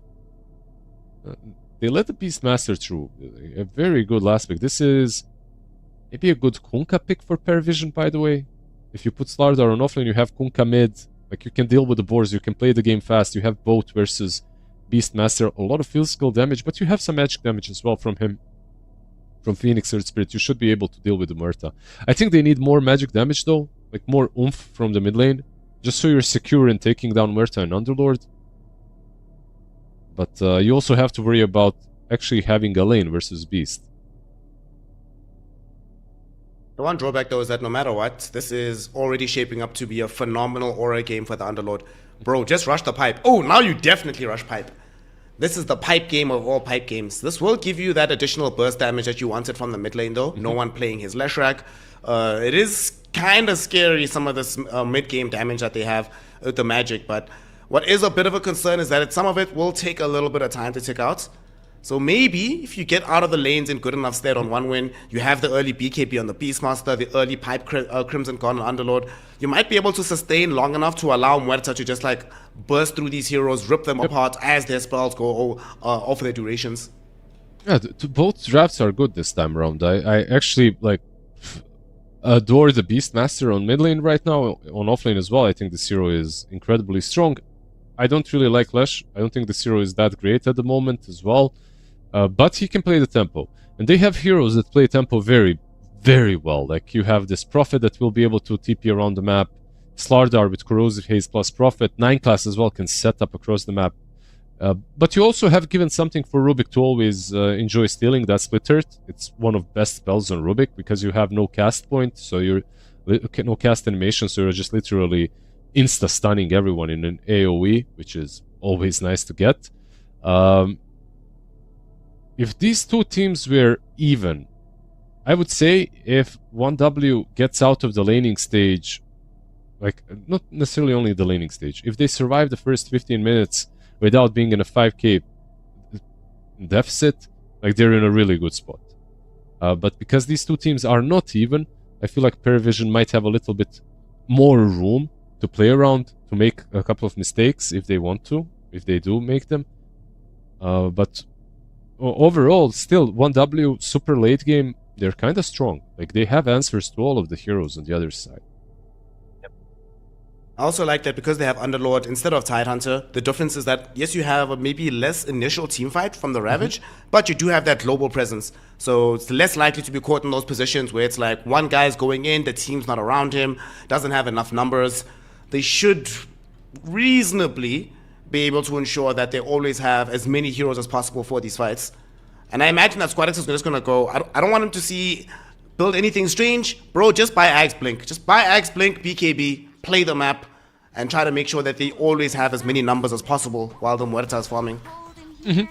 I think that's needed. I think he needs to be super active. And I mean, that's what he's going to do from mid lane. You know what, actually? I'm going to take that back. I think Beastmaster in this game from the mid lane could even go Helm of Overlord. He probably will not. This will probably be your normal Axe Blink. But I think this is a good Overlord game too. We need to talk about it in a second. Pit of Malice onto 4 alongside a very nice dead shot that was used onto Notice. But he got off the Slithering Crush on the high ground. That will bail him out. So 4 heroes on the Malice, 3 heroes on the Slithering Crush. In the end, nobody dies though. They all get zoned back. Just the wards, right? They get the wards. They de-ward instantly. Nice Crush, nice Fire Spirits. It's kind of hard to go on the high ground this way. If they had a bit of luck and someone else was up front, they probably got that kill, but they found the fish. Probably the tankiest hero on their side right now. They do have 9 class who gets caught on the other side. Well, he is almost certainly gonna die here unless he can get off the roll. No, he's got boots, you're right. I didn't know he had the boots. Came in raw with boots and 2 tangos. A set of tangos rather, so he's chilling. Well, nice little play from 9 class. Will be 3 bounties claimed by 1 win, so they get a little bit of extra change in their pockets. Yep. And if you at home want a bit of extra change in your pockets, head on over to our website 1W and bet on the game using the promo code Essence1W, and you'll be floated $130 for your first bet. That's the only way to do it. It's only your first bets, so be very judicious about where you use it. Yeah, let's see what happens in these lanes. Bot lane, I feel like, is kind of strong on both sides, so there's a lot of kill potential one way or the other. Maybe a bit more for Rubik and Underlord once they hit level 3, but it all depends on how much harass they take. And right now, Mr. Morale is taking a lot of it, by the way, so being zoned a bit. Prophet is played a bit differently. Nature's Call is the spell that most players actually are getting very early on now. Like, mana cost got decreased, the treants are a bit better. They have magic might die resist. here, Satanic. He's in danger. Sweet and Strong, though, has already used the telekinesis, so doesn't have it available to keep Satanic within the Pit of Malice, so he'll be fine in the end. You know that the treants now have, like, from 741, they have 25% magic resist. And they deal bonus damage to heroes. And they have free patting through the trees. Like, they got a lot of mini little buffs that should make them quite strong. But they don't feel super strong. Still early days, only the 1 point. We'll see if things change and he puts more into them. Right now, though, Mr. Morale is really thinking to himself, man, I wish there was still Stout Shield in the game, bro. That would have made this lane a lot easier. Rest in pepperoni. I mean, there is still Stout Shield, it's just the neutral item. Or Poor Man's Shield, that is. Not Pro Man's Shield, yeah. not the real stout shield. Despite all of this, not that much CS has been attained for Satanic, and now they're going to go on him again. This time they do have the double roots with the Firestorm going, but it's going to be Mr. Morale that dies first. Very nicely done coming in from Prairie Vision.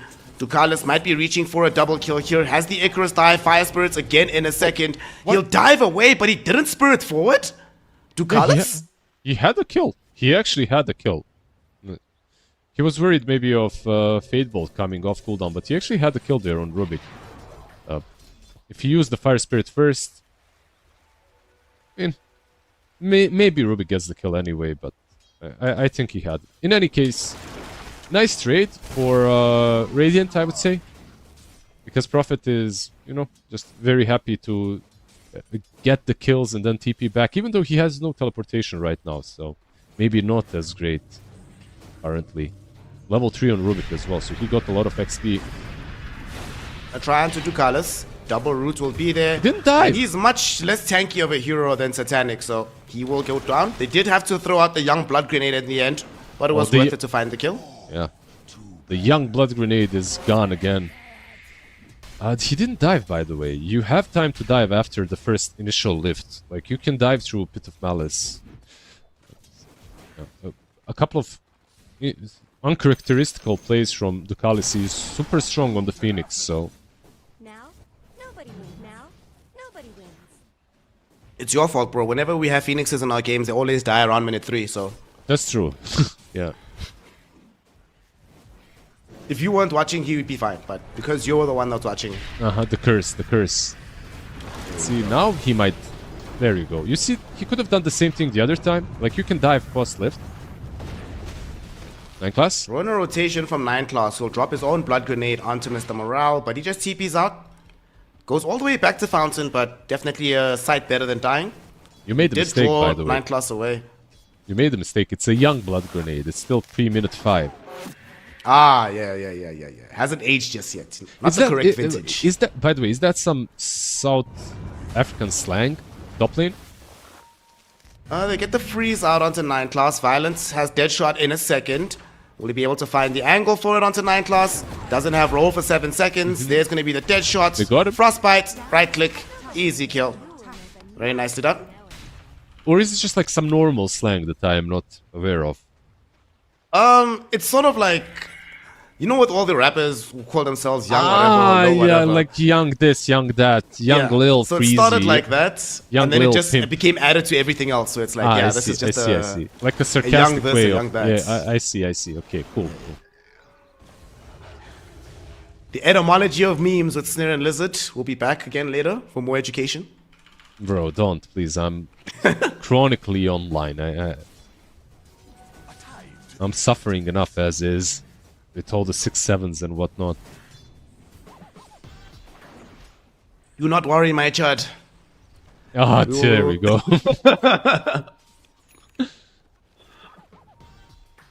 The aggression has stopped a little bit down bottom. Satanic is back to farming, catching up in the CS department, but still a little bit behind in net worth. Mid lane's the one lane we haven't really spoken about, but with good reason, right? Beastmaster, Leshrac, you don't expect anything to happen in that lane. It's just farm. Well, there's a couple of matchups where I feel Beast actually kind of pushes a hero out of the lane, like, and he can play behind the tier 1 tower. He does that to Storm Spirit and a couple of other heroes that on paper should do a bit better versus Beast, but they don't. Lesh so far, yeah, he's held his own. Bot lane, lift back. Feeling strong, gets the lift back. Satanic is alone, but 2 TPs immediately from the supports. They were gonna show up. They cancel the one though. 9 class still making a dive forward towards Sweet and Strong, but maybe he's overextended himself. Freeze will be there from Rain. Some additional damage with the blast. Fade Bolt's expended as well, but it's still gonna be Sweet and Strong that dies first. However, with this Firestorm damage, Mr. Morale just needs one more right click, and with the help of Rain, he'll find it. They take out the Carlos, and 9 class looking to go back in. He'll miss with the rolling boulder. Still trying to be in front of them as Satanic comes through with the Sprout around Rain, able to secure that kill. And the Sprout also took away the vision of Mr. Morale. So Underlord unable to find out where the Earth Spirit is going to be. Misses with the Firestorm. 9 class will survive in the end. His dive was not suicidal. Yeah, the miss actually He's going... Okay, now you're a bit mad. Now he's a mad lad. Okay, we'll survive another Firestorm that he was never getting. He was never getting the Wisdom Shrine. Nice attempt. Missed a couple of spells, maybe a bit rusty on the Earth Spirit right now, as the hero truly isn't played at all. But overall, yeah, they get some trades down bottom. Prophet engaged in the kill on Crystal Maiden as well, so Satanic not too sad about it.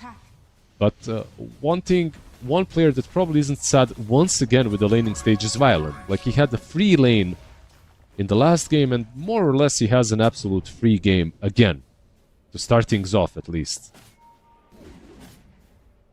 Guess how many professional games of Dota 2 9 Class has played on Earth Spirit before this one? I'm gonna go with 4 again. Almost 3. Only 3 games. Close Yet enough. here he Mid lane. is. Ducal is in trouble. Quad's frostbitten. Primal Roar will come out as well from Squadix. He'll die with the blood grenade colliding on top of him. However, they give up the ghost onto Rain as well, and now Squadix not looking so comfortable in between all 3 heroes here. 9 Class slows him down from escaping. No one provides the damage, and with the help of Satanic, they will be able to find these kills. Yes, it does cost the Lesh in the end, but Satanic and 9 Class clean up, make it a 3-for-2 exchange, and get to involve their carry in a nice little skirmish here in the early game. Yeah, that's one thing that we're not seeing from Satanic. Well, we are now. That's like the full map potential that Prophet usually gave you. It's just that teleportation isn't skilled any longer, so he's a bit... He's joining, but 8 minutes in. Sometimes you see a Prophet by this time rack up like 6 different plays across the map. Still though, a good play here from Satanic, of course. Nice little kill on the Beastmaster for him. Nice little ward from 9 Class in the triangle. It's getting some really good vision. They know exactly where Squadix is playing at. They don't seem to know about this on the die lineup, so they're not going to de-ward this. It's already less than half duration. They know. I think the Fire Spirits now have given it away. Crystal Maiden might go in with a sentry. Or maybe they're just gonna... Let's see. Go on Phoenix, And perhaps? just try to take this fight. They get the lift back onto 9 Class. Primal Roar not available for another second, but they won't need it for the Earth Spirit. 9 Class goes down. Rain gets a little chunk of gold out of that one. And Squadix just goes right back to farming, so... Kind of did him a favor on that one. Shout out, nice guy, 9 Class. The ward is dewarded in the triangle in the end. Prophet ulted, so they knew for a fact where it was in the end. They cheated a little bit when it comes to dewarding, made it a little bit easier. Mid lane, they want to go again. Maybe for the rune first. They don't have ultis on their supports. Like, both Earth Spirit and Phoenix are very close to level 6. Once they get the ults, the top lane is a move. Titanic is fine. He's gonna continually get gone on like that, but should be fine. Right now, tier 1 tower. Rain will be able to do some quite good work here. Does have the level 3 frostbite, so these creeps will be insta cleared out. Looks like they have lost interest in making that push happen. They're gonna try Viron over to the top side. I think they realized what we were talking about a little while ago. That hang on a minute, guys. Don't they have a Muerta? Where the hell is that guy? We need to go deal with him. Yeah, she's hiding. She's doing the smart thing, hiding in the woods. Farming around the lane, stacking for herself, just completely free farming right now. The 2 highest CS and the 2 highest net worths in the game are Beast and Muerta, and this is what happened in the last game too. Like, they're 1 and 2, we're actually 10 minutes in on top of the net worth charts, but it truly didn't matter once the moves from Paravision started connecting. I think this game for a 1W is actually maybe a bit harder in the mid game. Beastmaster is a bit greedier than the puck that they had in the last game. Like, he's going for Aghanims, then he's going for Blink, then he's going for BKB. And yes, he can make plays in the interim, but he wants to get these items first. On the other side, you have a Prophet that's just constantly able to join as a 1. Globally. Global potential both sides, sure, but it's different when your carry can also join. Speaking of the 1-win global potential, they are going to be building Aghanim Scepter first for Mr. Morale, so we're not going to be seeing that early Pipe of Insight. But I wholeheartedly believe that you have to buy Pipe in this game. It's just too good. Yeah, I'm checking the supports. They don't really want to be buying, right? Like Crystal Maiden and Rubik, not really the Pipe buyers. Maybe he can buy it after the Aghanim Scepter, we'll see. On the Underlord. It's good, like you said. Like versus Phoenix, Earth Spirit and Lash, like just too much magic damage. The Radiant side. Dire's top tower has fallen. Will eventually lose their tier 1 top, but before they did so, Violent already vacated the area, farming very safely around the top tier 2. So we'll see what kind of plays will be made next by the side here of Parivision. Because there's still some items they want to wait for. They want the Blink Dagger on Slaughter, they want the Blink Dagger on Leshrac. They still don't have the Blink Dagger on 9 class either. I think because of the lane and the way it went on Slardar, he, in the end, by the way, takes the tower somehow on his own. Like, they weren't even rotating to him. I think just the pressure of possible rotation moved Muerta out of the lane completely. She wasn't taking creeps mid lane. Sweet and Strong, he'll happily give up his life for this one. That was a 4-hero smoke. They will have to transition it into a tier 1 tower. And it looks like 1 win. We're anticipating that. All of their heroes are deep on their side. Rain might have to D-ward here. He's underneath an observer ward. Ducalis isn't chasing him though. So Rain will probably know that there is a high ground ward the next time he goes on that side.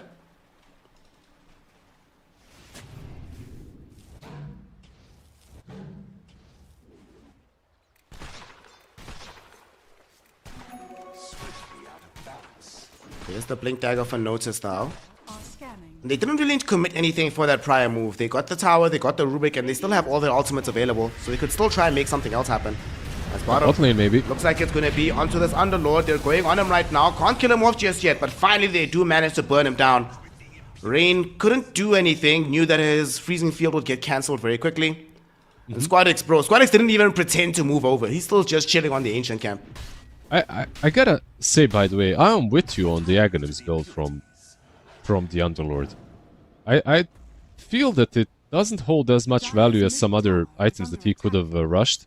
Aghanims, by the way, is the no-brainer build these days on Pitlord. It's like, if you buy Aghanims first, no one is gonna think that you're doing something wrong because it's the most meta pick.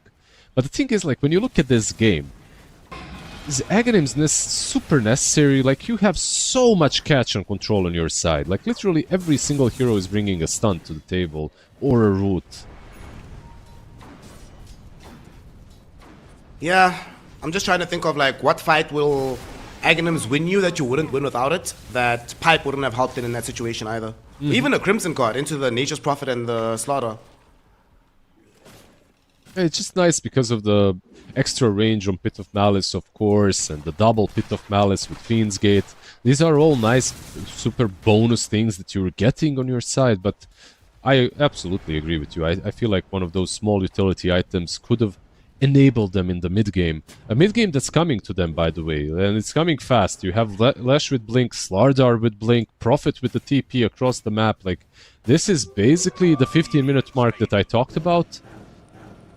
I was a bit wrong when about the Blink timers, so this is when it starts. The next 5 minutes should be very crucial for 1W. Can they dodge all the aggression from the other side? W will try to at least pressure the tier 1 tower bottom with some stolen treants. But 9 class is there. He'll even pop the Magnetize to defenders. And now here's the Blink Dagger reveal. They go on to Violence. She does manage to get off the ultimate, but that's going to be her death knell. This is one of the problems. So much magic damage coming in from no one. And they're going to take the Twin Gate and actually go back and catch up to Mr. Morale. Will they be able to turn this into a trap? No. There's too much damage from the Leshrac, but now she's caught inside the Pit of Malice. She's going to die here. Supernova will be in front of them, though, and there's no way to destroy it, so it goes off stunning too. They find Mr. Morale. They catch up to Sweet and Strong. They still do manage to find both of these heroes. No one a little bit too cute going in first instead of letting his support do it. But in the end of the day, they still find the fight they were looking for. Yeah, the fight was still fantastic. They got 4 kills across the map. Like, if they tried forcing this fight with some kind of TPs down bottom, it wouldn't have worked. Instead, using the Fiend's Gate was a genius move. Like, a very, very cool move, which nets them a tier 1 tower in the end as well. A Mjolnir on Prophet is getting closer to the death zone. And the thing is, like, Satanic in this kind of a game, the carry-to-carry matchup isn't maybe that great for him, but he doesn't have to deal with the carry. He just needs to deal with the other heroes. The carry can be left for Lesh. It's no one that will be just blowing up Muerta every single time he jumps on her. You need a BKB on Muerta this game as well. Yeah. There's gonna be another skirmish. Nineclaws will be the recipient of a primal roar. And he gets just demolished. They do steal the Geo Grip on Rubik. I mean, I guess that's something. Yeah, it's not too bad. Like you can pull your allies right now, so it's okay. Like a cheap shot. Well, while they're wondering what to do next on the side of One Win, you at home should wonder how to spend the free $130 that you get by using the Essence1W promo code on the One Win website. Go there, let us know who you believe is going to win. Although Paravision are ahead, and they are looking super solid, this game can still get fairly scary later on. Like once Violent gets like really farmed, like we've seen what can happen with these ultra late game Muertas. The difference that I see from 1W right now is that they're playing the game a bit more compact. Like, everyone is ready to connect basically on this bot move. Even Beastmaster was close enough. He is leaving them though. Might decide to jump. Nineclaws. He sees Violent first. No! That's twice in a row that she's getting jumped by the Leshrac. She does manage to turn on her spells and get the turnaround and blow up the Leshrac with the help of Sweet and Strong and the gang. Supernova gets taken out as well. Mr. Morale with the Pit of Malice ensures that Notice can't escape either. Beautiful. Okay, I got debated too because I thought Violent was just making a mistake. That's definitely what Paravision were envisioning. Instead, it's a debate. They turn the fight around, they get 3 kills, and they open up the path to Roshan. It was a very good debate, by the way. They just what I was saying earlier. They were playing compact, like they were all ready to connect. If anyone gets going on, Earth Spirit thinking about it, but he's distilled right now. Might be even dead. By the way, Earth Split Earth that is stolen by Rubik. There's no ET in the game. A very good spell, of course. The best spell to steal in the game, even though the last fight was won by Geomagnetic Grip. Just by pulling Muerta out, she's saved because Lesh didn't have the range to take her down. He was rooted. So there was not enough damage to take down Muerta. And you know what? Like, I talked about these 5 minutes being crucial. This is it. Like, these 5 minutes are now gone, with the Aegis being there for Beastmaster. Actually, the game is basically dead even. The same thing happened last game in for the 1W, and then they just started feeding everywhere. Well, hopefully we'll see One Win not dropping the ball, continuing the pace of this performance. Even game, like you said, even in every metric, even in gold, even in kills, even if you look at the map, the only advantage that is gained by Paravision is that they still have their tier 1 towers in top and middle, but those should be fairly easy to bring down the next time that they really try on the side of One Win. I think the biggest difference right now is actually the Earth Splitter, Split Earth being there on the Rubik. Like, he's honestly quite of a dangerous hero with the spell. You don't want to change it. For as long as you can have it, you're keeping it. Look what he did immediately after getting the Blink Dagger. He cues the shard for himself, not just for the lift back, but he wants to upgrade that Split Earth. They do find Ducalis. Very straightforward kill, and that will lead into the tier 1 quickly being taken away. So One Win. They're not going to stop either. They're going to smoke too. They want to keep leveraging the strength, not just of the Aegis, but of the amplified damage rune on Beastmaster. Oh, the game is looking dangerous right now for Radiant. They need to rat a little bit. They need to find some different avenues. They need to save 9-class somehow. Dude, no one is that good, 9-class. But Satanic, he just jumped in. They find Rain initially with no one. They're going to be able to burst him. Squadix is going to be there, but he's too late. Already having lost out on Sweet and Strong as well. He does not have a BKB. The Sprout actually saves him. It traps 9-class instead of him on Squadix. He's able to blink away to the safe side of the map, trying to run. Underlord is on the way, but he'll only be arriving for life number 2. Will Mr. Morale want to get involved? The answer is no. We'll leave him to his own devices. Squadix will be taken out. And that also opens up a Tormentor. Lizard, I think we have to stop praising One Win, because as soon as we do, they do something really crazy on the map. Literally the same thing happened in game number 1. The moment they are on paper, like in a pretty good spot, and you see these heroes, and you see their items, and you see their item progression, like they're getting there, they do something overzealous. Like this time around, just diving the Earth Spirit, to me as well, looked like a free kill, but it wasn't. It was one of those poisoned pawns, you know, from chess. Like, you take it, yeah, sure, you take the Earth Spirit, but you lose much more afterwards. There was no BKB on Beastmaster. That was one big deal here, and also no roar on him. So Satanic could TP on top of the on top of the Beastmaster, literally as Nature Prophet. He didn't care. Well, that now resets what was an Eason game into a 4K net worth lead for the side of Paravision. Don't have to worry about playing with an Aegis. And because he went for the Blink Dagger on Squad X, that's going to delay his BKB. He's not going to have it for quite some time. And they don't really have long cooldowns outside of Supernova, so if they want to, they can just try go again. They already have BKB on Satanic. So maybe you just make a move if you're on the side of Parry. Yeah, I feel like teamfights are playable for both sides, though. Don't you think so? Like, when you look at 1W, they have Roar. Beastmaster, of course, without the BKB, he should be getting it soon enough. There's a BKB, of course, maybe needed on Muerta. But I would say the teamfights might be even-ish, the upcoming fights, especially if you get the pick-off on Phoenix first. Like, Phoenix is a massive, massive deal that you need to deal with. Like, if you don't deal with the Phoenix fast enough, the teamfight is a bit harder for 1W. Underlord has Aghanims and he's going into Yules. Okay, so we're not going to get any auras out of Mr. Morale. I suppose there are a lot of good reasons for the Yules. You can force the BKBs out of the Leshrac when he eventually has one. You know, 9 class can't roll as freely in the fight anymore. You can cancel the Icarus dive. And you can set up to double root yourself. You don't need the Rubik to help you out anymore. I don't really know. I don't know. I'm trying to figure it out, but if I said that I completely understood the Yules, I'd be lying right now. Maybe there's something obvious that I'm missing, but I'm not seeing it currently, at least. Wind Waker for later. There we go. But if your build is Aghanim's Wind Waker, we are doing some Herald reviews. I think this is... Yeah, I don't know. I really don't know. I want to see where he goes with this. I'm willing to... You know, stay open-minded, learn.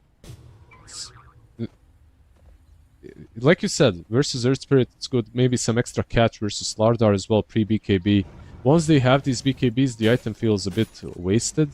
Like, if you want the spell, Lotus is a better one, right? Like, you can use it versus the Silences and the Corrosive Haze, and you can use it on one of your teammates, which is the bonus that you get, plus the bonus armor that you would be getting versus Lardar and Prophet.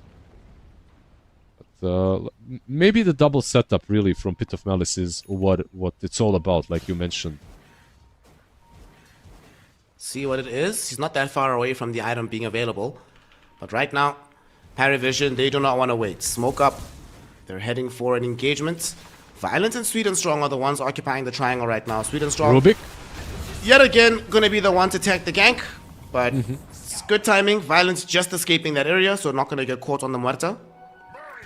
Yeah. When I'm playing Rubik into Slardar, by the way, I never feel that great. This is a very dangerous hero that jumps you. In one jump, you're dead. By the way, they're searching for more, though, Mr. Morale. We'll get the 2-hero Pit of Malice onto the supports. The Rolling Boulder will be there. They punch him back towards no one and notice. And they will be able to blow up Mr. Morale. Honestly, even before he died, I was very surprised that he still spent so much time. Both him and Violent were farming the area, despite knowing exactly where Paravision were, and knowing how much reach they have with these heroes. The reach is insane, by the way. That boulder kick from Earth Spirit was, yeah, something else. Lash tanking mid because he has regen, of course, so we'll heal up immediately after. Yules might be the idea to not die that quickly when you get jumped on by something like Slardar. It's kind of nice. Like, even on Rubik, whenever I'm playing versus Slardar, I do like buying Yules, but it's a different thing when you're a Rubik playing into it and when you're an offlane Underlord. They have BKBs, by the way. On Beast, they have a BKB on Muerta. 1W. They're ready to go. Smoke is up. Where are they taking us, Snare? Where are they going? The only ward they have outside the map right now is this one down bottom that's going to shortly scout no one. So maybe they go towards him. They're going to be pinging right there, but it's so far away. I don't know if you can get there without any alarm bells ringing for Paravision. The boar was So I smoked, think we're going by the way. nowhere. the boar was smoked and then it started hitting the creeps, so... And the scan connects as well, so they're very well aware of what's going on.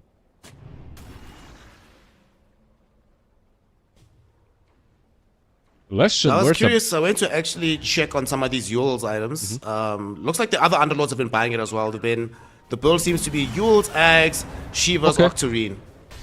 Okay, yeah.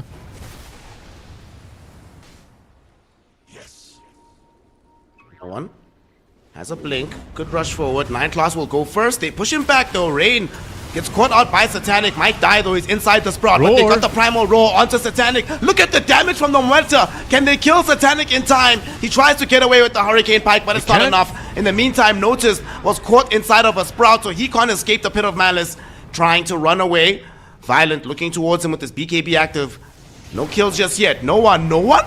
Jumping back in all by his lonesome. He gets the vision though for Notice to find the follow-up onto Violent. They get the Muerta down. Boulder smash onto Mr. Morale, pushing him towards the Phoenix and the rest of Paravision. They surround him and kill him.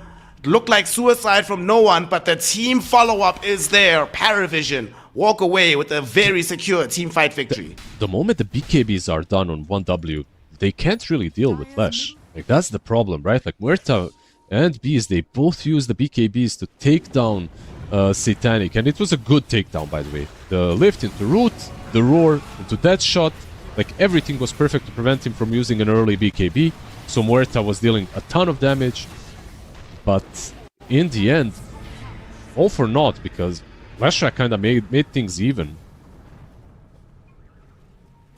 By the way, This is pre-BKB on Leshrac. I gotta say, the Earth Spirit with the kicks and with the distance that he's covering with the kicks is making a strong case at this hero being viable.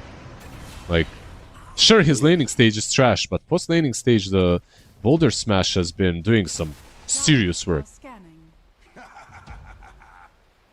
10k net worth lead right now for Paravision. Radiant's top tower. Grand final spot is beckoning. $25,000. They can almost taste the money, but they need to get over the final finish line. We have seen in that fight that although he did eventually die Violent, that there are moments, especially during that BKB, where this is a serious threat. And this is before even there's a Daedalus, there's no Mjolnir on the Muerta. She still gets stronger than this. Yeah, if they find the right targets, and the right targets are either Lesh or Prophet, and if they isolate them before BKBs, yeah, they're killable. One thing that is maybe a problem, of course, is the Earth Spirit. Now they have a save on the other side, and it's a pretty big save. Like, you get super fast allied unit pull speed on the Geomagnetic Grip. So whoever gets gone on Roared, I feel like Earth Spirit can just solo save them. The range is ridiculous with Aether Lens, by the way. You see where he is? He can actually save someone from the pit. Speaking of the pit, they've already gotten the Aegis, and here comes one win, hoping to maybe punish on the way out. Look at Notice. Oh my goodness, There the you go. Geo Grip already coming into effect, saving Notice, putting Mr. Morale and Squadix in an awful position as no one just rushes forward with the BKB Satanic. active. Satanic though, TP Ren, roar onto the Muerta, but the Geo Grip again! 9 class, stop it, bro. Roll forward from him, Boulder Smash onto Violent. He's pushed in towards everybody else on Paravision. Muerta is dead. 9 class isn't even done just yet. Was hoping to catch up to the sweet and strong Rubik. He at least is able to escape. But bro, 9 class, now you're introducing yet another hero that people have to ban against you. What the hell is this performance? Alright, dude, I wanna play some Earth Spirit. Like, I'm sold. I wanna lose some MMR. I'm ready. I'm ready for the minus 25. I don't even play Earth Spirit. I want to now. This is looking way too strong. Like, the pull into kick is covering around 2k distance. Like, it's... How do you deal with that? Like, I honestly don't know how you deal with this. They noticed was so damn far out of position. He got pulled. He was next to the outpost. He got pulled to the low ground Dire's bottom by the Geomagnetic Grip. It's crazy. Even Satanic, he'd 100% have lost that Aegis if not for the Geo Grip. Yeah, exactly. Like, both of them were dead. And it's such a low cooldown, by the way. It's like a massive save with... What's the cooldown? 10 seconds? I mean, it's nothing at this point. One win certainly scratching their heads at how the game got to this point. It's completely out of control. Every wave is being pushed in. You're 18k behind. And you just can't get any of these kills. You know you have the damage, but that overwhelming catch that we were talking about, unfortunately, they don't have enough of it that will stop 9 class. And these BKBs are just doing way too much work. No one coming in late with that BKB completely, like, it just destroys the fight. There's nothing you can do against the BKB Lesh. No, for sure.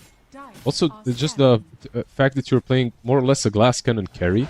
We were talking about the geomagnetic grip as a catching tool, but you're also playing versus a glass cannon carry as Earth Spirit. So you can catch Earth heroes Spirits. like this. Dude. Squadix was just trying to get a 1 camp, guys. Just one. Just let the brother have 1. Can you have that, please? Just 1 camp, guys. Unfortunately not. The reach is just insane. Like, you have Prophet with Global. Like, Earth Spirit, he sometimes struggles in games in which there's no follow-up because he has massive potential for when it comes to mobility, but a teammate can follow only with the blink, and that's it. However, this game, he has more than enough. Look at him. Blinking in, though. Into the air.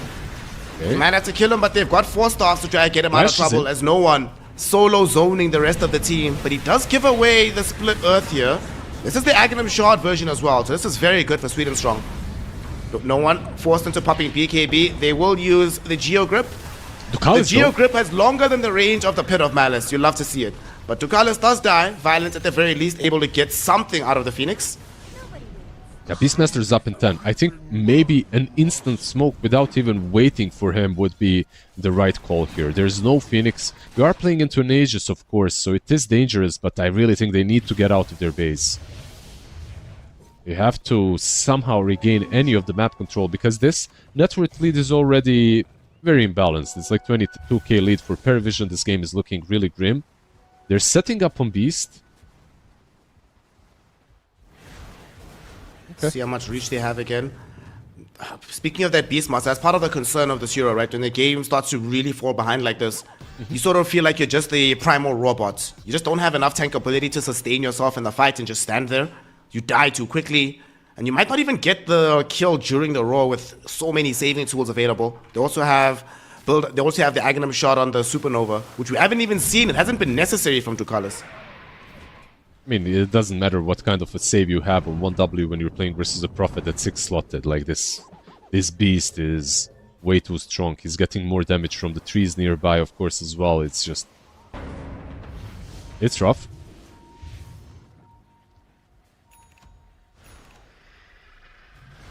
This could be the game-ending smoke here. Satanic, Violence. of course, not with them initially. They find this Mr. Morale. Violence is on the low ground, but he gets off the ultimate. Now they're looking perhaps towards Ducalis. No usage of the ultimate just yet. TP in from Satanic as well as with 9 class. 9 class held in place by the Frostbite, Muerta. but he gives vision for them to kill off Rain. Muerta all alone. She dies on the low ground. Squadix did come through with the roar, but there is the Sun Ray we just spoke about. Healing up Satanic, healing up no one. They will not suffer at all to this Beastmaster. It's instead one win that lose their carry again. And now in trouble of maybe even losing some buildings. They don't have buybacks on the Crystal Maiden or Muerta. They can hold for a while, maybe with Earth Split Earth, but you have to be careful. Dude, I can't. Earth Splitter in my soul. No one. Him and Notice dive forward. He pops the Bloodstone, but he's gonna have to force the BKB out.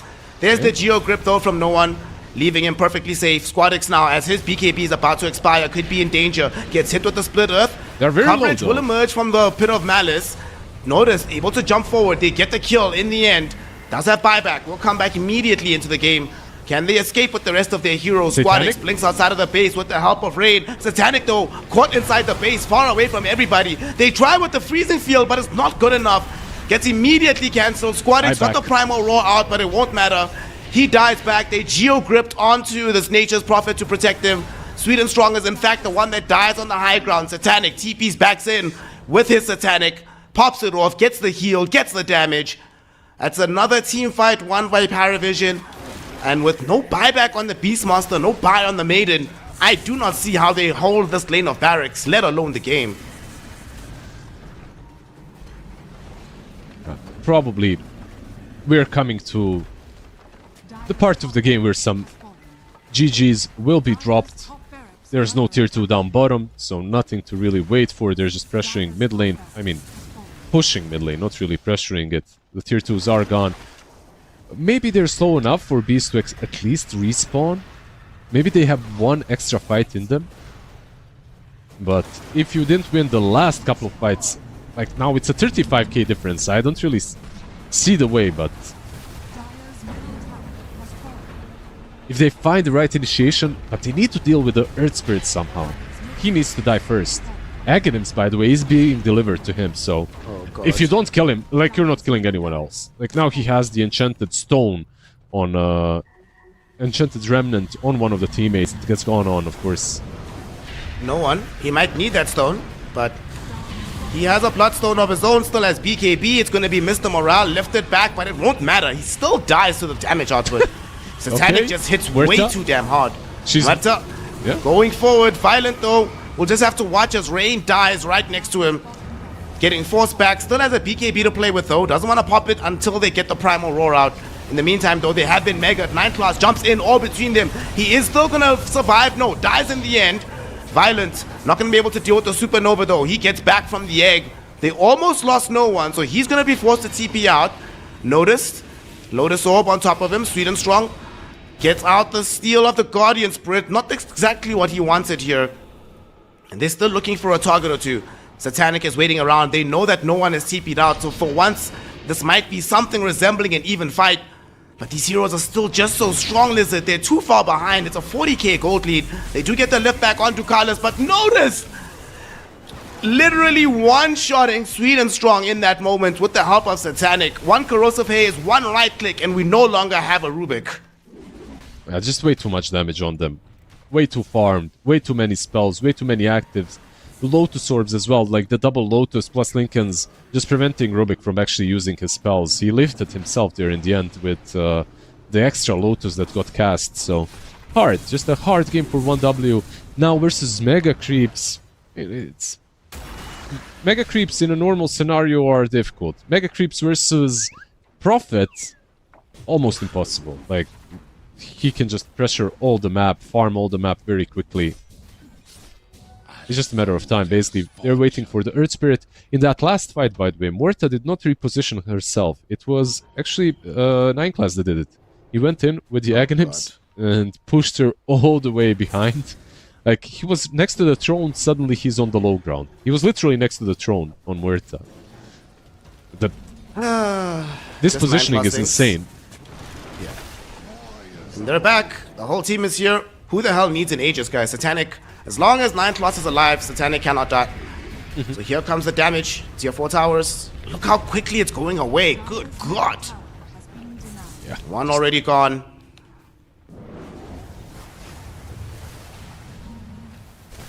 How do you stop this? They're just waiting for the next edict, and then they can basically go in again.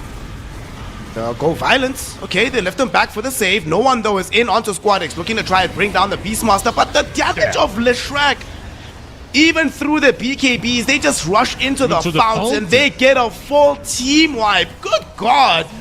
Parry Vision. I am sorry we even thought it was a competition. We get it, guys. You are that good. GG, well played. Parry Vision are the final bosses of the Essence 1-Win Cup. Congratulations to them for going into the grand finals. On the other side, 1W, honestly, maybe something that we have expected, not something that we have hoped for, because these two games more or less were stomps. 1W, they start things off well, like the laning stage. This game actually wasn't as great as the one in game number 1, but the mid game, the first couple of moves with the Aghanims of Beast, gave them Aegis, right? But what they did with that Aegis was another story. Instead of maybe using it to farm up the BKB, they pressured a little bit too hard. They got baited by 9 Class. And the thing is, like, 99% of the teams of 1W's level would do the same thing. And most teams would do the same thing versus Perivision. That's why they're like top 5 teams in the world right now. They're at a really good spot. They got baited into the tier 2 engagement, bought back on 9 Class, got a couple of kills, but damn. This game, I would say everything else is currently more or less played. Prophet maybe not meta, but more or less you know what these heroes are doing. However, 9 Class on the Earth Spirit, made a very strong case for this hero to maybe come back into the scene. Yep. It might be one of those scenarios for Nine Claws though, where it's a hero that nobody else is actually able to make look this good. Because there's been a couple of heroes that he's been able to look broken when they actually aren't in the meta. So that could be the case. We don't know. We'll have to see him play a few more of these games. But good grief. Eventually just become some... How do you kill anybody without jumping him and killing him? Or dealing with Ducalis? Because the few times, like in this fight where they did deal with Nine Claws, there's still this Phoenix that's just waiting around the wings. There's still the Slaughter who just needs one Corrosive Haze and one right click from Satanic to guarantee kills on these heroes. Look, at that point, they're like 35k behind. At that point, that's like 2 heroes that they have. If you take into account that Rubik and Crystal Maiden together had like 15k net worth, and so did Squadix, it's like it's like they had 2 extra heroes on Paravision, right? When it comes to the amount of items and everything that they had. So even though you kill 9 class, you can't take the fight. If they managed to kill him before, in previous engagements, maybe they could have taken it. I feel like they perhaps got caught off guard with the amount of work that he was able to do. Like when you think about the laning stage, Red Spirit actually missed most of the rolling boulders. Like he wasn't really connecting. Offlane was not really one. Slardar was farming, but he was farming in the jungle. Like he wasn't ever contesting Murta. That's one thing that I noticed from 1W that maybe they could have done a bit better, and that's defend the tier 1 tower. Like the tier 1 tower on top fell to creeps. Like literally, Slardar did come eventually, but most of the damage dealt to that tower was done by creeps. They were just slowly chucking at the tower while Violent was farming the jungle. Slardar just goes in, uses one crush, farms the wave, goes back, farms as well. So, but overall, Paravision just had a phenomenal game. This was Earth Spirit, exactly how you want to play him. He's catching people, he's repositioning him. It looked like Tiny when Tiny was meta on position 4, you know, with all the tossbacks. Yeah. Same gameplay, more There's or something less. that you actually mentioned in the game where you're talking about the fact that at the beginning of this game, that mechanically, the gap between one win and Paravision isn't day and night, right? There's some parity in the mechanics, but this was clearly a strategic win because one win knew, or Paravision knew we'd get to the point in the game, guys, where they can't stop us, where we can just pretty much play as freely as we want with Nine Claws. All we have to do is survive that portion of the game when they have the Aghanims, the Blink Dagger, the BKB on Beastmaster. And they did, and this is just wisdom. They know what they're doing. They've played game in, game out. Hell, even Satanic. There's not a hero that we see him play all that often with the Nature's Prophet. And the first like 7-8 minutes of the game, you could almost see it that, oh, something's not necessarily clicking until someone on the team is like, yo, bro, level teleport, just join every fight with us. We do that, we win every fight, and all of a sudden, we can start to begin that snowball, which eventually they can't stop. And this is another game, Liz, another one, with Beastmaster doing well at the beginning and then just completely falling off as the game goes on. So unfortunately for one win, they will be dropped down to the lower brackets. They still are guaranteed top 3, so it's not the worst thing in the world for them. And that gives them an opportunity to watch the final matchup of the evening. And this one, Liz, is going to be fire. It's a young rematch of the round 1 of the upper bracket. PlayTime versus NIGMA Galaxy. What do you make of this? What do you think the journeys of these squads have taken them through the bracket so far? It's like they have a little bit of an arc of their own, right? Is NIGMA going to be able to get some revenge after all of the games that they won versus PlayTime? PlayTime won versus them 5 times in a row. So 5 games straight, they won a final 3-0 versus them, and then they won a series yesterday or day before 2-0 versus them as well. So basically for NIGMA, I think it's a matter of pride as well. But if you're PlayTime, you're probably feeling pretty strong, you know, going into the series, knowing that you've won against them 5 times in a row. What's stopping you from doing it 2 more times? PlayTime, of course, will be feeling themselves after a crazy comeback game earlier today. NIGMA Galaxy trying to rectify the wrongs of the previous portion of the upper bracket. Both of those squads facing elimination. So we're going to be seeing what the result of this game will be. NIGMA Galaxy versus PlayTime. Winner continues in the tournament. Loser gets to stay at home. But we will be witnessing all the action live here for the Essence 1 Win Cup. I do believe that these odds are a little bit more of a fair reflection. You know, some of the odds that we've seen today are a little bit crazy, but this is, all right, this I think is nice and fair and balanced. I mean, the last game was more or less also very fair, I think. It wasn't balanced for one team or another, but the assessment of the odds was fair. The next one was it's harder to call. I think NIGMA are steadily improving. They're looking better and better. In PlayTime, of course, they need to be favorites, so they are in the odds, but yeah, NIGMA are not that far away. I feel like this is still a series that can easily go 3 games. It can easily go one way or the other. It all comes down to the execution and a little bit of what kind of a draft one team takes in the other. I feel like that's one thing maybe that where PlayTime has an advantage. I think they're playing meta a bit more than NIGMA. NIGMA are playing a meta of their own. They have like this super snowbally kind of draft that they're going for almost all the time, where Rinseq is playing like some sort of a beast master or another fast-paced carry. Meanwhile, PlayTime are playing whatever else is playing right now. Going to be a clash of styles to witness in the upcoming matchup. So, of course, we are going to be going to a small break. And when we return, NIGMA Galaxy versus PlayTime for a spot in the Championship Sunday. We'll see you soon to continue the action.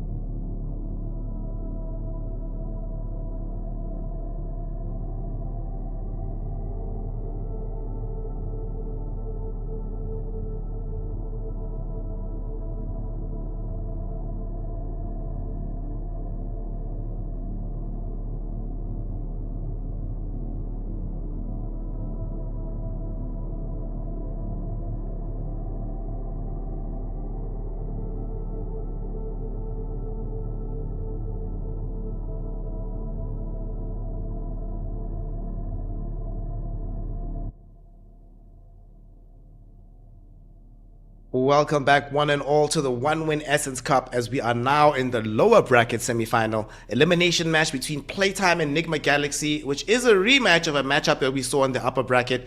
And this one I find very intriguing. Both of them have been playing some very fun Dota. NIGMA Galaxy have been steadily improving, PlayTime carrying over some of the form they generated at Wallachia. But now we get to see it in all its glory in an elimination game. And to bring you this action is myself, just random casual Mr. Snare, joined by my favorite chut in the world. It's Big Liz. What's happening, OG? It's just a random casual reptile with the big man himself, the pride of South Africa, Mr. Snare Sean Rashlabashabashavaru. Can't read his last name. I can't remember it, but yeah, I thought that moving lights like this is gonna be better for the camera, but I'm just getting a headache, so I'm gonna move that straight away from myself. You're gonna. You gotta have the lights coming in at the angle again, like around you, Great. you know? Yeah, I I have to get the lights. Actually, I don't have the light. I actually don't have a light anymore. One of them just fell off of the table, but at least I still have internet. It almost fell on the router, but we're good. We're good. We're fine. I'm not touching anything anymore. We're just playing with what we have. We're going into the series. We're gonna have a fun series. I'm gonna take my glasses off because the green screen is being reflected in, and it's pissing me off all the time. But we have a good series, man. NIGMA P-Time. Like, this is if our dear production is gonna keep us on this page, I'm gonna run behind and set up my key light again very quickly. Of course, they will do that for me. What do you think about these odds, Snare? Like, they're looking very even-ish. Yeah, very even. I do definitely favor PlayTime. I think this is a very fair reflection of some of the Dota we've seen being played. But like I was saying earlier, NIGMA have been just getting better and better each game that we see them play. Obviously, it's a relatively new stack that they're putting together. You know, Rinseq and Davai haven't necessarily been long-term mainstays of NIGMA, so they need time to acclimate, to adapt. They've been getting there, slowly but surely. And I think this is also a very interesting matchup because both of these squads are used to the lower bracket. NIGMA spent years unable to find themselves on the finals day, basically always stuck in this like lower bracket semi-final. So, and also Defy Llama, in some of the previous teams that he was on, when he was on Heroic, when he was on, what is that stack that they had from Europe with all of those reject players apparently? This is where they normally cap out. So I want to just see them hopefully having figured something out that allows them to actually get into the final day of a tournament. They have a very strong lineup overall. I feel like this is a lineup with high potential.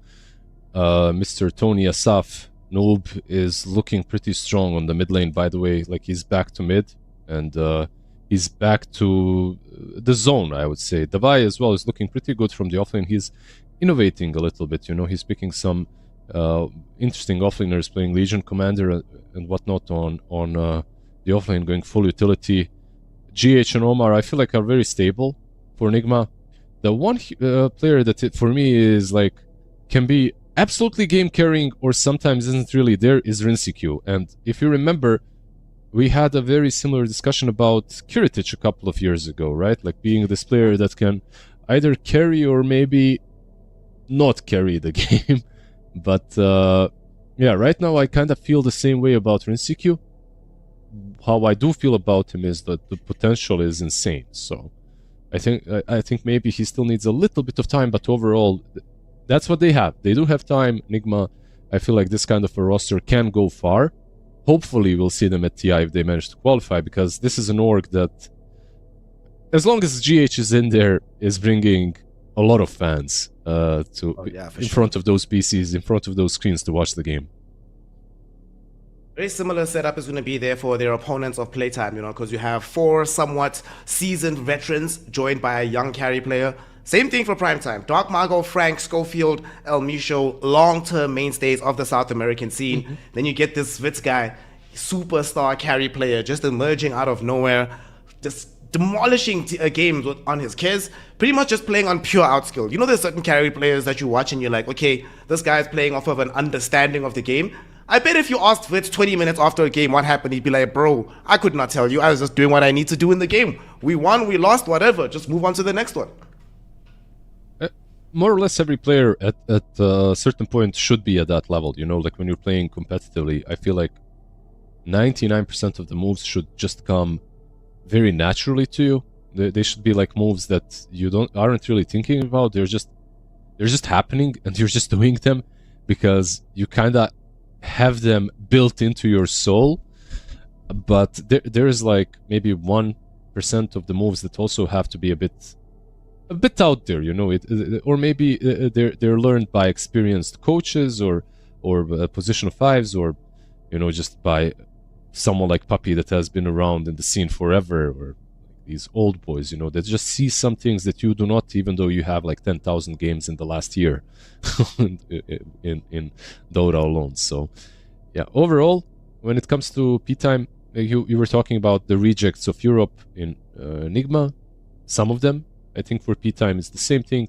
They are literally South American rejects picked up by PlayTime, so we'll see how well they do in this particular series. So far, this series has been really good for them. Wits is currently... Is that him on the camera? Or is he it's the him one on the on couch. It's him on the Yeah, couch, right? Like I was about to say, like, that doesn't look like Wits. So I see someone that does look like Wits on the couch sleeping. Hope he's fine. Chillin'. Yeah, chilling, just chilling. Yeah, we've got Coach Vintage, of course, that's going to be taking up the commands, drafting for the squad. And they're like, bro, we don't need you. Carry player, dude, don't worry about the strategy. Don't worry about the discussions. You're just going to get your hero and do what you need to do. Speaking of, we are about to get into our draft right now. There's a lot of overlap in the supporting role between these two squads. And I think in one particular hero that I think has to be addressed, you need to deal with Schofield's clockwork. Whether you take it for GH so that he plays it, whether you make sure that Omar gets it as well because he played it the other day, you simply cannot allow Schofield to play clockwork. That's the one thing. That and Kez have to be addressed in the draft somehow. Yeah, Kaz, definitely big one. When I'm looking at Nigma and what they've played recently, I'm thinking about Io, honestly. I'm thinking about Keeper of the Light. I'm thinking about Phoenix. Lone Druid, of course, is a meta hero. It's not necessarily Nigma-based ban. But Io, Kotl, Phoenix, you gotta choose. You gotta pick your poison here. Like, these heroes, you do not want to give them to GH as well. I feel like they're probably more important than any other ban. I'm not saying this as just a saying. Everyone is glazing GH. Like, so far in this tournament, every time he gets Coddle, even in the games that they have lost, he has done some pretty big work, you know? Like, you can see it. You can see how much someone is doing on a support. Like, he is literally carrying the game from a position 4, and when it doesn't work out and he doesn't win, that's not due to him. Something else is missing. Something else is not connecting. So they ban out the Io, they ban out the Phoenix. Coddle is left in the pool. But so is Clockwork that you mentioned. And so is Hoodwink. So a lot of heroes... And the GH Rubik as well is there, if they want the it. Rubik. Yeah. And the Pango. So, only so many bans that you get in Dota these days. So Enigma Galaxy will pick up the Pango. Noob can play this hero at a very high level. We have seen Devi also have his own role on the hero, so there is some flex potential. But this is the scary part. Schofield Clockwork. Well, good luck, Nigma. I wish you good fortune. I hope you make sure that you have vision when you're trying to take Roshan. Guess what he did earlier today? Just casually stole an Aegis, like he does almost every damn time he plays this hero. You have to give him something. If it's not... Clock is probably the best right now when it comes to having this double whammy of him being really good on the hero and hero also being really good. If he's playing some Tusk, like Tusk is good and he's good on Tusk, but Tusk is not as good of a hero as Clock is right now. But yeah, he's gonna get Clock. On the other side, what can you get in return? You can get maybe a Hoodwink, you can get the Coral that we mentioned, you can get Rubik that we also mentioned earlier. So there's still a lot of heroes for them to choose from. They ban out for now Ember and the Kunkka. I'm still surprised that people are leaving Queen of Pain, because I feel that hero didn't get nerfed enough. I honestly think she's still very strong. She's strong versus Pango in the lane. Alchemist is also still in the pool, so if Playtime wants to, they could combo things up with like a Dark Mago Puck or Quap, and then straight up pick Alchemist after. And if they don't pick one of these heroes, there's also Alchemist ready for Nigma. Like, they could go Alchemist with Pango. It's also very strong. So, yeah, just a lot of options. Very dangerous second phase. Just a lot of... really strong heroes left in the pool. You know how Dota players are, man. Whenever a hero that was actually busted gets nerfed into, not into oblivion, just gets nerfed to being very strong, just not busted, they're not interested anymore. They're like, bro, if there's not an auto win button, I don't even want to pick it. Yep. So might still see the Queen of Pain later. For now, Playtime will emerge with the Wind Ranger. It's only really one win that we've seen flex the Wind Ranger into the position 4 role. It could be done by Playtime, but it's more likely that this is just going to be the straight up Vitz hero. We have also seen these Wind Rangers, if they get a sufficient amount of farm, make life difficult for the Pangolier. He tries to show up in the fight, he's rolling, you focus fire him, and then he actually has to leave the fight. He can't come back for the second roll, given the amount of damage you deal to him in the first turn. Yeah, they do pick they do pick the Wind Ranger for themselves, but on the other side they get kind of cast, so this Wind Ranger might be a position 5 as well. My dogs are barking, my cat is walking on the table. I have a full circus here, I swear. Like, it's... I can't work under these conditions, but yeah. Rubik gets picked up, that we mentioned earlier as well. Overall, I really like Kaz into Wind Ranger. I feel like this is a very strong hero against her. At every given point in the game, I feel like Wind Ranger, even with Wind Run, can be chased down. You can catch her, you can kill her, especially after the MKB purchase, if you even get into the MKB, which eventually you should. But yeah, Wind Ranger on their side, they go with the techies. Another support that's left in the pool that could be really good for NIGMA. Coral, that we mentioned earlier, definitely an option because you can refresh Pango, refresh Kaz, but also Enchantress. Like Enchantress into techies because of the mines. She's really good versus Primal Beast as well with the Aghanims. She's really good versus Wind Ranger for same reasons. And Enchant can dispel Wind Run, so you get a lot of value from her. And the laning stage is strong, so... Let's see. They don't have the ultimate last pick, so they could even get their mid lane. Mid lane is Pango most likely, even though it could be off lane as well. Like they can play it on both lanes. It's gonna be Puck in the end. So Pango off lane for Davai, Puck mid. Okay. Yeah, I think another reason why they put Puck on mid and just chose Pango to go off lane, they relegated him to the off lane, is the Primal Beast pick, right? Like it's a bit harder of a hero to play into as Pangolier. Eventually, with the BKB and Pulverize, you can always get rid of that Rolling Thunder. Okay, for mid, for Playtime, it's not certain who's going to be going mid as of yet. Frank could play the Primal Beast. It could also be played by Dark Margot. It could be played by Lizard's Cat. You know, yeah. Anybody could be the one to put that hero in the mid lane. I love that you can only see the tail. She's literally stretching in front of me, you know, and just hitting me. Look at this. That's the... She literally has perfect timing, because it only comes as you're saying something smart, and you just see the tail. Yeah, she's predicting Mirana, I think, or something. In any case, she wants to see more cats. She's voting for more cat heroes in the game. But yeah, on NIGMA, Mars banned out. Basically, they're expecting... well, with the Mars being banned out, it could also be the mid-Mars, right? Like, this hero used to be picked versus Puck. It used to be like one of those old-school heroes. Dark Mago could play it. Like, he plays all of these weird mids anyway. They banned the... Yeah, he played it yesterday and he lost. I don't want to see it. No. X on the Mars. Well, it is X'd, or at least crossed out by NIGMA, so he's not gonna play it. He's not gonna get the chance. They need to... On Playtime, I mean, NIGMA, they could ban out like a Void Spirit if they're thinking that Primal Beast is on offlane. If they're thinking Primal Beast is offlane, Void Spirit is an option. But of course, it just could be Primal Beast mid. And then the last pick is something that they pick into Kaz.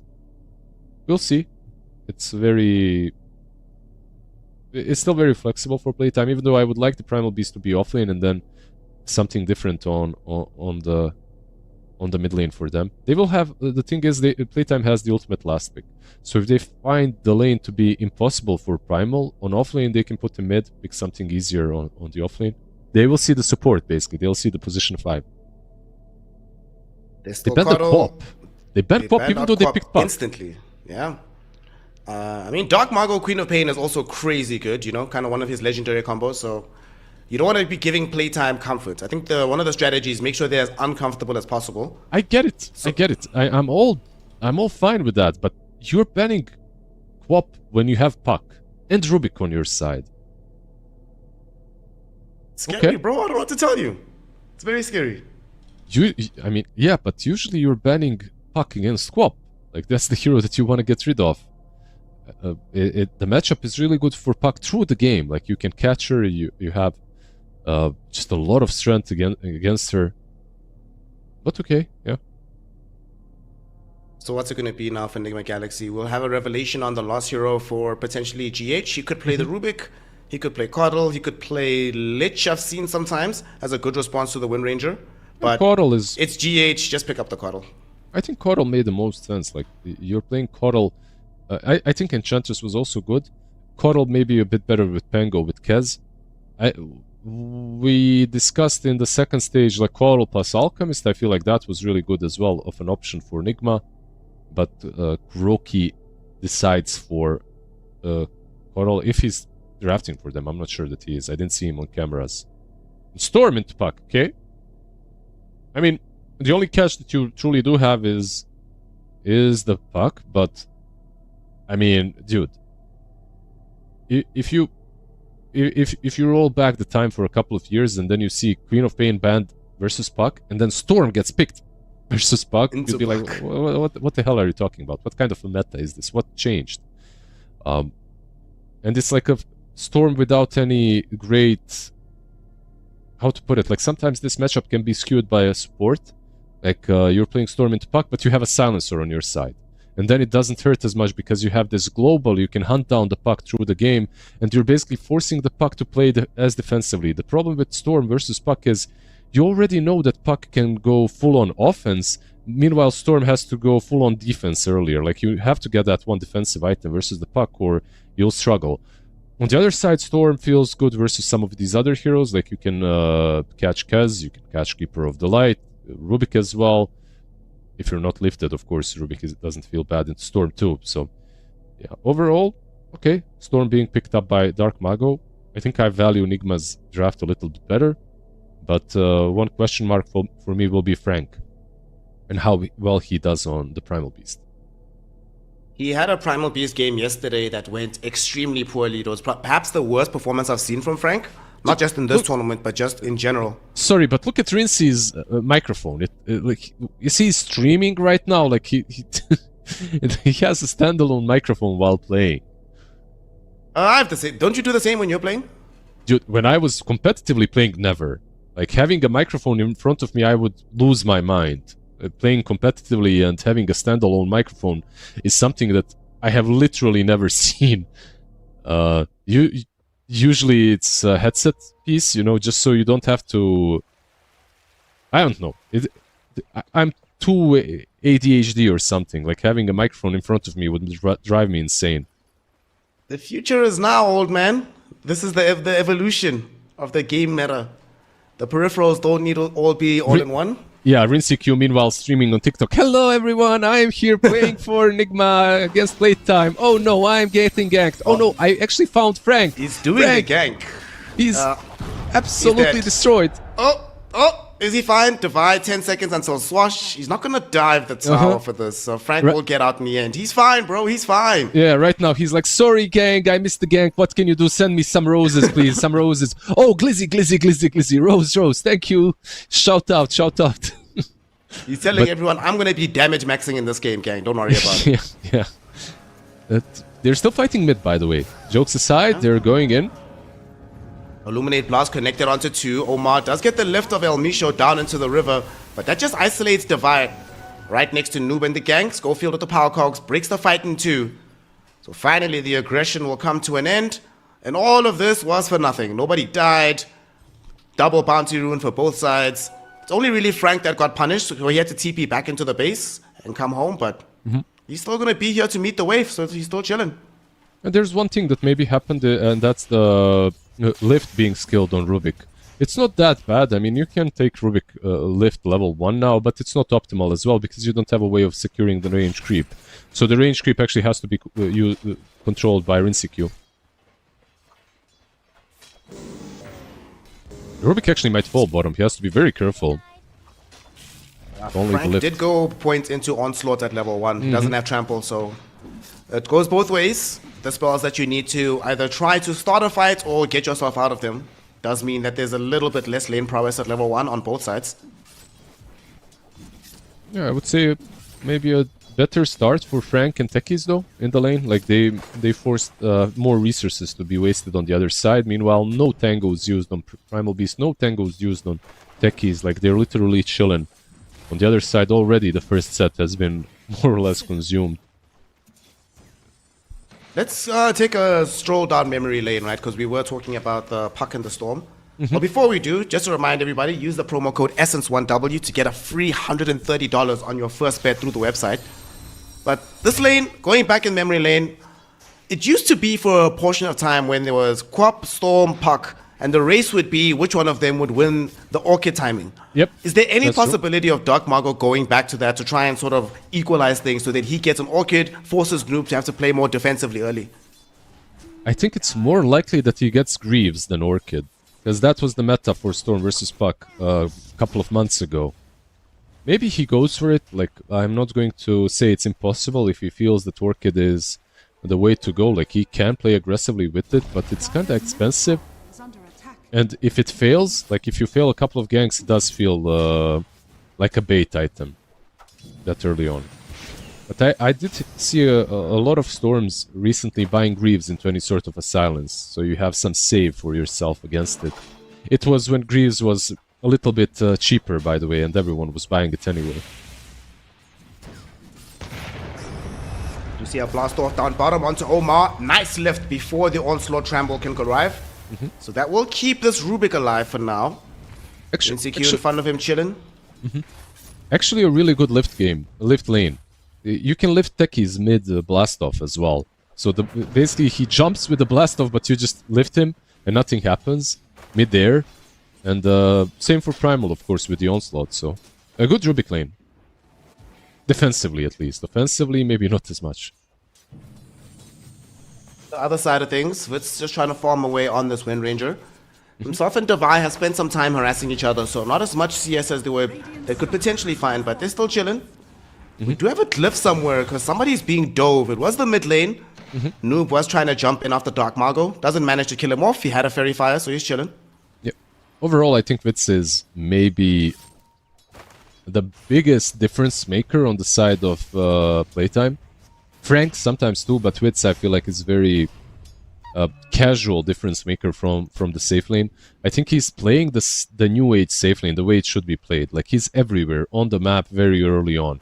He goes mid even, you know, just to use a power shot around the minute 6 rune, or he uses the twin gate when he sees an opportunity to get like last hit with power shots. So I expect him to maybe be doing the same in this game. We'll see, but yeah, he's very active. That's what I'm saying. Dark Margot, he's going to need some activity because him and Noob are fighting over this rune. He'll get back the Vortex, but the push of Schofield actually forces the Puck further away from the Storm Spirit, so he can't get off the second right click. Puck ends up getting out safely. Schofield maybe earning a frown from Dark Margot. You can't say too much. You know he's going to carry you later, so you just frown for now and you keep it pushing. Yeah, it was counter synergy, right? Like sometimes you don't know which spell is going to which spell is going to go through. Rinse Q down bottom. Should be fine.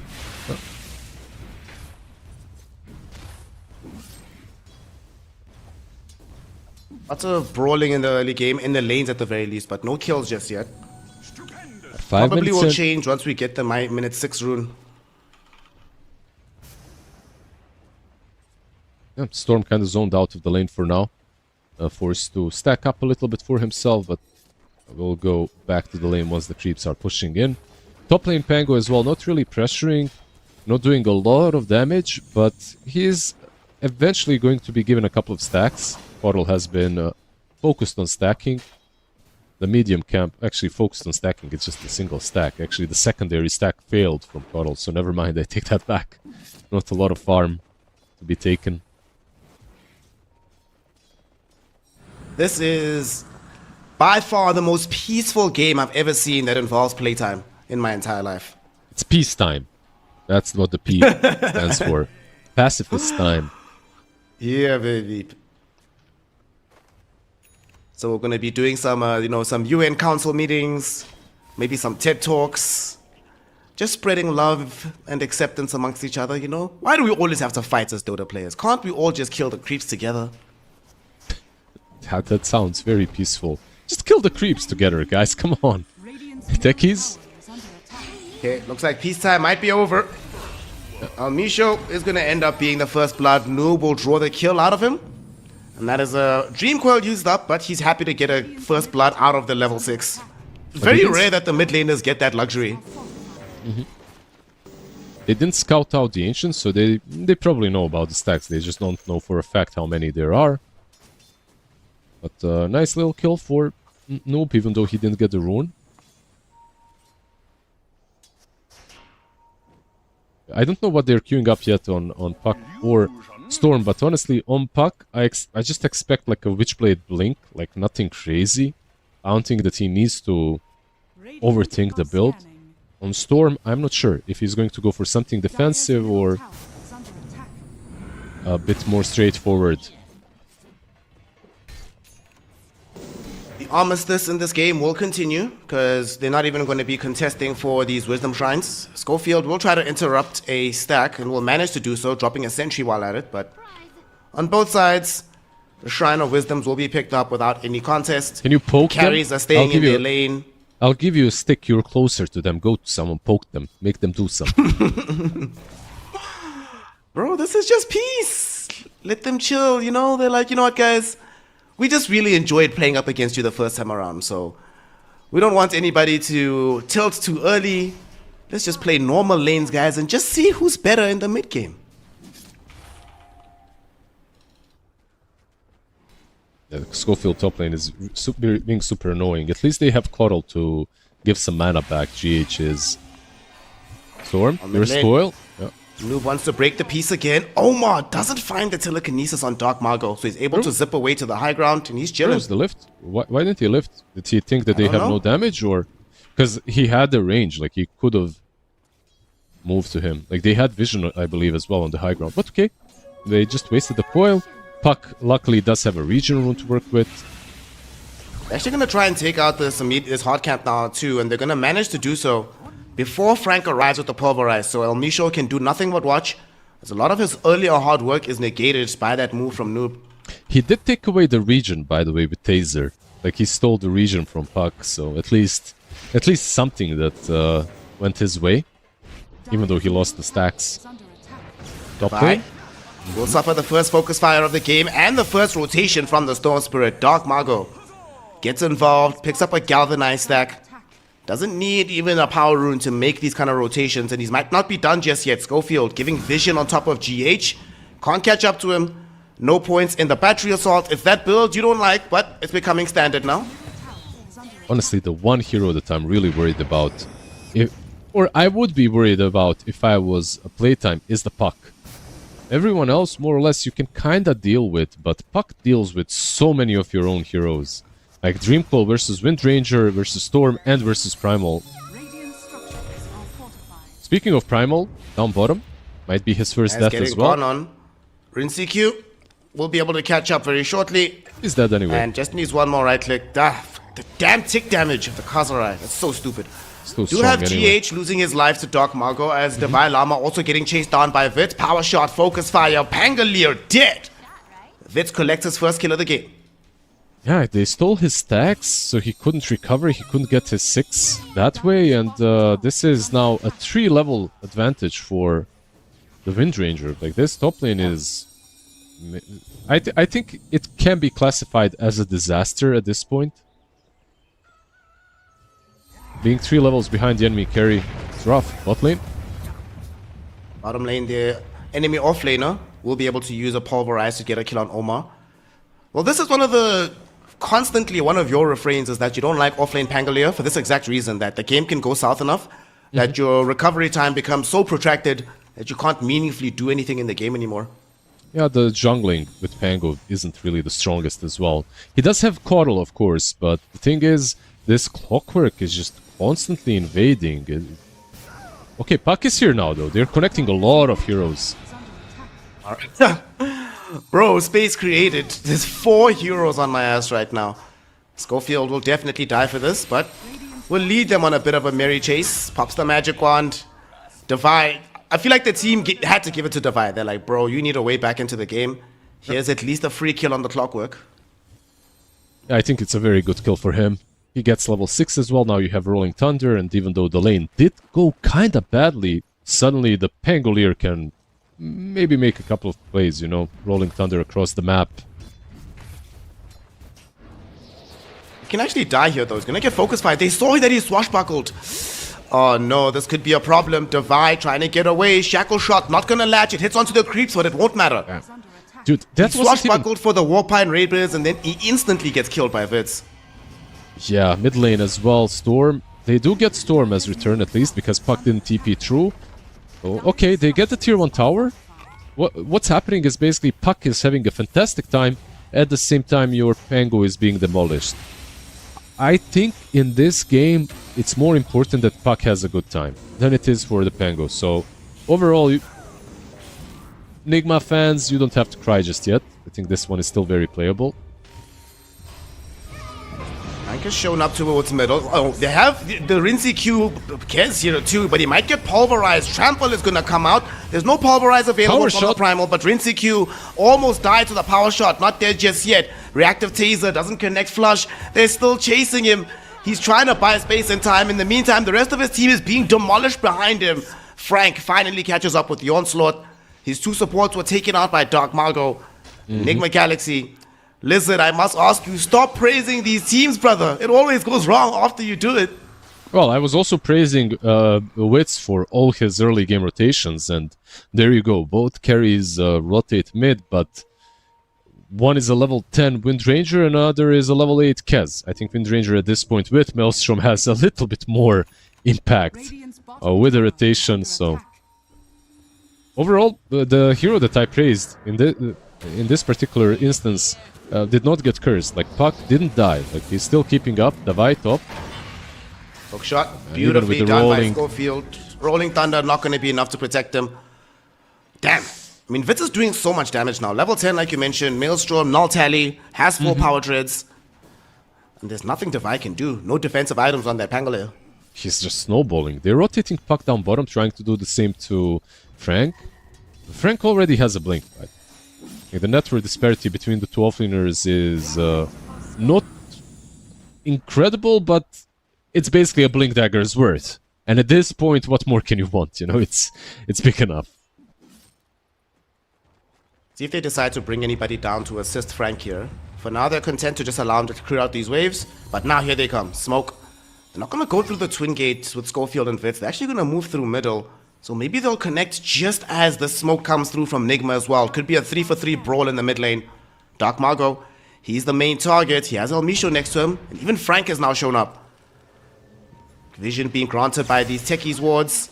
So they see so much. And now Dark Margo has an AD rune as well. This could be huge. Noob getting the initial jump out onto Vitz. They were looking for that Wind Ranger. They want to find that kill, but they're going to lose Omar first on the backside of the fight. Vitz running around with this wind run. They can't catch up to him. They can't hold him in position. Dream Coil's already been used up. Dark Margo now jumping Coddle on the other side of the fight, killing him with the AD rune. Playtime. They respond when kind and puck. beautiful jump middle. Schofield gets onto the puck. Frank follows up with the pulverize. 3 heroes down for nothing and the tier 1 tower getting taken. And just for dessert, we might as well take the ancient stack. Yeah, even the Ancients being stolen, this is becoming a disaster slowly but surely. I mean, no longer slowly. This game is... I feel like the kills that were happening on Pango kind of bled through across the map. Just getting so much done on Wind Ranger. It gave her a lot of XP, but it also gave Clockwork a lot of XP. This is like a level 8 Clockwork minute 15, you know, on a position 4 or 5, whatever. Like, he's done quite a lot on top. He has the same experience as Devi, actually. Not something you want to see. And of course, they did leave behind some vision as they made a foray through this area. I don't think they were scouted either, so this ward is going to stay there for quite some time. Dire are scanning. Yeah, they need to find the right way of taking down Wind Ranger. I felt like the last fight, they managed to coil her, but they managed to do 0 damage through the coil. Partly because of the wind run, and partly because of Schofield just using the cogs to zone them. Bottom tower They weren't able to get on top of him. Structures are fortified. It's all Wonder in if on the Let's Puck. Go Field have clock again next game. Yeah, it's all in on Puck really. Like Noob is, as you can see, Blink into Parasma. I think this is basically the only build that works for him this game. Pulverize. Yeah, Misho right behind as well with the blast off, but there's more allies available for the Puck than there are for the Primal. They can't kill Frank though. And underneath the tier 1 tower, they actually end up losing on Omar. Dark Margo now making a rotation towards GH. He kills him off, triggers the Invis rune to escape cleanly. Why not? Man, they were ready, but they just couldn't kill him. How did he survive? Why not still Pulverize? Did I miss-see that? Is there like a play that there's nothing that he can use while pulverizing, right? Like, No. I'm kind of surprised they didn't steal Pulverize. Like instead he chose to steal Trample, because you have enough time. Like you can lift and steal while lifted. You can first steal, then lift. There's just a lot of ways that you can play there. But yeah, okay, steals Trample. They don't have the damage afterwards. They didn't have the control as well. Frank gets away. Unfortunate for NIGMA, as another play does not go their way. It's now a 7k gold lead in favor of PlayTime. Top of the net worth, the Storm and the Wind Ranger very close together, but even Frank is not too far apart. All three of them eclipsing these heroes of NIGMA. Yeah, Frank is, by the way, buffed up this game. We were talking about Coral plus Pango. We need to mention as well the Techies plus Primal Beast. In the lane it's good, but once you get few levels on the Taser, it becomes even better. It's a 30% movement speed bonus for Primal Beast that likes to trample around, right? So just a huge damage buff for Frank through the game. And in general, the Proximity Mine magic buff for the Storm as well as the Primal. Yep. Good stuff coming in from Misho Sekis. Dark Mago mid. Gets lifted back, but will be able to zip away before Noob arrives. Didn't Puck, have a though. BKB, so that could have been dangerous. And Puck is actually going to get jumped on by Frank. Omar with the stolen power shot throws it in. There's going to be the Dream Coil onto Frank. He is going to just try and TP out, but realizes that that is a fool's endeavor. He can't get out though on the Puck. They get the hook shot with Schofield. Unfortunately, not enough lockdown. Noob will be able to get out of this one. Devi with the Rolling Thunder ensures nobody else can get involved. So NIGMA Galaxy finally getting some good news with the kill on the Puck as well as the Schofield clock. This is finally a fight that this finally went the way that I would imagine this game to go. You know, like Dream Coil just completely unanswered. No way that you can answer it. Any little mistake that you make on the side of PlayTime should be punished. But so far it wasn't. This was the first instance. They're still 6k behind, so they need a couple of these sort of plays to really recover. Up lane, Devi getting gone on. Doesn't have Rolling Thunder for another minute, so he is almost certain to die here. Noob is going to try at least set up for a counterplay, and a lot of damage being dealt to Dark Margo. With the stolen power shot from Omar, they almost kill the Storm Spirit. Schofield doesn't want to be involved here any longer. Vitz does show up. Noob went forward, getting the damage and the vision from Omar. They finally bring down Schofield. Nice little bait from Devi, putting his own body on the line, and it works out in the end. They get a kill and potentially the tier 1 tower. They don't have the damage, by the way. Clock plus Storm is just not the damage to take down Pango.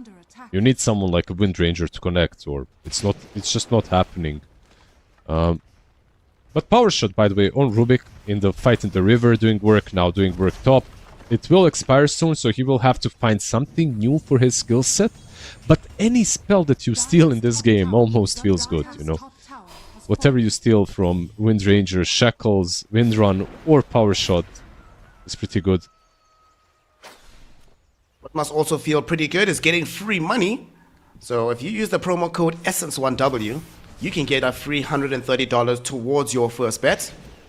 It's only your first one, so use it very carefully and judiciously. Back into the game, I need to ask you about this, right? Because I'm still very unclear on how I feel about it. This Aghanims from Vitz on this Wind Ranger, is this really the game for it? Or at the very least, is it the game to get it this early on in the build-up? Hold that thought, Elmisho mid. Coil used on him. He'll die, but whatever. It's very It is deep what it though. is. Actually, Noob is out of mana right now, but still has more than enough to finish off this techies. Yeah, they weren't really connecting with anyone. They didn't want to try and punish them for this play. And you have mana from Coral. When it comes to the Aghanims from Windranger, by the way, it all depends on the player. Some players go for it early, some don't. But when you say early, how early is it? It's like item number 3 for Windranger. She already has Maelstrom, she has Dragonlance. You know, it's not like she is very weak. And keep in mind that you are playing into a coil. So it's kind of hard to just stay alive with any defensive item. With Aghanims, like, you have some extra mobility, but you also have some extra stats to work with. He just values the item. There's a couple of other players that do it, like Mickey, I believe, buys it very often too. Some other Windrangers don't buy it at all. Mickey will buy it almost every other game. Nightfall thinks it's a grief item. As back down bottom, Frank is being griefed by Enigma Galaxy. They're jumping all in on this Primal Beast. He does have a BKB though. Grappling Claw to try and chase him. A lot of stacks of the Katana on top of him, but he should be fine. Pops the Essence Ring. There's going to be the Solar Crest as well. Primal Beast is going to be okay. This time around, they don't kill him, but they do force out the BKB. Considering PlayTime were making a play with the smoke, now they won't have the Primal Beast to contest the Tormentor, right? So overall... Oh, they have to get out. They're tipping out with Coral already.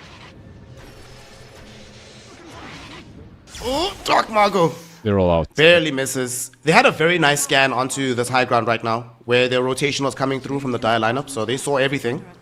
Get out safely. Yeah, you lose the tier 1 tower, but you got yourself a free shot onto Coddle. Got a BKB charge forced out. You're definitely happy with how things are going right now. A very good shard, by the way. It's both shards on Radiant are really good, like the one on Coral and the one on Rubik. Currently, maybe the Rubik shard has... is more meta, you know, like it's a shard that you just want to buy very early on. But the shard on Coral is one of those where it's really good on a support Coral, but at the same time, you want to buy so many different items that it never comes as an option. But if you get it for free, then it's magnificent. Because now you have Holy Locket, you have Glimmer, and on top of that you have the increased, not only the 2 Solar Binds, you have the increased Illuminate heal by 100%. It's pretty massive with the already active Amplify heal from the Holy Locket. Schofield and the gang, they just picked up a Blink Dagger on him. They have access to the Aghanims on Windranger. She might try to go in onto Omar. He doesn't have a Blink Dagger available. Can Schofield find the angle? Of course he does with the Blink. Very straightforward kill. Omar stealing focus fire. That's hilarious. Mid lane though. Frank and the gang, they really would like to bring down GH as well, and GH will die during the Pulverize. BKB activated by Frank. Him and Dark Margot maybe looking to chase down this Kez. There'll be some bombs dropped in around Rinse Q. Blast Orb comes through as well, and Dark Margot finding the kill with the last 2 seconds of his BKB. It's a double for the Storm Spirit, and another death on the Kez. Yeah, and he gets rewarded with an Arcane Rune. 15 Galvanized stacks plus Arcane Rune, even without a BKB. This is sometimes go time, you know, you can make plays with the rune. But a very good kill. Like the kill on Kez, the kill on Rubik, the kill on Coral. The kill on Kez, of course, holding the most value. Kez, not really a hero that wants to buy a BKB way too early. So all that magic damage is buffed up. And they did, the thing is, this Coral hero is amazing when you have frontline that's playing for you. It's a very easy hero to play around, and that's why he's picked a lot right now. However, if you don't have anyone that goes in for you, if you have no one to spam Illuminate on, it feels very bad. Like if everyone is running, you're the first one that's dying, basically. Mini's team, though, they're going to try and play aggressively through the mid. El Misho breaks the smoke, hiding in the trees. He's still going to get scouted in the end. And he gave away the proximity mines. Okay, that's actually a big deal. Yeah. Now available for Omar's Rubik. It's available for Omar's Rubik, but he also has Coral to spam that mana, so he actually has mana to use proximity mines. It's 140, you know, he doesn't have Arcane Boots on Rubik, so it's not really that simple to use.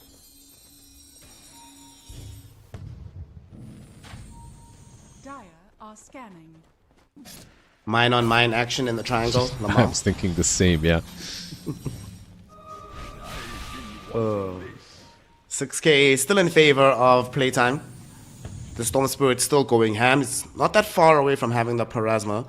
And the Wind Ranger, she wants to get the Hurricane Pike. After that, what do you want from her? MKB? Do you want the Daedalus heads up? Dire's bottom tower is under attack. I feel like some extra damage would be nice. A BKB as well on her this game isn't the worst option eventually. Speaking of a BKB, Doc Margo will use his one to zip in directly in onto Omar. They find the first kill, and he wants more. Glimmer Cape will protect GH for the moment. Schofield waiting in the wings, looking for an angle, looking for someone to get the hook shot onto. The power shot! It gets vision onto the puck! They find him on the high ground. Can they burst him in time? He's almost dead, trying to get out with the illusory orb. Where did he blink to? Nowhere. It's still on cooldown, so he is gonna die. Brought down by Dark Margo. Actually, scratch that, brought down by Schofield. The reaction time on the hook shot, with just a sliver of vision, gives them an incredibly important kill and opens up the path to Roshan. Yeah, this Clockwork also has a Blink Dagger, by the way. He's had it for quite some time, so... very simple for him to keep it up and continue chasing. Hard, like, once again, they're just caught on the retreat. We mentioned the Arcane Rune on Storm. There you go. Like, he used it. He had more than enough mana to continue chasing. Gets one kill, continues chasing further. Now they are given an Aegis. It's given to the Storm Spirit as well. And once again, they catch NIGMA on their back foot because Keeper of the Light didn't have ult. So even if they decided to fight, like, he wouldn't be able to heal anyone. It wouldn't be that useful. Well, now you have to deal with the best Aegis carrier in the entire game of Dota. Dark Margo has this. A couple hundred gold away from having a full Parasma as well. And NIGMA Galaxy, they still need so many more items. You still need this BKB for the cast to come out. I think we clearly need to start investing in a defensive item for the puck, but it's tough, right? You want more damage, so you want to maybe get the Octarine, but at the same time, Linkens or an Aeon Disc could also go a long way. But then maybe you get that item and the enemy heroes don't die. It's tough, man. You can maybe count on Coddle with the Glimmer and Holy Locket. I mean, like these Glimmer, Holy Locket plus Illuminate, puck is full HP. Like, basically one heal from the Coddle will save you. The question is, can he save you fast enough? That's the only problem. Because Puck currently, even with Power Treads, is sitting on 1700 HP. It's not a lot. Like, they can burst through him. I'm kinda good with Octarine, but maybe Linkens is safer, like you mentioned. See what he decides. Frank on the other side for this Primal. Going Bloodstone, starting to see this more and more. Everybody just wants Bloodstone in the game. But they want to mount the defense here. Do you try to take this fight into them, or do you just give up the tower? Oh, Storm might not have a choice. Dark Margo comes in directly. They find Divide, not even going to allow the Rolling Thunder. And now that opens up the back of the fight. Raven's Veil used, but Rincy Q still stuck in position. They have more than enough vision. Schofield had already bought the earlier gem. 2 heroes dead. Very little danger being presented to PlayTime, so they can just stick around for the tower. Puck thinking about making the jump forward, but very quickly gets dissuaded of this notion. Frank did almost die there, so he's going to be forced to TP out. But Vit and Dark Margo strong enough to stick around, pressure the tower, force out the glyph, and they should be able to claim it. Puck being interrupted by Schofield. He can't do anything. Bro, Schofield's not going to be allowed to play this again. There's no way. You can't let this happen twice. Is the shield rune on Storm Spirit plus the Aegis, so he's going in, he's not really finding anything. And in this situation as well, it's again the Storm Spirit, basically. The Storm Spirit that got picked into the puck, by the way, but he's having a fantastic game. It just, this kind of a move, they were setting up for a defense, but your defense is futile if a Storm is just zipping into you without a care in the world. Like, the shield rune itself allowing it to happen as well. He's also got a Spell Slinger as his neutral item. So that's even more sustained for the Storm Spirit in the fight. Fortunately, I believe it doesn't work on a full-on ball lightning mana spent. I feel like that would be a bit broken. Alongside the list of other hilariously broken stuff in Dota, wouldn't be too surprising. Top lane, Puck, caught with the Pulverize, Shackle shotted. Yeah, bro, get the link into the Aeon Disc. I think you need to forget about this Octarine for now. Yeah, the hookshot as well did not connect. Fortunately, at least for NIGMA, they don't lose Coral or the Rubik. The only hero they lose is the Puck. But also at the same time, sadly, Puck was supposed to be their main hero in this game. It was supposed to carry them. Middle tower is under attack. Radiant's middle tower has fallen. Devi has really not had a game of Dota though on this Pango. Radiant's top tower is under attack. Like whatsoever. Yeah, sometimes it happens, you know, like one lane being weak just bleeds into everything else that you have. And sadly, Pango in this game, what is that kind of a hero? Is the hero that was their only frontliner. Kez down bottom. Is he in danger here? Dark Margo around him. Oh, what a hook shot! Schofield gets in onto Dark Margo. They keep Rincy Q inside the power cogs. Buy time for Frank to come through with the pulverize. Bro, Schofield, enjoy your time, bro. This is the last time you get Clockwork. There's no way. I'm gonna keep saying it until these teams start banning this damn hero. He's doing some heavy lifting for sure. He's everywhere. This is basically the clock experience right now. Schofield is an amazing clock player and hero is in a really good spot. They are smoking up, even without Kez. Storm is out of Aegis in a second. Could be a Aegis very... just expired. They got the silence on top of him. He doesn't have his BKB active just yet. Got stunned by the first time of Devi. Does BKB now. Zips onto the high ground. Frank and the gang are arriving though. They're looking to connect and punish this move from NIGMA Galaxy. Noob will run some interference as he sees these heroes on the high ground. Vitz is still chasing with the wind run. He wants something out of this. Yeah, he's not gonna get a lot. Unless Clock goes in, Storm is not around, so they don't really have catch. By the way, as his Aegis was running out, they caught vision of him. But he still regened up to like 40-30% HP before they managed to go on him. Like, if they instantly jump him as the Aegis is gone, he's probably just dead because he had no HP. A bit unfortunate for NIGMA. It could have been incredible for them. It might get really bad for this NIGMA side because they're going to lose their puck in the top lane.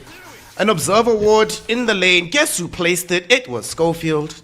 The moment that Noob shows up, he gets jumped on. A little What bit can of... you do? Yeah, just a nice tip, by the way, from Puck. Mid lane. Going on to Omar. Looks like this Rubik is also going to end up dead. He has buyback, but the puck does not. This is 5 versus 3 all of a sudden. Deep, As Frank Frank goes forward, gets the pulverize out, stuns 2 of them, Rincy Q and Devi. Rincy Q though does get off the Raptor dance, throws in the damage, almost eviscerates Frank. Will at least get Dark Margo. He has no way out of this one. And now Devi TP's in onto the tier 3 tower. 1 swashbuckle, 1 shield crash, and Frank joins his Storm Spirit in the grave. PlayTime feeling themselves a little bit too much, Liz. They give away a lot of gold in the opposite direction. They're even going to give away El Misho as well.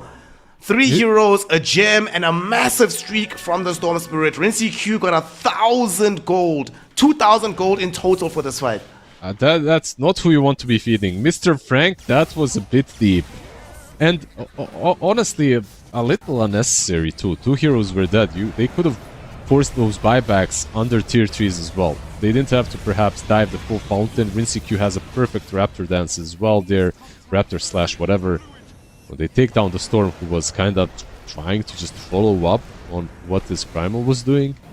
Like just a little bit of a troll, you know? Making things a bit more interesting for all the viewers, not only for PlayTime fans. That's one of those plays where if you lose the game, you're almost guaranteed to lose 2-0. Like the mental strain of that kind of situation is too much. Absolutely. Down bottom, no way. Vitz is actually about to die potentially, and he will to the Raptor dance. Okay. No Wind Ranger for 75. No buyback on her either. Yep. They stole Taser, so you can dispel Wind Run as well. It's a bit rough. It's a bit rough. Now you lose. It's kind of look, they're still 12k ahead, but I can bet that their mental state is not as great as it was just a minute ago. Yeah, I mean, they were poised to claim their first set of racks, you know, keep the pressure out on the map, but all of a sudden, now this kid has basically caught up to the Wind Ranger and the Storm in net worth, and he's finishing off this MKB. He's already demonstrated he can kill the Wind Ranger. It's gonna get easier in a few minutes. The MKB is massive on him. Like, not only is his total damage output increased, you basically just spam Falcon Rush on Wind Ranger. Even if she has Wind Run, like, you kill her through it. Up to this point, they could choose their targets, go on whoever they wanted to. From this point on, I feel like if you don't kill the Kez, he basically solos the fight. They do have Aghanims on Primal. They have just a crazy fat Storm as well, so it's not an easy game in any stretch for NIGMA, but it's better than where it was. All of us have been in this position, Liz, where you were in a game that you thought for sure you're losing. Then you win a fight you weren't even expecting to win, and you're like, oh, guys, I got this, boys. We can still make this happen. Octarine was completed on the puck. GH starting to build into a hex for himself. And this Pango, allowed to somewhat play Dota now, has a basher to his name, so we have some additional TP cancel, more damage coming through from the swashbuckles. Just no utility overall on their side besides Coddle. Like, he's the one. They don't even have a shard on Rubik, by the way, so they greeded out a little bit on all three cores, itemizing basically only for themselves. Lotus is very good on Pango this game, is where I'm hinting, by the way, and getting at. The next item will be most likely the Lotus on him. It's very good versus everyone on the enemy side. Here comes playtime. They know that they're still strong. They do not want to give NIGMA Galaxy the chance to come back into this game. They just picked up the Bloodstone from Frank, so he's tankier now on this Primal Beast. We'll see if they can find anybody, but NIGMA playing quite carefully at the moment. They don't have any Observer Wards out, but though they do have a gem though, so they could maybe risk getting out some more defensive wards.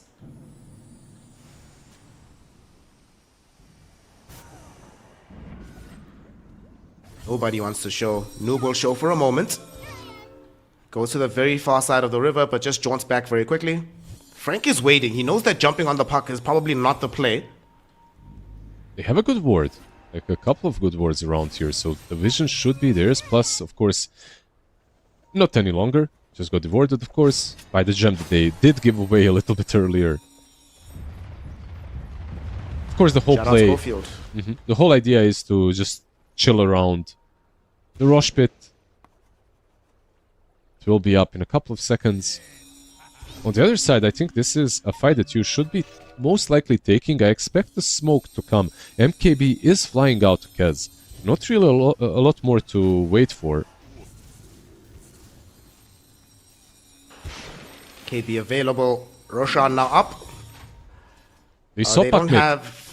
They did, but they also see Frank trampling onto the Roshan pit, so they know that it's being done right now, so they will smoke up his 3.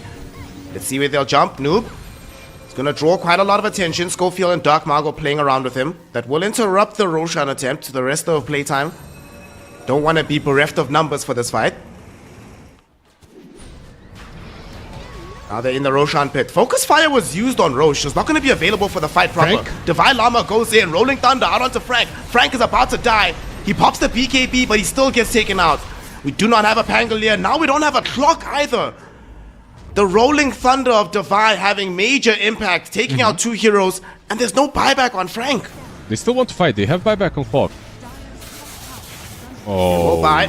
whoa. Storm Spirit getting silenced up. Gonna get caught by this Dream Quill. Want to have the BKB to throw back in the opposite direction. Devi gets forced off to the high ground. He will not be caught by any of these spells. Schofield brought back, doing what he can with these power cogs. It did break the fight in 2. Not enough damage just yet though from anybody on playtime to get these kills. They might actually be forced to retreat. They don't have a Frank Primal. They don't have a BKB on Storm. They don't have anything to fight with, so they have to give up this Rosh. They're even gonna end up losing El Misho. Schofield though was looking for another Roshan steal. He won't get it, but Dark Margo will. What the hell is up with these guys and these Rosh steals? The bash not there in time from Devi Llama, so he gets out scot-free. El Misho not so lucky, but Dark Margo doing the Lord's work, reclaims the Aegis, doesn't get any of the other goodies, but still, make sure that NIGMA don't get the massive reward that they were looking for. It was just the second Aegis, right? So, not a lot to actually get from it, but dude, the advantage that they lost in the last couple of minutes is monumental. Like, they went from 15, 16, 17k to 7k at this point. And even though you have the Aegis on Storm, this game is super playable for NIGMA. That one fountain dive, you know, there's something to be said about fountain diving in pubs, and you know, it translates into competitive scene. It's probably not the smartest, best option for your team. As right now, you even have Hex on Coddle. You know, just a bunch of items is now there and available. And the way that NIGMA is fighting, like, you can see some new bravado in their style. Like, they're baiting BKBs, they're falling back. This whole rush fight, baiting with an illusion in the pit, but not going in the pit. Instead, waiting on the high ground, forcing out a BKB on Storm. Unlucky for them that they're not rewarded with an Aegis in the end, but it was still a very good fight. Dude, these mines are zoning them. Look, they can't go on the twin gate. The playtime are coming. Schofield getting in another rocket flare. Thinking about it. Gets the hook shot. They find the Kez. That's the perfect target, but he pushes him to the low. Frank, we need you. He's gonna come in, find the pulverize out onto this Kez. Rinse Q gets off the BKB. Will he find the Raptor darts? No. They have the damage this time around, holding him in the corner. They kill him off. Rolling Thunder expires from Divine Llama, so his life is forfeit too. That was so nasty. The mines from techies prevented them from instantly going on the twin gate area and TPing out. Instead, it just bought enough, like 5 seconds, all the clock needed to connect. So even though a couple of heroes TP'd out, that was actually the perfect scenario. Like, you lose a couple of heroes that get away, but 2 stay, right? Like Rinseq and the Bai, and both of them dying in the end. And of course, the best heroes to kill, besides Puck. Like, you get 2 out of 3 cores. Now you're the one pressuring high ground, by the way. You have Aegis. Maybe you're pressuring Fountain again. It's calling you, See Frank. how disciplined this one is gonna be. It calls for you, Frank. Man, he's wants to take a bath. You know, he's a dirty little beast. He's been playing in the outside for how long? Yes. Yes, you dirty little beast, go into the fountain. Go pick a shower. Vitz getting jumped on. It's already down to half HP. He's actually almost dead to the Illuminate, and he will die to the Taser.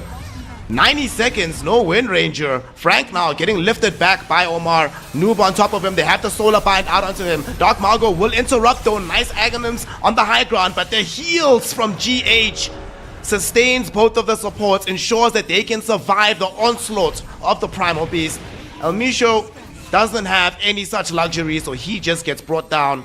Yeah. GH Coddle, what a player. Even with some major heroes being down, he heals everybody up, allows them to defend the high ground. Yeah, sacrificed the techies in the end, but they lost the carry. Now 5k lead, you know, just this lead is just diminishing every time they make a play on the side of playtime. Somehow NIGMA ends up with the lead. Another thing that you have from this build, by the way, from the 2 supports is they are just way more sustainable than your normal supports versus Storm. Even a Storm with Aghanims and Hex, by the way, now is finding it kind of difficult to eliminate the backlines. Most games, if you find a support, you're just blowing him up as a Storm at this stage, but not in this one. Just too much heal, like you mentioned, from GH. You know, if you had asked Playtime around 15 minutes ago where they think the game would be, they'd be like, what do you mean the game, bro? We'd be drafting game 2. Well, looks like that's not happening, boys. And they need to be careful now. Here's smoke on smoke action. Who's going to make the reveal? Omar getting the jump out onto El Misho. El Misho going to be the first one to die here. Shackle shot onto Kids.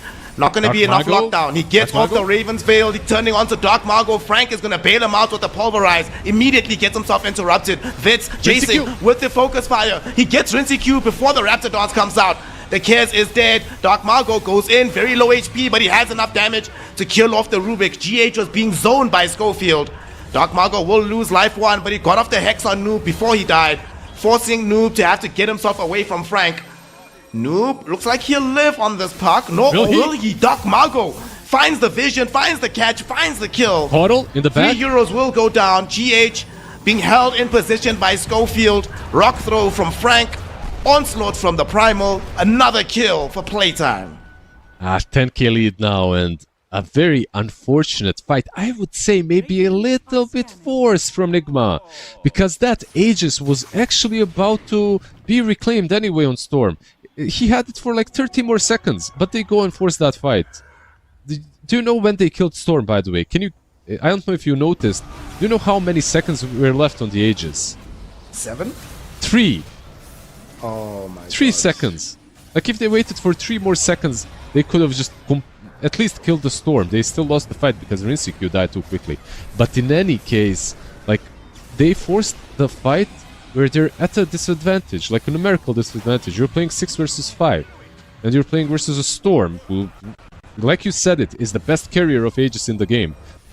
Back to game. Yep. Pango, this is a solo kill. Pango is about to die as well. Rolling Thunder, whoo! Divide Is gets it off. Wait, does he have a TP out? Oh, he actually gets so lucky, but no,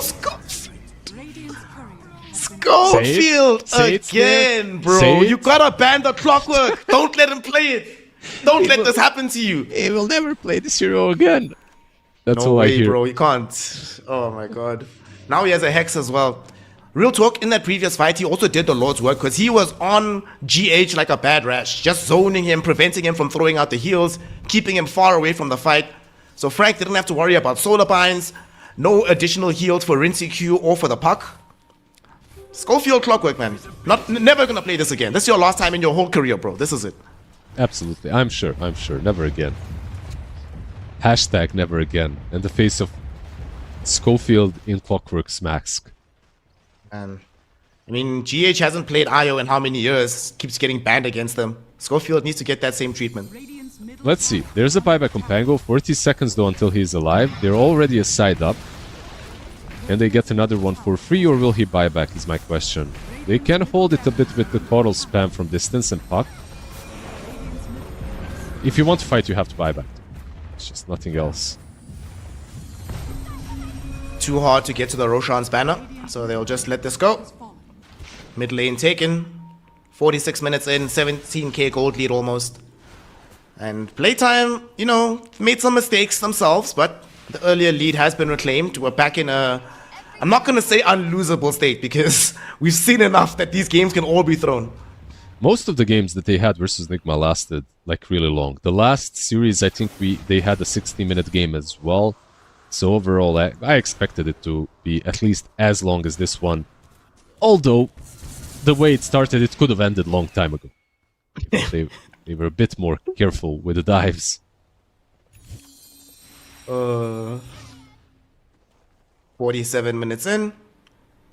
There's no Aegis to fight over for another minute, at least. It's almost a level 30 Storm, man. He's level 29. This is a little silly.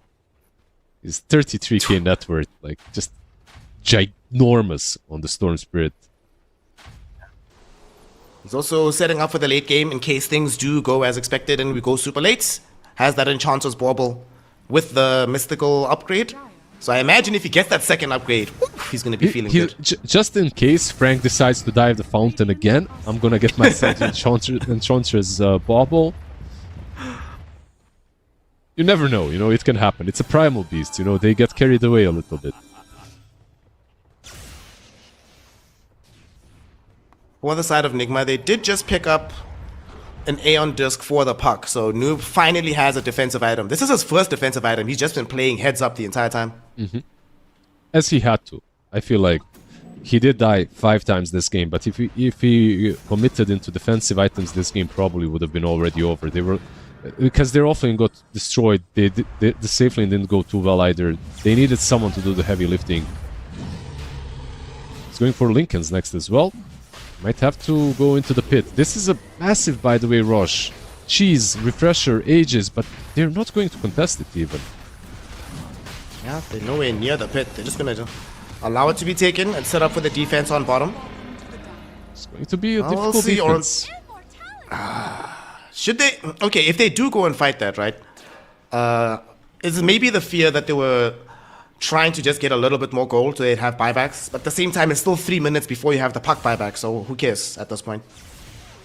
It was a hard fight regardless. It's going to be even harder now on the high ground. I feel like maybe their chances were a bit higher next to the pit than they are on their own high ground, because you're going to be playing into into the banner too, right? So they're most likely at least getting megas. Like, how do you stop just Wind Ranger with Aegis from hitting your high ground? You'll have to commit, but you don't really want to. I will say, Roshan's banner has become one of my favorite items in the entire game of Dota. It's a very good item, yeah. It's a very good idea. I think it's one of those items that really improved the game. Remember how long high ground sieges used to take, bro? They used to take very long, but I feel like teams were much worse at defending as well. Teams have become just so much better and so way better and more disciplined when it comes to the high ground def. So without Not gonna this, have a high ground fight here. They're going in. They're going in now. Rolling Thunder. They find Frank. Is going to be the first one out, but they also get the catch on the backside on El Misho. He goes down very quickly. Dark Margo re-engaging the fight, looking towards Omar, getting the Hex on the Rubik with the rock throw as well. Rubik is gone. Where'd they The go? onslaught brings Divine Llama with him as well. Zip forward by Dark Margo. He gets onto GH. GH needs some help. They drop the Dream Coil in behind, but even through the Aeon Disc, they have the damage. CQ's CQ gets off the Raptor dance, but it's not enough damage. Maybe it might be. Dark Margo will at least fall here. But the rest of his team is gonna be on cleanup duty as they kill off Rincy Q. They shut down a noob on his puck. And he doesn't have buyback on puck. 70 seconds in the grave for Devi. He has it, but what can the Spangolier really do? I love that Storm buybacks, but Techies does not, you know. Excuse me, I'm a gentleman Techie player. I don't fool myself with these peasant buybacks. I'm gonna wait for the game to end without me. Radiant's top tower has fallen.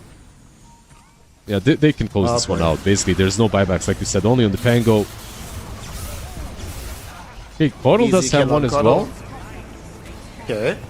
Kesa has everything available except BKB. 40 seconds, no BKB for NCQ. Yeah, they actually use the banner for the throne, not for top. So they can pressure the throne easier. Radiant's middle tower has fallen. Techies is finally returning. He wanted a gentlemanly matchup against Omar, who's also back on the position 4. Vitz getting blown up. Okay. That's life number 1. Unfortunately, Kez will join him in the grave. He doesn't have BKB, so he gets stunned and controlled. No buyback for him. Tier 4s are down. Schofield, just for insult to injury, hook shots into the fountain. He will die, but he's made so much space.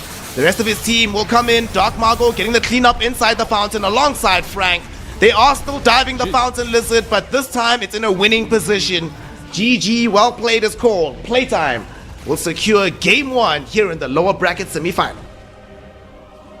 Very good game for Playtime. Couple of hiccups here and there, of course. A couple of dives that were perhaps not super necessary, but they made it fun. They kept the game going, made the Storm level 30 in the end. Just overall, when it comes to NIGMA, this is their 6th consecutive loss to Playtime. So just a very difficult matchup for them, but I really like their mentality. They are sticking in the game until the end, buying back, utilizing every single resource that is at their disposal to maybe try and come back. Like this last hit on Wits actually manages to get the kill, at least the Aegis, but yeah, of course he doesn't die twice.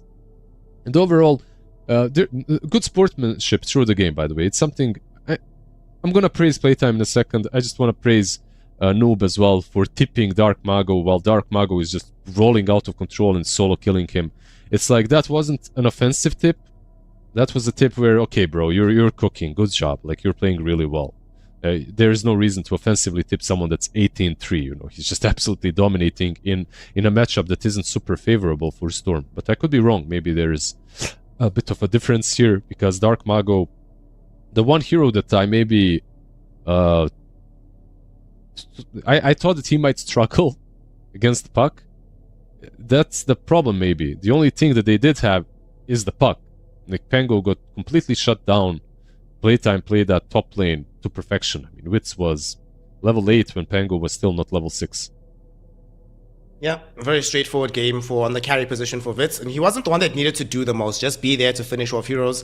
Most of this came through Dark Mago. He ends the game just balling out, most damage dealt in the game. He was absolutely everywhere. Obviously, shout out to Schofield as well, who, I'm going to say it once more, don't let this guy get the clockwork, guys. Just Just don't do it. Do you like winning? If you like winning, just ban the clockwork or pick it yourself. Because things like this can just happen. How many times did you see Divide unable to do anything with the Rolling Thunder? He's going in, looking for the right angle, then boop, hook shot cogs, fight's over. Pango doesn't do anything anymore, has to get out of there.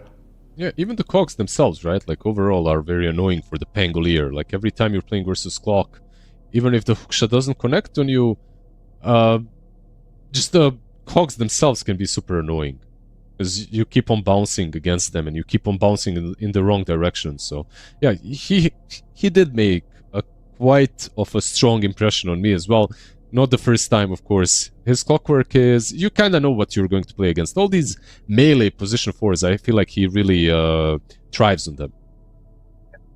Playtime right now will find themselves one game ahead in this elimination game. Just need to clutch it out once more. The last time that they played against NIGMA, they beat them 2-0 clean. As Lizard was mentioning, they haven't lost in the last couple of series. So we'll see if Playtime can maintain that momentum or if NIGMA Galaxy will bring us something new as we go into a short break. And when we return, Game 2 of NIGMA Galaxy versus Playtime here in the One Win Essence Cup.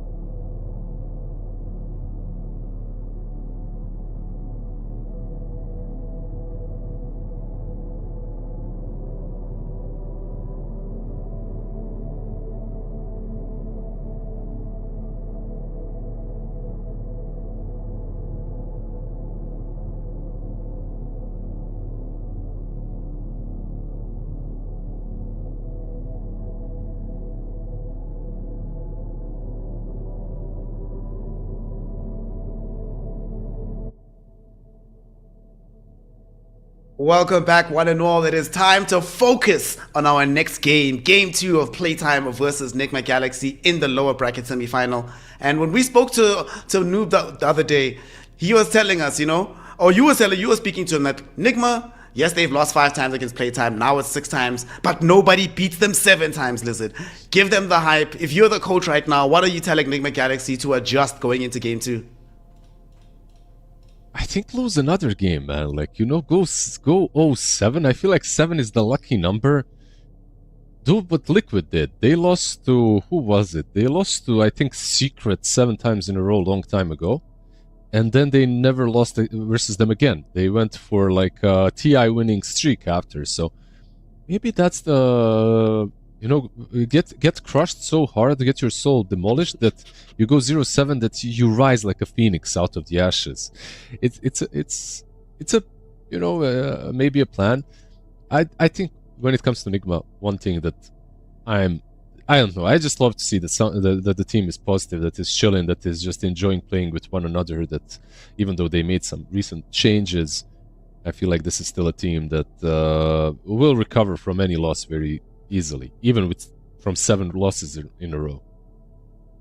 Another good example of that involves Team Liquid, right? They spent 2 years losing to Game and Gladiators and then eventually beat them at TI on the way to winning Aegis. So maybe that's the path that NIGMA Galaxy want to sketch out for themselves as they are about to get into the second game. NIGMA, if they lose this one, then it's their journey here at the 1-win Essence Cup over. Top 4 finish, decent outing for your first tournament as a new stack, but not exactly what you were looking for. They'll be wanting to go on to bigger and better things. And obviously a win here doesn't just mean a win for this tournament, Liz. This is preparation for EWC. This is preparation for TI. This is when you need the wind in your sails to propel you to greatness.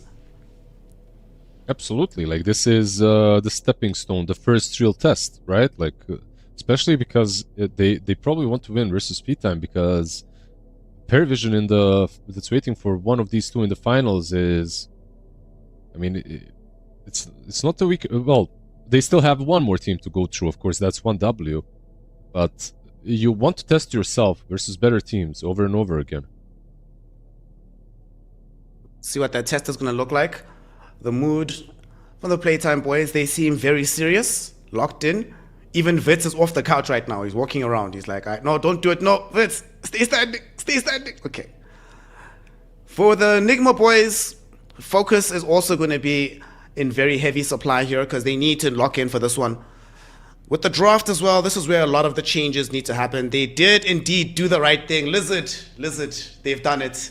They have now a much greater chance of winning game 2 because they have banned the Schofield clockwork. I'm happy. No matter what, this is what you need to do against Playtime. He's never gonna play it again, guys. Listen to Snare. It's never gonna play it again. It's the last time anyone allowed Schofield to get his hands on the clockwork.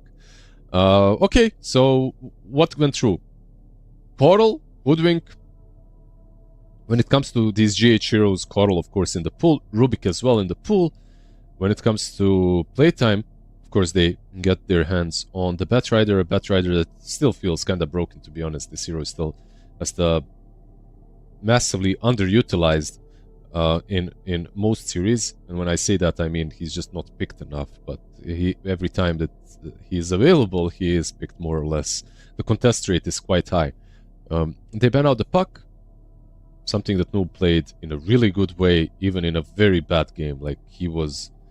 But it is one of his comfort zone heroes, and I feel like if either one of the side lanes went a bit better, they could have taken that game. But your offlane went badly, your safe lane went badly.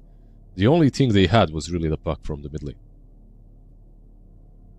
See if NIGMA Galaxy can set up for greater success on the map and not just for the lane.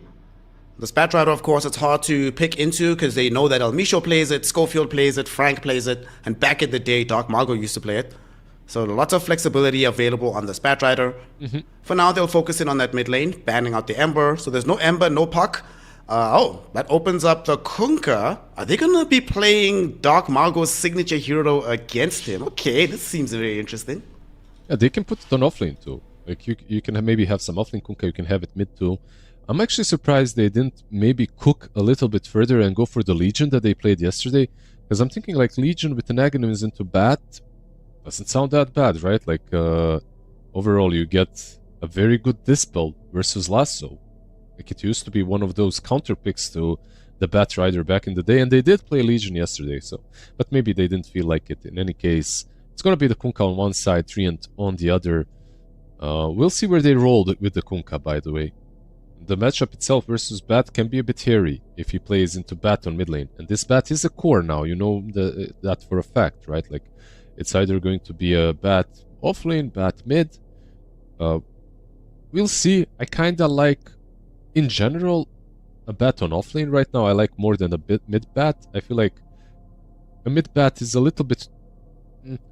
what's the right word? One-dimensional, maybe, you know? Like, you kind of know how he's going to be playing, and you can adapt to it. You can basically dodge most of those ganks. When he's playing from offlane, even if you know, who cares? Because you have some spirit from the mid lane that can cook things up, perhaps, you know, start things.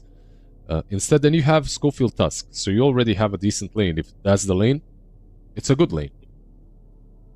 We did see Bat Rider being played in one of the earlier series today. It did go in the mid lane, and it got demolished. It did not look good. It was that same thing you're talking about. It was very one-dimensional. Every gank you tried to pull off, the enemy team was ready and waiting, knowing exactly what was coming. And it was PlayTime that defeated Yellow Submarine under those conditions, so they'll be feeling confident about dealing with it here. I just checked on the Kunkka. Nu played the last time Kunkka last year, 12 months ago, in Dream League, and Devi played this yesterday on the offlane, so... that's the most likely place for him to go here. He'll bring us that BKB. I don't know if he's going to do the Dark Mago build or going like Silver Edge or whatever from the offlane. So he might just go back for some AC or something else as the more utility-focused option. There was an Aghanim's rush yesterday. That was the build from Kunkka. Aghanim's? Like, okay. I like yeah, that. like very early Ags. Maybe that will be the case here as well. Maybe not. I'm not really sure. Like, overall, the Kunkka in the games that we have been casting, or the games that we saw, looked good. Like, it didn't look like a weak hero at all, but I'm still not sold. I feel like the offlane pool allows for a better pick.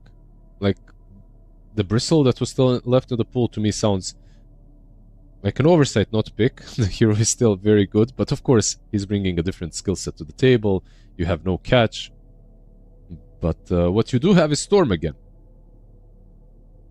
Yeah. Game 1 and Another game 2. game for Dark Mago where, you know, not really that much catch from the supporting roles. Like, what are you really worried about as Storm here? Bushwhack. If you are careless and you jump into a torrent, you know, that kind of sucks. But Pop, once you have BKB, you have play very freely as the Storm Spirit in this game. Yeah, once you get the BKB, that's true. Before the BKB, though, your games can get a bit rough. They don't ban the Quap in the end. They're kind of respecting the potential of a Kunkka mid, by the way. With the DP banned out, of course, Noob plays it on mid lane, and then they ban out the Underlord, which would be kind of solid with a lot of roots, so... Still respecting the possibility of Noob being the Kunkka. Overall, yeah, they just value the Storm a lot, so... They get it again, they need a carry for themselves. Who's got the ultimate last pick? The ultimate last pick is for NIGMA, so they will be able to adjust their draft if the carry is maybe too good versus Kunkka. If they pick something like a Lifestealer into him, they can perhaps put him mid. But if you put him mid, it's into Storm, so it's again not like the best matchup. But if they do it, then you can maybe pick something better versus whoever is the carry playtime. What are the carries that are left right now? Lifestealer that you mentioned, Tiny still in the pool. They still have Muerta as a potential that they could go back to. They could play SF. Okay, no, SF just got banned. What about Windranger again? I mean, not that great into X marks and spot, I guess, right? Like, that probably... Will that prevent Wits from playing it, though? That's a question mark. It's not that bad, right? It's bad, but you'll rely on Schofield to bail you out of trouble. Monkey is in the pool. Monkey, okay. Monkey is very good. Okay, so there are some good things and some bad things here. Monkey versus Kunkka in isolation is really good. However, they have an option to put Kunkka with techies on that lane. And you can actually taser, I believe, the Monkey's Jingu stacks off of him. And that lane, if you cannot count on your taser, could be really bad for Monkey King. So you can actually leave the Kunkka on the offlane and pick something like a Queen of Pain into Storm mid. A Quap that's very good this game. Like, you have a couple of things that you have to worry about, of course, like a Blink Tusk with Snowball is nice. Storm can catch you, but overall you pressure the Storm in the mid game, in mid lane game. I mean, you can pressure the Monkey through the game as well. Of course, Lasso is a problem. It's a problem for everyone, but they pick a Coral mid instead. Okay. I mean, it's a noob hero again. It's the matchup for Coral is basically free on the mid lane until Storm hits 6. Once Storm Spirit hits 6, it is a bit more difficult to play. He's got the staff, by the way, on Coral. I think that's the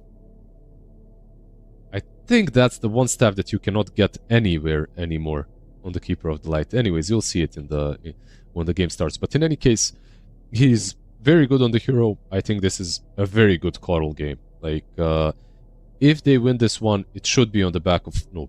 Like, I can see him just running away with this game. I can see it too, but I can also see them getting overrun in this game. Let's say the lanes don't go as well as expected and Playtime come out a little bit stronger than they should have otherwise. If, like, Dark Margot, Monkey, Batrider, these heroes can get out on the map very early and very quickly. You know, if the Kunkka's doing bad, he might need some time to recover, to get his items. I think Quaddle will do well regardless, but it's like you were mentioning in the previous game. Quaddle does its best when there's at least somebody else to play slightly ahead of him. He's not the only one that's just charging in and making all of this happen. True. So they'll need Divide to pick up his game. If that lane doesn't go well, we've seen what Vitz can do regardless, rotating around the map. Monkey King, one of the best heroes to be able to do that. And even though you have techies, which you normally expect, you know, the mines will give us some awareness of who's coming towards us, Monkey doesn't care. He just jumps around these trees with the tree dance, gets the vision. Now comes Dark Margot to zip in on these heroes. I can see what you're talking about with the Cuddle, but I just not a believer in the Kunkka. I feel like the Kunkka is maybe not the right hero to fully unlock with this Cuddle and have it win the game. To me, I can see your point. Like, their catch for Storm overall is very bad. Like, they're basically playing off of a good Coddle game. Like, you have a good Coddle game, and then maybe he even has to itemize for an Orchid earlier. Like, a Vessel Orchid travels instead of, like, a normal Vessel into Ags with travels, of course. So maybe Noob actually has to itemize versus the Storm as well, which isn't super crazy, by the way. Like, good old Orchid Coddle is always an option. Like, it's a normal item build for him. When it comes to the offlane, though, and when it comes to not believing in the Kunkka, I just want to see who they put with him. I think it's a much better lane if they put techies. If you're playing into Treant plus Monkey, you can dispel the Living Armor and the stacks with the Taser. If they put Hoodwink on top, though, I think it's a different story. It's again a strong lane, but maybe it has like a counter-kill potential between the Treant and the Monkey. Let's see how it pans out. After the draft, the odds makers have placed a lot more belief in the NIGMA Galaxy team. So it's a lot more even. If you want to take advantage of those odds, of course, head on over to the OneWin website, use the promo code ESSENCE1W, and that will allow you to gain $130 on a free first bet. And look at this. You know the second game is serious where, okay, we're not even going to fight, boys. We're going to maintain the peace treaty. Let's just pick up our bounties. We'll meet each other in the lane, and let's see how the game goes normally. It's not completely peaceful because Elmisha already blocked the hard camp from Coddle. This is already an annoying play that he did. They will probably know that it happened because they didn't scout out the Radiant jungle at all. They took the top 2 runes. They should expect that it's blocked by the Treant or someone else. Maybe techies can already utilize the first sentry to devour it. Overall, on Radiant, I feel like it's on Noob. I reiterate, I think this is a very good game for Coddle. Only thing you have to worry about is eventual Storm Spirit with zipping in, but it's not enough. Like, you have... Basically, the sky's the limit. Your rotation strength is through the roof this game. And Coddle lives or dies with early game pressure. Like, if you manage to control the lanes, you win. If you don't, it can get a bit hairy. Misho just showing off some of that big right-click damage onto Coddle. Just to mess with him for a second, but Coddle won't care. We'll just get back in lane. He will care because that stopped his block. Like, his block is way worse now in the mid lane. His creeps are on the high ground right now. Dark Margot's gonna get most of this wave. Well, even though he did, I feel like Dark Margot messed it up a little bit as well. He took a couple of aggro creeps under the tower, so the equilibrium is now actually in Quaddle's favor. So actually, in the end, Quaddle didn't really lose anything. CQ did lose his courier down bottom. Frank might lose his life though on the Batrider. A young blood grenade with blast off. Batrider. Is he gonna tick out? Yeah, he will. He's gonna chased by a Kez. What can you do? No ticks just yet, but the damage is definitely there. Good start. Very good start for Kez. Had a bit of a rougher game in the last game of the series, but already a better start. Here we see Devi on this Kunkka. You said yesterday you went for the Aghanim's Rush. Do I you don't know believe if that's it how was you should him. go for this game? I can't remember if it was him or not. There was a Kunkka that went to Aghanims. It was probably him. It was him. He went Aghanim's, Shiva's, BKB Silver Edge. Yeah, I think it's okay. This game I also wouldn't mind some Lotus or something like that as well. A bit more utility. You're playing into Overgrowth after all, into Lasso. But I like the Axe. She was preventing a lot of the damage that's coming from the other side. Maybe an eventual Hex down the line as well on him. We'll see. Like, they will need catch, basically. Like, this is a team that is really lacking catch. When you look at what they have, Bushwhack, that's it. Pretty bad. Bro, this must be the most deforestation I've ever seen in a lane in my life. Vitz cutting down all the trees from Hoodwink, Devi cutting down all the trees for El Misho. This lane is just so open up on top. Yeah, which is why I expected Techies to be top. They cut down all the trees. It hurts the tree, but it also hurts the Hoodwink.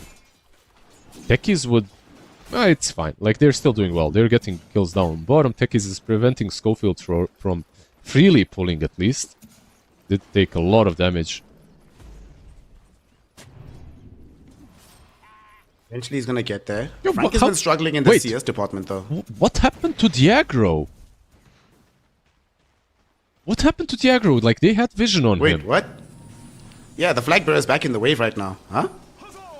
They're gonna push anyway, by the way. The Bat and Tusk didn't really lose a lot. But half of the way kept the aggro, and half of the wave went back. Which is, like, extremely weird. Mid lane? They have some damage being put out. Noob was trying to dive the tower with this creep wave being glyphed. Dark Mago though was ready for that play. Counteracts it to get back his heal. He'll be chilling. Even so far in this mid lane matchup, the only core that's really struggling is Frank on this Batrider. Pretty much has been unable to pick up any CS, only 6 to his name at the 3.5 minute mark. He does have 3 waves pushing in, by the way. Unless this gets pushed, pulled on the Setars, he should get a lot of the CS under the tower. Schofield, though, pulling the range creeps. Where's he going with that? 3 range creeps. Why, though?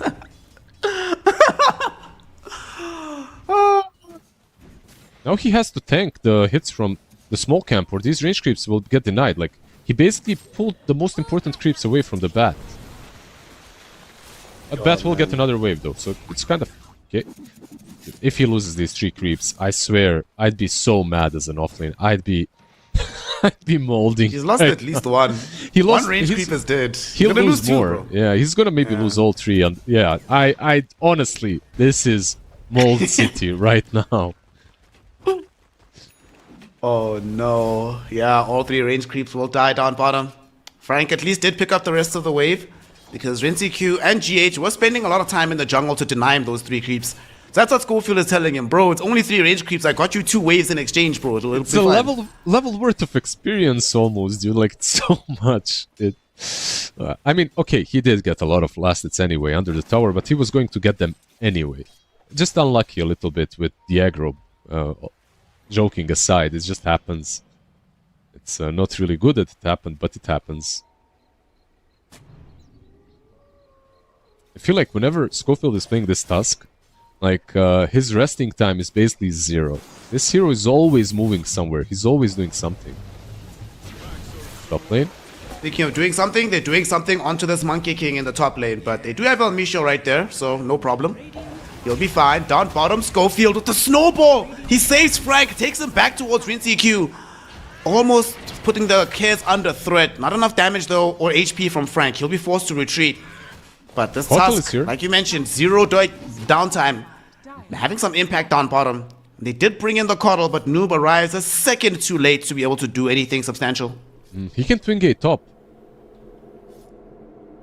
Monkey. Get ready for it though. Vitz! Are they? He went down! Okay, they now see him. He jumps away from the bushwhack on another tree. He'll be fine. Almisho hidden in the trees. Do they have the reveal? They do don't. not. He's actually going to detection. live. Oh no, they kill his courier. So that's something that Noob can claim he did. But no kills gained, despite a mass rotation to the top lane. Damn, the same thing that happens in Herald pubs happens here as well in the competitive Dota detection. It's invincibility is invisibility. Has been killed. And now look at the Rizikyu knock-on died. effect. Yeah, they knew that he's alone, so Frank and Schofield actually dove him underneath the tier 1 tower. Elmisha was sitting in the tree's top, waiting to cancel any TPs that went to support him. Just good moves and good reads of the situation by PlayTime. It's very unfortunate for Radiant. I was going to say Noob at least gets a kill on Treant, but then they don't even get the Treant kill. It's kinda rough right now. And like I said, this Keeper of the Light, it's a hero that really wants to get a lot of kills early on, especially in a game where there's like no dispels, no mobility on the sidelines. Like these heroes are easy kills with a single stun or any sort of control. Like you can rotate in, Solar Bind, you deal so much damage on Coral. It's almost 500 with the level 4 Illuminate. Because he spent so much time away, though, through the rotation bottom as well as on top, that gave time for Dark Malgo not just to catch up, but to overtake him in net worth. Yeah. 600 gold up almost on the Storm Spirit, so not something I expected to see, if I'm honest, at this stage. That's usually how it goes if Coral's rotations don't work. Like this hero has two modes of operating. Stack taking and rotating. That's all you do. Stacks have been blocked from him, so he couldn't have any. They didn't give ward. And his rotations also didn't really connect, so... Not looking like the most fantastic game for Noob, but he's queuing up Orchid, by the way. I feel like he has to.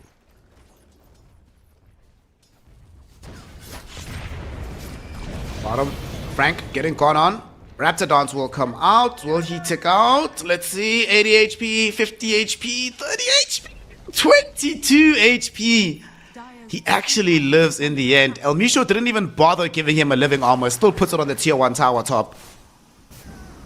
Very unlucky. Every single kill on Enigma that should have been theirs. Of course, this game is very close still. One kill each. No kills, by the way. Just 2 kills in total. Oh man, the peace treaty is still holding firm. Maybe the peace treaty lost for the first 10 minutes of the game. Ah, okay. They will at least zone back Vitz up on top, so they'll take the tier 1 tower. Open up some of the map for themselves. Try to close Vitz deeper into his own jungle. Slow down that Mage Slayer timing.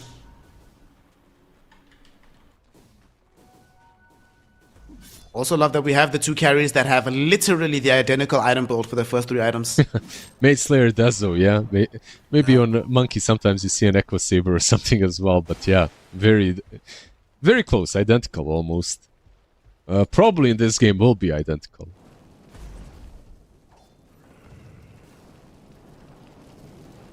Kind of 9 the same minutes style here. of carry, right? Like the Kez and Monkey.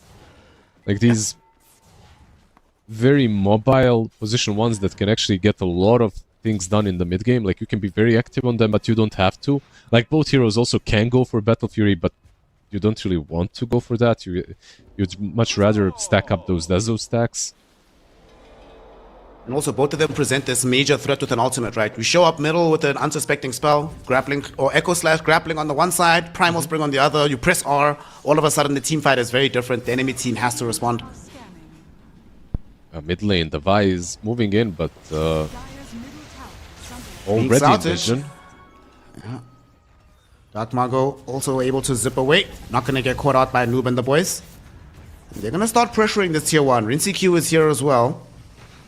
They don't have Wukong's command on Vitz. He's gonna have level 7 in a second, so he could level up the Wukongs and show up for this fight.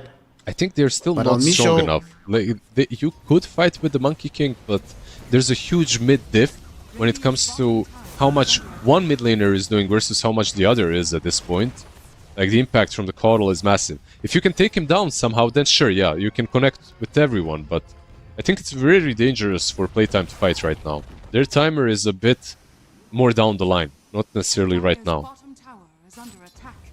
Fortunately, they don't have to fight Liz. They've got level 3 living armor, so all of that pushing meant absolutely nothing. Dark Mago still just casually farming under the tier 1. Misho still hiding in the trees. Sometimes you forget just how frustrating it can be to play up against a Trio Protector. Especially when you don't see him for a couple of weeks and then he starts being picked again. Like, this hero is still... Of course, he got nerfed quite heavily. His shard went from S tier to garbage tier. Living armor as well got nerfed quite a lot, but he's still playable. I don't think that he's... He isn't nearly as strong as he used to be, but yeah, playable. I think that's maybe the most generous way to put it. Smoke up by Noob as well as Omar. The triangle they want to head into, though, has just been smoked by Frank and Schofield, so they could find themselves meeting in the middle. They're coming through. Schofield, his smoke will pop. They see each other. They did get off these spells onto Frank first. Their sharpshooter will hit. Illuminate Blast will come through, but it's the Ancients that get the kill. Bro, they just can't kill anybody. At least they'll kill the creeps. But That's everybody the on NIGMA Galaxy just always evades dying in the end. Storm does not get the room, by the way. Low mana on him as well.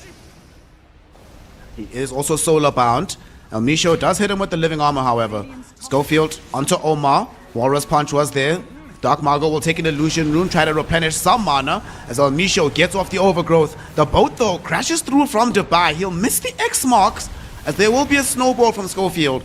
But eventually, somebody has to die. No, guys, no. You have to kill him. Defy with the Tidebringer Cleave makes it happen. He had to die, basically.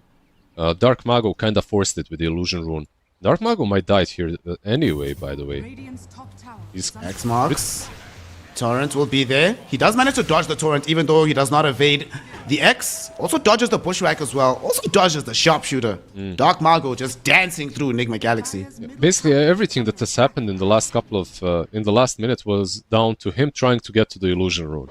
Because of his illusion rune, Treant has to be out of position to use the overgrowth, and Schofield as well needs to be there to prevent them from catching the Storm Spirit.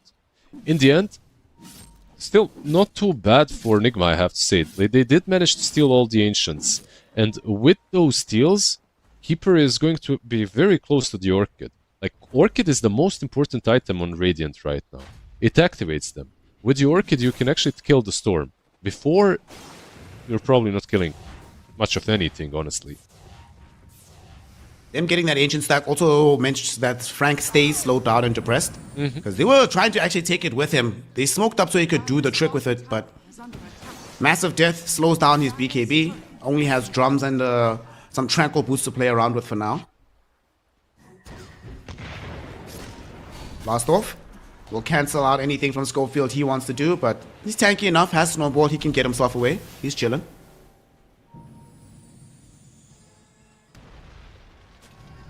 Dark Mago as well as Vets are 0-0-0 at the moment. It's just the pressure that Coral is bringing. It's like Coral plus Kunkka. Kunkka is actually the secondary part of this equation. Like, if Storm shows up, like, he knows that he can't be overly aggressive. X marks the spot. Torrent, if you're out of mana, you're as good as dead. So basically, Playtime, they have more or less drafted themselves into this situation. They're just waiting for their items. BKB perhaps on the bat, maybe a BKB on one of the other cores as well. We'll see what they go for. For now, they're not queuing it up. SNY on Storm, sorry, Kaya and Yasha, of course, on Storm. And Dezo on Monkey King is being built. El Misho alone forced the 5-hero rotation so they could take the tier 1 middle. Sucks to have to do, but it is done. And now Rinse-Q almost has his Desolator. Just needs the second Mithril Hammer. Of course, the map is played differently though, right? Like, they're committing a lot of heroes into taking these towers. So overall, this is kinda okay. Schofield Gets solar bound, he gets silenced up by this Orchid. So Noob will be very happy to kill him off with that Soul Burn. Another tier 1 tower should be taken here. Does he finish Vessel or is Earn enough on the Coral at this stage of the game? Oh, BKB. Kunkka. Nice BKB from Kunkka. He is dealing with the Wukong's command, so he needs to be careful. Dark Mago was thinking about jumping back in until he saw GH. He'll decide to just let that one go, let the Kunkka live. Yeah, another stack that they're stealing on Ancients, by the way, so... I really like the way, I gotta say, that Davai is playing. Even though they did almost kill him top, he has a BKB, so he knows he's most likely safe. But the way that he's playing is, like, literally on the opposite side of his teammates on the map. Because if they're all just trying to pressure the towers together, they would lose way too much net worth across the map, so... He's been farming the Ancients a little bit, pressuring top. Well, Misho. He's gonna eat a Raptidance. Very easy kill. NCQ getting involved with his team.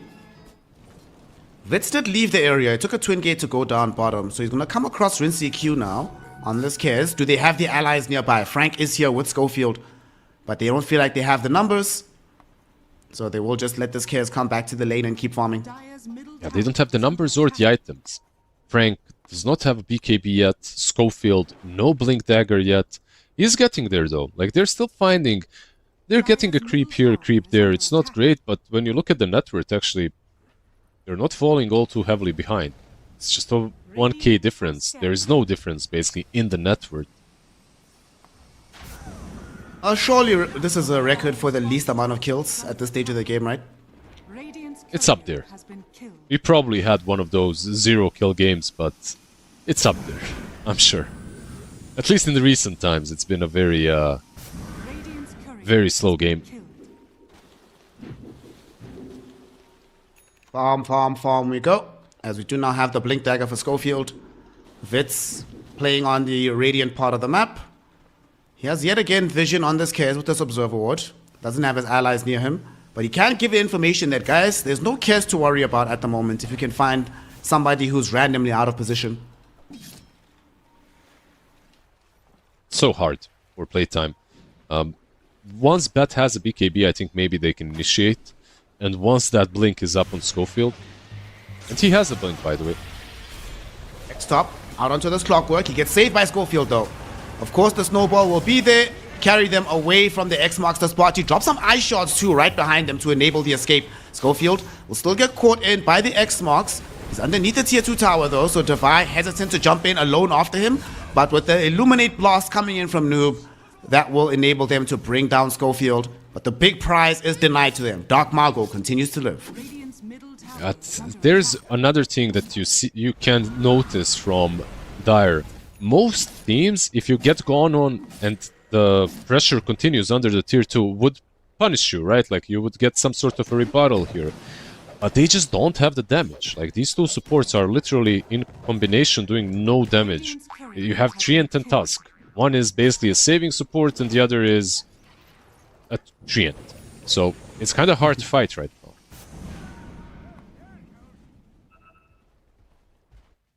Basically nothing in it. There can be something in your bank account, though. Down bottom. Actually caught. It's no. Oh, he actually got caught. Can he get out of here? That's a solo kill. He's gonna try, but there's no way out. Did he get him? Grappling Claw? Is that how he got him? Echo Slash. Basically, he predicted where he was gonna be TPing from, and he cut the tree down. You also get a kill on the other side of the map. Schofield dies too, so NIGMA Galaxy. Things were not looking so solid for them in terms of finding the kills early in the game, but now they're starting to connect with them. They have the items. How are they only 1k Zeros ahead? are activated. Snare, how are they 1k ahead? They have 3 towers. They're 6 kills ahead, but net worth is the same. Dark Margot. Oh, he dodges the bushwhack. He does get silenced though, and there's no Schofield here to protect him. He is gonna die for sure. That was so greedy from Dark Margot. Why did he go forward instead of zipping back? Especially without Schofield, right? Like, Schofield is the one hero that can save him, but I decided not to move with him. And now they're moving on Kunkka. By the way, this has to be perfect. If you don't take the Kunkka down immediately with the lasso, they will respond. They want to fight the Tormentor. This is going to be so hard, yeah. I guess they don't have all their heroes here. Techies is not in the cut. Vitz gets off the huge Boundless Strike. They're going in onto the Kez. Wukong's command. Lasso out. Kez is dead. Defy Llama does get off his BKB. But even with all his spells, it's not enough. He has to run away. Frank, with his BKB activated, wants to Firefly through into the fight. El Misho finding the overgrowth, stunning some of these heroes, not allowing them to run. They catch up to Noob and Devi. Oh, that They torrent. focus in on Devi first. There was a wonderful torrent that will buy a lot of time, but they just don't have the follow-up necessary. They end up losing Noob. They've lost Devi. Snowball forward from Schofield gives them the vision on Omar and GH. Omar does manage to kill off Frank at the very least, so he gets some consolation kills. Acorn shot almost brings down Vitz. He's actually ticking low to that SS Distiller, but he's not enough damage to kill him. Omar now held in place. Can he Nice take both of bushwhack them down? from him. He's actually so trying to strong. get a double kill. Snowball though going in the other direction. Vitz has the Boundless Strike and that'll get the closing kill. It is now a team wipe for Playtime in this bottom lane. Oh, Kes. You said they have to play it perfectly. Lizard, they played it beyond perfectly in that moment. They did. That was basically illegal what just happened. They got Tormentor on top. By the way, 40 mana, actually 30 mana for Hoodwink, and she would get the double kill there. Like if he had 30 more mana, Acorn Shot basically kills both supports, 100%.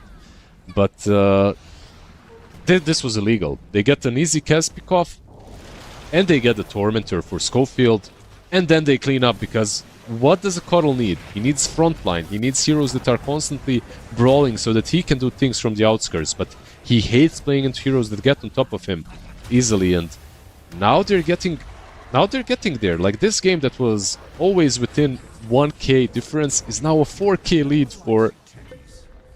It's for Playtime, not for NIGMA. They were controlling the game completely. Now Storm suddenly has a BKB, like 150 gold away. Radiant's middle tower Oh boy. Storm has BKB.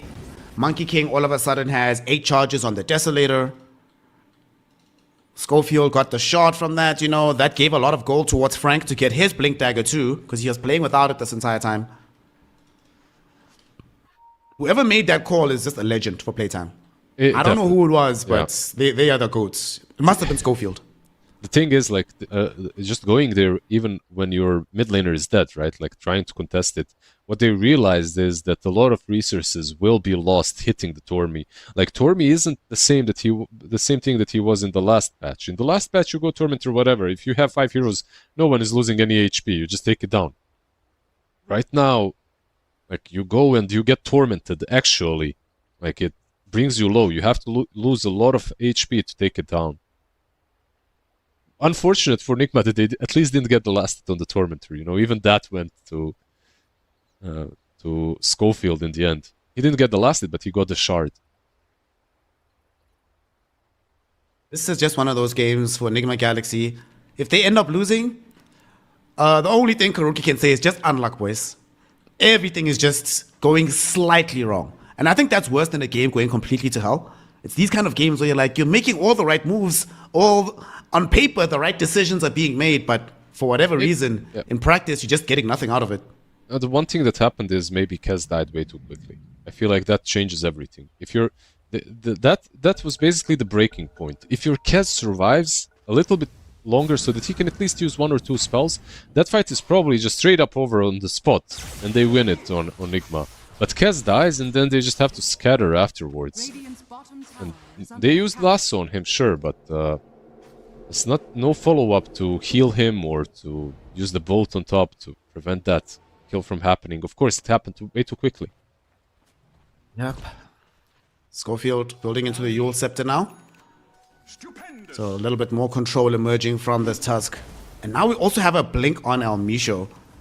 This is going to change a lot because he took a long time in that fight just running to try and find a good position for the overgrowth. But if he can just blink into the middle of everybody, it makes it a lot easier to just set up the team fight for this Wukong's command to come and catch them all as well. Especially with the BKB on Coddle, right? Like, up to this point, I guess they didn't really have a problem getting on top of Coddle, at least not in the last fight. They tried once and they made it happen. But after you get the BKB on, Blink on Treant, you can use Overgrowth to prevent that BKB Coddle to run around. Time to go.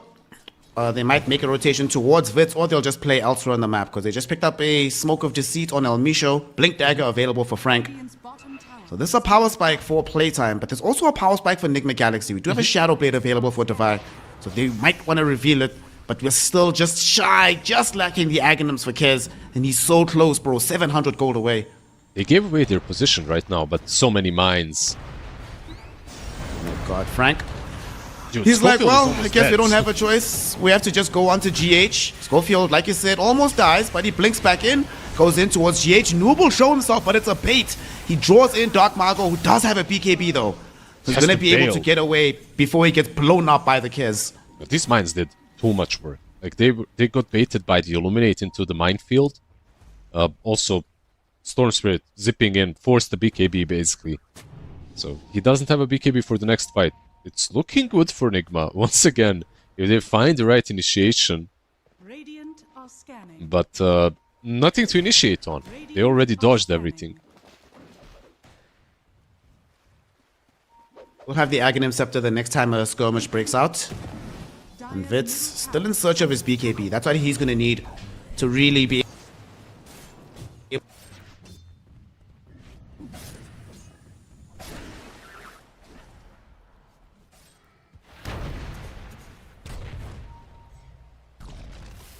Dire's bottom tower. He has the Aghanims on Kez. I don't know if you guys can hear Snare. I cannot, at least for now. You can, yes, you can. My mic just died for I a can. second. Okay. You're back. I gave you a good 30 seconds. El Misho, he might need a good 30 seconds right now, but he's not going to get them. 36. The Violama's boat crashes onto him, kills him off. He's gonna get 36 in the fountain instead. Has been killed. But that's an alright of that on position 5. They have a blink now and a BKB on bat. Like top lane, Schofield.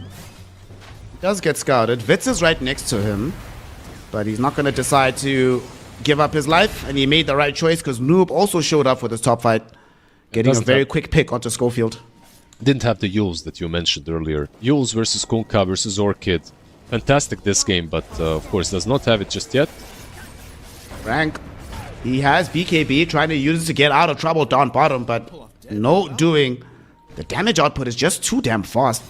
Now, Misho could actually be a prey here as well, getting chased by Rincy Q. Echo slash forward, and just look at the right-click damage. He's gone, ticking out to the Kazuri Katana. Rincy Q, what did he eat between the games? He definitely woke up. This is looking a lot better. Like one pick off after another. They're playing the game a bit faster. Maybe this is Rosh as well. They have so much sustain coming from Illuminate. They can force this one out easily. Can they contest again? They contested Tormi with 3 heroes. This one is looking a bit rough.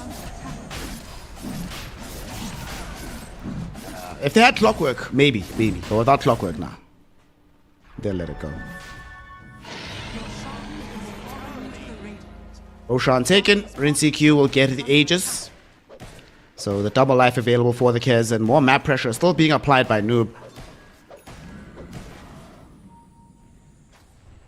Fortunately for the side of NIGMA though, Lizard, they are still playing into a Treant Protector, so if they want to take these buildings, they kind of have to hard commit with multiple heroes. There's no just easy shoving of lanes with the Coddle to guarantee you buildings.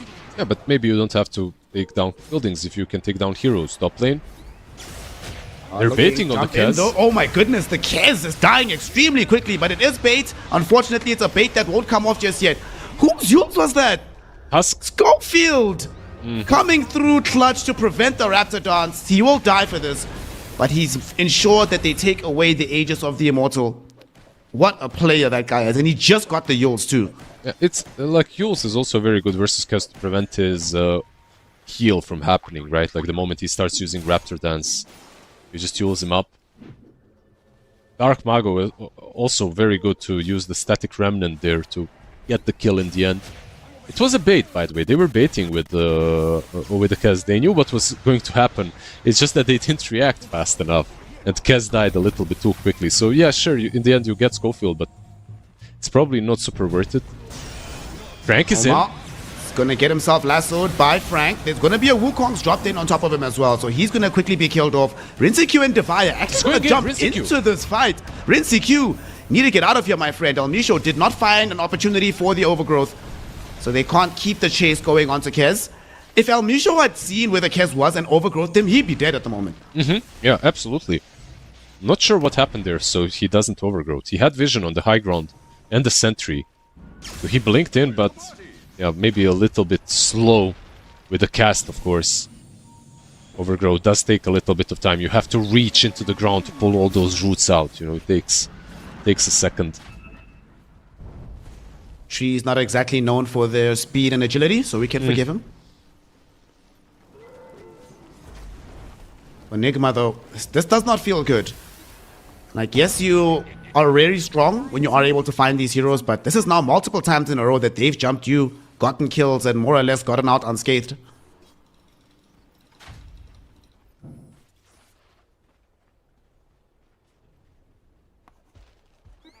A little bit late, but Schofield will start building in towards having that gem.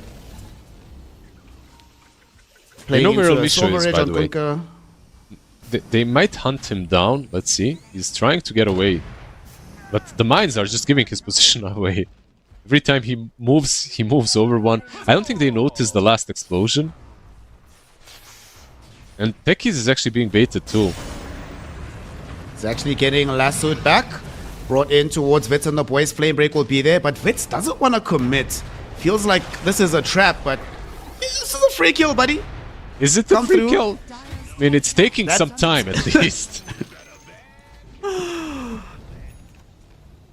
Yeah, GH gets tipped as well. Like, it took them... Like, you saw how hesitant they were at going on the techies. Even though they had vision on him, they didn't really have a lot of info on anyone else across the map. That's why they didn't want to do it.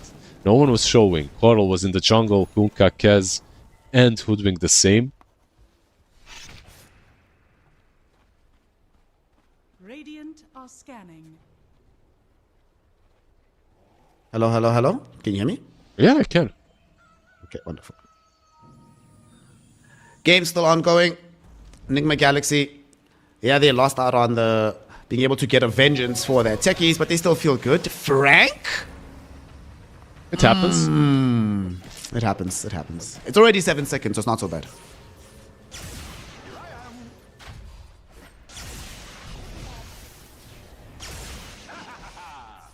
Dark Margo will be playing around with them. We'll draw in a TP or two. They brought 3 heroes down bottom to try and force out these waves. Him and Schofield will retreat. Nigma not happy about having to chase, but they'll just push back the wave as much as they can. Radiant's top tower is under attack. I feel like both teams at this point are more or less fine with what's happening. The network is super even. Radiant's top They're farming across the map, and they are getting some items. Like previously, I was talking about the Orchid on Coral. Right now, what does Noob have? He just bought the Hex. So it's the next iteration of Catch, right? The one problem that he has with his build is no Octarine Core means that he cannot have that perma ulti up. But Hex and Orchid is very good this game. They just he needed to double down on the catch. They had a very little amount. Kesdo is becoming extremely big with the Satanic and Talisman going into Butterfly next. Yeah, and there's no MKB being triggered by the Monkey. In fact, Monkey is being shadowed right now. He will jump. Oh, you need to get the wrong way, very wrong way. Woo! He was actually going the right way, traveling with El Misho. If he just stayed behind El Misho, they probably would have broken the smoke with the tree instead, but Changed his mind. Yeah, mid lane. They might get GH. Immediately, they're going to get a jump onto GH. I mean, last time they were very skittish about this. Now they even pop a BKB to make sure, and he's still alive. Buying time. Rinsey Q with the Raptidons. Won't be able to threaten the Storm Spirit, but will ensure that Tusk does go down. They also catch Storm. They chase him. They brought him back. Divine Llama, baby, with the X. As soon as the BKB expires, they find a way to kill off that Storm Spirit. It's just GH Big once plays again. coming in. It's honestly just GH.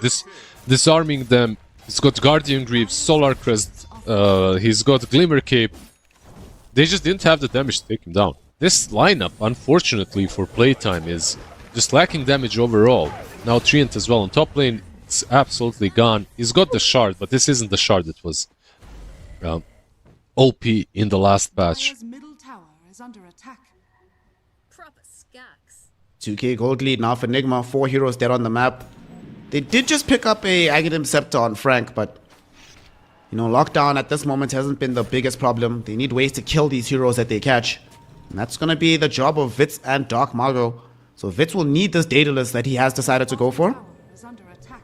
Yeah, they're gonna definitely need Daedalus and maybe something else after. With the way this game is going, by the next fight, Rinseku will have a butterfly completed. Like, he's getting very close to it. He has a Coral to heal him behind. He has a boat as well from Kunkka. Dire's bottom tower They're even pressuring high ground. Dire's structures are fortified. So look at the difference when El Misho is dead. Without the Triad Protector, they took down 2 tier 2s. Not having to worry about being spammed with the living armor. What's crazy is, like, the network difference is still non-existent. It's like 3k lead for NIGMA. But this game does not, to me at least, feel like it's a 3k diff. I feel like it's higher. And maybe the biggest difference for me is the supports, actually. Like, the amount of work that you can do with Hoodwink and Techies versus the amount of work that you're doing with Treant and Tusk. Dire's bottom tower is under attack. They're smoked up outside the map right now, playtime. Devi will show, but he has an X mark, so he's safe. There's Frank getting the lasso out onto the Kiss. This is the big priority target. Can they bring him down in time? Yes. He's gone. No buyback. Omar trying to force a way towards his team. GH will pop the Guardian Grease, trying to get some space and time. The TP will be interrupted with the overgrowth. GH gets left behind. At the very least, Devi and Omar are able to escape. But the kids, the one person they cannot afford to lose first, that's the only one they care about. They find him, they kill him, and they get a new lease on life for playtime. Absolutely, because Roche might be respawning soon, and it will. So now you go into the pit immediately after, or you take down Kunkka They found first. Devi. His BKB is still down. There's going to be the drinking buddy snowball. There's no way out of this one, my friend. He'll drop a torrent behind him, but the ice shards of Schofield will ensure that they have the catch. Vitz has Primal Spring. Frank was there as well, just in case. Lizard? Yeah. Lizardo? Yeah. Just a wonderful series of events once again. And it all starts with Kez being picked off, a Kez being killed. I feel like this series more or less has been decided by Rinseku dying. Like, if they find the right initiation, and they always find it, at least for now they have been finding it. Mid lane, Bottle. Bottle might be initiated on right now as well. Frank is on top of him, gets the lasso, but where is the Monkey King? They'll need him. Or will they? Dark They Margo might just not have right-clicking through. Vitz finally making an appearance, but Noob is already dead. Now Vitz has so much time to focus on the supports. Omar surrounded by 3. Wukong's committed for GH. 4 heroes dead. As the kid comes back to life, he's like, team, where did you all go? I was supposed to be the only one dead. Yeah, I mean, this is just unbelievable, honestly. You can always count on NIGMA to, you know, choke a little bit. I'm kidding, but it is rough. Like, they lose the Kez. I honestly believe that they were in a pretty good spot in this game if they continued playing the way that they have been. But this one catch on Kez just opens up a whole jar of worms for them, and one thing leads into another. It's kind of funny. Mr. Lizard. I just want to go and say it's kind of funny that I was talking about the poor supports and how much of a difference one side has over the other, and then exactly the thing that they're missing happens. What are they missing? They're missing the saves on the Hoodwink and the Techies. Even though they itemized for it, it's nowhere nearly as good as a Snowball on the other side. So your Kez dies way too easily. I was going to say fear not about NIGMA potentially throwing a bit, because Playtime have also thrown a little bit. They decided not to go straight into Roche, despite having 4 heroes being dead. So that'll give NIGMA a chance to fight around this pit, try to get the Aegis, reset this game a little bit. Yeah, that's an interesting choice, because they definitely have heroes that could take Roche very quickly. You have a lot of 24 stacks on the Dezo on Monkey, like... Oh, goddamn mines! Well, this gank is over.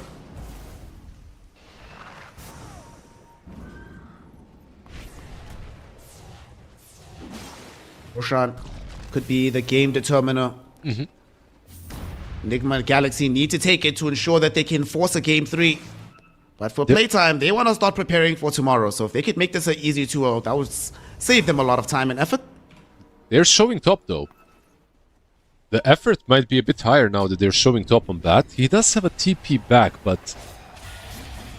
Misho, he's going to be the one that gets gone on. He doesn't have buyback. someone had to die. Like, the moment that that shows on the creep wave top, I think one of your heroes is just dead. Like, there is nothing that you can do about that. You gave your position away. Straight into the pit by Enigma. Why didn't they Roche, Liz? Why did they not fight Roche as well? A lot of questions. Like, they have Bat Storm, they have Aghanims on Bat, they have Double Lasso. Very weird, by the way.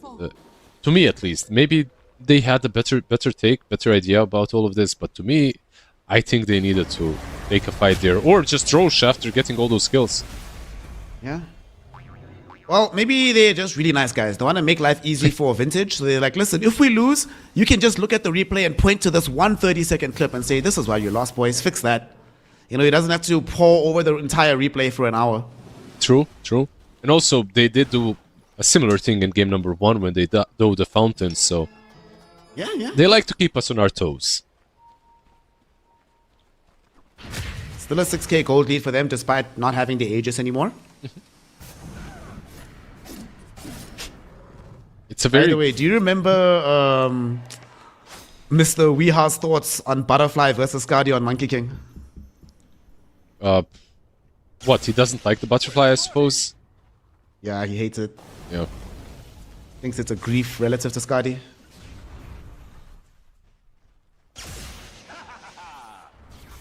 I mean, Skadi is a really good item on Monkey. Sometimes Butterfly is the same.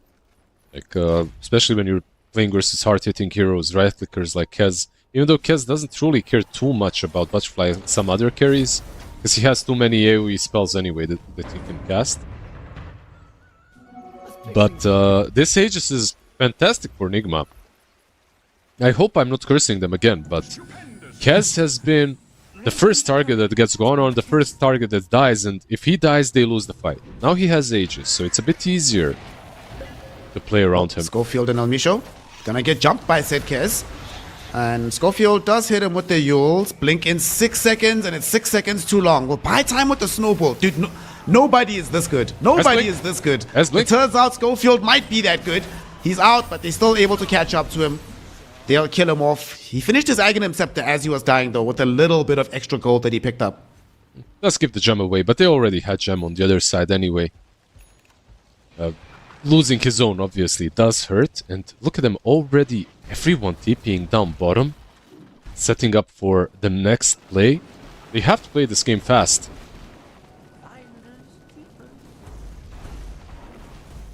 They don't have buyback on this Tusk, but I don't think they're going to hard commit to this high ground. We shall see. GH just planting wards everywhere. They're called proximity mines, but he's just using them for vision. This guy. Vision, breaking smokes, boosting damage. There's a lot of things these little mines do right now, and Techies is in a really good spot as a hero. But the high ground defense, yeah, it's a bit... I wouldn't say hard for playtime. Like, you have Bat to play around, you have Aghanims on Bat. Like, actually pushing into this is very dangerous. The Aghanims, of course, on Schofield once he resurrects as well for some extra kicks onto the high ground. Are we going to see that play that sometimes happens when you have a Tusk Bat, where the Tusk kicks you like close to the tier 4, then the Bat rather drags you to the fountain? And Fountain has played the part already in the series, so maybe it's maybe it can happen again. Here's a surprise that NIGMA are not prepared for. There is now a Hex available on Elmisho. So it's not just the Blink Overgrowth you're worried about, it's the Blink Hex. If you don't get off your BKBs in time, hell, there's no BKB even available on the Kez. Could be a big surprise for them. It could be massive, because with the Hex, they could perhaps kill the Kez in, just through the Aegis without using any of the big ults. And then after he resurrects, you can use the lasso on him. Even if you catch the Coddle, by the way, it's worth it, but Coddle has a Linkens, which can be applied to Kez, of course, as well. So if he's quick-fingered, he can be the saving option for the Kez, even without the BKB. They're queuing up, I believe, another Linkens. No, actually, Lotus on Hoodwink. You can also get unlucky on the Coddle. All of us have experienced this. You buy Linkens, you have BKB, you feel so safe. then you're standing next to the guy who gets lassoed, and then he's got bats with eggs, and you get caught anyway. And you're just like, well, there's 10,000 gold down the drain. Wonderful. Or he lassos a creep next to you, right? Like it's... Yeah. DD, by the way, will be there for InCQ, so they smoke up with it. Once again, 6k lead, but I feel like this is, at this point, basically nothing. It's all about execution. See if they can catch Witz again. Witz. Okay. Stay in the trees. Stay in the trees. HY's advice. Unfortunately, he gets caught with the torrent. It pushes him down, though. So he's going to be able to get off the BKB. The X marks will not be there. Witz is going to be A-okay in the end. Yeah, he was forced to BKB, of course, and that means 90 seconds without a BKB that they can play around. If they can find the right targets. They're already TPing back to the triangle. Dire are scanning. Gonna get scanned on the way, so they know on the side of PlayTime that these heroes are there. They left an observer ward behind that will scout Witz, but it's a pretty big commitment to sweep all the way back to the side of the map to try and get this kill again. You know, PlayTime, they are actually very lucky to have a draft that, at this point, I feel like doesn't get shut down by techies as much as some others would. Just because of the mobility that they have. Like, between the Monkey and the Storm, like, these two cores can just get out on the map. Honestly, even Bat. Like, even he can find ways of leaving the base. Sometimes, you see what GH is doing with the mines. He's just constantly mining on every entrance of the triangle. Like, you can't leave your base through mid or bottom because of this. It's, like, very hard to find an angle. But Storm and Monkey, yeah, they can find ways still. 44 minutes in. The Aegis is gone. Kez just picked up a BKB, however, so BKB, Satanic, InCQ feeling extremely strong in this game. Now they just need to secure this area, get the next Roche, use it to try go high ground. But no angles of approach are being offered by PlayTime. Like you said, it's only the Storm and Monkey that are leaving periodically, but everybody else is being quite disciplined and about not putting themselves in dangerous parts of the map. Even Frank right now is going to farm this one camp and then immediately go back to safety. And they're still finding enough farm, you know, like, it looks like it's not a lot, but I feel like, at the same time, it's not like NIGMA are really abusing the state of the map completely. They're still maybe playing a little bit close to heart, a little bit too cautious. Because the net worth lead is not shrinking, it's still 6k, it's still the same. They have full map to farm, but they're not really able to exploit it at all.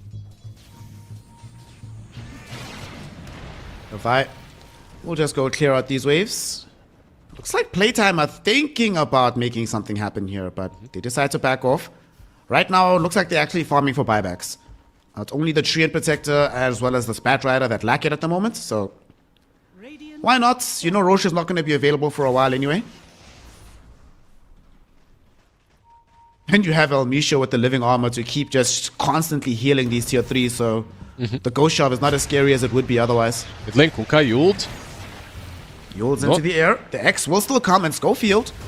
It's on the creep. He snowballed to a creep wave. He's not a... He's a professional Tusk player. He knows exactly what he's doing. Yeah, the Yules was a little bit too early, though. Like, he didn't catch him on time. Techies, though, last on two. Frank. Two heroes caught in the lasso. One of them is the Kez.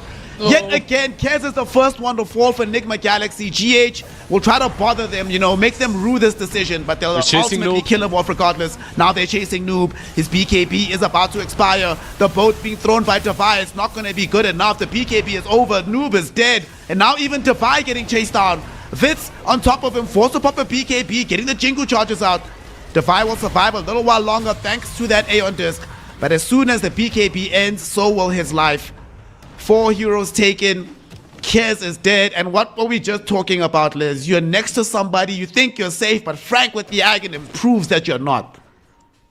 Yeah, I mean, one and the other, like both of these heroes, they did not have Lincoln, so it didn't really matter which one get lassoed.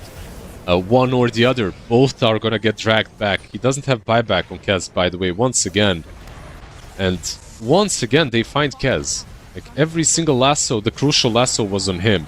They found, and it all started with the lasso in the Tormentor. Like every fight kind of feels bad, you know, like singling out a hero, but they're not finding ways to really save him. And they cannot fight. The moment he dies, like the fight is over. There is no one to frontline. You have Kunkka, sure, but no damage with the Kunkka. Yeah, he might need to get like some swift blink, so he's the one that shows up to the fight after it's already started. And yeah, that's another thing, you know, like they had an Aegis for a really long time. Maybe they could have utilized it a little bit more aggressively, force the fight on your own terms, even if it means putting yourself in danger, pushing high ground. But yeah, it didn't happen, and now it's a very comfortable 17k lead all of a sudden. This game was dead even for like 40 minutes. It no longer is. Aegis, cheese, refresher, everything is there.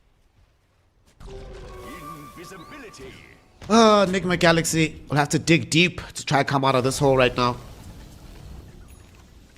And, you know, going back to one of the things we were talking about way back when, you know, this Kunkka as a frontliner, one of the issues I always have with Kunkka, you get to the stage of the game where he can't do what Frank just did, you know? He's not playing some Tide, some Bat, not even a Centaur or a Mars.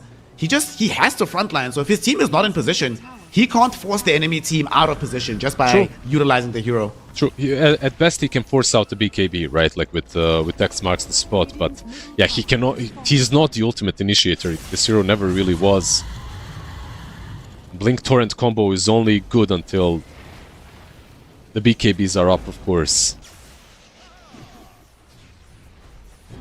And now you have to defend the high ground, but the same thing occurs, right? Like when you're playing on the enemy high ground or on your own, Bat Rider is still a problem, and you need to find a way to initiate. And right now, they just don't have a way of initiating on NIGMA, and that's a problem for them. If you have a Hex on Coral, sure, but there's no mobility for him to get in and use that Hex actively. Yeah, even the two supports, neither of them bought a Blink Dagger for this game. You know, they have 4 Staffs and Lotuses. These kind of utility-oriented items, not necessarily aggressive ones. Maybe a good play would actually be the Swift Blink on Kez. Just jump the backlines yourself, start things off, mid lane Hex. Frank getting gone on here. He is baiting, gets off the BKB with the Lincoln Sphere. They found the Hex out onto the Kez, but right now they just want to get out. Dark Margo will draw some attention towards himself. Frank will drop a Flame Break just for good measure. Good guy, Dark Margo. Comes through, buys attention, gives the Lincoln Sphere to Bat, ensures that Frank will live. It was a very good attempt, of course, forcing out the BKB on Bat, but that's all they forced. There was no Monkey, and there was no Schofield, by the way. That was basically 3 against 5. Unfortunately for NIGMA, another kill that they miss. Back to 20-20 on the kill score, but with 18k gold in favor of PlayTime. They're gonna get smoked into right now. NIGMA want to press the advantage while the Frank BKB is down. Devi is going to be the first one out, but there's a backline zip from the Storm Spirit. He's going to get hexed though, but they're not focusing him at the moment. Kez wasn't there. BKB is out. There's the Aghanim Scepter. Look at Dark Margo go. Omar and Noob almost dead immediately. Omar will now die. Noob at the very least is going to be able to get out. Rinse Q directly onto Schofield. Storm zipping back in towards the Lama to help out Frank and Bits get the kill on that side of the map. Storm Spirit now finding Rinse Q. Dark Margo on the Kez, forcing a couple of buybacks. He's gonna get stunned, but he still has an Aegis for 100 seconds. Finally, it will pop. Schofield tried to save him right next to him. Vitz gets off the Wukongs. Rinse Q dives too deep. He's gonna get hexed. Can he get out of here? He can for now, forced off the way, but he gets easily chased with a Boundless Strike, Aghanim Shard of Vitz. That's a dieback on the Kez. He has no buyback. Gone. He had no buy to begin with. The only one that does it. He's still looking for double it. Lasso. Now Frank getting the double lasso. Omar and Noob. Both of them are dead.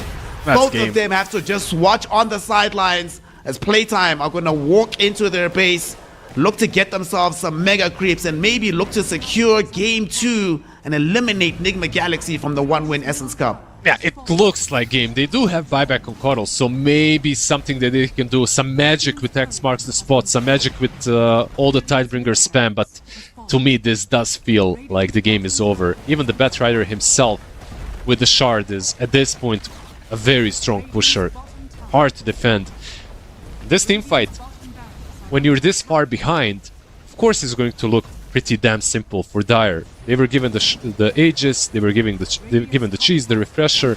Storm was just able to jump on the backlines, destroyed them with Conjurer's Catalyst, by the way.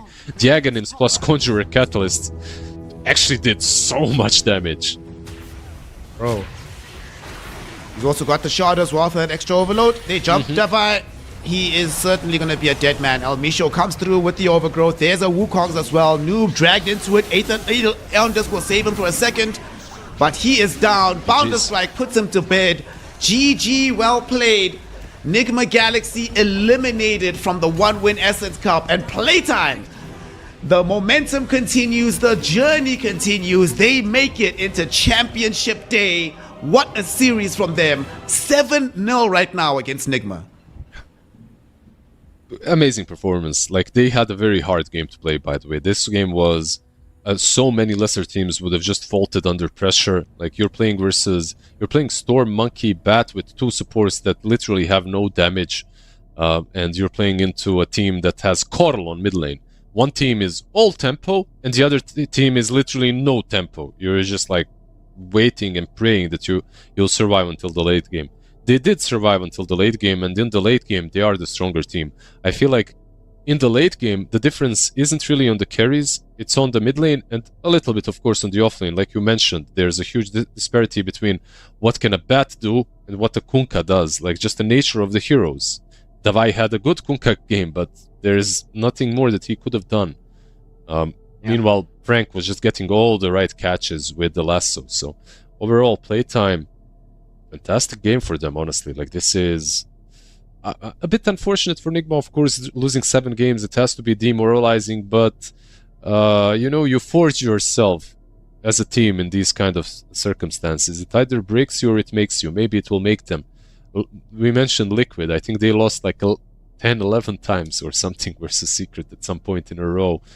And then they ended up as a TI winning team. So perhaps it can happen the same to GH and the boys. We'll see what they're able to accomplish. Unfortunately for them, we'll have to see it in future tournaments, as right now it's playtime. The South Americans, the Peruvians that are ascendant, and they go into the lower bracket tomorrow up against 1-win. I must say, another really interesting thing for me, looking at this game back, is, sometimes we talk about like invisible influence, right? Heroes that are doing things on the map that you don't directly see, but then when you look back on the game, you realize the impact. Imagine what would have happened if this wasn't a Treant Protector and they could actually push when NIGMA were very strong, when they had more farm, when they had all the map control. If they could take towers then, if they could go high ground earlier, they could have just won this game outright. We wouldn't have had to get to this late game stage, but El Misho just kept delaying and delaying and delaying. Even that first tier 1 tower required 5 heroes, minute 10, minute 11, to have to come mid just because of one guy standing there defending it. True. Like, it's the beauty of Dota. If we can't really guess what would happen if they had a different support. They would probably have to play the game completely differently. Maybe they would be able to fight and defend, but in any case, I think with what they were given and what they had as a draft, I think they optimized it. They played as well as they could have. There was that one point where they didn't take Rosh, they didn't take Aegis, which was basically free for them because they wiped. They had like 70 seconds to take Rosh before anyone respawned. They didn't. In the end, they also didn't get punished for it, so it worked out in the end for playtime. Well deserved once again. Very well deserved victory for playtime. At least, there are some very good signs of life from NIGMA Galaxy. We saw them play a lot better through this lower bracket run. Maybe the spirit of miracle still lingers on, upper brackets for bitches. And GH, did you see how much damage GH did in this game with his techies? I didn't. 61,600 damage from GH. That's yeah, all right. At least now we know that he's not just limited on Coddle, Io, and the Phoenix. He's got something else in the locker as well. He dealt more damage than the 3 cores combined on his side. He dealt more damage than if you combine the Kunkka, the Rin CQ, and the Coral. The math checks out. Actually, they're just slightly over him. He has 61.6, and if you add these 3, they have like 62 or something. Just maybe a little higher than him. It's absolutely insane. for NIGMA, unfortunately. If you are a NIGMA fan, look, there's no reason to not watch the rest of the tournament because now you have to root for the side of PlayTime. That's the rule. Your favorite team loses, the team that beat them, you hope they win the entire thing so you can say, we lost to the best, it's no problem. So, of course, we will be seeing PlayTime in action tomorrow once more, and they'll be going on against OneWin, the winner of which will go into the grand final to try their luck up against the final boss of the tournament in the form of Parivision.